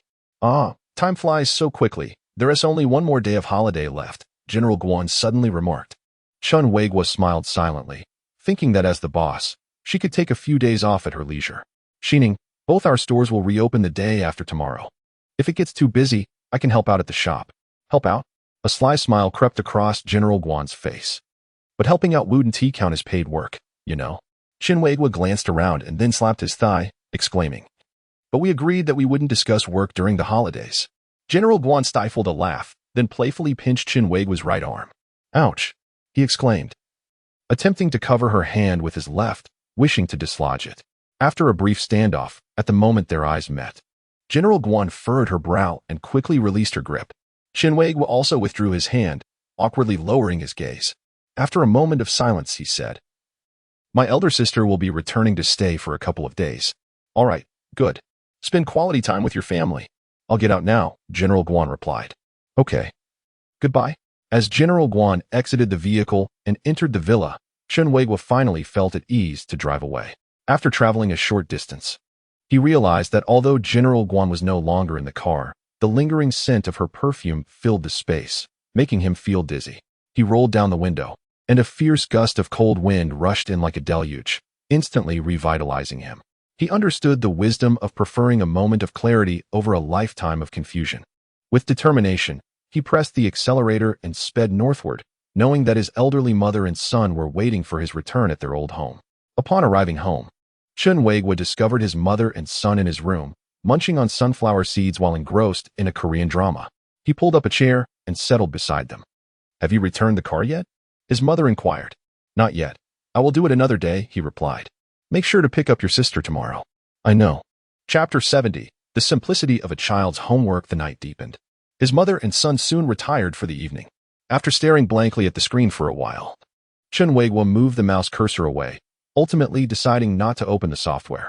He took out his phone and dialed Li Jiying. The call connected swiftly, and he heard her voice, hurried and hushed. "Weiguo, wait a moment. I need to dash to the restroom." After a considerable pause, her voice returned. "Weiguo, I'm ready.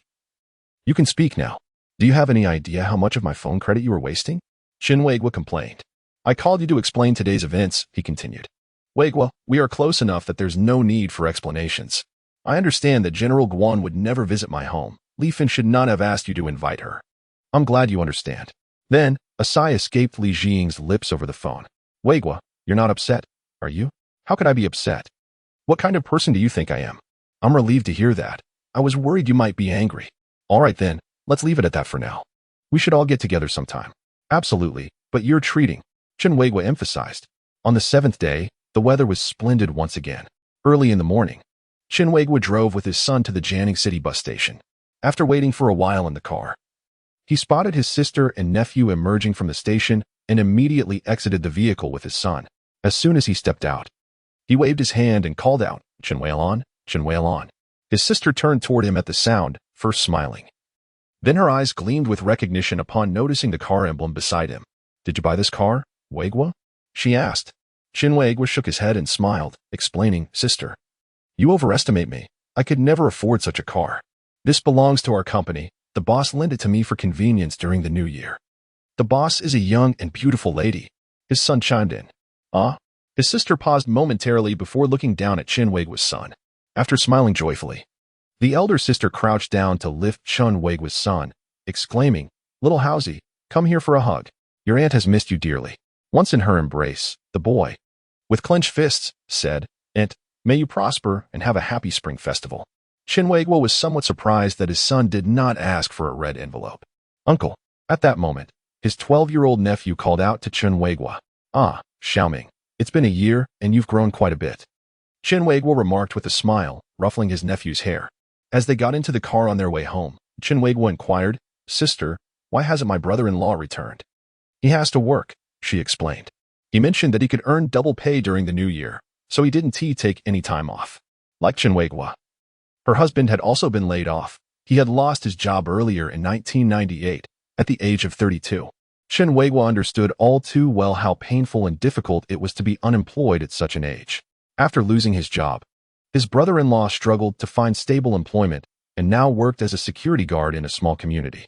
Meanwhile, the elder sister sold electronics in a mall, and together, the couple barely managed to make ends meet. Upon arriving home, their elderly mother was busy preparing vegetables in the kitchen. As soon as she heard the door open, she eagerly rushed out. Mom, Grandma, oh, you're back, their mother exclaimed with tears of joy in her eyes. Once the elder sister and her son were seated, their mother couldn't wait to present 2 red envelopes, one for her grandson and the other for her daughter. Mom, I'm so happy. You are the only one who still gives me red envelopes, the elder sister smiled. It's not much, just a token of my affection, their mother replied, squinting her eyes with a smile. Observing this, Chen Weiguo felt a tinge of disappointment because this year his mother had not given him a red envelope. Turning to him, their mother asked, Chen Weiguo, where's the red envelope for Xiaoming? I've prepared it long ago, he responded, retrieving an envelope from his coat pocket and handing it to his nephew. Seeing that it was plump, their mother smiled contentedly before returning to her kitchen duties. Soon after, the son and nephew retreated to a room to play on the computer while Chen Weiguo and his elder sister conversed in the living room. Noticing his cousin's adeptness with the computer mouse, Chen Weiguo's son remarked, Cousin, you must frequent the internet CAF. His cousin's face turned pale, and he made a shushing gesture, whispering, Keep your voice down, little Haozi. When the cousin opened the browser to search for Pao Pao Tang, Chen Weiguo's son immediately said, We have that on our computer. I'll show you where it is. My uncle plays it too. The cousin was taken aback.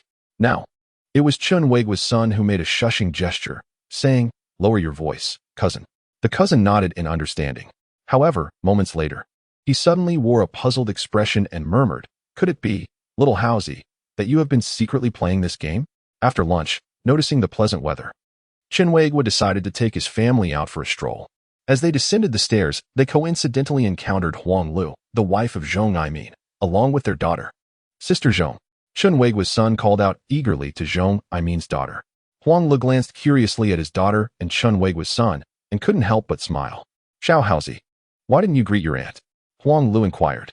Hello, auntie, came the cheerful response, after which Huang Li's gaze shifted to Chen Weiguo's elder sister.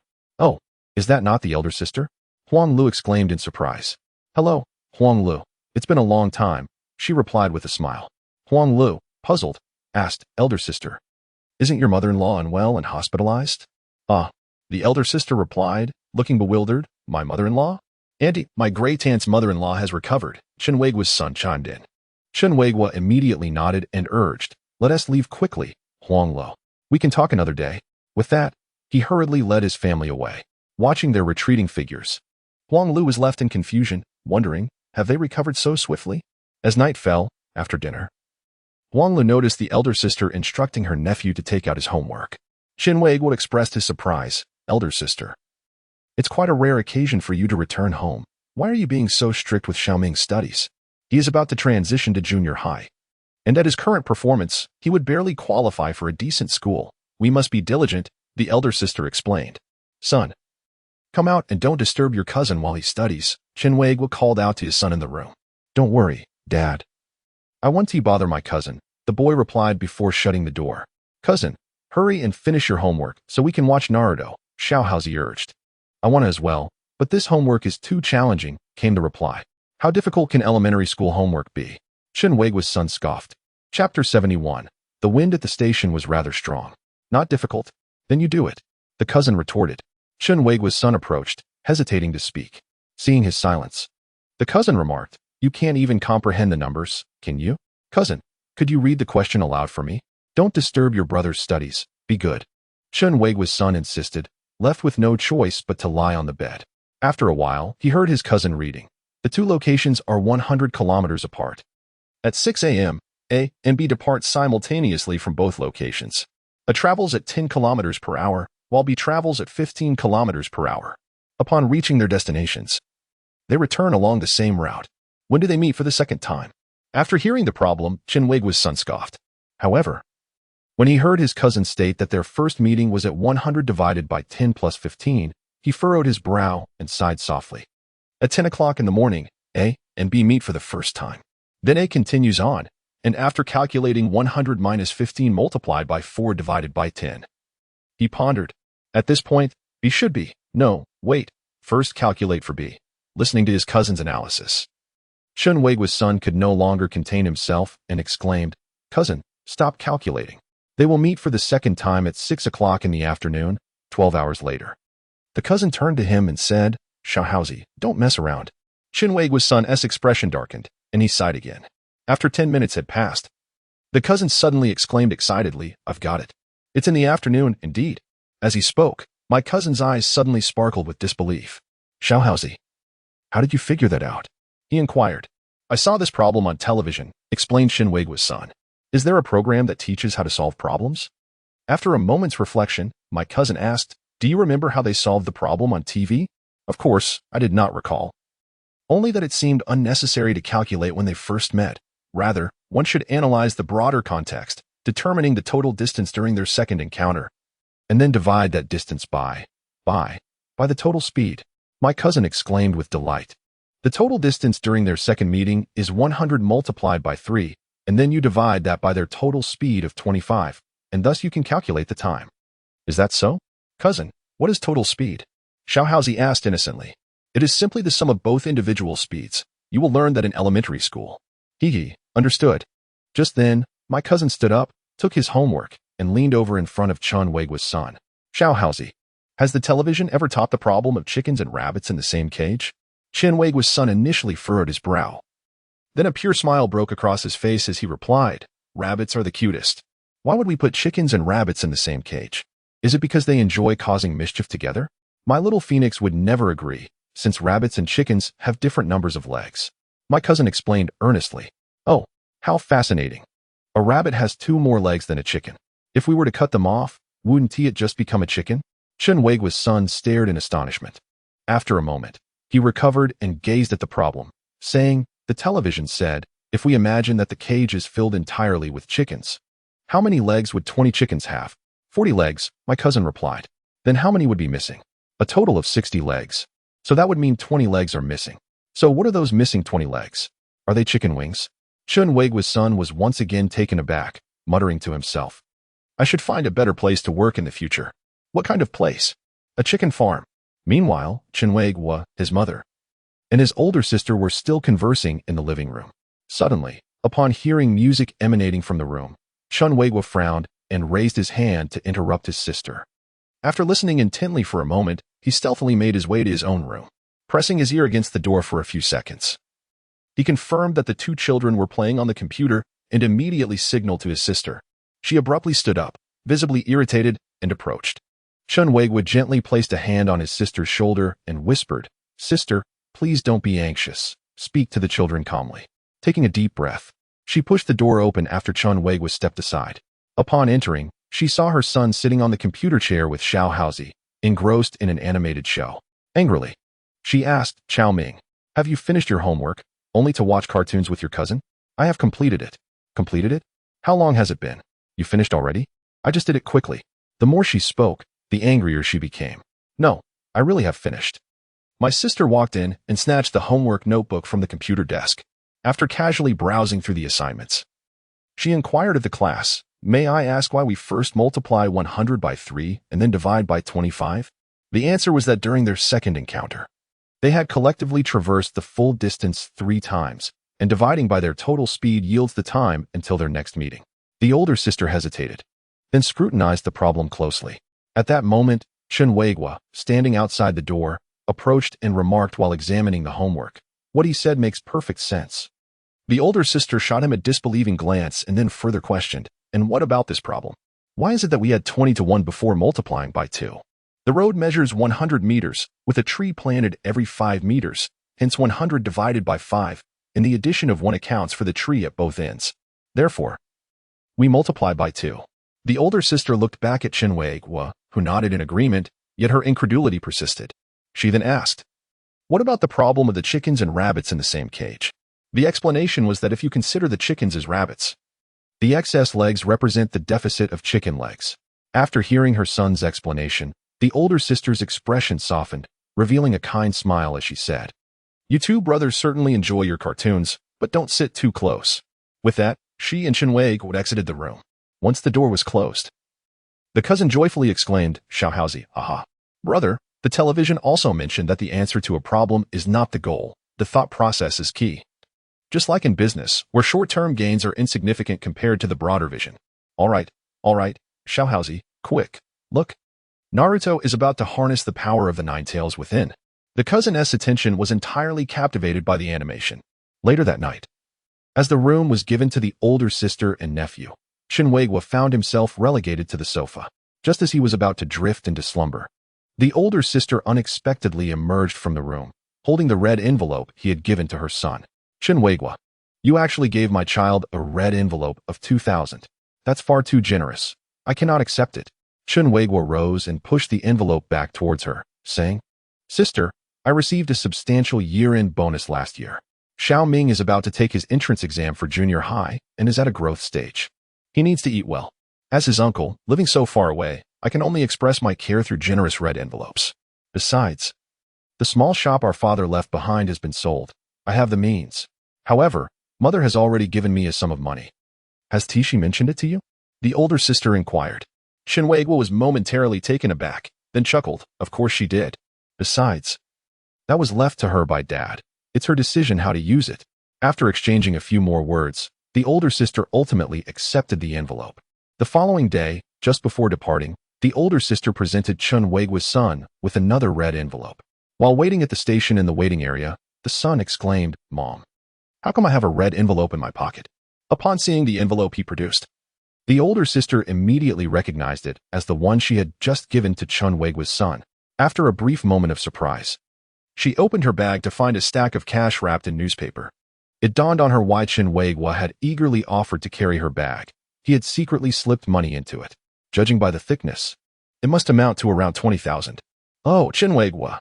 She glared furiously at the entrance of the station, and in an instant, tears filled her eyes. "Mom, what's wrong?" "The wind is a bit strong." The elder sister wrapped her arm around her son's shoulder and said, "Xiao Ming, always remember that you have a wonderful uncle in Jining." Chapter 072. The sudden thunderstorm when Chen Weiguo returned home after seeing off his sister and nephew. It was nearly afternoon tea time. At that moment, his son was taking a nap, while his elderly mother sat on the sofa with a cup of tea before her, as if waiting to speak with him upon his return. After glancing at his mother, Chen Weiguo, while changing his shoes, asked, "Mom, I thought you didn't drink tea?" "Your son drinks it," she replied. "Ah." Chen Weiguo chuckled and added, "By now, my sister must have boarded the bus. She just called me and scolded you." Hearing this, Chen Weiguo raised an eyebrow. "Scolded me?" "She scolded you for sneaking money into her bag without saying hello."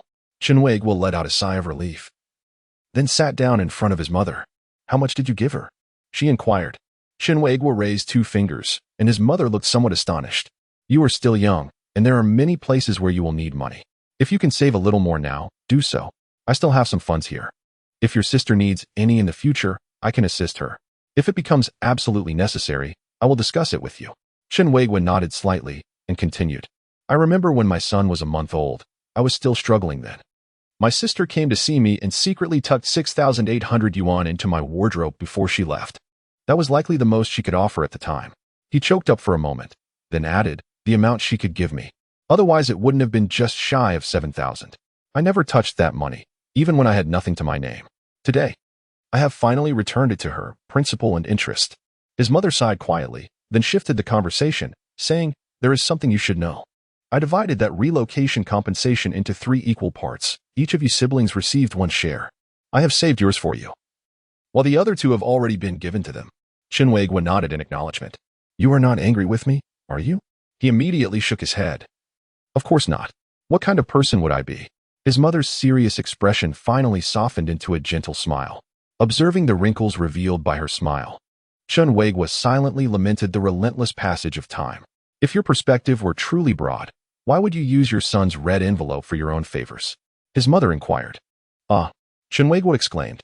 What red envelope? Your sister sent a red envelope to your son this morning, his mother clarified. Didn't he return the envelope and put it in Ming's pocket? I didn't put it there. Chen Weiguo exclaimed in surprise. After a moment of thought, he said, Mom, he must have put it there himself. At this point, Chen Weiguo suddenly recalled something and exclaimed, no wonder when I saw my sister yesterday. That little brat first said congratulations and prosperity instead of asking for the red envelope. It seems he knew his aunt was not in a good position and did not intend to ask for her money. The little rascal, with such grand ambitions, is indeed reminiscent of me, Chen Weiguo added. In an instant, the expression on his mother's face turned grave once more. She leaned closer to Chen Weiguo and whispered, Chen Weiguo, do you not think that the baby is a bit different? Mom, isn't that an obvious statement? Have you ever encountered another child as intelligent as he is? His mother shook her head, her demeanor serious. Initially, I too believed he was simply clever, but after dining with Xiao Guan's family that day, I began to suspect he might be too clever for his own good. For the past few days, I have been reflecting on the events following his birth. And the more I ponder, the more unsettling it becomes. The television claims that infants at 6 months have poor vision, perceiving everything as blurry. Yet he was able to see a ball at that age. Hearing his mother's words, Chen Weiguo recalled the incident when his son hinted for him to buy a ball. However, the child ultimately guessed the outcome of the final match incorrectly. For a 2-year-old, being able to utter a few simple phrases is quite remarkable. Yet look at him. He articulates with such eloquence that we often find ourselves outmatched in conversation. Mom, my child is a prodigy. Even if he is a prodigy, he is still only 2. His mother emphasized. As brilliant as he may be, merely understanding cartoons would be impressive enough, yet he prefers to watch those dry historical dramas. So, Mom, what are you implying? After glancing at her bedroom door, his mother smiled proudly. Do you think our baby might be a reincarnation of a celestial being? Chen Weiguo couldn't help but chuckle at his mother's whimsical notion, finding it both amusing and absurd. Mom, you and my child are both too influenced by television. His mother playfully slapped him on the arm, her expression stern. Be serious. There's a Master Zhang back home who has an uncanny ability to see things clearly. I've heard he is also a reincarnation of a celestial being. Perhaps we should take the baby to see him after the new year. After conversing with his mother for a while, Chen Weiguo retreated to his room. Upon opening his computer, the software interface had not yet appeared when a series of message alerts chimed. Upon noticing that the icon of General Guan was flashing in the lower right corner of the screen, Chen Weiguo felt a surge of joy, quickly followed by a twinge of anxiety. When he opened the chat window, General Guan's icon had already dimmed. The general had sent him 2 messages. The first from the night before last, and the second from last night. Have you made it home safely? Did your elder sister praise little Xiaohaozi for his cleverness? After reading these messages, Chen Weiguo's expression shifted from delight to disappointment. After much contemplation, he finally replied to General Guan. I haven't had time to log in these past few days. Of course, who wouldn't praise my child for his intelligence? After closing the chat with General Guan, Chen Weiguo resumed watching the Korean drama. Having subjected himself to it, he found it to be as absurd as his son had claimed. However, adhering to the principle of seeing things through to the end, he persisted until the conclusion. Approximately half an hour later, Chen Weiguo suddenly became aware of the howling winds outside, accompanied by a cacophony reminiscent of wailing ghosts. Is it going to rain? he inquired.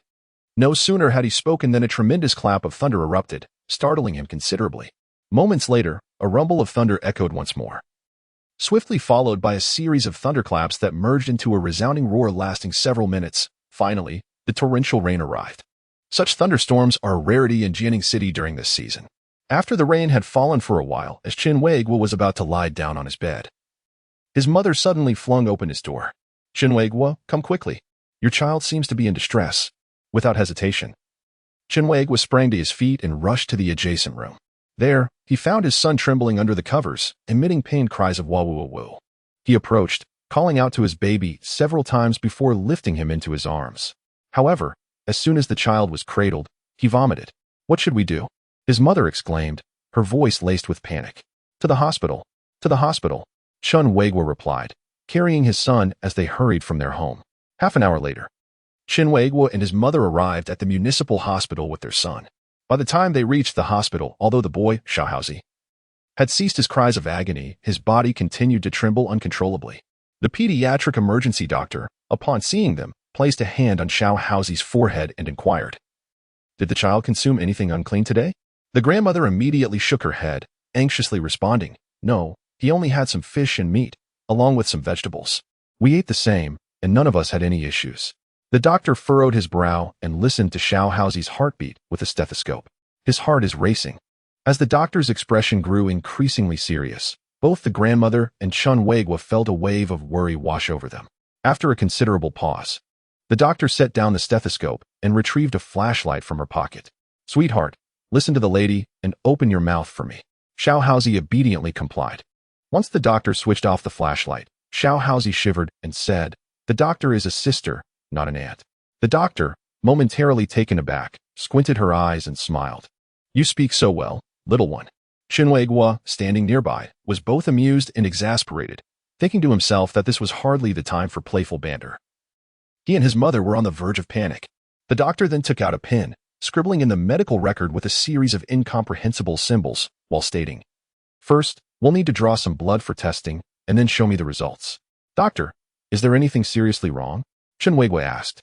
"It seems likely that the distress was caused by a fright. We'll need to await the blood test results for clarity. If everything checks out, you can go home after the 4 drip." With that, the doctor paused her writing, handed the medical record to Chen Weiguo, and advised, "Monitor him for 3 days. If any issues arise, be sure to seek medical assistance promptly."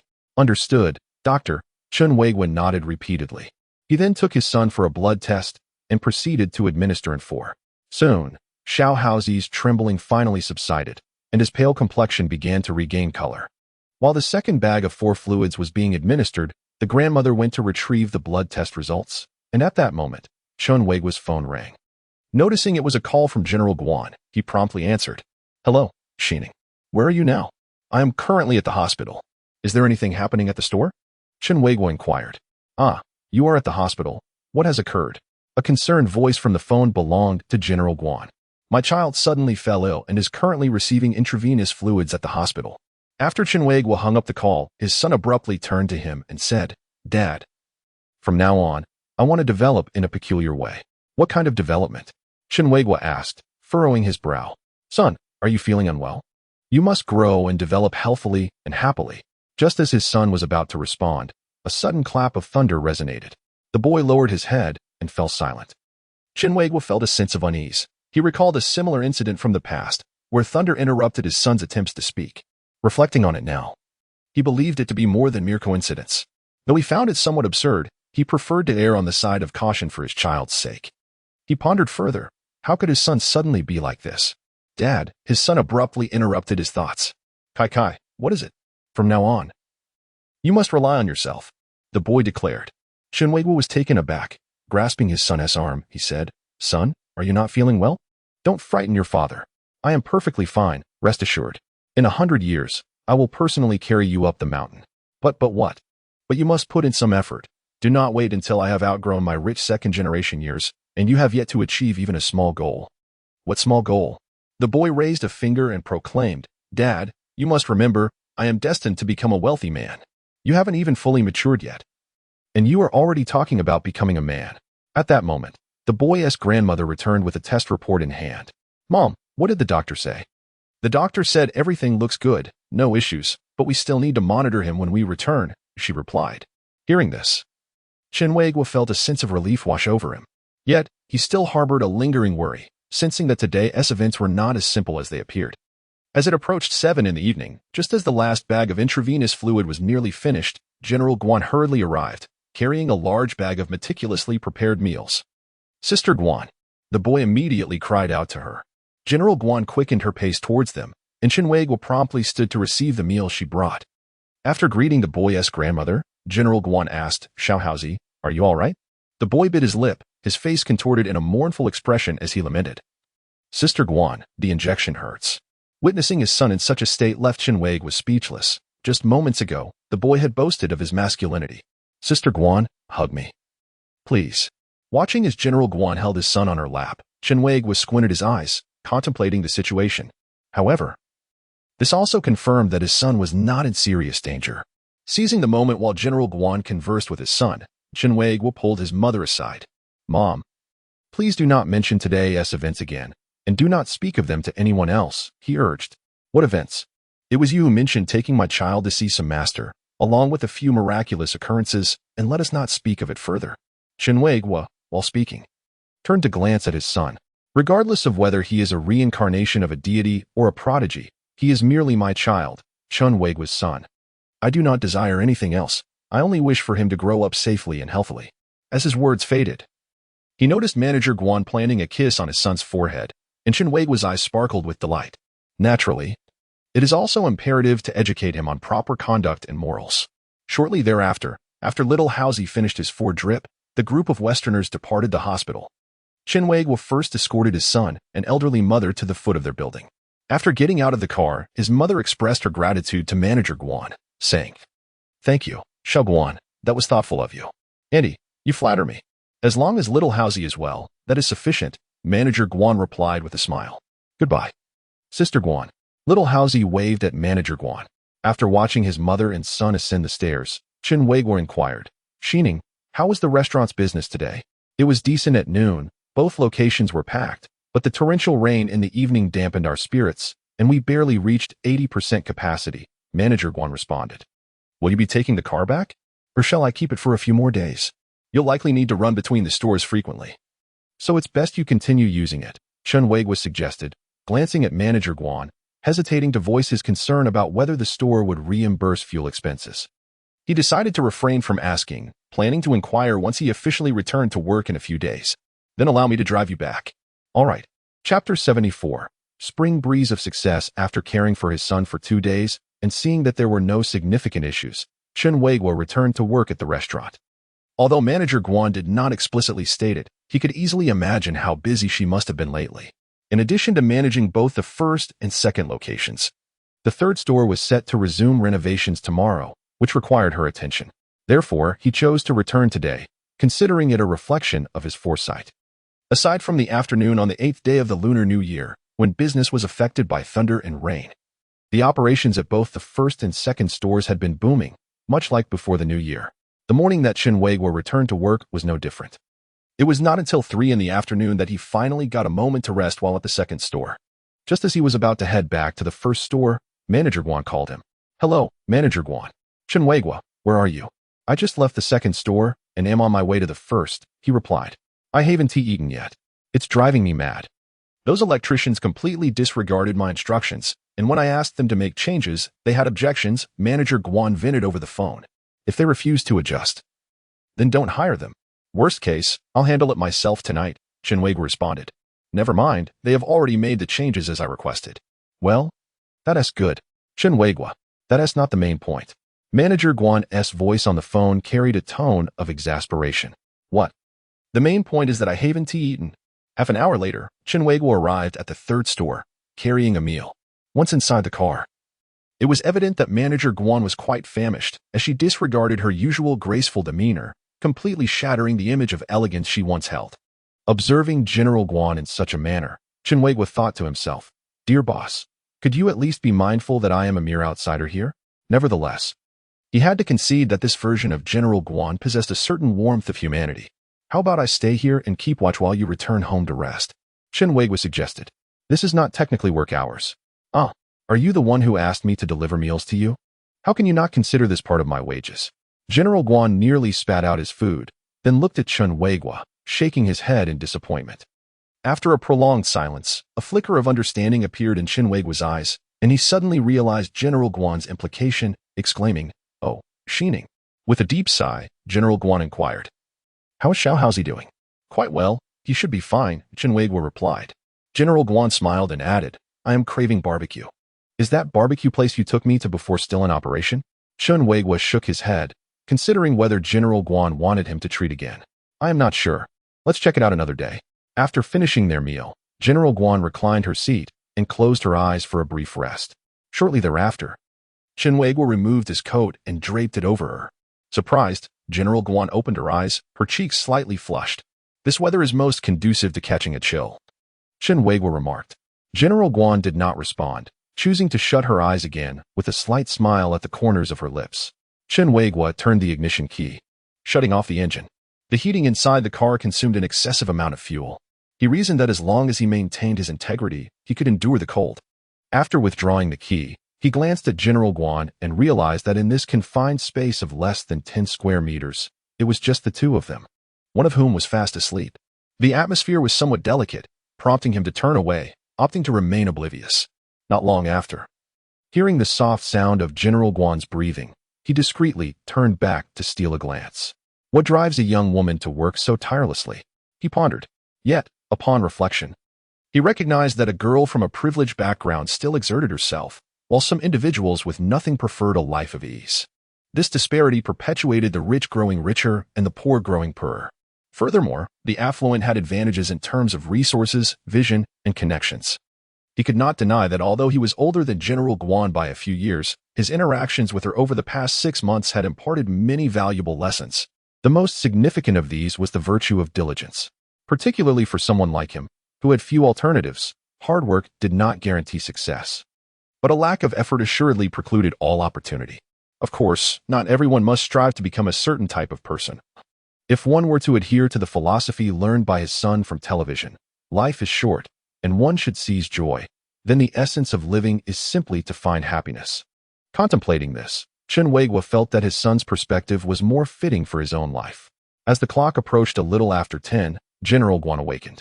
Returning the coat to Chen Weiguo, she said, "It is past 10. You should hurry back to the store." "All right. Should I pick you up later tonight?" Chen Weiguo inquired. "Come whenever you wish. It's entirely up to you." After General Guan disembarked, Chen Weiguo's face betrayed a look of irritation as he realized he had forgotten to inquire about the reimbursement for fuel expenses. In the following days, Chen Weiguo diligently spent his mornings at the second store, brought lunch to General Guan at the third store during noon, visited the first store in the afternoon, and returned to the third store to escort General Guan home in the evening. If he had an extra room in his house, he would have invited General Guan to stay overnight, not merely to save on fuel, but to allow her a bit more rest each morning. For she was exceedingly weary and in dire need of recuperation. On the 15th day of the Lunar New Year, the third store opened as scheduled. Much like the inaugural events for the first and second stores, Sister Guan and Brother Guan, the two shareholders, were present. To Chen Weiguo's astonishment, during the ribbon-cutting ceremony, General Guan had thoughtfully prepared a pair of scissors for him, inviting him to join her and her siblings in the ceremonial act.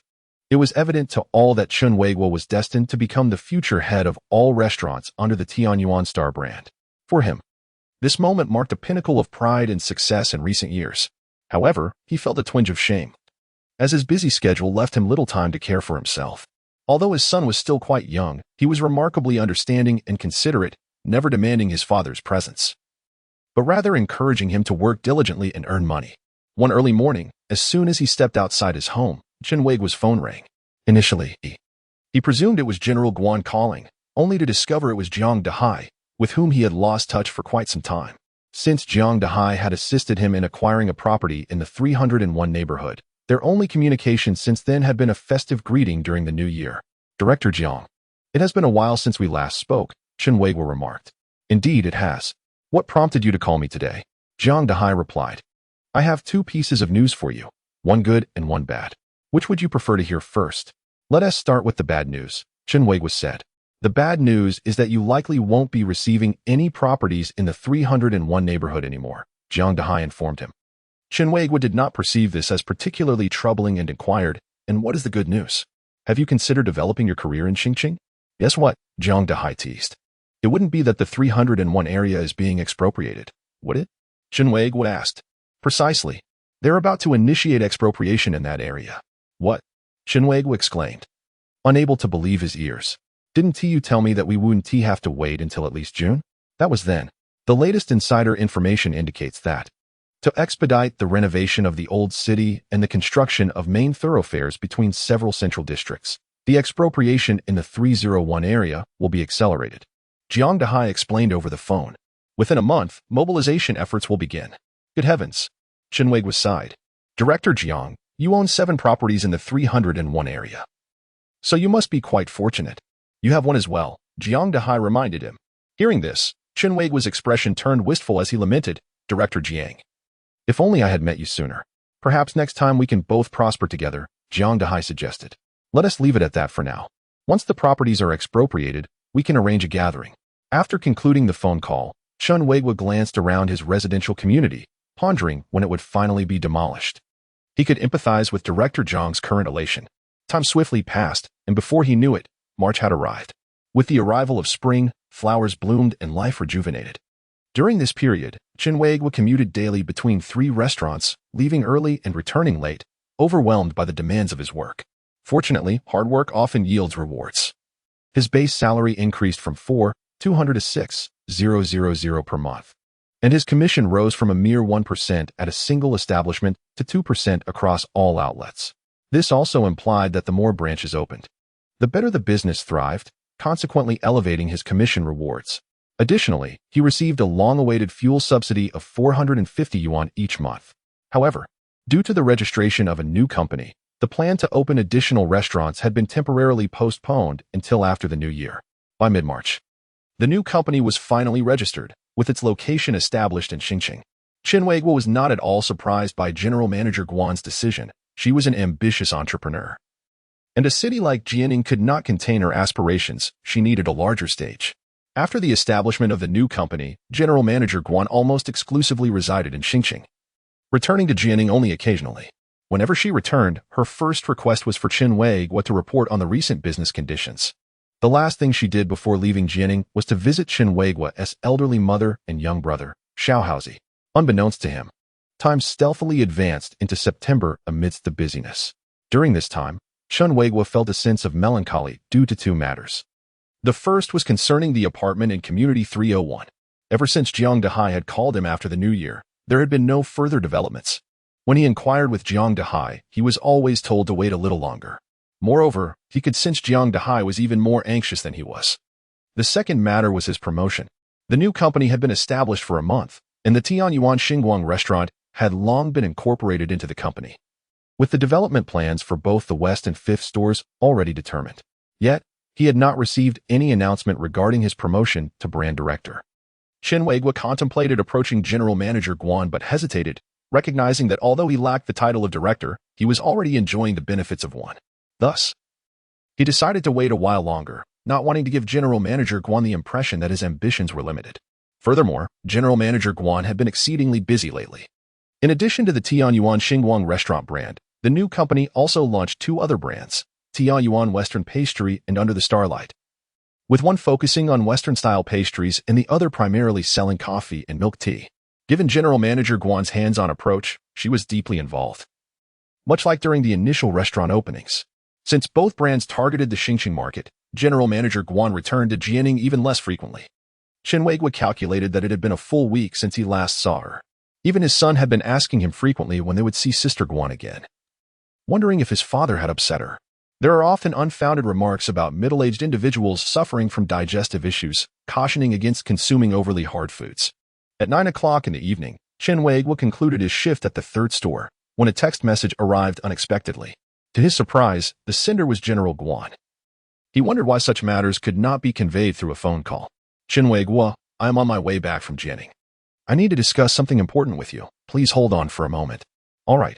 After replying, Chen Weiguo furrowed his brow, sensing an ominous premonition. By 9:30, General Guan arrived, visibly weary. The moment Chen Weiguo saw him alight from the vehicle, he felt a pang of nostalgia, as if they had not met in ages. After exchanging a brief smile, General Guan inquired, "You haven't been waiting long, have you?" Chen Weiguo shook his head. "The reason for my sudden visit is twofold. Both matters are quite significant, so I thought it best to address them in person," General Guan explained. "Go ahead, General," Chen Weiguo replied. Taking a deep breath, General Guan asked, "Have you ever considered pursuing opportunities in Xingqing?" Chen Weiguo shook his head vehemently. "That is simply impossible. I anticipated as much." General Guan replied with a wry smile, "Given your responsibilities towards both your elders and your children." After a moment of silence, Chen Weiguo queried, "What about the second matter?" After a lengthy pause, General Guan finally spoke. "The promise I made regarding your appointment as director may require some adjustments." As he spoke, he dared not meet Chen Weiguo's gaze. Nodding in understanding, Chen Weiguo had already anticipated this news upon receiving General Guan's message. "The restaurant is about to open in Xingqing, which will be our strategic market focus, necessitating some changes on my end." "I understand," Chen Weiguo replied, striving to maintain a smile. "Henceforth, you will serve as the deputy general manager of the brand, overseeing marketing strategies and all branches in Jining, with compensation remaining unchanged," General Guan stated. Chen Weiguo nodded, affirming with a simple, "Good." Another silence ensued. "In that case, General, if there is nothing further, shall we part ways?" Chen Weiguo broke the silence. "All right." As Chen Weiguo took a step forward, General Guan suddenly grasped his left arm. "I apologize." Chen Weiguo turned to face General Guan. It was indeed a challenge for her, who had always been proud to offer such a humble apology. "General Guan, there is no need for apologies. I will always remember that when I was struggling to find employment, you offered me a chance. I am genuinely grateful for where I am today," Chen Weiguo replied solemnly. "Then why do you still call me General and not Xining?" "Ah, it's primarily because your sudden message made me anxious. When I'm nervous, I tend to become overly formal," he explained. General Guan exhaled deeply, her gaze fixed upon Chen Weiguo's eyes. The truth was evident. He appeared somewhat disheartened. "Come, let me treat you to some barbecue," Chen Weiguo suggested. Just as he was about to take a step, General Guan unexpectedly intertwined her arm with his, resting her head gently upon his shoulder. "I'm a bit tired and feeling lightheaded," she murmured softly. A faint fragrance wafted into Chen Weiguo's nostrils. "Xining, you must remember to bathe regularly, no matter how busy you are," he jested, finding amusement in his own humor. "Get lost." Manager Guan immediately pushed him away, exclaiming, "I bathe every day." In Chapter 76, the amusement of tapping glasses, Manager Guan, exhausted from the day's exertions, concluded his discussion with Chen Weiguo, after which they each drove home. On the journey back, Chen Weiguo pondered Manager Guan's earlier words. When Manager Guan initially proposed that he assume the role of brand director, a sense of trepidation had gripped him. He was acutely aware that his abilities and knowledge fell short of the expectations for such a position.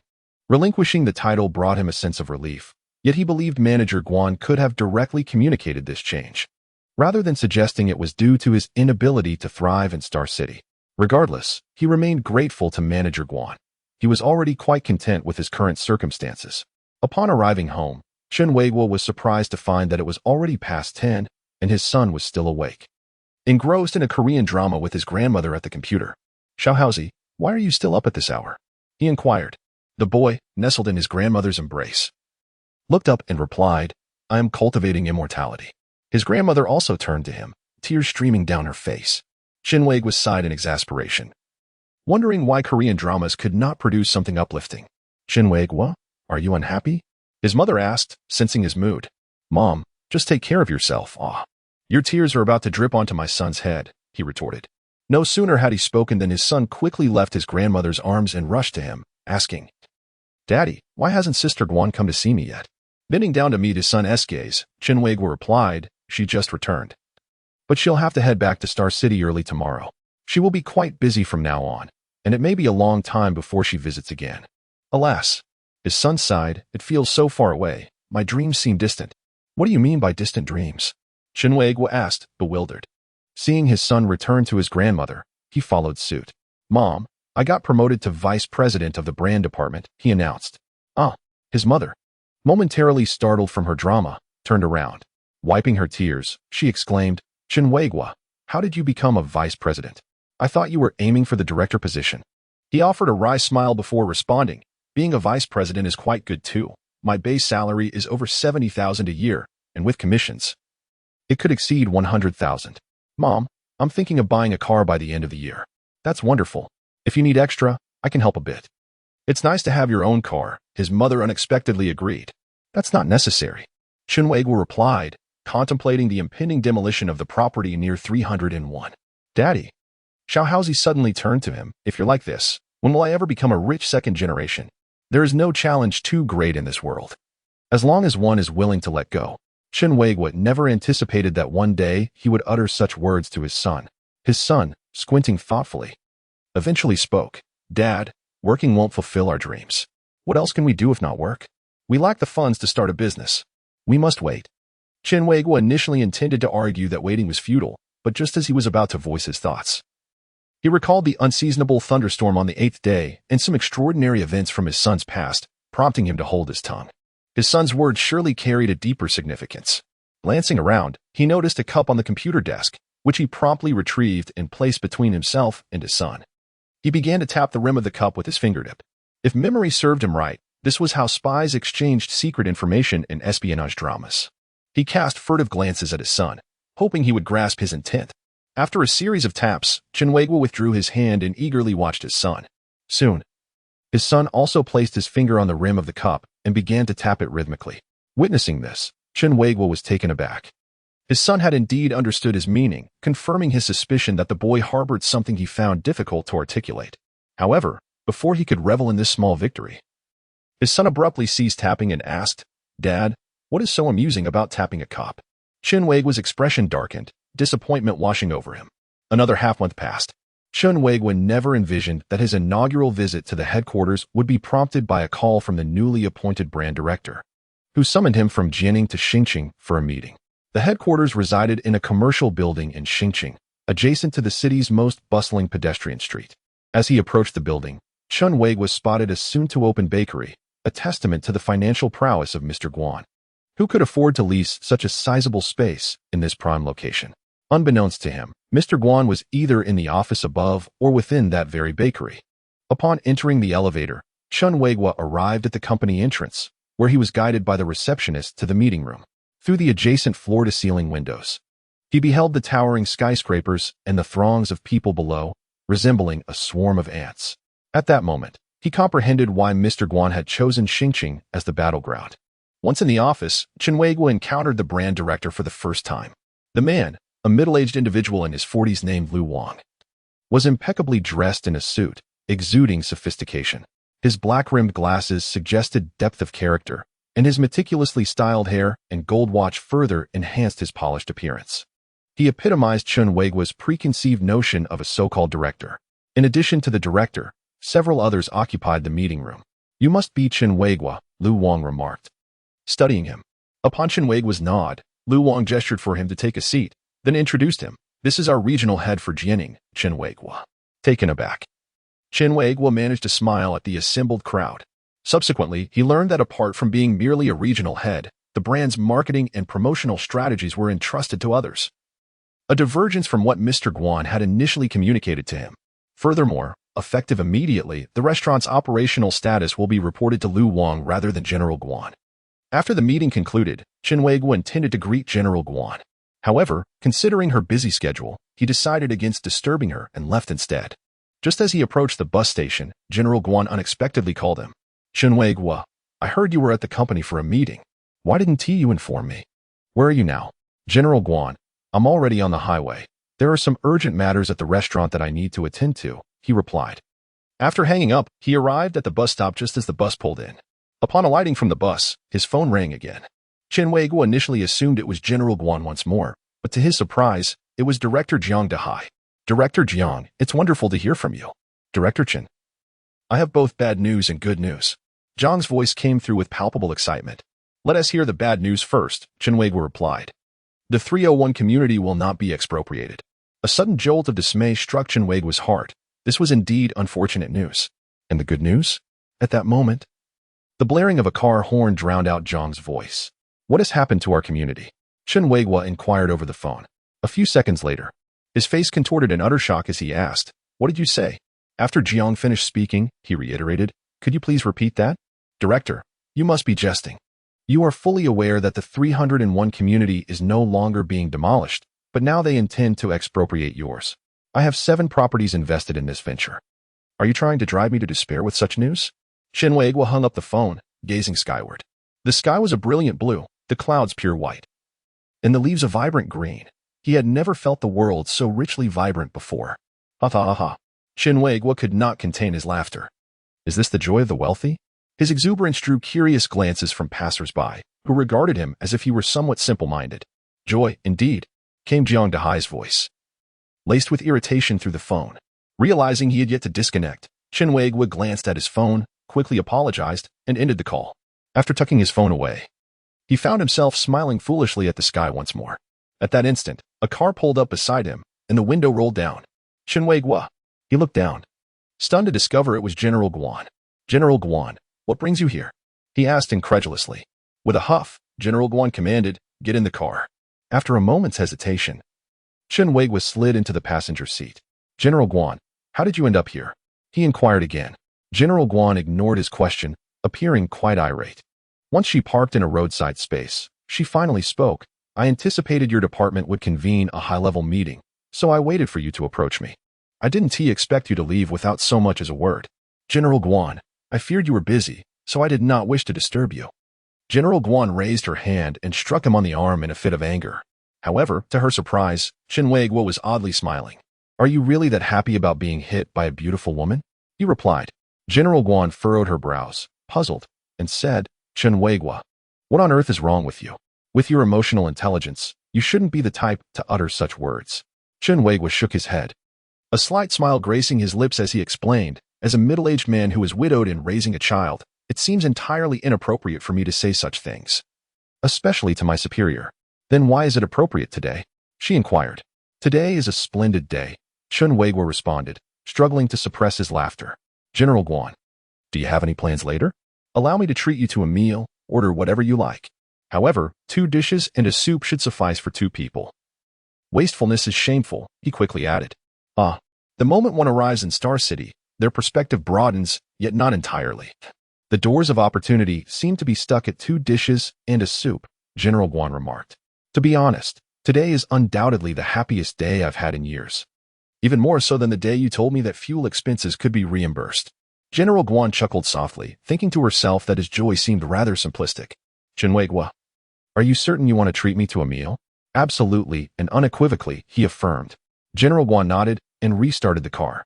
Observing her, Chen Weiguo asked again, Shining, you still haven't told me how you knew I was here.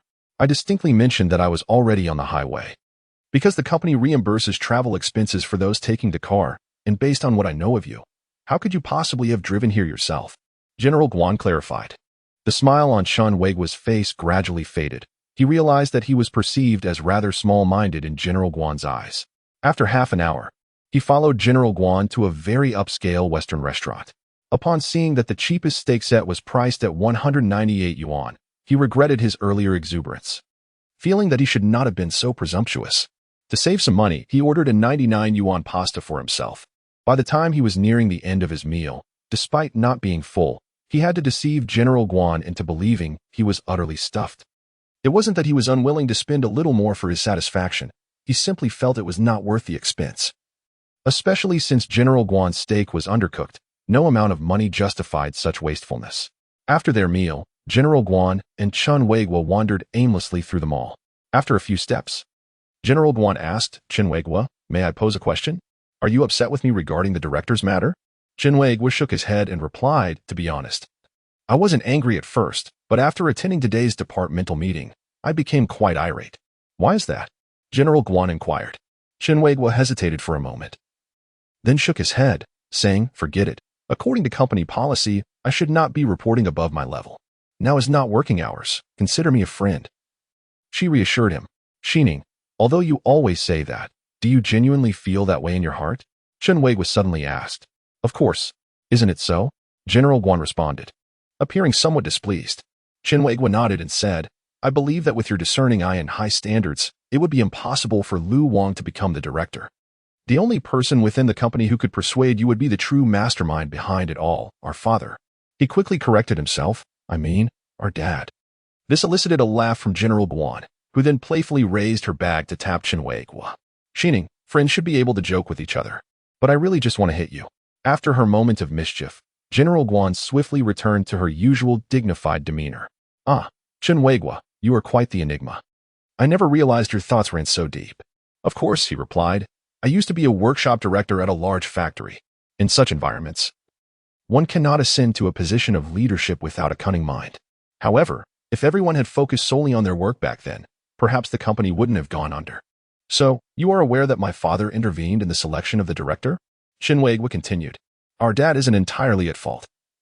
My abilities indeed fall short of being a director. However, Lu Wang likely possesses even less competence, which is why I feel frustrated. Of course, this is merely my personal perspective. General Guan let out a sigh of relief and said, Since you understand, I feel reassured. Even if you genuinely believe I am unfit for the role, I want to take offense. After all, I have a broader vision. She chuckled lightly and added, It's exhausting to hear you constantly mention broader vision, making it seem like I can only talk about that now. After a while, General Guan personally escorted Chen Weiguo to the bus station. Just before he got out of the car, he turned to her and said, Xining, our little Haozi has been talking about you a lot lately. Make some time to visit him. I'll reimburse your travel expenses. Hearing this, General Guan felt the urge to strike him again. And remember to rest. Don't tire yourself out.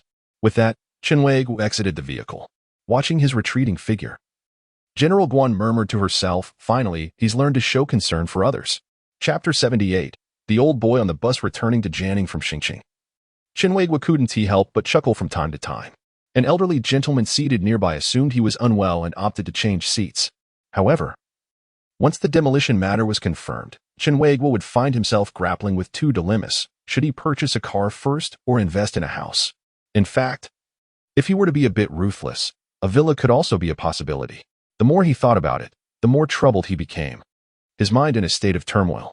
Having money truly brings its own set of troubles, unlike when he had no choices and no worries. By the time he returned home, it was already 9 o'clock at night. Upon entering the community, he felt a pang of sadness at the thought that this place would soon be razed to make way for towering buildings. However, this melancholy was quickly overshadowed by a wave of happiness. What the television had stated was undeniably true. While having money does not guarantee happiness, lacking it certainly leads to hardship. Upon arriving home, he found his mother washing clothes in the bathroom while his son sat on the sofa, engrossed in the television. After removing his shoes, Chen Weiguo approached his son and said, Son, I have some news for you. Our neighborhood is about to undergo demolition. Tell your father. He hesitated, then turned to grasp a cup from the table, gently tapping its rim. The son remained unresponsive, his expression blank as he gazed at him. Silence, Chen Weiguo thought, equates to tacit agreement. At this moment, reflecting on various perplexing past events, he found clarity and conviction regarding many matters. Father, should I buy a car or a house? Chen Weiguo inquired softly. A car. I want a car. A remote-controlled car. His son replied eagerly. Chen Weiguo narrowed his eyes, lost in contemplation. It was imperative not to interpret his son's words at face value. When he spoke, there was undoubtedly intent or indication behind it. For instance, while he asked about a car, his son insisted on car. Although it is common for children to repeat words, his son was anything but ordinary. What then? Did car signify? As he pondered, he absent-mindedly tapped the rim of his cup. After much deliberation, it dawned on him. Did his son desire 2 cars? But why 2? One for daytime use and another for the night?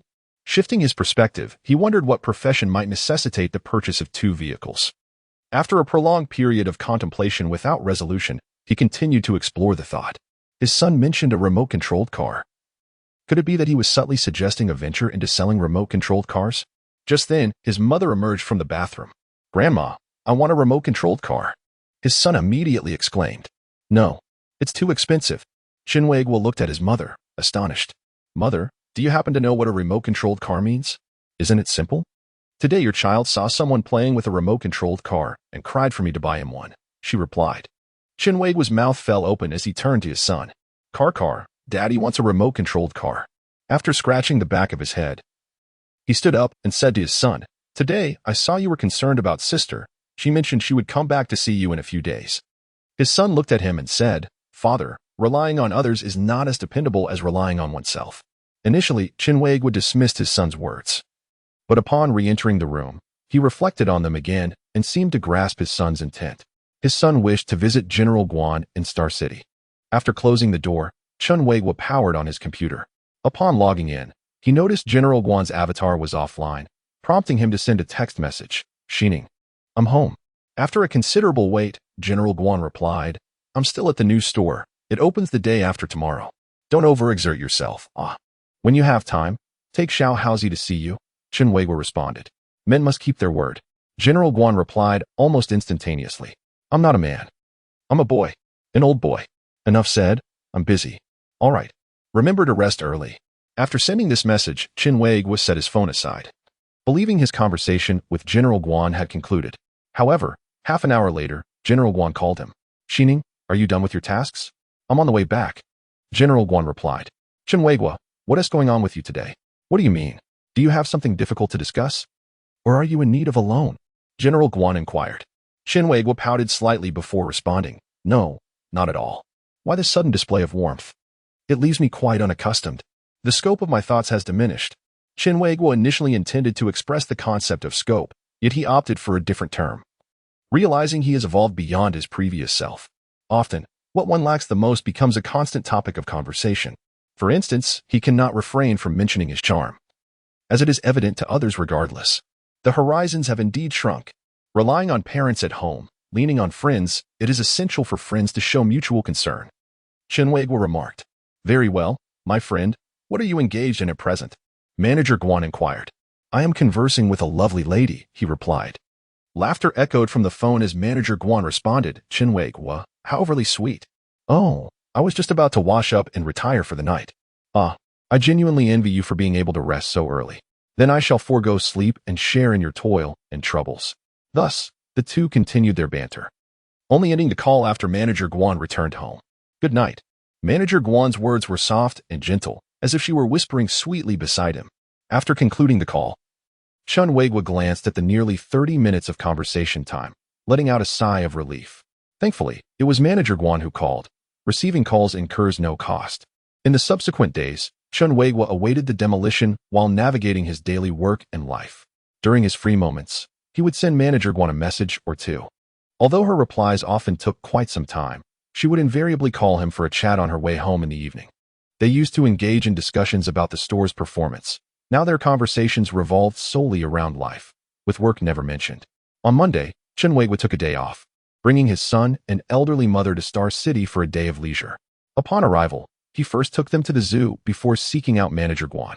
At lunchtime, the three encountered Manager Guan at a restaurant. Little Haozi, exclaimed Manager Guan joyfully, waving at the child. Little Haozi dashed to her side, lifting his arms and calling out, Sister Guan, it's been so long. Hug me, hug me. As Manager Guan smiled and bent down to embrace him, Chen Weiguo unexpectedly approached from behind, lifting Little Haozi into his arms. Little Haozi, Sister Guan is already quite tired. Let your father hold you. No, I want Sister Guan to hold me. She hasn't hugged me in ages. Little Haozi protested, wriggling in his father's grasp. After sharing a laugh, Chen Weiguo presented his son to Manager Guan, proudly declaring, Xining, what do you think? Am I man enough? Humph, you old boy. Chapter 79, A Wealth of Knowledge After Their Midday Meal. Manager Guan accompanied Chen Weiguo's family as they strolled through a shopping mall. Before a toy store, observing Chen Weiguo and Manager Guan assisting her grandson in selecting toys. His mother couldn't help but smile faintly, reflecting on how this is the image of a complete family. Lamenting that her son is unworthy of such a remarkable young woman as Guan. After a considerable while, Chen Weiguo and Manager Guan emerged from the toy store, laden with a multitude of toys. Is that so many? His mother exclaimed with a sigh. Indeed, Chen Weiguo concurred. I spent over 700 yuan in total. It is quite extravagant.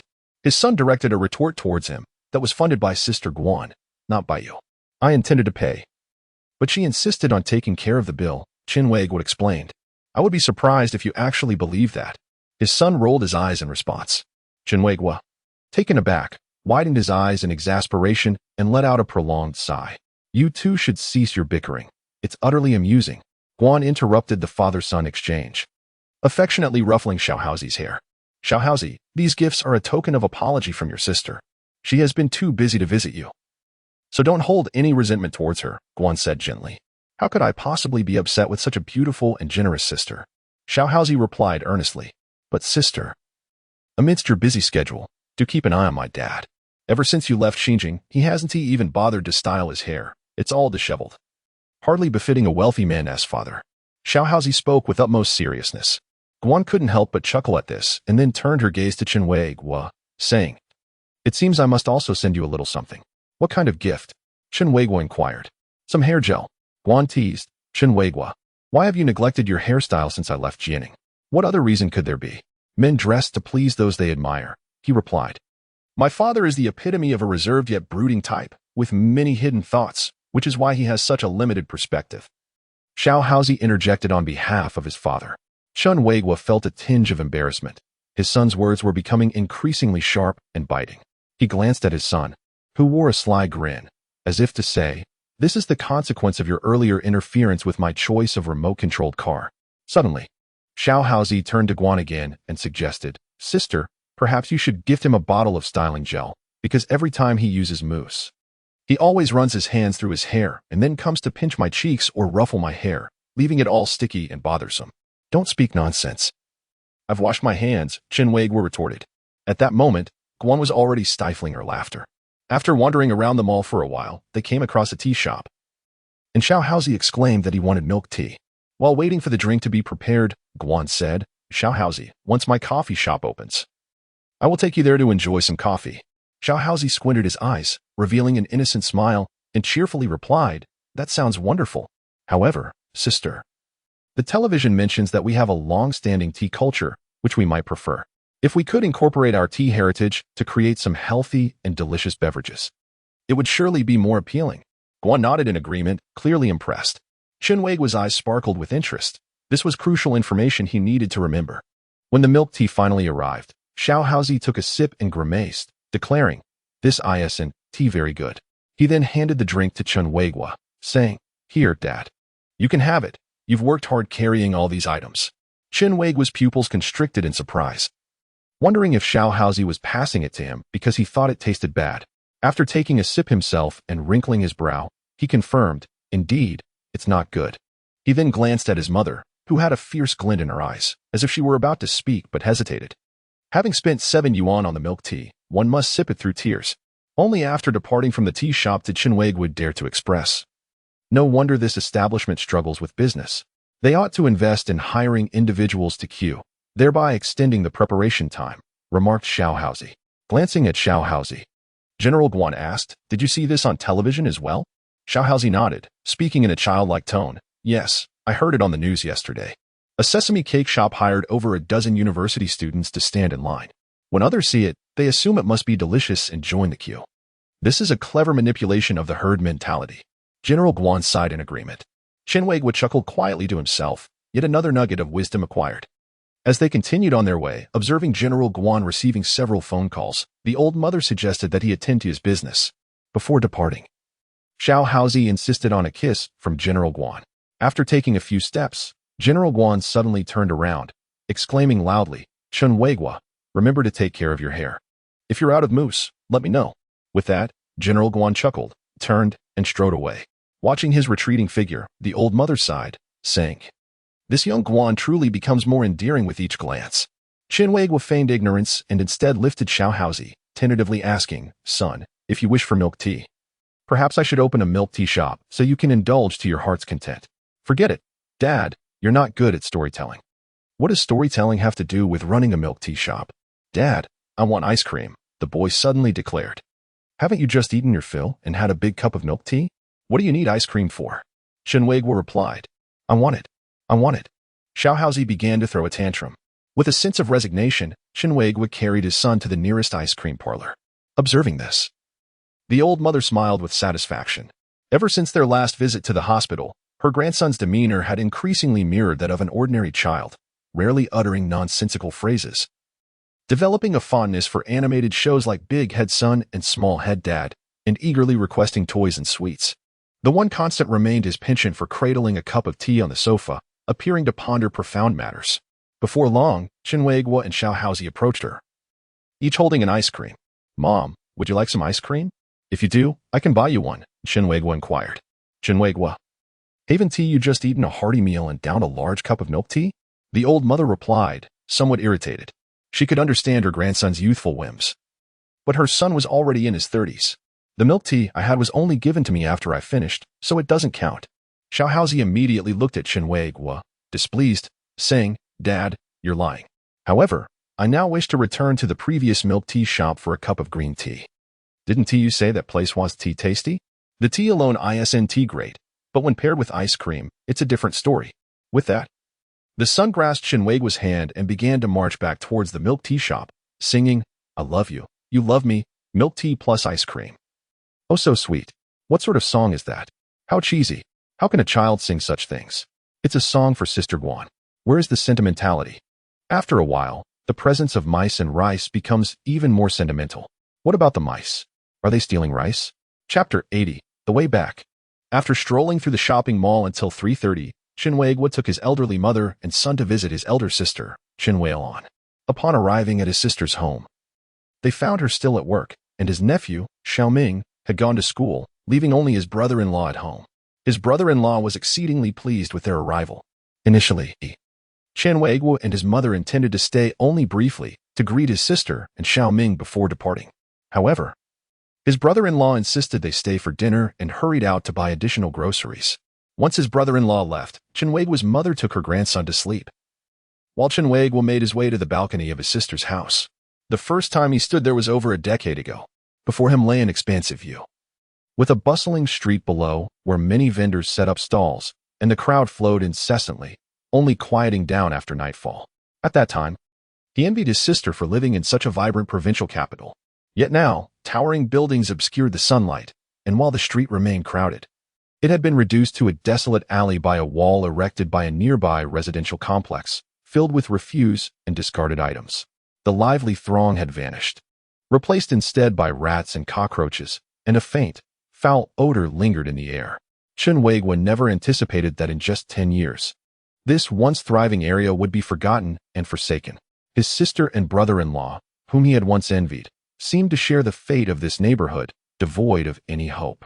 He recalled a phrase his son had seen on television, when the times abandon you, they do not give you a heads up. This thought inevitably led Chen Weiguo to reflect on his own life. He had once been cast aside by the tides of change, and as he aged, the likelihood of being abandoned again loomed large.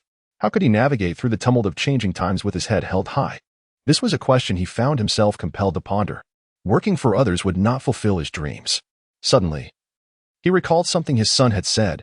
Perhaps it would be more accurate to say that working for someone else means one could be easily replaced, much like a position of a director that could be vacated at any moment. What he needed to do was secure an alternative path for himself before facing such an eventuality. Nearly half an hour later, his brother-in-law returned with groceries and busied himself in the kitchen. Chen Weiguo offered to help, but his brother-in-law stopped him at the kitchen door. Brother-in-law, can you still manage night shifts? Chen Weiguo inquired. It's all right. Not much to do, his brother-in-law replied. Have you ever thought about doing something else? Chen Weiguo asked again. His brother-in-law fell silent. Realizing he had crossed an unspoken boundary, Chen Weiguo discreetly took a seat. He pulled out his phone and responded to a message from Manager Guan. Are you home yet? No, I'm at my sister's house. I'll probably return in the evening. All right. Remember not to drink if you're driving tonight. Would you like to join us for dinner? After that, Manager Guan did not reply. After a while, the door suddenly swung open, and my elder sister returned. Sister, Weiguo, she exclaimed excitedly, casting her gaze around the living room. Where are Mother and Xiaohaozi? They are resting inside. At that moment, my brother-in-law emerged from the kitchen, surprised to see her. Why are you back so early? He inquired. As soon as you called, I requested leave from our manager. It's rare for my nephew to visit. My sister replied with great joy. My brother-in-law nodded, saying, You chat with Weiguo. I will go prepare dinner. Did you buy the crabs? Yes, don't worry. After he closed the kitchen door, my sister sat down beside Chen Weiguo. Weiguo, it's a rare opportunity for you to visit Xingqing. You must have driven your boss's car, right? Chen Weiguo nodded. Driving is indeed more convenient. By the way, my sister leaned in. Your boss seems to treat you exceptionally well. I've heard he is even younger than you, and, notably, still unmarried. Chen Weiguo felt a surge of displeasure. Who did you hear that from? He glanced towards the door of the right room, where the sound of his mother's snoring could be heard. Sister, don't listen to what Mother says. Our boss has a grand vision and is generous to everyone. It's not at all as you think. What do you think I think? She replied innocently. You. Chen Weiguo was rendered speechless. Don't be angry. I was merely asking. Ahua has been gone for nearly 3 years, and Xiaohaozi grows day by day. No matter how attentive a man may be, he cannot compare to a woman. So it is best for a child to have a mother, my sister said earnestly. Chen Weiguo chose not to respond, suspecting these words were merely a reiteration of their mother's sentiments. You've always been like this, from childhood to now. Whenever the conversation turns to topics you wish to avoid, you fall silent. Do you enjoy discussing things you prefer not to? Chen Weiguo retorted. Alas. My sister sighed briefly. We must think more about the child. Reflecting on his son's often invincible demeanor, Chen Weiguo felt it unnecessary. It was better for him to manage himself, preventing his son from worrying about him in the future. Let us talk about you. He shifted the conversation. What are your plans with your brother-in-law? Are you going to continue like this? Of course not. My sister lowered her voice. I plan to save some money first. And once we have enough, I'll have your brother-in-law drive a taxi. At that point, I'll learn to drive too. We could alternate shifts between day and night. Chen Weiguo nodded, relieved that his sister and brother-in-law had the desire for change. There was still hope. For many, resigning to fate is far more daunting than enduring hardship. At that moment, Chen Weiguo had already resolved to provide some financial assistance to his sister's family once the compensation from the demolition arrived. Did his son imply that his 2 cars were meant for this? One for himself and one for his sister? After exchanging a few more words, they began discussing his nephew, Xiaoming. You wouldn't believe it. Ever since Xiaoming stayed at your house for a couple of days during the new year, his math grades have skyrocketed. Even his teacher praised his rapid progress and asked if we had hired a tutor for him during the winter break. My sister said joyfully. Chen Weiguo's eyes sparkled as the image of his son helping his nephew with homework flashed in his mind. As the clock approached 6, young Ming returned home from school, and his mother and son had just awakened. Upon seeing Xiaohaozi, Ming pulled him aside and inquired, Have you ever watched a television program that teaches writing? After pondering for a moment, Xiaohaozi shook his head in response. Later that evening, at 8 o'clock, the Chen family had finished their meal at the elder sister's home and was preparing to depart when a call from manager Guan came in. Whose call is that? The elder sister asked with curiosity. Of course, it's my sister Guan, Xiaohaozi replied. Chen Weiguo rose and stepped out onto the balcony to take the call. Chapter 81. Gao Daqiang. Once the call was connected, Guan's weary voice came through the line. Hello, Chen Weiguo. Have you finished dinner at your sister's? You're being formal. Let us be more relaxed. It's our elder sister, he replied. Guan's melodious laughter followed before she asked, You haven't had any alcohol, have you? Not at all. Chen Weiguo quickly affirmed, only to be interrupted by a sudden yawn.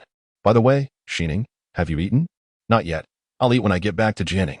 Ah, are you heading back to Jining later? Will you be driving yourself? Chen Weiguo immediately asked. Before Guan could respond, he added, Driving while fatigued is exceedingly dangerous.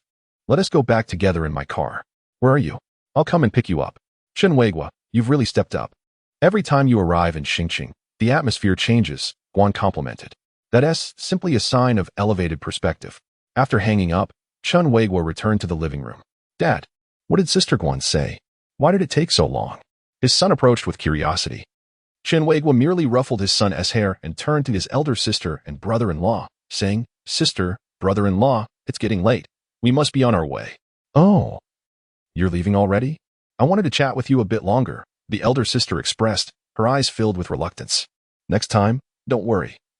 I'll be visiting the company in Xingqing often for meetings, and I'll bring Mom and my son along then. The brother-in-law nodded in agreement, saying, We want to keep you. See you next time, drive safely, and take care. Subsequently, under the watchful eyes of the elder sister's family, the Chen family descended the stairs.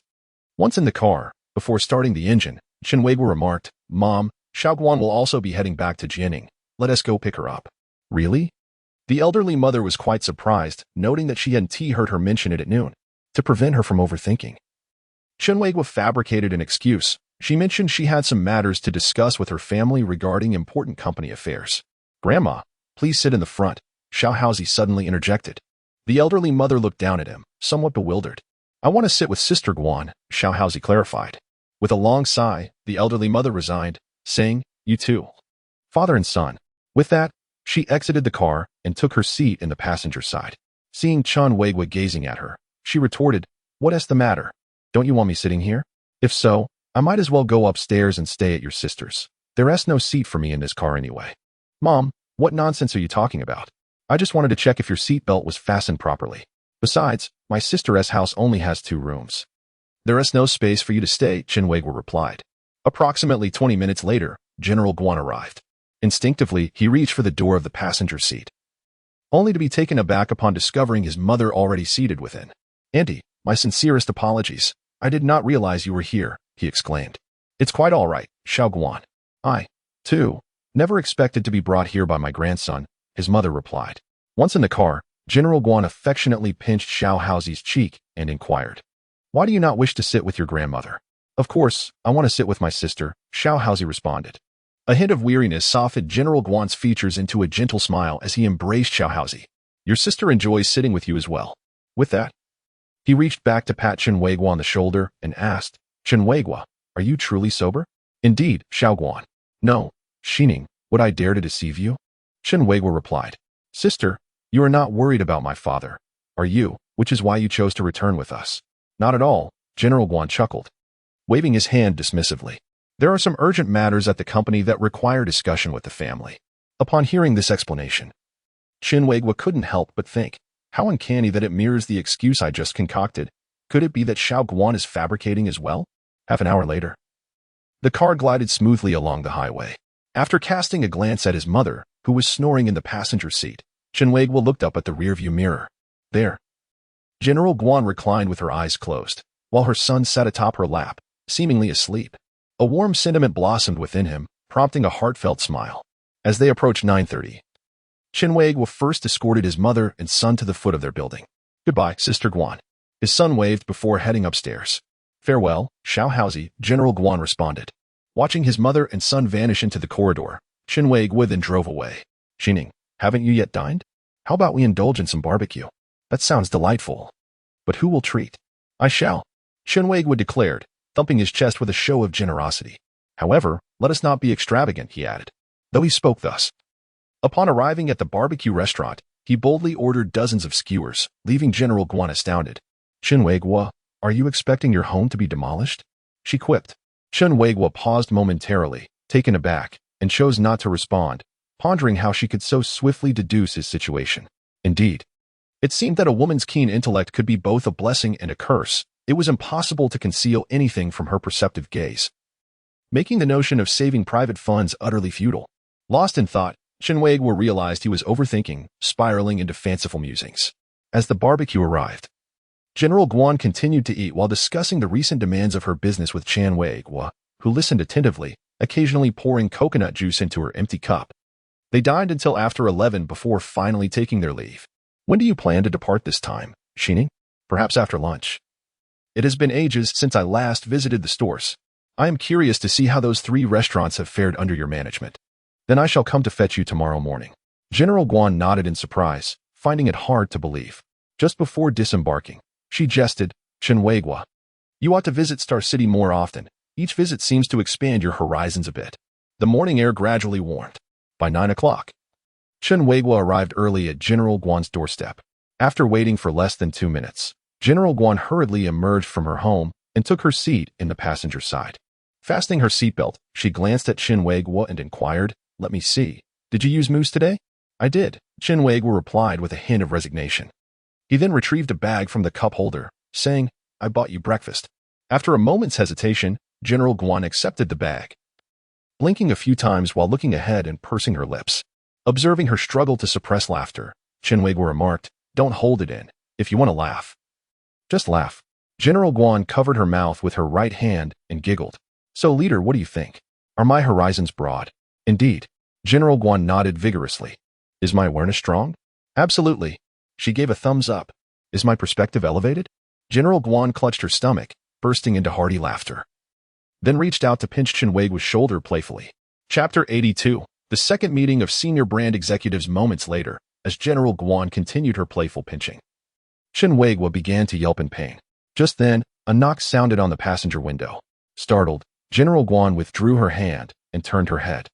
Upon seeing her second brother standing outside the car, she rolled down the window and asked, "Brother, what's the matter?"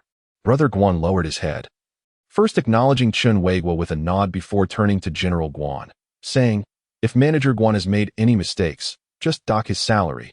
Resorting to physical punishment is unwarranted. In that case, let us go for it, Chen Weiguo promptly retorted. Brother Guan chuckled and remarked, haven't seen you in a few days, Manager Chen. Your humor has certainly flourished. Brother, do you need something?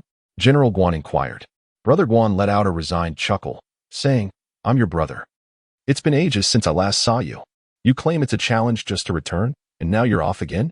Well, it's because I've been too busy, and you wouldn't help me, General Guan answered. All right then. Brother Guan stepped back, stating, I'm heading to the construction site today. I'll come by Star City to see you tomorrow or the day after. You better be ready. I intend to treat you to a lavish meal. If I can bring my close friend, we might even have 2 meals, Brother Guan added. So that's your plan.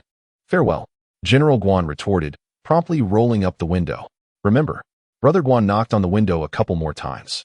Let us go, General Guan urged Chen Weiguo. As the car exited General Guan's neighborhood, Chen Weiguo casually asked, Hey, who is your close friend that brother mentioned? I've never heard you mention her before. Noticing the sharp glare from General Guan, he felt a chill and chuckled awkwardly, just asking out of curiosity. No inquiries allowed. Understood, Chen Weiguo nodded, thinking to himself that perhaps his perspective was indeed narrow. General Guan let out a soft huff before starting to eat her soy milk and buns. By the way, has Director Lu Wang visited the restaurant in Jianing? General Guan suddenly asked. I'm not sure. Perhaps he has made an unannounced visit, Chen Weiguo replied diplomatically. It appears that you have not seen him appear. Chen Weiguo remained non-committal. Otherwise, it would seem as though he were reporting on his superior to General Guan. The first branch in Xingqing is about to complete its renovation, and there is much success from Jianing that can be learned or borrowed from. General Guan, contemplatively gazing ahead, remarked that Xingqing is the capital, whereas Jianing is merely a city nestled between the Sanchi line, with differing market dynamics on either side.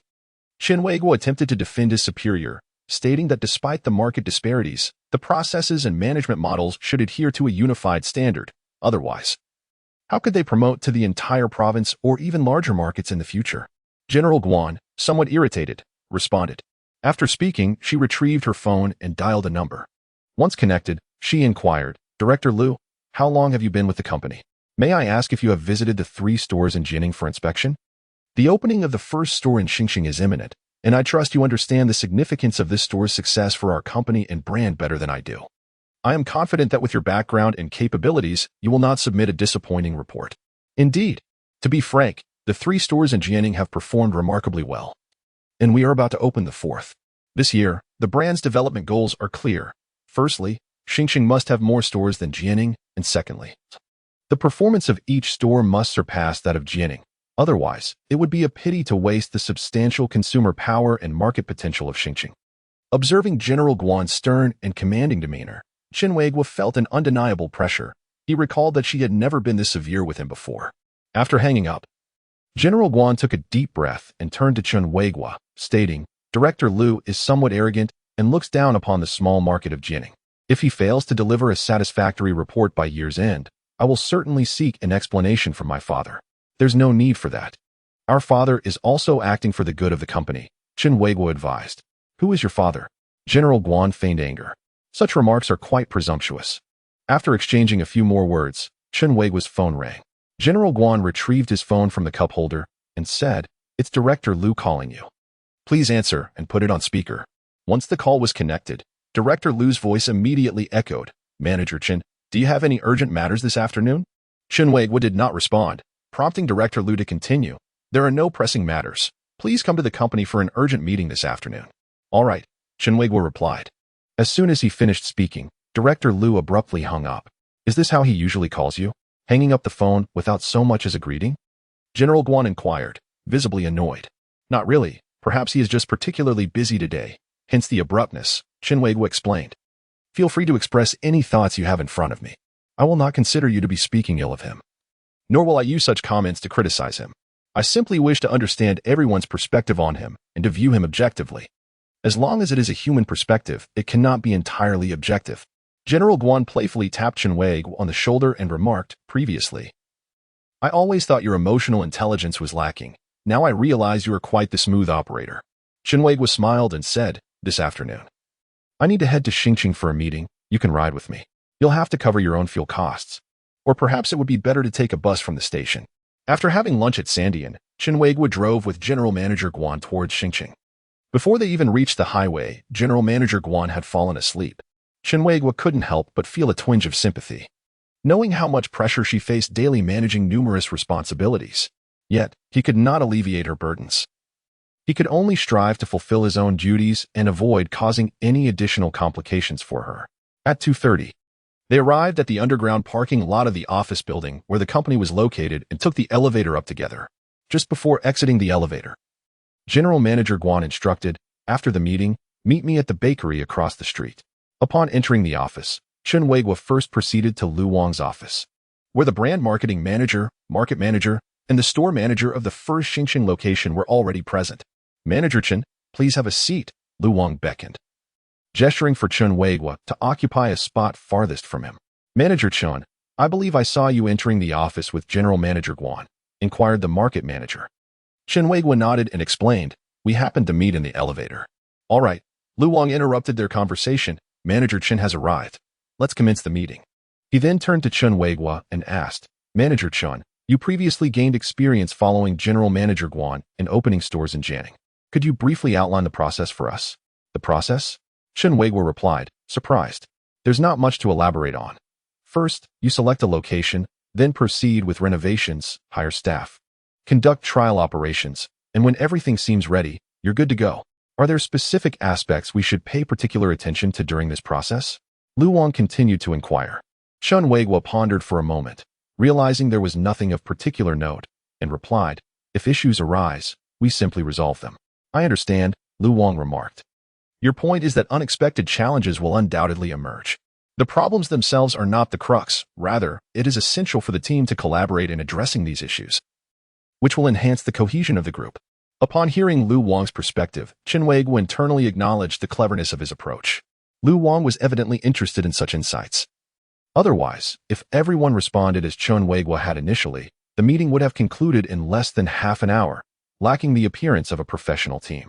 After all, he had previously served as a director in the factory, and he was well versed in such discourse. Chapter 83, an important meeting. Pausing for a moment, Chen Weiguo turned to Lu Wang and stated, "Director Lu, I would like to add a few points." "Please continue," Lu Wang encouraged. While collaboration among team members is indeed essential, the most crucial factor is the wise guidance of General Manager Guan. It is akin to a ship. The crew's diligent efforts alone are insufficient. What matters most is the captain steering them in the right direction, Chen Weiguo articulated. "I hold great confidence in the first store in Xingqing," he continued, "for in your leadership, Director Lu, I perceive a semblance of General Manager Guan, which reminds me of my earlier days opening stores alongside her, thus instilling me with unwavering confidence." Upon hearing Chen Weiguo's remarks, Lu Wang waved his hand with a smile, saying, "Manager Chen, you flatter me. I could never compare myself to General Manager Guan. You are indeed correct. As long as the direction is right, the distance poses no fear. Our department stands united, striving together, and surely we shall achieve the desired results, allowing everyone to reap their rightful rewards." The other managers present nodded in agreement. After a brief cough, Lu Wang turned to Chen Weiguo and said, "Manager Chen, please continue discussing the specifics of the preparations for the opening. Elaborate further so that our colleagues may glean some advanced insights." Chen Weiguo cleared his throat and, with utmost seriousness, articulated, "The preparations prior to the opening can be primarily divided into 3 focal points, 2 emphases, and 1 central theme. First, let us address the central theme, which is unmistakably centered around our Director Lu. Wherever Director Lu points, we shall follow. This not only ensures efficiency, but also unites our efforts harmoniously. Now, regarding the 2 emphases, the first is to highlight our service, which must be meticulously managed and enhanced through rigorous training," Chen Weiguo asserted, instinctively tapping the table. "The second is to underscore our flavors and quality. Even if some present do not work in the stores, they should frequently sample our offerings, listen to customer feedback, and propose constructive improvements. Continuous progress is essential to avoid obsolescence." "I must interject," Lu Wang interrupted Chen Weiguo. "Manager Chen speaks wisely. Although our department has clearly defined roles, I do not wish to witness individuals acting independently without a sense of team spirit, merely content with fulfilling their own responsibilities. The relationships among us should transcend mere professional camaraderie. We ought to be akin to brothers striving together." After a brief pause, Lu Wang turned to Chen Weiguo and remarked, You are quite right, Manager Chen. Please proceed. Chen Weiguo smiled, cleared his throat again, and continued his discourse. Following an extensive discussion, the meeting concluded around 9:30. Upon departing from Lu Wang's office, Chen Weiguo felt somewhat parched. He retrieved his phone, noticing a text from Manager Guan sent just 10 minutes prior. Without delay, he dialed Guan's number. The call connected swiftly, and Guan's voice emerged. I am at the pastry shop. Come over. With that, Guan ended the call. 5 minutes later, Chen Weiguo arrived to find Guan seated in a corner, quietly observing the staff as they busily attended to their tasks. Once Chen Weiguo settled into his seat, Guan produced a card from his bag and said, "This is a membership card for the pastry shop, containing 300 yuan. Choose some cakes and bread to take home for Annie and Xiaohaozi." Sheaning, Chen Weiguo extended his hand to accept the card but hesitated, feeling it inappropriate. "If you don't want it, just return it to me." Upon hearing Guan's words, Chen Weiguo quickly stowed the card in his pocket. Guan chuckled, raising his hand as if to playfully strike him. "How did your department meeting go?" Guan suddenly inquired. Chen Weiguo glanced around, ensuring that the shop's employees were not observing them before responding quite successfully. Successful? Director Lu delivered an important address, summarizing several shortcomings within our team and department, while also offering a plethora of constructive suggestions. Furthermore, he outlined a clear plan for the department's future development, providing invaluable insights to all present and enabling each member to gain a lucid understanding of their roles and positions within the team. Upon hearing Chen Weiguo's remarks, General Guan, visibly displeased, retorted, "Speak plainly." Chen Weiguo awkwardly chuckled and clarified, "I haven't quite got to the point yet. I was merely asked to share some experiences from our previous collaboration in opening stores and to arrange the preparations and timeline for the launch of the first store in Xiqing. However, since I am from Jianing District, my responsibilities are rather limited. Nonetheless, I must emphasize that my heart is always aligned with our department and company." "No one believes you, you old hand," General Guan responded. Chen Weiguo sighed in resignation. "All right, I understand your situation." General Guan suddenly softened his tone. "When are you heading back? Would you like to join me for dinner before you leave? That depends on whether someone has treating. If not, I'll be going." "No." In the blink of an eye, another fortnight had passed. During this time, Chen Weiguo had not encountered General Guan. It seemed she had become even busier, only finding time to respond to his texts or calls in the evenings. With the preparations for the Western store in Jianing already underway, Chen Weiguo found himself exceedingly occupied. Unlike before, this time he had to forge ahead without General Guan leading the charge. Everything relied solely on him. It was through these personal experiences that he truly comprehended the challenges and hardships involved, further deepening his respect for General Guan. Meanwhile, just 2 days prior, on the first day of the May Day Golden Week, the Tianyuan Starlight Hotel's first store in Xiqing had grandly opened its doors.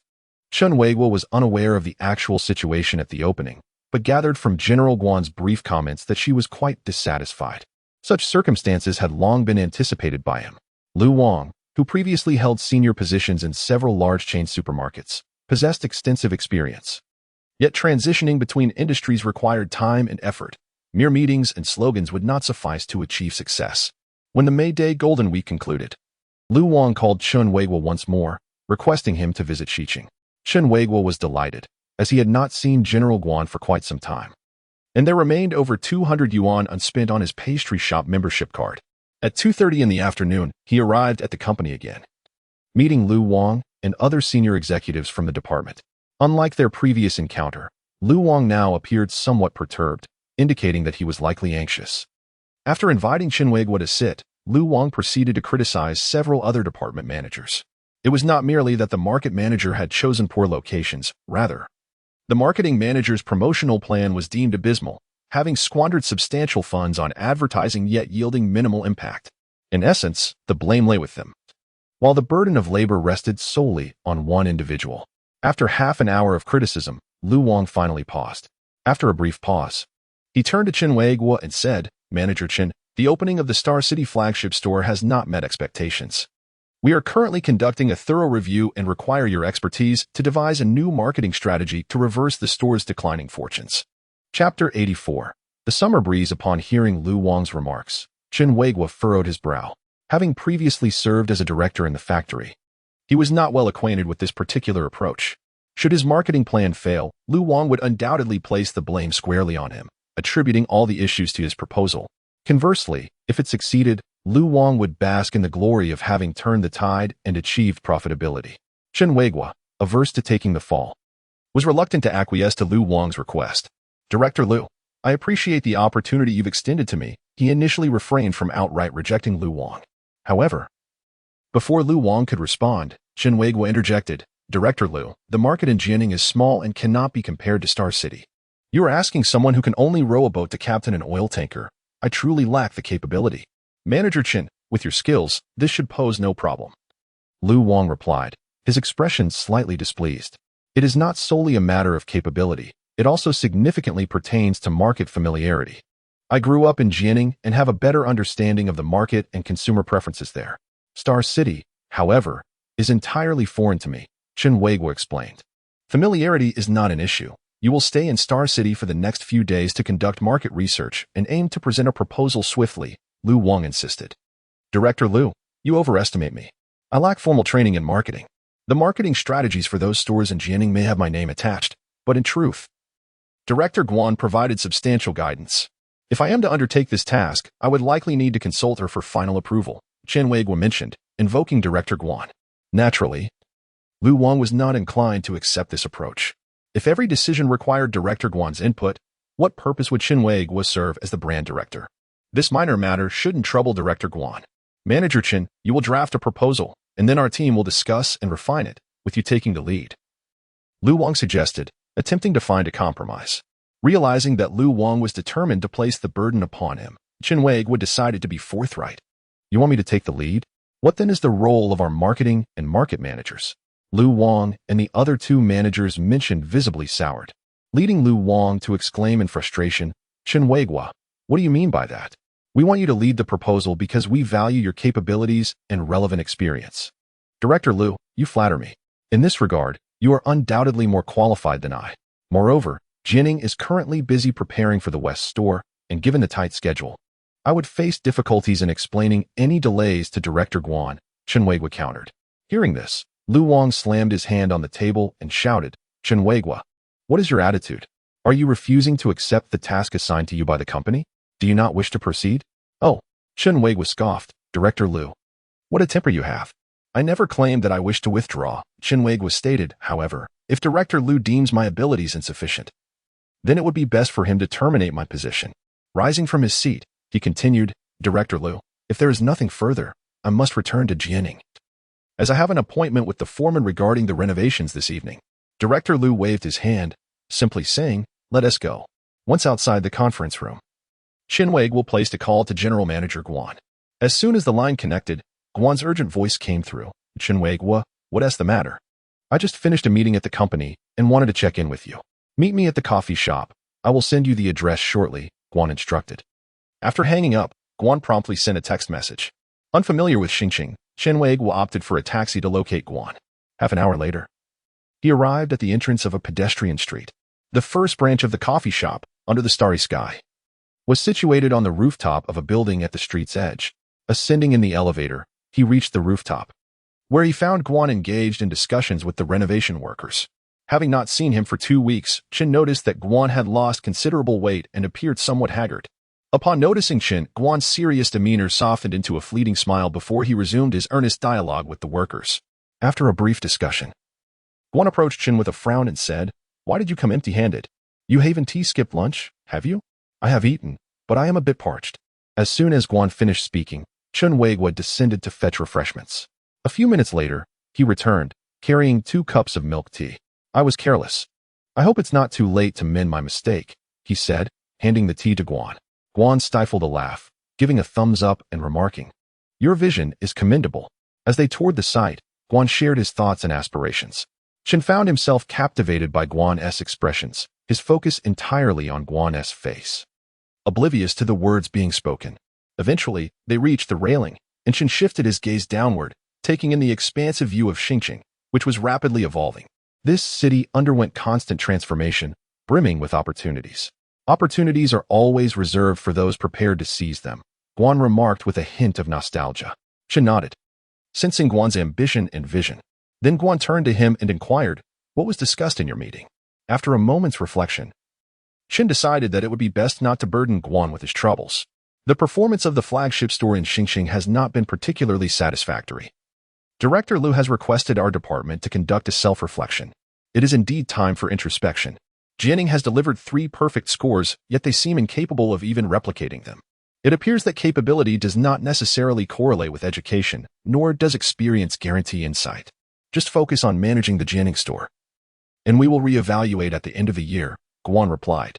After spending time in the coffee shop until 6 o'clock, Chen Weiguo and Guan departed. They found themselves on a bustling pedestrian street, filled with numerous dining options. Observing the throngs of people, Chen marveled at the potential of this city, gaining a deeper understanding of Guan's earlier reflections on the rooftop. After indulging in an array of delectable snacks, the 2 individuals arrived at the riverside and settled onto a bench. As night descended, the towering edifices across the river illuminated, merging into a splendid and magnificent tapestry of urban splendor. I'm utterly exhausted. Upon uttering this exclamation, Mr. Guan let out a prolonged yawn. Chen Weiguo playfully patted his shoulder and jested, "Feel free to lean on my shoulder, but I'll charge by the minute." To Chen Weiguo's surprise, Mr. Guan's head immediately rested upon his shoulder. His heart raced, and he swiftly turned to gaze at Mr. Guan, who had already closed his eyes, murmuring, "Boss, I require a package deal." A slight smile graced Chen Weiguo's lips as he tilted his head towards the river. At that moment, a refreshing breeze wafted in from the river, carrying with it the essence of summer. This year's summer winds arrived earlier than in previous years and seemed to penetrate the heart with greater ease.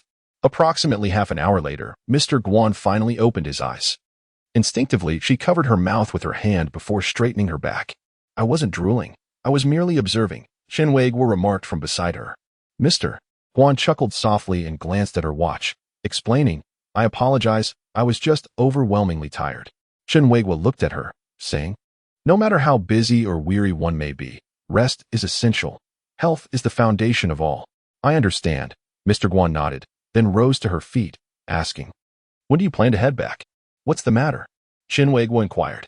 "If you're not in a hurry to return, let us scout the surroundings." "Scout?" A short while later, the 2 found themselves at a CAF by the riverbank. The so-called reconnaissance was indeed this. Glancing at the price list, Chen Weiguo exclaimed quietly, "Isn't this a bit too expensive?" "Since you're treating, I have no objections," Mr. Guan replied. Chen Weiguo nodded and called out loudly, "Waiter, could we have 2 cups of plain water, please?" Mr. Guan stifled a laugh and lightly kicked Chen Weiguo's foot. "When you're out with a girl, you ought to spend a little. Don't waste it. Save that money for future endeavors," Mr. Guan retorted, shaking her fist in mock exasperation. After a moment, she replied, "Who said I wanted to share a life with you?" Chen Weiguo shrugged in response. Subsequently, when the waiter brought the plain water, Mr. Guan ordered a cup of coffee for herself and one for Chen Weiguo as well. "Our purpose is to scout the surroundings, not to save money," she asserted. "In that case, the company should reimburse us," Chen Weiguo countered. Mr. Guan widened her eyes in mock fury, stating, "Your cup can be reimbursed by the company. But mine is on you." Chen Weiguo scratched his head. "Had I known, I would have ordered something more expensive." No sooner had he spoken than Mr. Guan stepped on his foot again. When the coffee arrived, Mr. Guan took a sip, nodding in satisfaction. "This flavor is quite delightful. It's worth considering. What about yours?" When Mr. Guan turned to look at Chen Weiguo, she found him grimacing, disdain etched on his face. "Doesn't this taste like dishwater? And it costs $25 a cup?" Observing his expression, Mr. Guan erupted into a fit of giggles, covering her mouth in amusement. After emerging from the CAF, the 2 strolled along the riverbank once more. Mr. Guan, brushing back his wind-tousled hair with his hand, remarked, "This CAF has 3 branches in Star City, and all 3 of our Sky Under Stars locations are in close proximity. They may soon become our primary competitors. All their establishments are situated by the river, while ours are atop rooftops, targeting the same demographic of young professionals." Chen Weiguo pondered for a moment before responding, "Ultimately, it's all about the same ingredients. There's little that can set the flavors apart. The main distinction lies in the ambience and pricing." "Which environment do you believe is superior?" Mr. Guan inquired. "Each has its merits. The riverside has its own charm, while the rooftop offers its own beauty. The riverside, however, is more convenient," Chen Weiguo replied. "So, based on your assessment, we can only differentiate ourselves through pricing?" Mr. Guan pressed further. "Indeed," Chen Weiguo nodded. "Our prices are slightly lower than theirs." Mr. Guan halted, gazing earnestly at Chen Weiguo, and declared, "I intend to price our offerings higher than theirs." "Ah, Chen Weiguo exclaimed, taken aback. Mr. Guan sighed in disappointment. I had hoped you would share my perspective. The two continued their walk along the river for a while longer until Mr. Guan escorted Chen Weiguo to the office building where his company was located, and they parted ways. After retrieving his car from the parking lot, Chen Weiguo drove back to Jianing alone. Throughout the journey, he contemplated why Mr. Guan wished to set the coffee prices so high. 7 days later, as on previous days, Chen Weiguo was supervising the renovation progress at the West store. Suddenly, his phone rang. It was his mother calling. As soon as he answered, her excited voice burst through. Chen Weiguo, I have wonderful news. What news? He inquired. Our community is set for demolition. Someone just came to inform us. All right, understood. Chen Weiguo responded in a remarkably calm tone. Son, why aren't you more excited? We're about to have 5 properties expropriated. His mother continued, still brimming with enthusiasm. What? Chen Weiguo's voice escalated. What? Mother, please repeat that. Our community is really going to be demolished? Wasn't it said that only the area near 301 would be torn down? He added. Yes, I too was surprised, but it has now been confirmed that our side will be demolished. After hanging up the phone, a faint smile graced Chen Weiguo's face. After such a long wait, it was finally settled. Not long after, his phone rang again. It was Xiaohaozi calling. Chen Weiguo. Have you heard? Our community is going to be demolished. Yes, my mother just informed me, Chen Weiguo replied. You possess 5 properties in our community. Doesn't that mean you're about to strike it rich? Xiaohaozi exclaimed. It's as though fortune has fallen from the sky. There is no way to avoid it, Chen Weiguo remarked. Tell me, did you already know our community was to be demolished? Which is why you purchased so many properties here within a year. Xiaohaozi queried. How could I have known? Chen Weiguo answered sincerely. Weren't you the one who told me about insider information regarding the demolition near 301? That is true. Previously, there was indeed a plan to demolish the area near 301, but due to a revised scheme, the focus shifted to our side. I can only say that fortune has smiled upon me. That is indeed splendid. However, Chen Weiguo, there is something I must remind you of.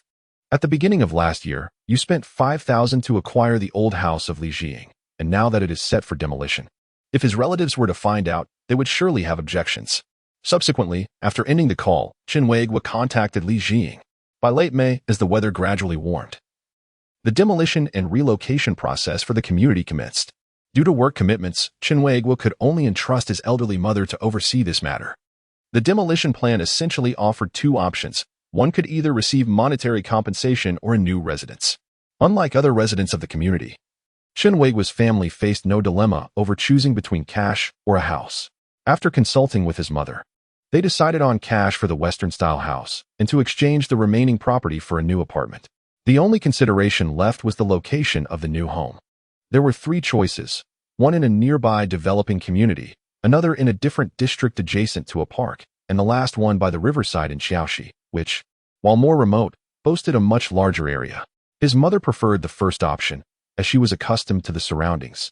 Chen Weiguo leaned towards the second, appreciating the proximity to the park and the ease of travel. However, his son subtly hinted at choosing the third option. Chapter 86. The conflict arising from the house at that moment. As Chen Weiguo and his mother deliberated over which property to select, little Xiaohaozi suddenly ran over and declared, Daddy, I want the house by the riverside. In the past, Chen Weiguo would have urged his son to be quiet. But now he refrained from doing so, and instead asked, why? He then signaled to his son with a glance and tapped on the glass cup before him, suggesting that if he could not articulate his thoughts, he could tap the cup. Rather than tapping, his son immediately responded, I like the place where I rode bicycles with Sister Guan during the New Year, and I enjoy living by the river, plus I prefer a larger house. Yet, his grandmother interjected, but it's too remote. You wouldn't know where to buy groceries, and there is no bus service for outings. There will be soon, little Xiaohaozi countered. The television says we must view things with a developmental perspective. A developmental perspective? Chen Weiguo nodded slightly, pondering that this was yet another significant lesson. But when will that be? His mother chuckled, gently stroking little Xiaohaozi's head. Grandma, no. I just want to live by the riverside. The child pleaded, shaking her hand. Seeing his son's steadfastness, Chen Weiguo realized that this house was indeed special. Therefore, after his mother departed, he embraced little Xiaohaozi and assured him, Do not worry, my son.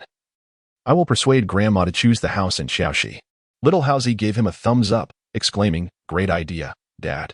As Chen Weiguo pondered how to persuade his elderly mother, The following evening, upon returning from work, his son suddenly approached him and said, "Dad, let us choose the house in the nearby community." Chen Weiguo was taken aback by his son's unexpected statement. In an effort to convince his mother, he had purchased numerous health supplements that she favored, albeit useless, yet now his son had changed his mind. "Son, did your grandmother bribe you with a toy?" he questioned. Sitting on the sofa, his mother glanced at him and chuckled. "Buying a toy is hardly a bribe for your child. It's simply that today on the way we encountered Huang Lu, and he suggested picking a house over there. What does that have to do with my child? Your son has a fondness for Zhong Aimin's daughter, you see. This little rascal spends his days perched on the windowsill, eagerly calling out to Sister Zhong whenever he sees her," she explained. In disbelief, Chen Weiguo exclaimed, "Son, is that really so?" Seeing his son's lack of denial left him perplexed. "Beware, son, for beauty can be deceptive. Besides, Zhong Aimin's daughter is rather plump and has a cross-eyed appearance, resembling a little chubby potato." "Dad, you must adopt a progressive perspective on all matters," his son retorted. Left without words, Chen Weiguo conceded. As both his son and mother had opted for the house in question, this arrangement would allow him to reside in proximity to Zhong Aimin, making casual visits more convenient while providing mutual support. Once the decision regarding the house was settled, Chen Weiguo believed he would only have to await the moving day and the disbursement of the relocation funds. However, trouble soon arrived. The first complication came in the form of Old Zhang, the former deputy director of the factory. Among the properties Chen Weiguo had purchased in the Xitao community was one belonging to Old Zhang. Last year, while preparing for the opening of the Xidian shop, his mother had suddenly called, stating that Old Zhang, accompanied by his son and daughter-in-law, had come to argue, claiming Chen Weiguo had deceived him into selling the house. Now that the property was being redeveloped, he demanded compensation for the relocation funds. Upon hearing this unsettling news, Chen Weiguo hurried home. Upon arriving at the base of the building, he found it surrounded by neighbors. "Hurry up, it's about to turn into a fight," they urged upon spotting him.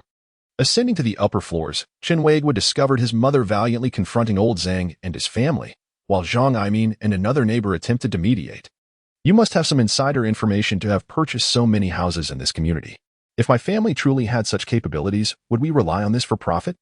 Had it not been for your son Chen Weiguo deceiving me, I would never have sold to you."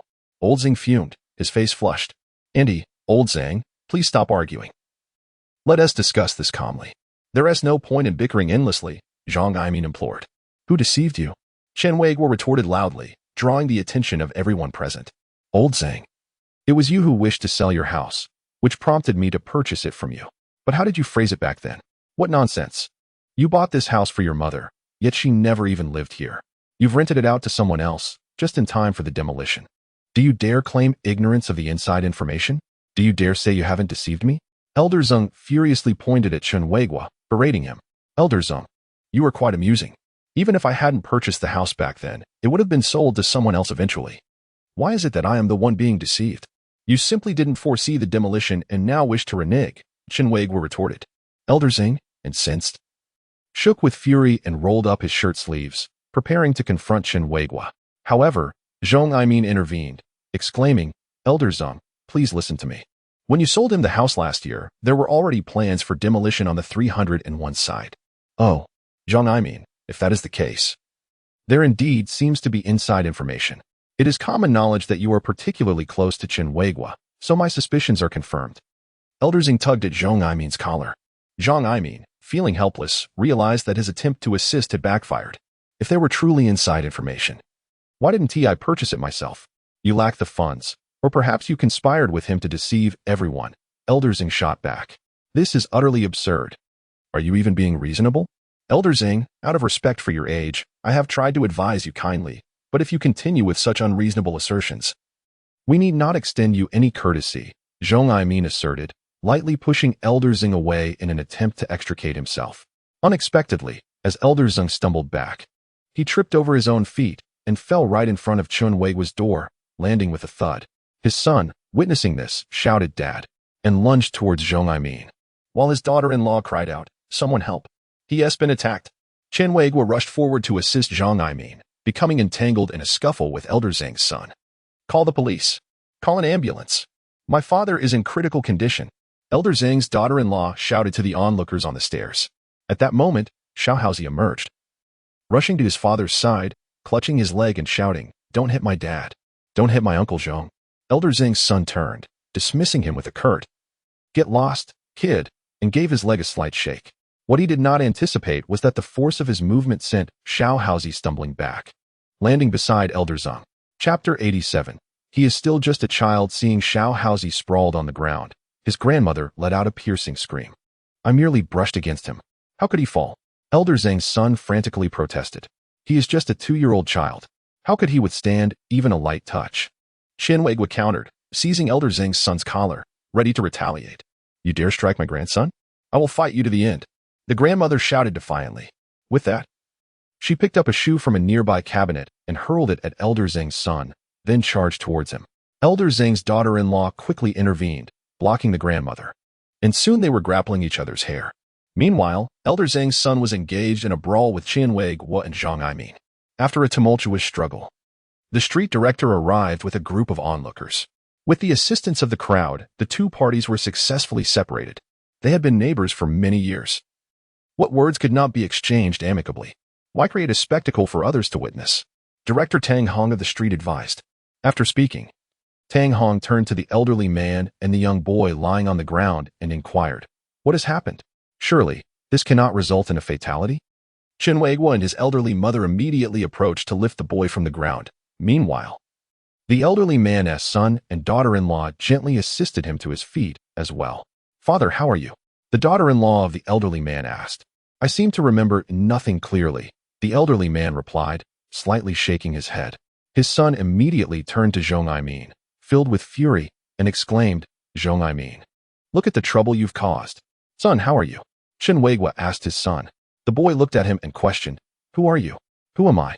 Hearing this, Chen Weiguo was struck with horror and exclaimed, "Son, you haven't injured your head, have you?" At that moment, the elderly mother pointed at the elderly man's son, shouting, "If anything were to happen to my grandson, I would fight you to the death." Coughing twice, the elderly man placed a hand over his chest, gasping for breath. "My chest feels tight. I'm unwell." Upon hearing this, Xiaohaozi clutched his stomach, lamenting, "My liver hurts, my gallbladder aches, my stomach is in pain, every organ is suffering." "Ah!" The elderly mother turned pale with fright, then shouted at the elderly man's son, "You wretched scoundrel, he is still a child. My husband merely nudged him lightly. How can this be so severe?" The elderly man's daughter-in-law retorted, "I only lightly touched your father-in-law.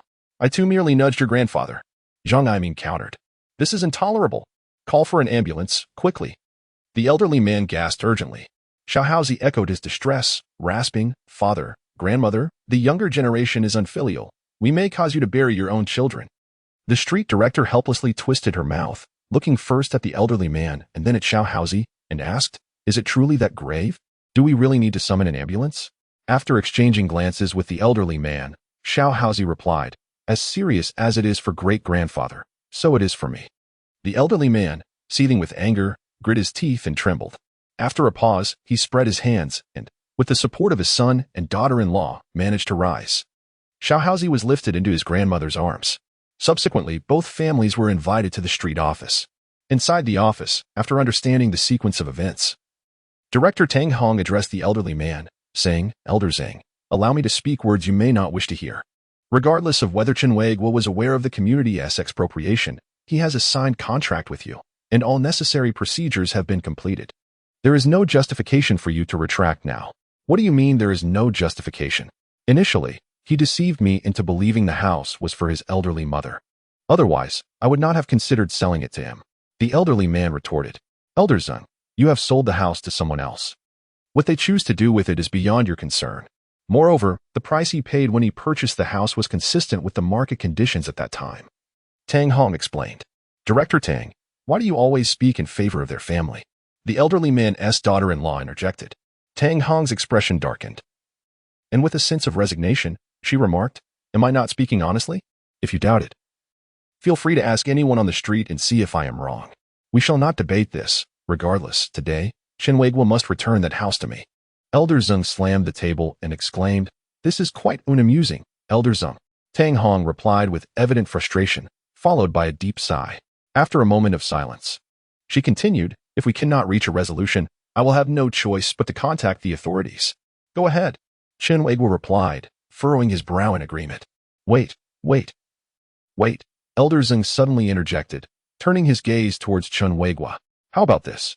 I shall bear the loss. Let us split the demolition compensation for the house equally. Chen Weiguo scoffed, his eyes widening in disbelief. Not a chance. Why should I share the compensation for my own property? If the house gets demolished, will you cover half the costs? Director Tang, please call the police, Zhang Aimin urged Tang Hong. Just as she reached for the phone, Elder Zeng stepped forward and snatched the receiver from her. Elder Zeng, what are you doing? Tang Hong exclaimed, angered by his actions. Elder Zeng placed the receiver back down, his face flushed with rage. No need for that. I shall take my leave. With that, Elder Zeng strode out, followed closely by his son and daughter-in-law. After exchanging farewells with Tang Hong, Chen Weiguo and the others departed from the street office. On the way back to the community, Tang Hong's mother looked at Xiaohaozi with concern and asked, Darling, are you all right? Xiaohaozi shook his head, contemplating before responding, I'm fine now. Zhang Aimin gently patted Xiaohaozi's head, smiling as he said, Little Haozi, if you hadn't been pushed by Elder Zeng's son, your uncle would be in the hospital right now undergoing a full examination. Xiaohaozi looked up at Zhang Aimin and replied with a grin, Uncle, we're family. It's only right. After a brief pause, Zhang Aimin nodded in agreement. Yes, indeed, family. Meanwhile, Chen Weiguo squinted thoughtfully, wondering if perhaps his future daughter-in-law had already been decided upon. Yet, Zhang Aimin's daughter was 3 years older than his own son. Upon returning to the community, Chen Weiguo resumed his work. It was nearly 10 o'clock at night when he finally finished and returned home. Just as he stepped out of the car, a sudden honk from a vehicle behind him caught his attention. Turning around, he spotted Li Jiying and Wang Lifan alighting from a car. As they approached, Chen Weiguo inquired, What brings you here? Chen Weiguo, we've been waiting for you for quite some time. I tried calling you, but it was unreachable, Wang Lifan replied. My phone ran out of battery. What is the matter? We heard the community is set for demolition. We should discuss this. Chapter 88. A friendship worth 15,000. Let us talk then. Chen Weiguo agreed. Following the earlier commotion caused by Elder Zeng at his home, Chen Weiguo anticipated that Li Jiying and Wang Lifan would seek him out regarding this matter. However, he had not expected their visit to come so swiftly. Subsequently, he settled into the car with Li Jiying and Wang Lifan.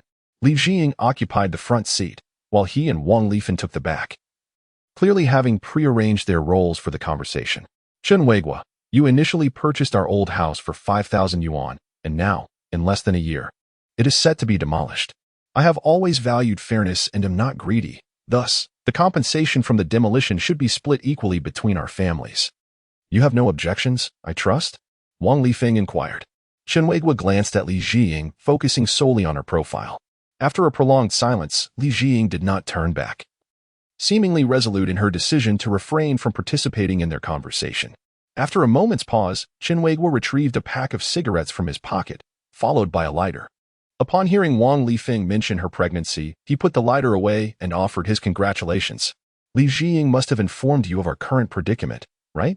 We are burdened with numerous loans each month, and now that I am pregnant, it is best that I involve myself as little as possible in matters. Although the demolition compensation may not be substantial when divided, it could alleviate our urgent needs during a critical time, Wang Lifeng explained. Chen Weiguo nodded in agreement, contemplating for a considerable time before replying. I wonder if you have heard from your sister-in-law that an ex-deputy factory director came to our home today to cause a scene. The reason is quite similar to yours. I purchased his house last year. Upon hearing this, Wang Lifeng's eyes sparkled with interest, and she asked, Chen Weiguo, have you already caught wind of something? It was Guan that informed you, was it? Your statement both overestimates my awareness and underestimates Guan, Chen Weiguo retorted. Wang Lifeng was left speechless. I recall that initially, Li Jiying intended to sell the house for 20,000 yuan, but later, out of goodwill, she only accepted 5,000 from me. And what next? Wang Lifeng inquired. I can offer you a maximum of 15,000. Anything beyond that is off the table. Furthermore, Li Jiying, from this moment onward, we are no longer friends. Should we cross paths in the future, do not greet me, Chen Weiguo declared. Naturally, Wang Lifeng was unwilling to accept such a proposal. Li Jiying turned to Chen Weiguo. Are our years of friendship truly worth only 15,000 yuan? There is no need to discuss the value of what has already been lost, Chen Weiguo coldly replied. With that, he opened his briefcase and produced a stack of cash. I anticipated your visit, hence I prepared this money in advance. Chen Weiguo, 15,000 yuan. Do you think this is enough to dismiss a beggar? Chen Weiguo looked at Wang Lifeng, his expression impassive. If you find it insufficient, you may refuse it. Just know that after tonight, you shall not extract a single cent from me. After careful consideration, Wang Lifeng ultimately accepted the 15,000 from Chen Weiguo. With a smile, Chen Weiguo patted Li Jing's shoulder, saying, "Take note. It is your cousin who severed our friendship for this sum. Who would still wish to associate with you after this?" Wang Lifeng responded with displeasure. Chen Weiguo opened the car door, exited the vehicle, and walked into the community without looking back. Once he reached his apartment, he relayed the incident to his elderly mother. Upon hearing this, she sighed, lamenting, "I had thought the demolition of the house was a joyous occasion, but it has turned out to be fraught with so many worries." It was noon, after the lunch break at the third restaurant. Chen Weiguo drove to the nearby fatty restaurant. Upon entering, he was greeted by a chorus of cheers. Following the sound, he noticed Li Jing sitting in the northeast corner, waving at him. Once seated, Li Jing handed him a cigarette with his left hand and a bundle of cash wrapped in newspaper with his right. "This is 15,000. Please count it," Li Jing said. "Why count? That is beneath us," Chen Weiguo replied, accepting the money and stowing it in his bag. "I truly appreciate your help last night. Your performance was remarkable. What a shame you're not pursuing acting," Li Jing remarked. "If it weren't for this cigarette, I wouldn't have taken on the role of the villain for you." Chen Weiguo had informed Li Jing about the impending demolition of his residence long before, promising to give him part of the compensation. Upon hearing this, Li Jing insisted he would only take half, and only when he found himself in dire financial straits. "If I never need the money, then I shall never take it," he had stated. Thus, on his way home after work yesterday, Chen Weiguo received a text from Li Jing, indicating that Wang Lifeng was at his door demanding the demolition compensation. Upon reading the message, he promptly turned off his phone and withdrew 15,000 yuan from the bank. The sum Li Jing handed him was to repay the amount he had given to Wang Lifeng the previous night. "Li Jing, I always thought you were a simpleton. I never imagined you had stashed away so much private savings," Chen Weiguo exclaimed. "It's all from winning the lottery and betting on sports," Li Jing replied. "Strangely enough, it seems I've been quite fortunate these past few days. Just by a little, don't go overboard. Remember, one must maintain a visionary perspective. No one can be perpetually unfortunate, nor can anyone be eternally lucky. The universe is fair, energy is conserved." Chen Weiguo borrowed a phrase his son often used. Li Jing raised his glass, clinking it against Chen Weiguo's teacup, and laughed. "May our friendship last forever." After dining with Li Jing, Chen Weiguo hurried to the West Store. At this point, all preparations for the West Store were complete, awaiting the grand opening on the 1st of next month. In addition to the West Store in Jianing, the Tiantian Xingguang restaurant's second establishment in Xingqing was also set to open on June 1st. Consequently, an unavoidable internal comparison between the two establishments loomed. For the opening promotional activities, Chen Weiguo opted for a steady approach, employing the marketing strategy used for the first 3 Jianing stores, while Xingqing's second store adopted a more grandiose strategy, offering significant discounts to boost business for the first store.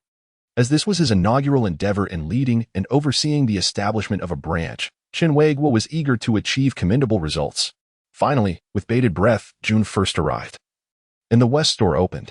However, due to its somewhat remote location and the impact of road construction, the opening day attracted only a modest crowd, failing to achieve the overwhelming turnout seen at the previous 3 stores. Had it not been for the even poorer performance of the second store in Xingqing, the average results of the West Store might have been further highlighted. In June, Chen Weiguo received another call from Lu Wang, requesting his presence at a meeting in Star City. Chapter 89. Training for the brand director. In the afternoon, Chen Weiguo drove to Star City. Unlike his previous visits, this meeting was held at the second store. Upon arrival, he noticed that among the department executives, only he and Lu Wang were present. The marketing and sales managers were absent.